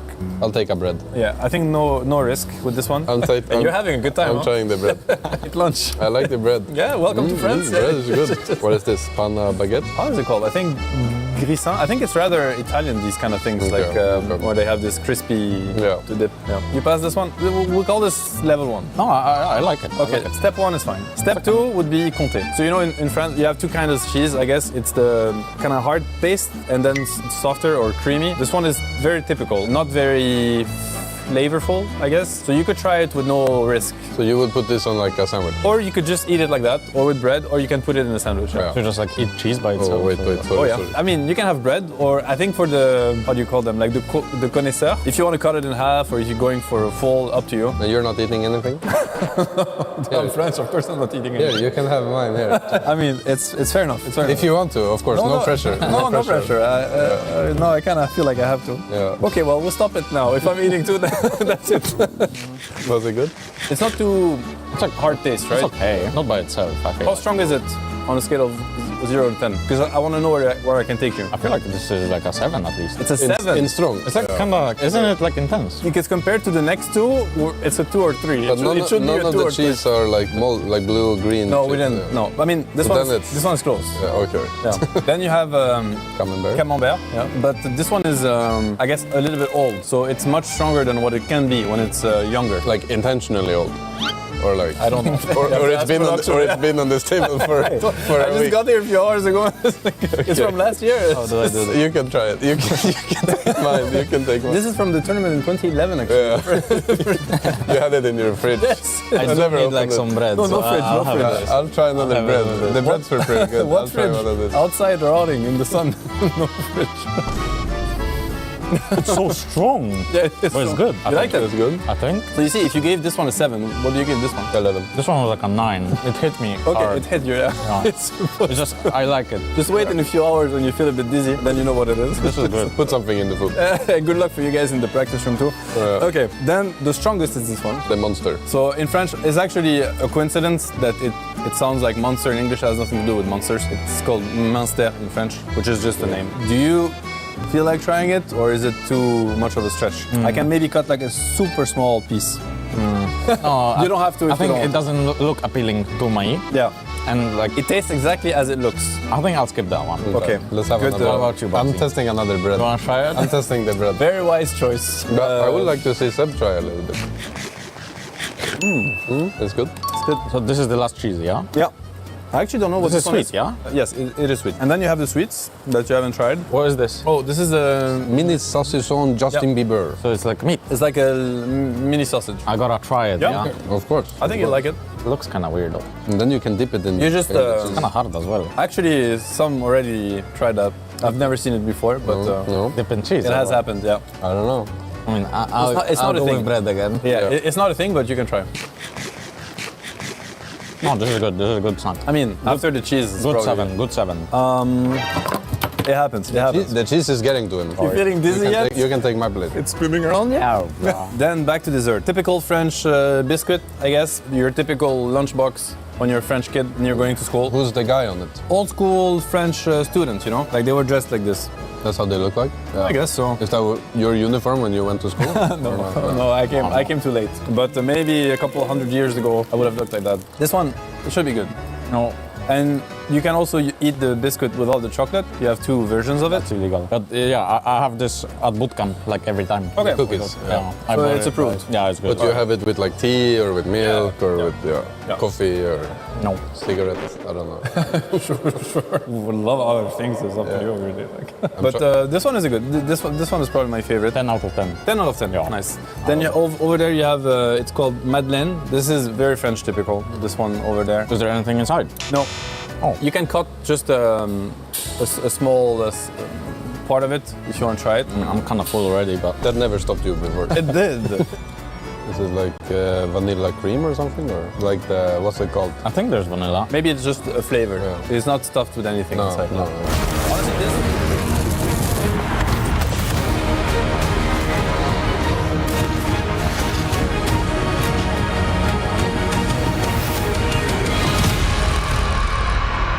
Season 1. That was made up. You just made that up. DPLCDA S1 in China, as we have 2 wardsmen from Thailand, very smart. That tournament, and I kid you not, and Mike will back me up on this, that tournament would determine first pick, second pick, Radiant Dire by a 1v1 mid. We had to do that every single time. Some of those 1v1 mids went for 20 minutes. It was the most crazy thing. Wow, that's a really good way to artificially extend your entire day. My life is artificially extended anyway, so it doesn't disturb me on any level. Let's see if there are any blocks going on. Looks like both sides. Is there no blocking here? No block. Maybe you can't block? I have no idea. Maybe that's the rules. No Okay, blocking. maybe no blocking. All right, just Celavi, let the creeps lay where they lie. See how these races go. Oh. Nice hit from Abed already. Hit from Tai Long. Range creep. Can you get the deny here? Nah. Abed does secure. One mango forced out. Abed copping a little bit more damage here, Ricky.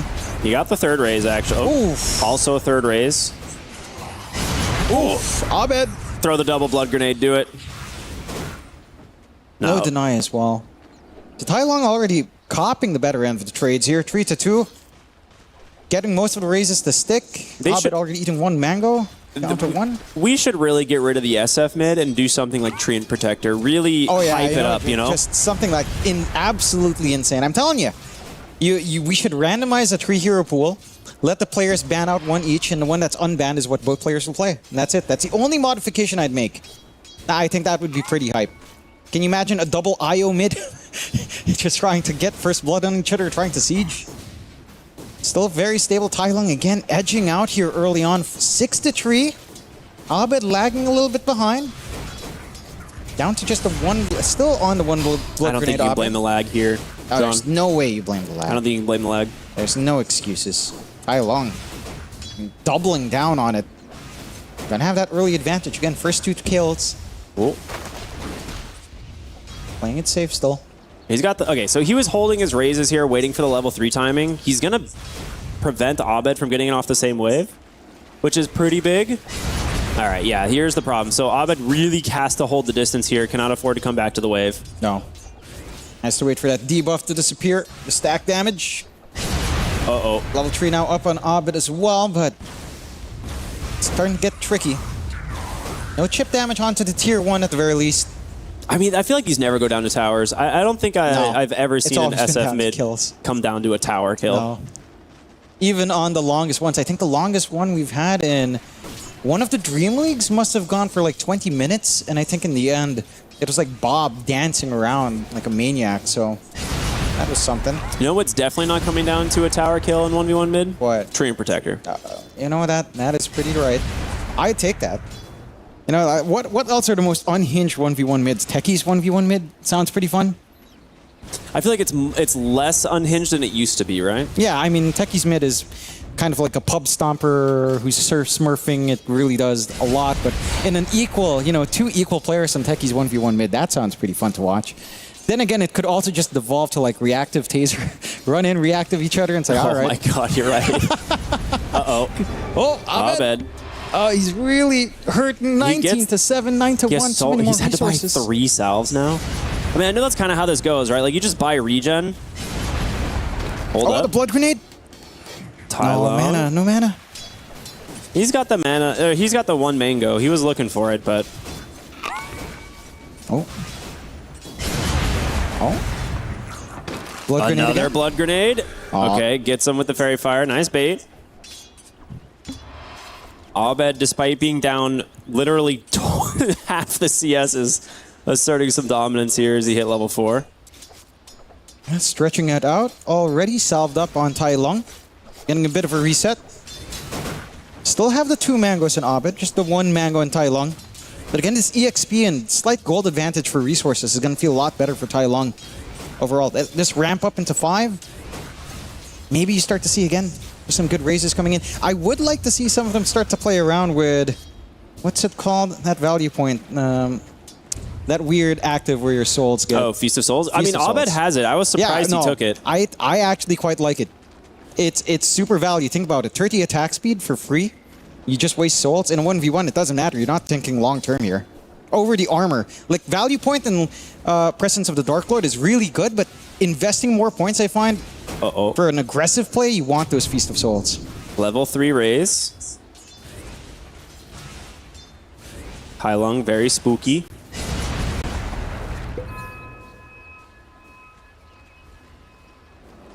Abed patiently waiting. Oof, blood grenade on Clarity.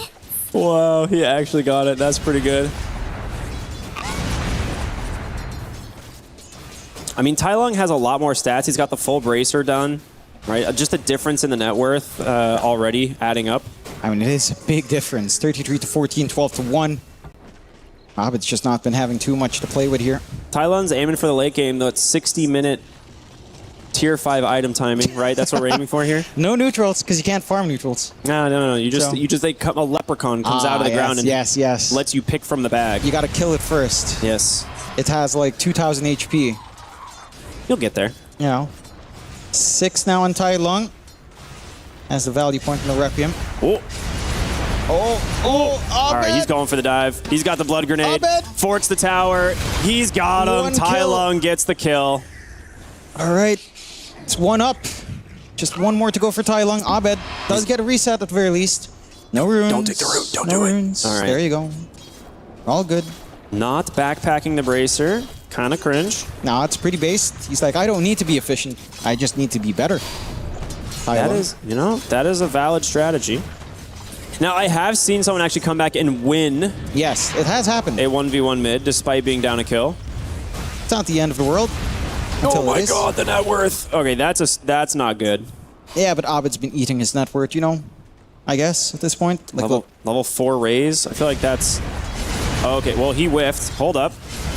Come on. Oh, Abed's still trying to hit level 6. Oh, the blood grenade to cancel the salves. Okay. Okay.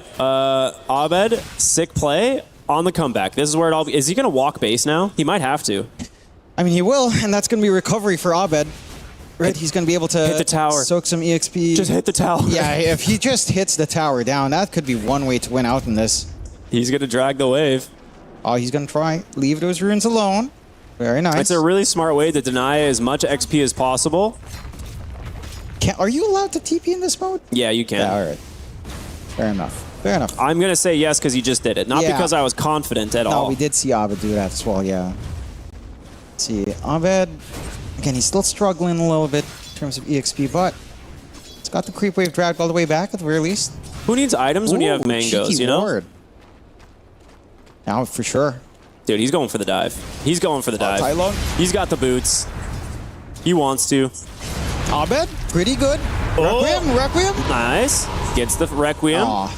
He has 20, so. Dude, this is... Okay, Tai Lung. Totally planned. He's fine. More salves coming out. Yeah, it's going to go for the full reset. Tai Lung's going to get that bonus.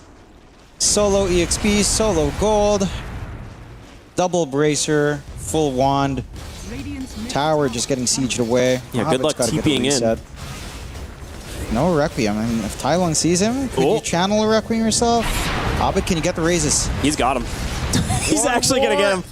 He's there so you go, dead. the blood grenade. Oh my god. Here we go. 1-1. We're back. Now, greedy there from Tai Lung to play so aggressive. I mean, he wanted the tower. He wanted some sort of angle.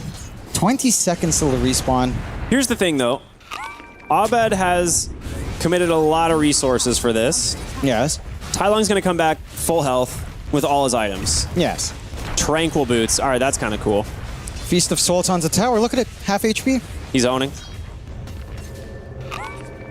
But he did go for the level 2 presence of the Dark Lord. Legitimately, I think in a 1v1 mid, you just need the 1 value point. And they're not going for more armor. You know, once you're close to 0, you kind of lose efficiency on minus armor anyhow. Beyond 0, it's like, it's not the most efficient use of damage buffing. Attack speed starts to play a bigger part, but so far, it's alright, Abed. Having himself up, his tower now under siege. Drops the Tranquils to hit the tower. Oh, that's very base Tai Lung. That is, that's so base. Yeah, nice salve. I got Tranquil boots. Oh. Raises. More mana on Tai Lung. Again, relatively better position for him to start playing around here.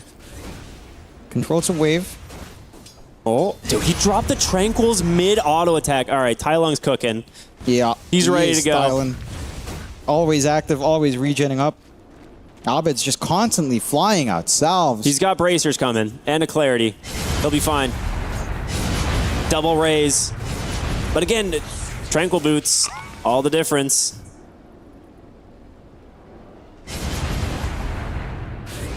Drop the tranquils, pick them up. Yeah. Oh, no. Oh, Tai Lung. This is good stuff. It's just never going on cooldown.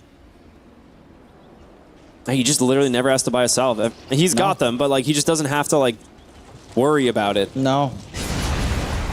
Nice raise. Connecting.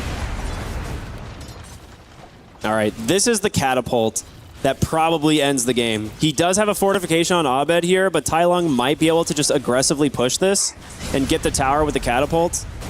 Well, maybe not. The creep's dying very fast, yeah. And then there's going to be the fort. So I was lying. I just made all of that up. Yep. Decent damage done to the objective. Kind of matching Abed's damage done to the building now as well. Salving up. Not the best man on Abed at the moment.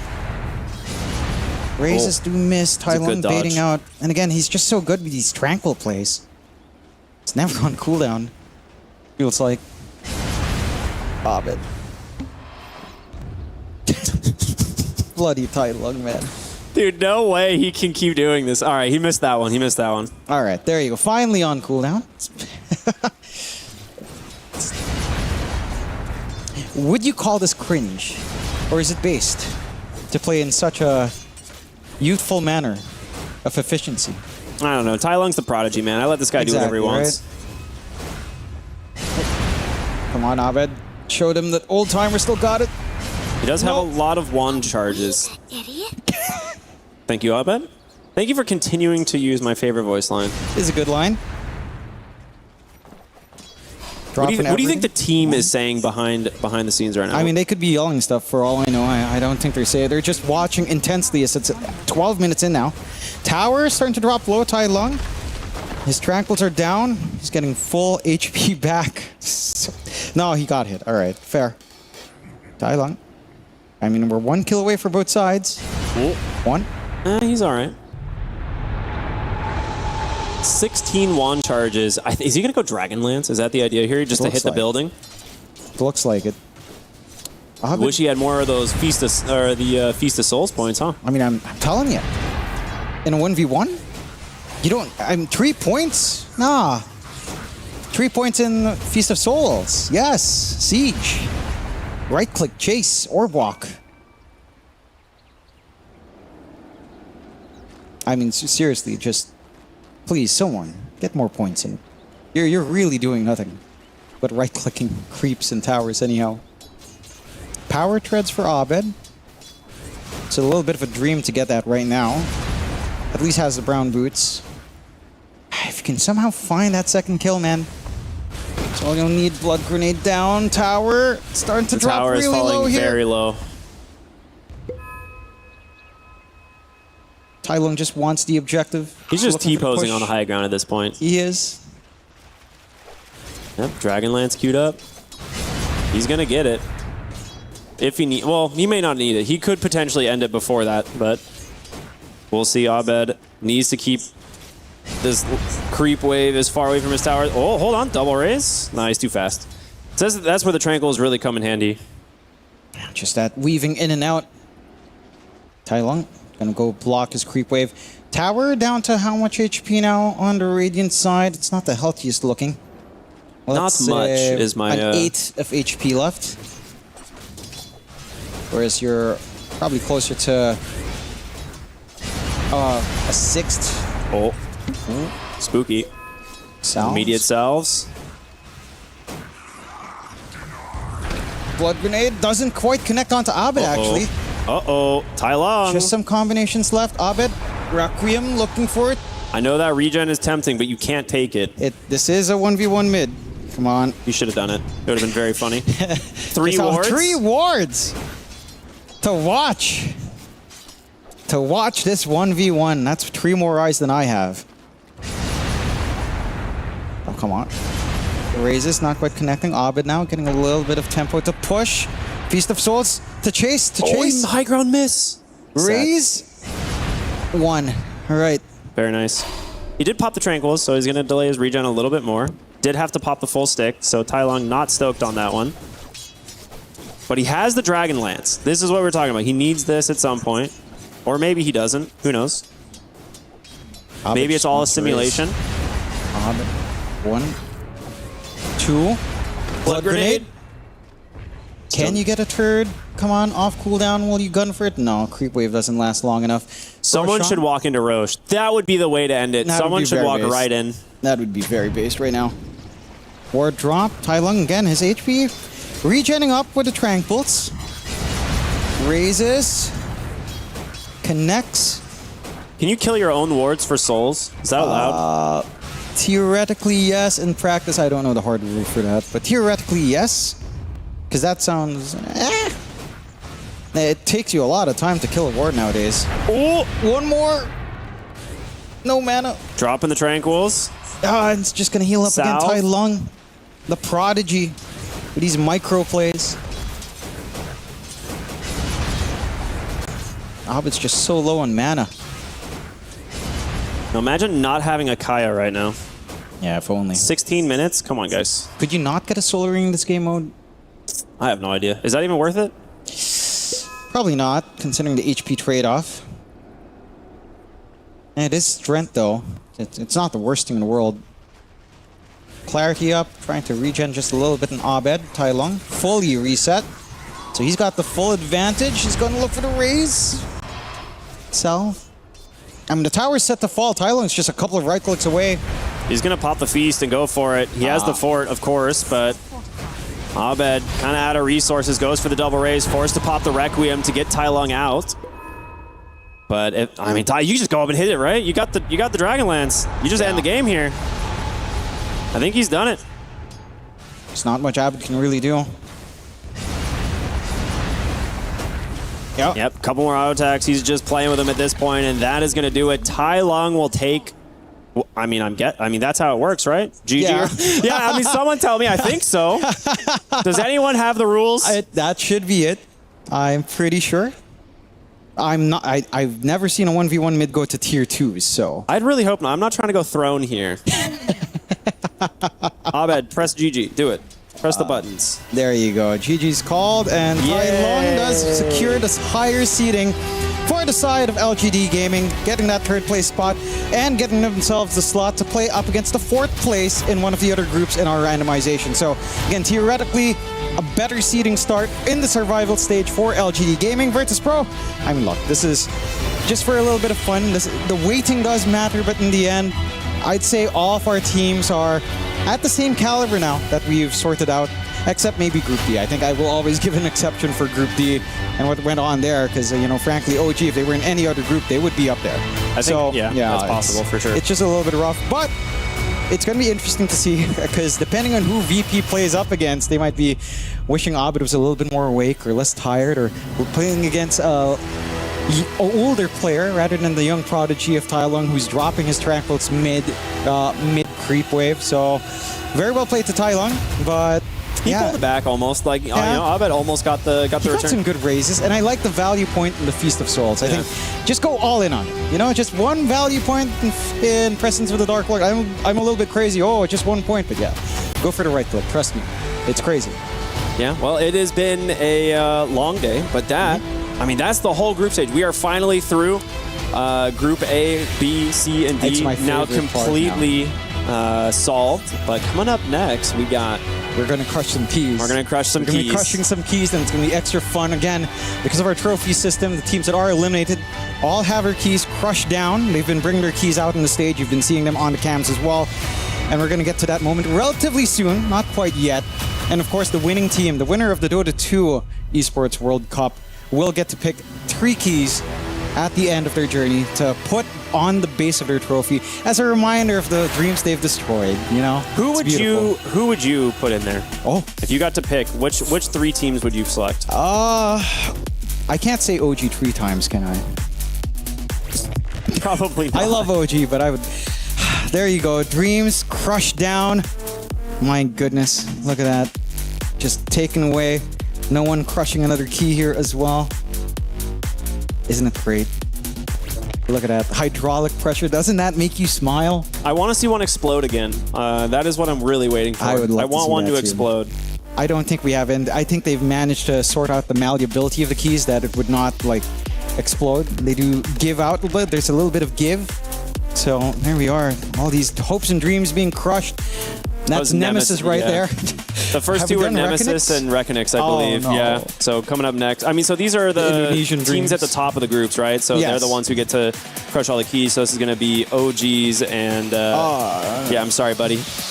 Not OG. You can ask them for that one when you're done, maybe. They're going to put them in the bottom. Remember, all the broken keys are sorted at the bottom of the totems. You think they'll notice?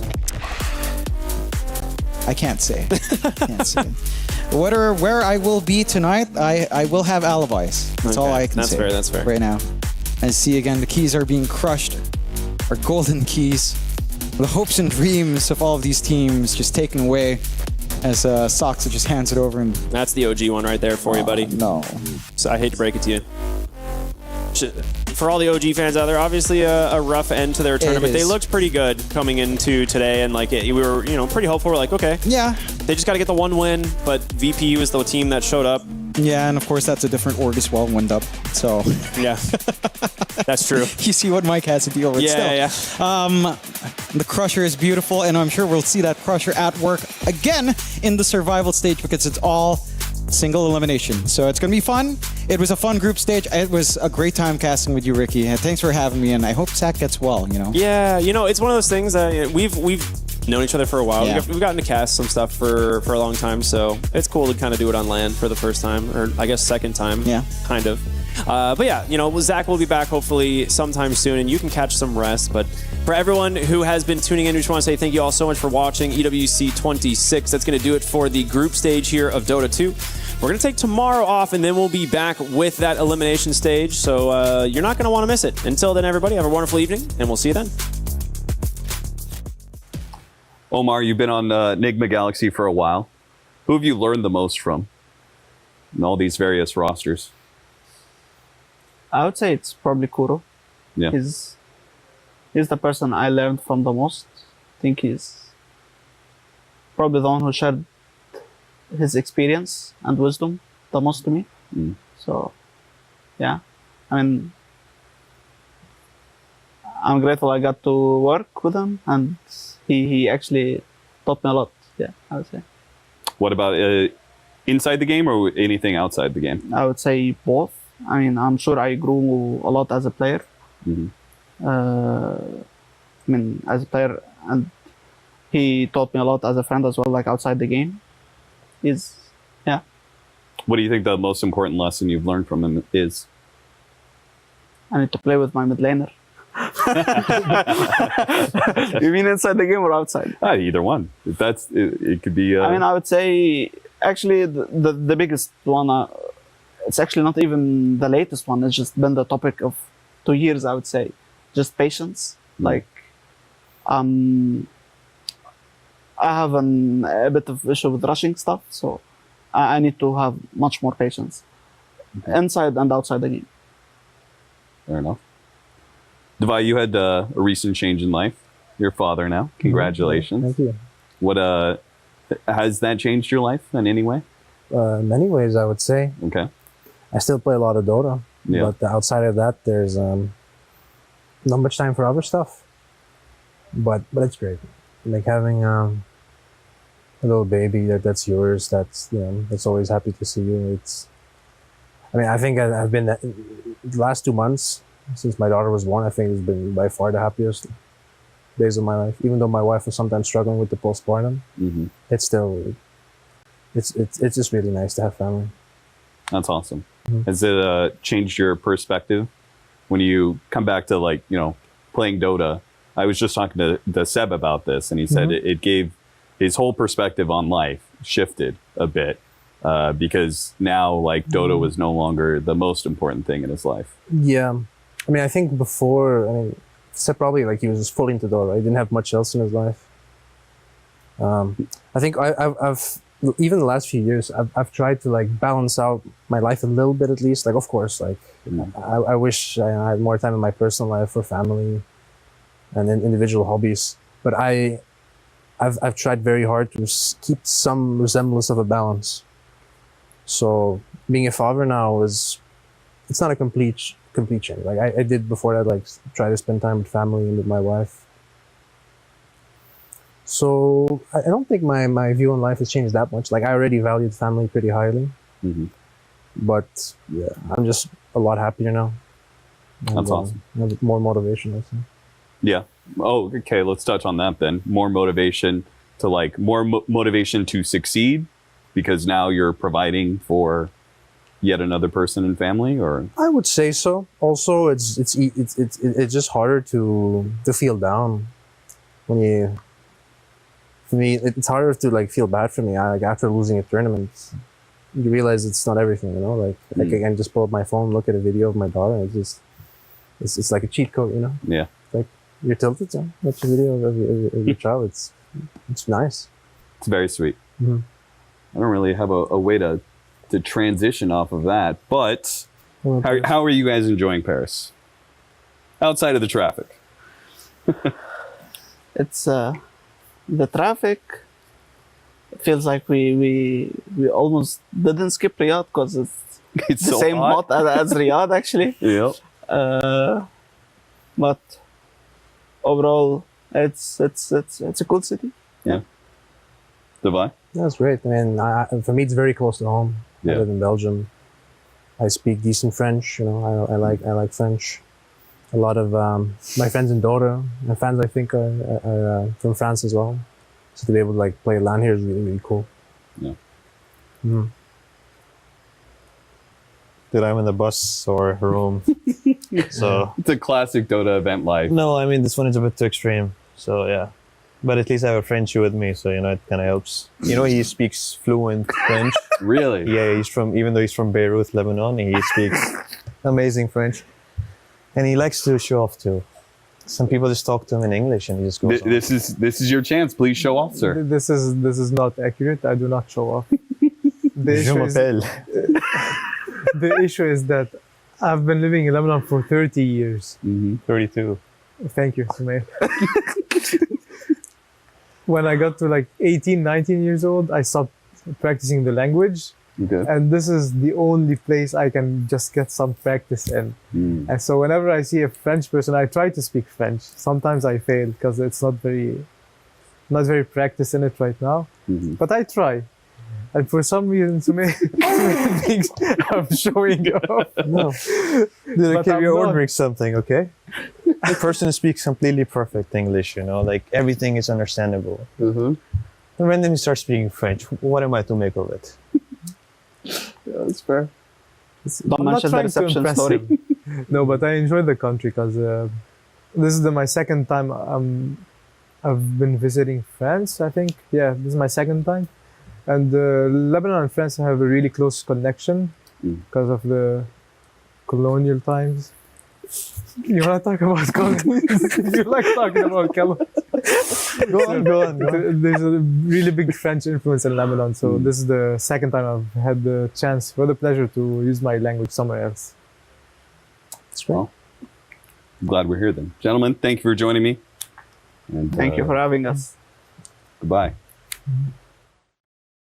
Morning, Dota fans. It is Slacks here at EWC Media Day. That is right. We have all the teams arriving to come take their pictures, get their makeup, do some interviews. It's sure to be exciting, and we're going to walk you through each one of the teams and see what they're up to. In fact, we have some teams coming in right now. Maybe we can do a seamless transition. Looks like one of our first teams of the day is Team Liquid. Wow, look at them. Look how happy they are. I've never seen a team so happy to do Media Day. Let's go bother one of them. You guys have a lot of cameras coming your way. Hello. Good to see you, sir. Are you excited for Media Day? Yeah, I'm like super excited. Oh, Especially Media Day with you is like the blessing in disguise. You know? Well, I'm not doing it, so have a great day without me, my friend. Blitz, are you okay? What happened? I shattered my ankle, but... Doing what? I fell on it, and then I snapped into it, and now it's just up and in. Okay, well... To see it on camera? Yeah, show us. No, don't do that. That's going to freak out the audience. Sir, I'm so sorry. I would carry you to Media Day, but as you carry the hopes and dreams of the Dota community, we love you, Blitz. Feel better. Happy Media Day. Goodbye. The hardest job in esports, it's not playing. In fact, it's doing makeup for everyone that comes to EWC. These talented men and women make these gamers look presentable. For the first time out of their basements in 9 months, they are here to be on camera and look lovely. Let's go ahead and check things out. We've got our own boys here. Mr. Coach, do you get makeup? Yes. Yeah? Can you tell? I cannot tell. You look like you naturally woke up today. You feeling good? You looking good, bro. Thank you. Like, I don't need makeup. What's your routine? You moisturize? Okay, so you need to cleanser. Cleanser. Then you have to do toner. Toner. And then you have to do moisturizer. All right. And then you're supposed to do one more, but I don't know what it is. Are you a mewer? Do you mew? Like, Yeah? You mew guy? No. Sir, you look lovely. You don't need any makeup. We got more Aurora Gaming boys coming in here. Look at this fresh. God damn. Can we get a lush shot of this?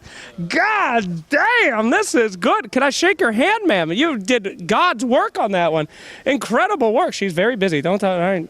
Hello, sir. Welcome to the makeup chair. How much moisturizer are you looking for here today? a lot. A lot. A lot, he says. God damn. That's the key to beauty right there. You get in there, Mira. Thank you so much. Wow. Incredible job by all of our makeup artists here. They have to go through so many people all day. And Dota players got to be in the top 10 worst. I can say that. Introduce yourself, young man. I am Nikolai, BB3PX from Level Up. How old are you? I am 23 years old. There's no way you're 23. I am 23. Does anybody tell you look a lot younger than 23? Yeah, that's always happening when I'm trying to buy alcohol. Oh, do you buy a lot of alcohol? Not a lot, just for holidays. Oh, just holiday. How many holidays do you celebrate? Maybe 2 or 3 in a year. Oh, that's it. Okay, that's not too bad. How are you guys feeling at this tournament? It feels very nice. I appreciate that I came here. That's good. And how long have you been with this team? I think 3 months together. So you're pretty happy to be here then? Yeah, I'm so happy. What is your favorite thing about Dota 2? You always can do something new. I've been watching Dota for a long time. Is that true? Yeah, that's true, for real. So do something new when I'm casting your team, okay? Okay, I'll try. And last question I've been asking everybody, I don't know why. If your team were to break out into a fist fight, okay, you fight each other physically, who would be the victor, do you think? I think Darky will be the winner of this fight because he is crazy. Oh, so it's it's the crazy aspect, not the strength necessarily. Okay, cool. Appreciate your time and good luck at the tournament. Thank you. Welcome back, my friends, and as you see, we're on stage, but it is not for a matchup. We've already had all of those for group stage, and next up is survival, but also the teams that are already progressed onto the quarterfinals, those will be the teams in the #1 position in each one of our groups, which means we get to do something that's stressful, fun, and kind of silly at the same time. It's time for a draw show, Slacks. Absolutely. This is the draw show, baby. We're going to tell you how things are going to be going from here on out. Now, let me give you a very quick little explanation, all right? If you got first place in the groups, you're already in the playoffs. You are safe. You don't have to go to the survival stage. However, if you are in the lower groups and have not been eliminated, you must face off against another team over here. When you beat them, you must then face off against what we're going to call the mini-boss, someone who has qualified above you in position 2. And then after that, the 3 of you, whoever survives all that, needs to face off against the main boss, the big boss, which we will bring out. So we're going to take all these teams and we are going to reveal what order this is right now. Are you ready to bring them out? I'm absolutely ready. This is all about randomness. You will not be facing somebody from your own group. That's right. 3rd and 4th. So that adds an extra layer of, are we even prepared for what is to come? That's right. These teams have a lot of work to do, but the time has come. I know we have some representatives in the back that are excited to see who they're going to face. You ready? I'm ready. All right. Gentlemen, 16 representatives from 16 teams. Come on up to the stage. Damn. Here they come. I can't believe they were standing in the back without fighting each other. They are so peaceful. You know how much MMR there's going to be on this stage in one go? More than anyone in the chat has ever seen before in their pub games. For sure. For sure. There we go. All of our survivors. We said goodbye to so many teams the last few days. We're going to get things started here and get our first head-to-head coming our way. Yeah, so I'm going to make it simple for you here. We're going to start with the teams that were at the 3rd and 4th position in their groups. So we're going to be drawing from my left-hand side here, and then we'll see who the mini-boss and final boss will be in every category of 4 teams. Simple as, we'll do it 4 times and close out our day. Our first 2 teams, though, to join us here on stage, LGD Gaming and Mouse Sports. Ame! No, just kidding. LGD Gaming. Mouse, Mouse come Sports. on over. Come on up. Well, oh no, you stand next to him. This is for the winner side. Then you get away. You two are going to play one another, of course. That's going to be big. Yamich and KJ. Anything that we should expect in that game? This is going to be a very interesting match because it's going to decide who's the best assistant coach from Brazil. Both are assistant coach from there, so yeah, stay tuned. Who's the best assistant coach from Brazil? Osman. Wow, that's all you need to hear. That's all you need to hear. All right, who Looks they like play? a tough match, absolutely. But they have to face off against the mini boss, and that is going to be the winner of this match. Will face off against BB Team. That's Miero. Come on up, my friend. Oh, goodness gracious. Look at these two young gentlemen. Only one will survive to make it your way. I got to ask that cringe question. Who do you think it's going to be? Which team? Which team? Out of those two. LGD maybe? LG maybe. Come on, Mouse. Come on. All right. Well, thank you for your opinion. If you could go that way, join them. That's right. Right there, my friend. You've got this. Very good. And now, we got a big boss. We do have the big boss coming up here, my friends. Ladies and gentlemen, welcome to the stage. The man that might be putting down whoever survives this. It's gonna be Nigma Galaxy GH. Hello. GH, welcome to the stage, my friend. You will be facing off against one of these three. What is your prediction? My prediction is we will be facing one of these three. Yes. Bro, what the hell? Thank you so much. That's not hype at all, GH. I know you're supposed to be nice. Okay, you have a nice word for each of them. What do you think about each one of these teams? I like them. Great. Thank you so much for the hype, my friend. Well, you four can now exit through the front. Well done. Ahead. We now know where that is going to go. Congratulations.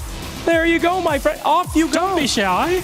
All right, we're going to do this 3 more times. Damn. Honestly, you heard it in the piece with Capitalist. We're like, oh, GH, he always finds time to talk. He always wants to find the space to speak a bit of French. He wasn't doing that over here. He was being nice. That's GH's thing. He's a kind boy. He's not going to S-talk them right in front of their faces. Goodness gracious. He'll leave that to the game itself, to the lobby itself. Indeed.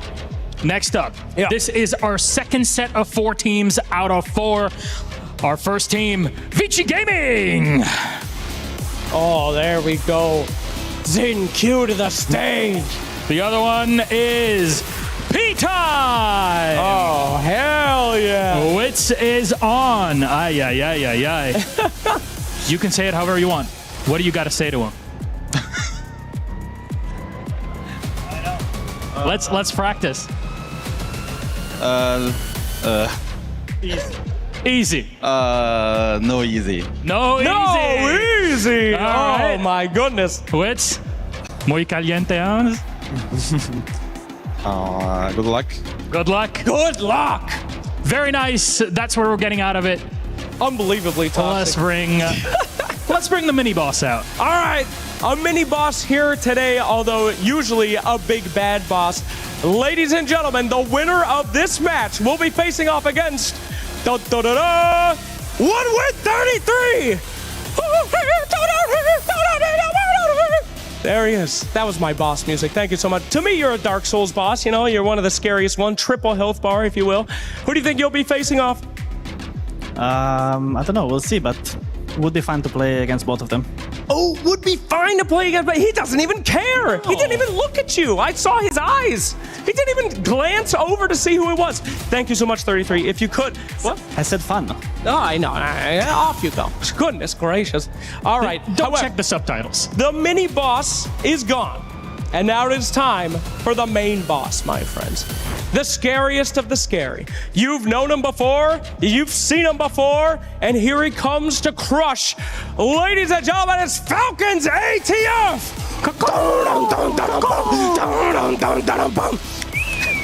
All right, my friend, this is a scary lineup. Only one of them will face off against you. Any words for your potential oppositions?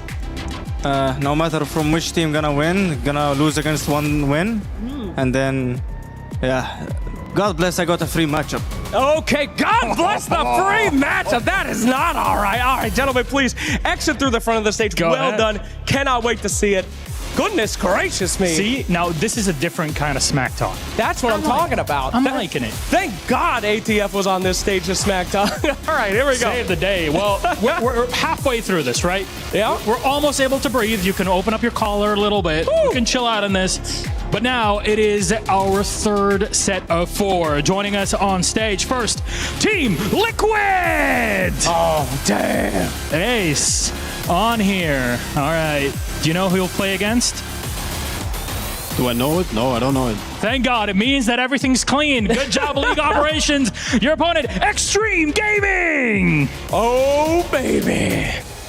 Well, now that you know who you'll be playing against, you have formulated any thoughts, Ace? Bring it on. Oh, there we go. All right. Bring it on. All right. He's ready for you. Final words? Let's go. Let's go! Fantastic. 2 very strong teams. That's going to be a hell of a match, but they will have to make their way through the defending champions, ladies and gentlemen. It's Team Spirit Laurel. He nodded so calmly, his eyebrows raised so slightly. What do you think about this matchup? Interesting matchup. I guess, I don't know, we always have the same team, like play against Extreme or Liquid. They're 2 good teams, so I don't know, how best for them. Oh, the best to you guys. Well, very well. Laurel, you're so sweet. If you could, please head over there. Such are the words of our mini boss, but I'm afraid the main boss is coming. Ladies and gentlemen, you know him, you love him, you gotta look up to eyeline him. It's Saska! Dun, dun, dun. Hello there, my friend. I forgot the Attack on Titan theme. Do you know it? What's the Attack on Titan? That's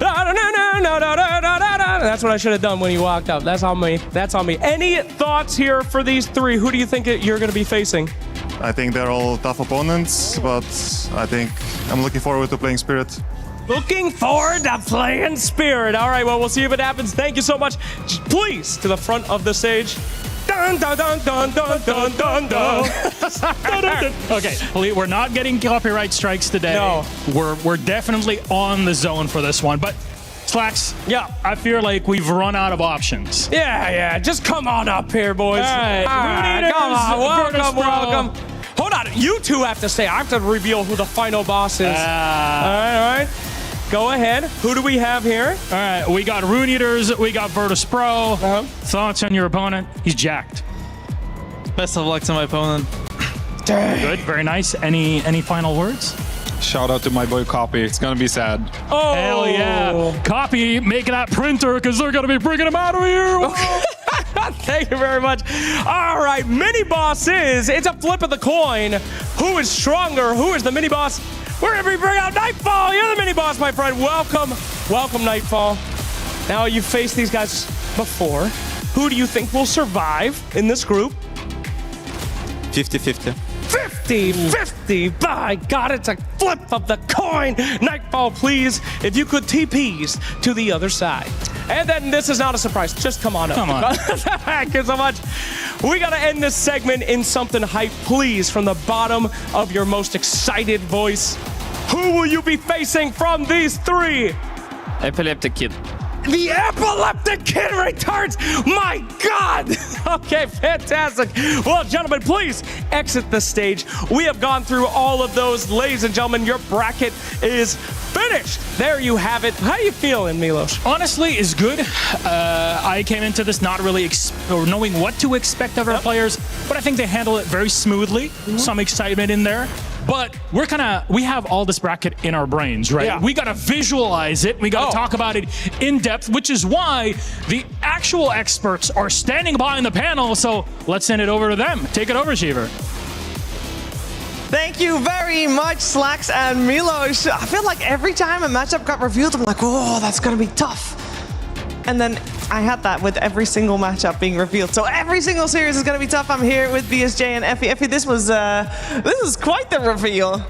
That was pretty entertaining. You know what? I think people should have been ruder to each other. Ooh. So whoever shows more killer instinct is going to win, Sheaves.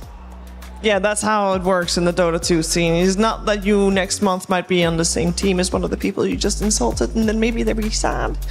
Yeah, I mean, you might end up in the reverse of Fly's and Copy's situation, where they're about to play each other. You wish them good luck. Exactly. I mean, honestly, it's kind of funny how the storylines always come out. Like Laura was saying, he ends up against Team Liquid or XG a lot, and also Fly is playing against his former teammate. There's so many teams that don't have that overlap. How does this always happen in some way? I don't know. It's exciting. I mean, every single one of those series moving forward is going to be an elimination series.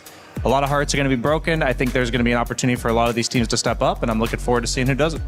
Yeah, I feel like there's a lot of underdog stories that can be coming through here, and it is pretty crazy that we to be honest, we have 16 teams left. We eliminated 8 teams and we have 16 teams left. So there are a lot of teams here for Dota 2 at this EWC. And that means that there are still underdogs in the tournament, and there are still clear favorites in the tournament where we have the 4 teams that are still considered a clear favorite. But my question is, Effie, do you think that out of those 4 clear favorites, you have one team in particular that you feel might have the toughest opponents coming out of their 3, and we should be able to get the brackets to you soon?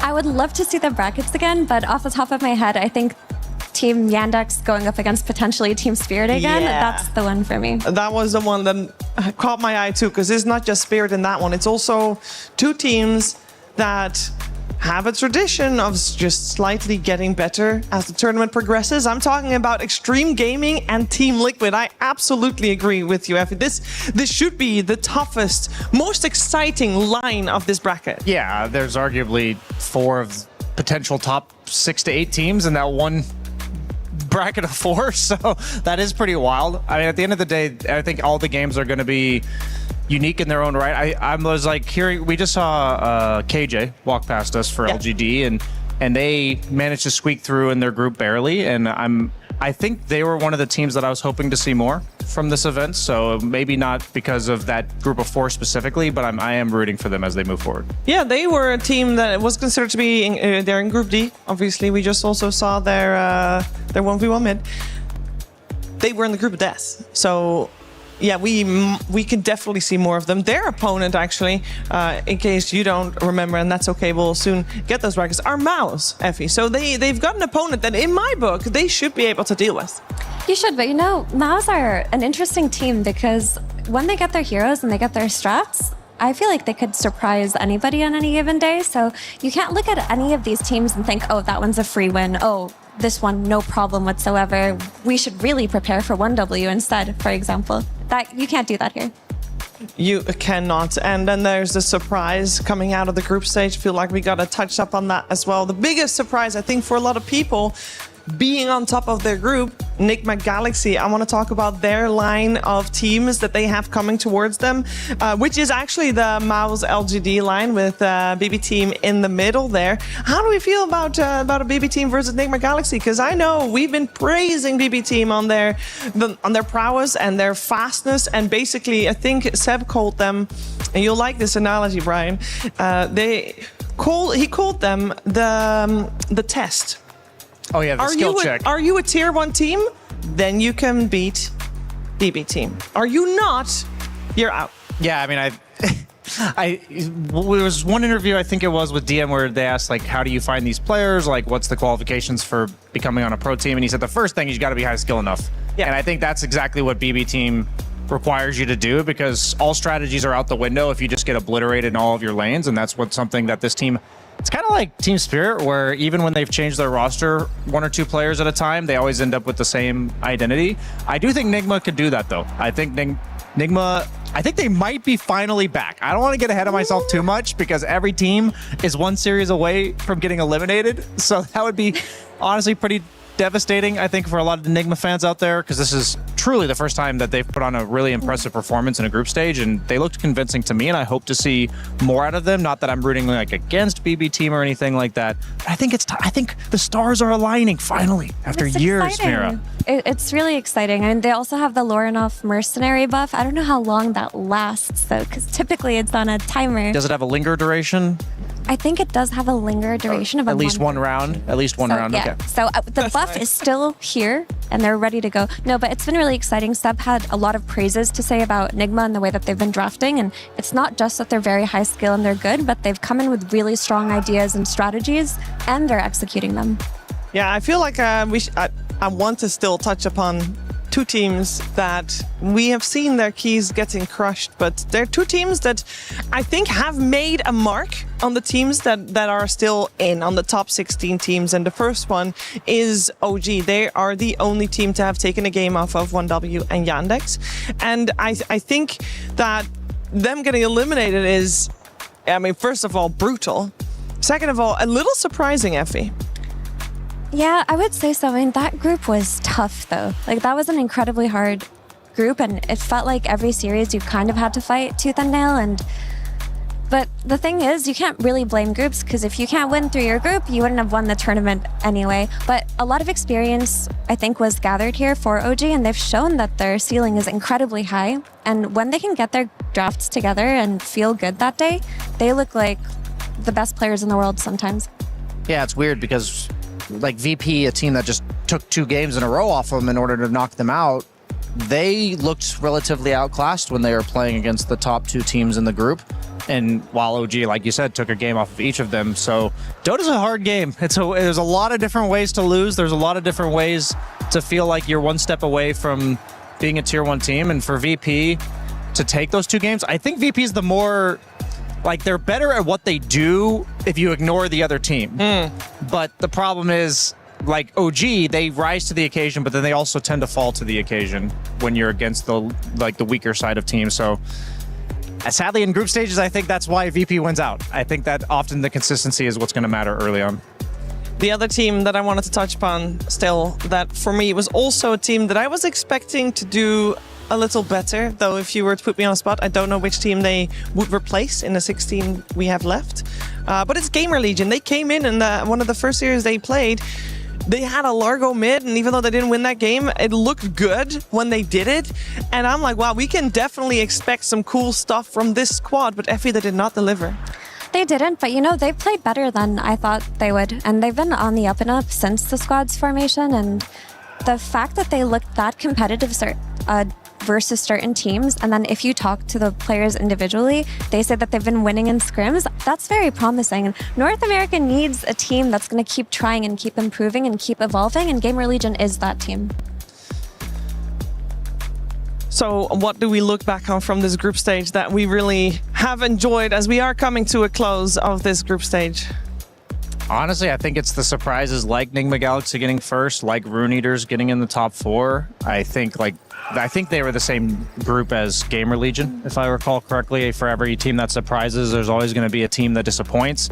But overall, I do think the groups were balanced relatively well. We talk about the group of death, but I'm not too surprised by all the teams that are moving forward, and I think we're set up for a nice bracket. Yeah, we are set up for a nice bracket as we can set up the bracket. Of course, we're starting with the survival stage. So we're going to have the survival stage, which is this. And it will be played out over 2 days, on Tuesday and Wednesday. And we have got some cool series. I'm Liquid Extreme Gaming. That's just where my eyes go, guys. It's just there. It is just there. You are right. And I mean, Extreme Gaming, 32nd place TI recently. Liquid, they won one like 2 TIs ago, and now we're seeing them in the first round of a survival bracket. That is definitely unexpected. I just want to say that we just saw that 1v1 for VP versus LGD. So LGD, by winning the 1v1, got to play against Mouse as opposed to VP playing against Rune Eaters. I'm not trying to like take a slight on Rune Eaters. I don't know if LGD got the better half of this by playing against Mouse. I would be a bit more scared. I think Mouse, you know, their floor, I think, is much higher than most of these teams. Like, they do have solid lanes and they tend to execute what they do well, but I also think they have a potentially higher ceiling. So I think Virtus Pro got a bit lucky there with that specific one. And I think I think Rune Eaters took 3rd place in the group that Extreme got 4th. And that's how you end up with this Team Liquid versus Extreme Gaming. Extreme Gaming has been looking a bit shaky, and I don't think it's a surprise that they found themselves with such a formidable opponent in round 1. Yeah, every single one of these series, you can make a case for either team to come out ahead and go to that next round. And it's a scary road. And I said it's single elimination, so there's no mistakes. You gotta treat it like the lower bracket. That's just as simple as that. For some teams, that's a buff. For some teams, Effie, that might be a little bit of a negative. You're right, because I do think nerves always play a part in tournaments of this caliber, and there are certain teams that have looked like nerves have gotten the best of them, you know? And we just saw Tai Lung from LGD play 1v1 and he looked fantastic, but there were also games that he played this EWC where I could really feel his tension through the screen. So I hope that the teams that often succumb to their nerves can get a grip during the survival stage. They'll need to. They'll 100% need to. Thank you so much for both your thoughts today. As we have come to the end of today and to the end of the group stages, keep in mind we'll be not live tomorrow. Everybody gets a break, teams included. We'll be back on Tuesday though, and we are starting a little bit later than what we have so far. We'll be live with 2 different streams starting at 1 p.m. Of course, we'll be live before that to talk you through everything that's going to happen that day. So make sure you tune in on time, 1 p.m. and we're in Paris, so you can do the math there yourself. That's all good. We're not going to leave you completely empty-handed because we did have some crazy cool games coming your way today. So thank you so much for tuning in, and we're going to leave you with the STC recap of the day.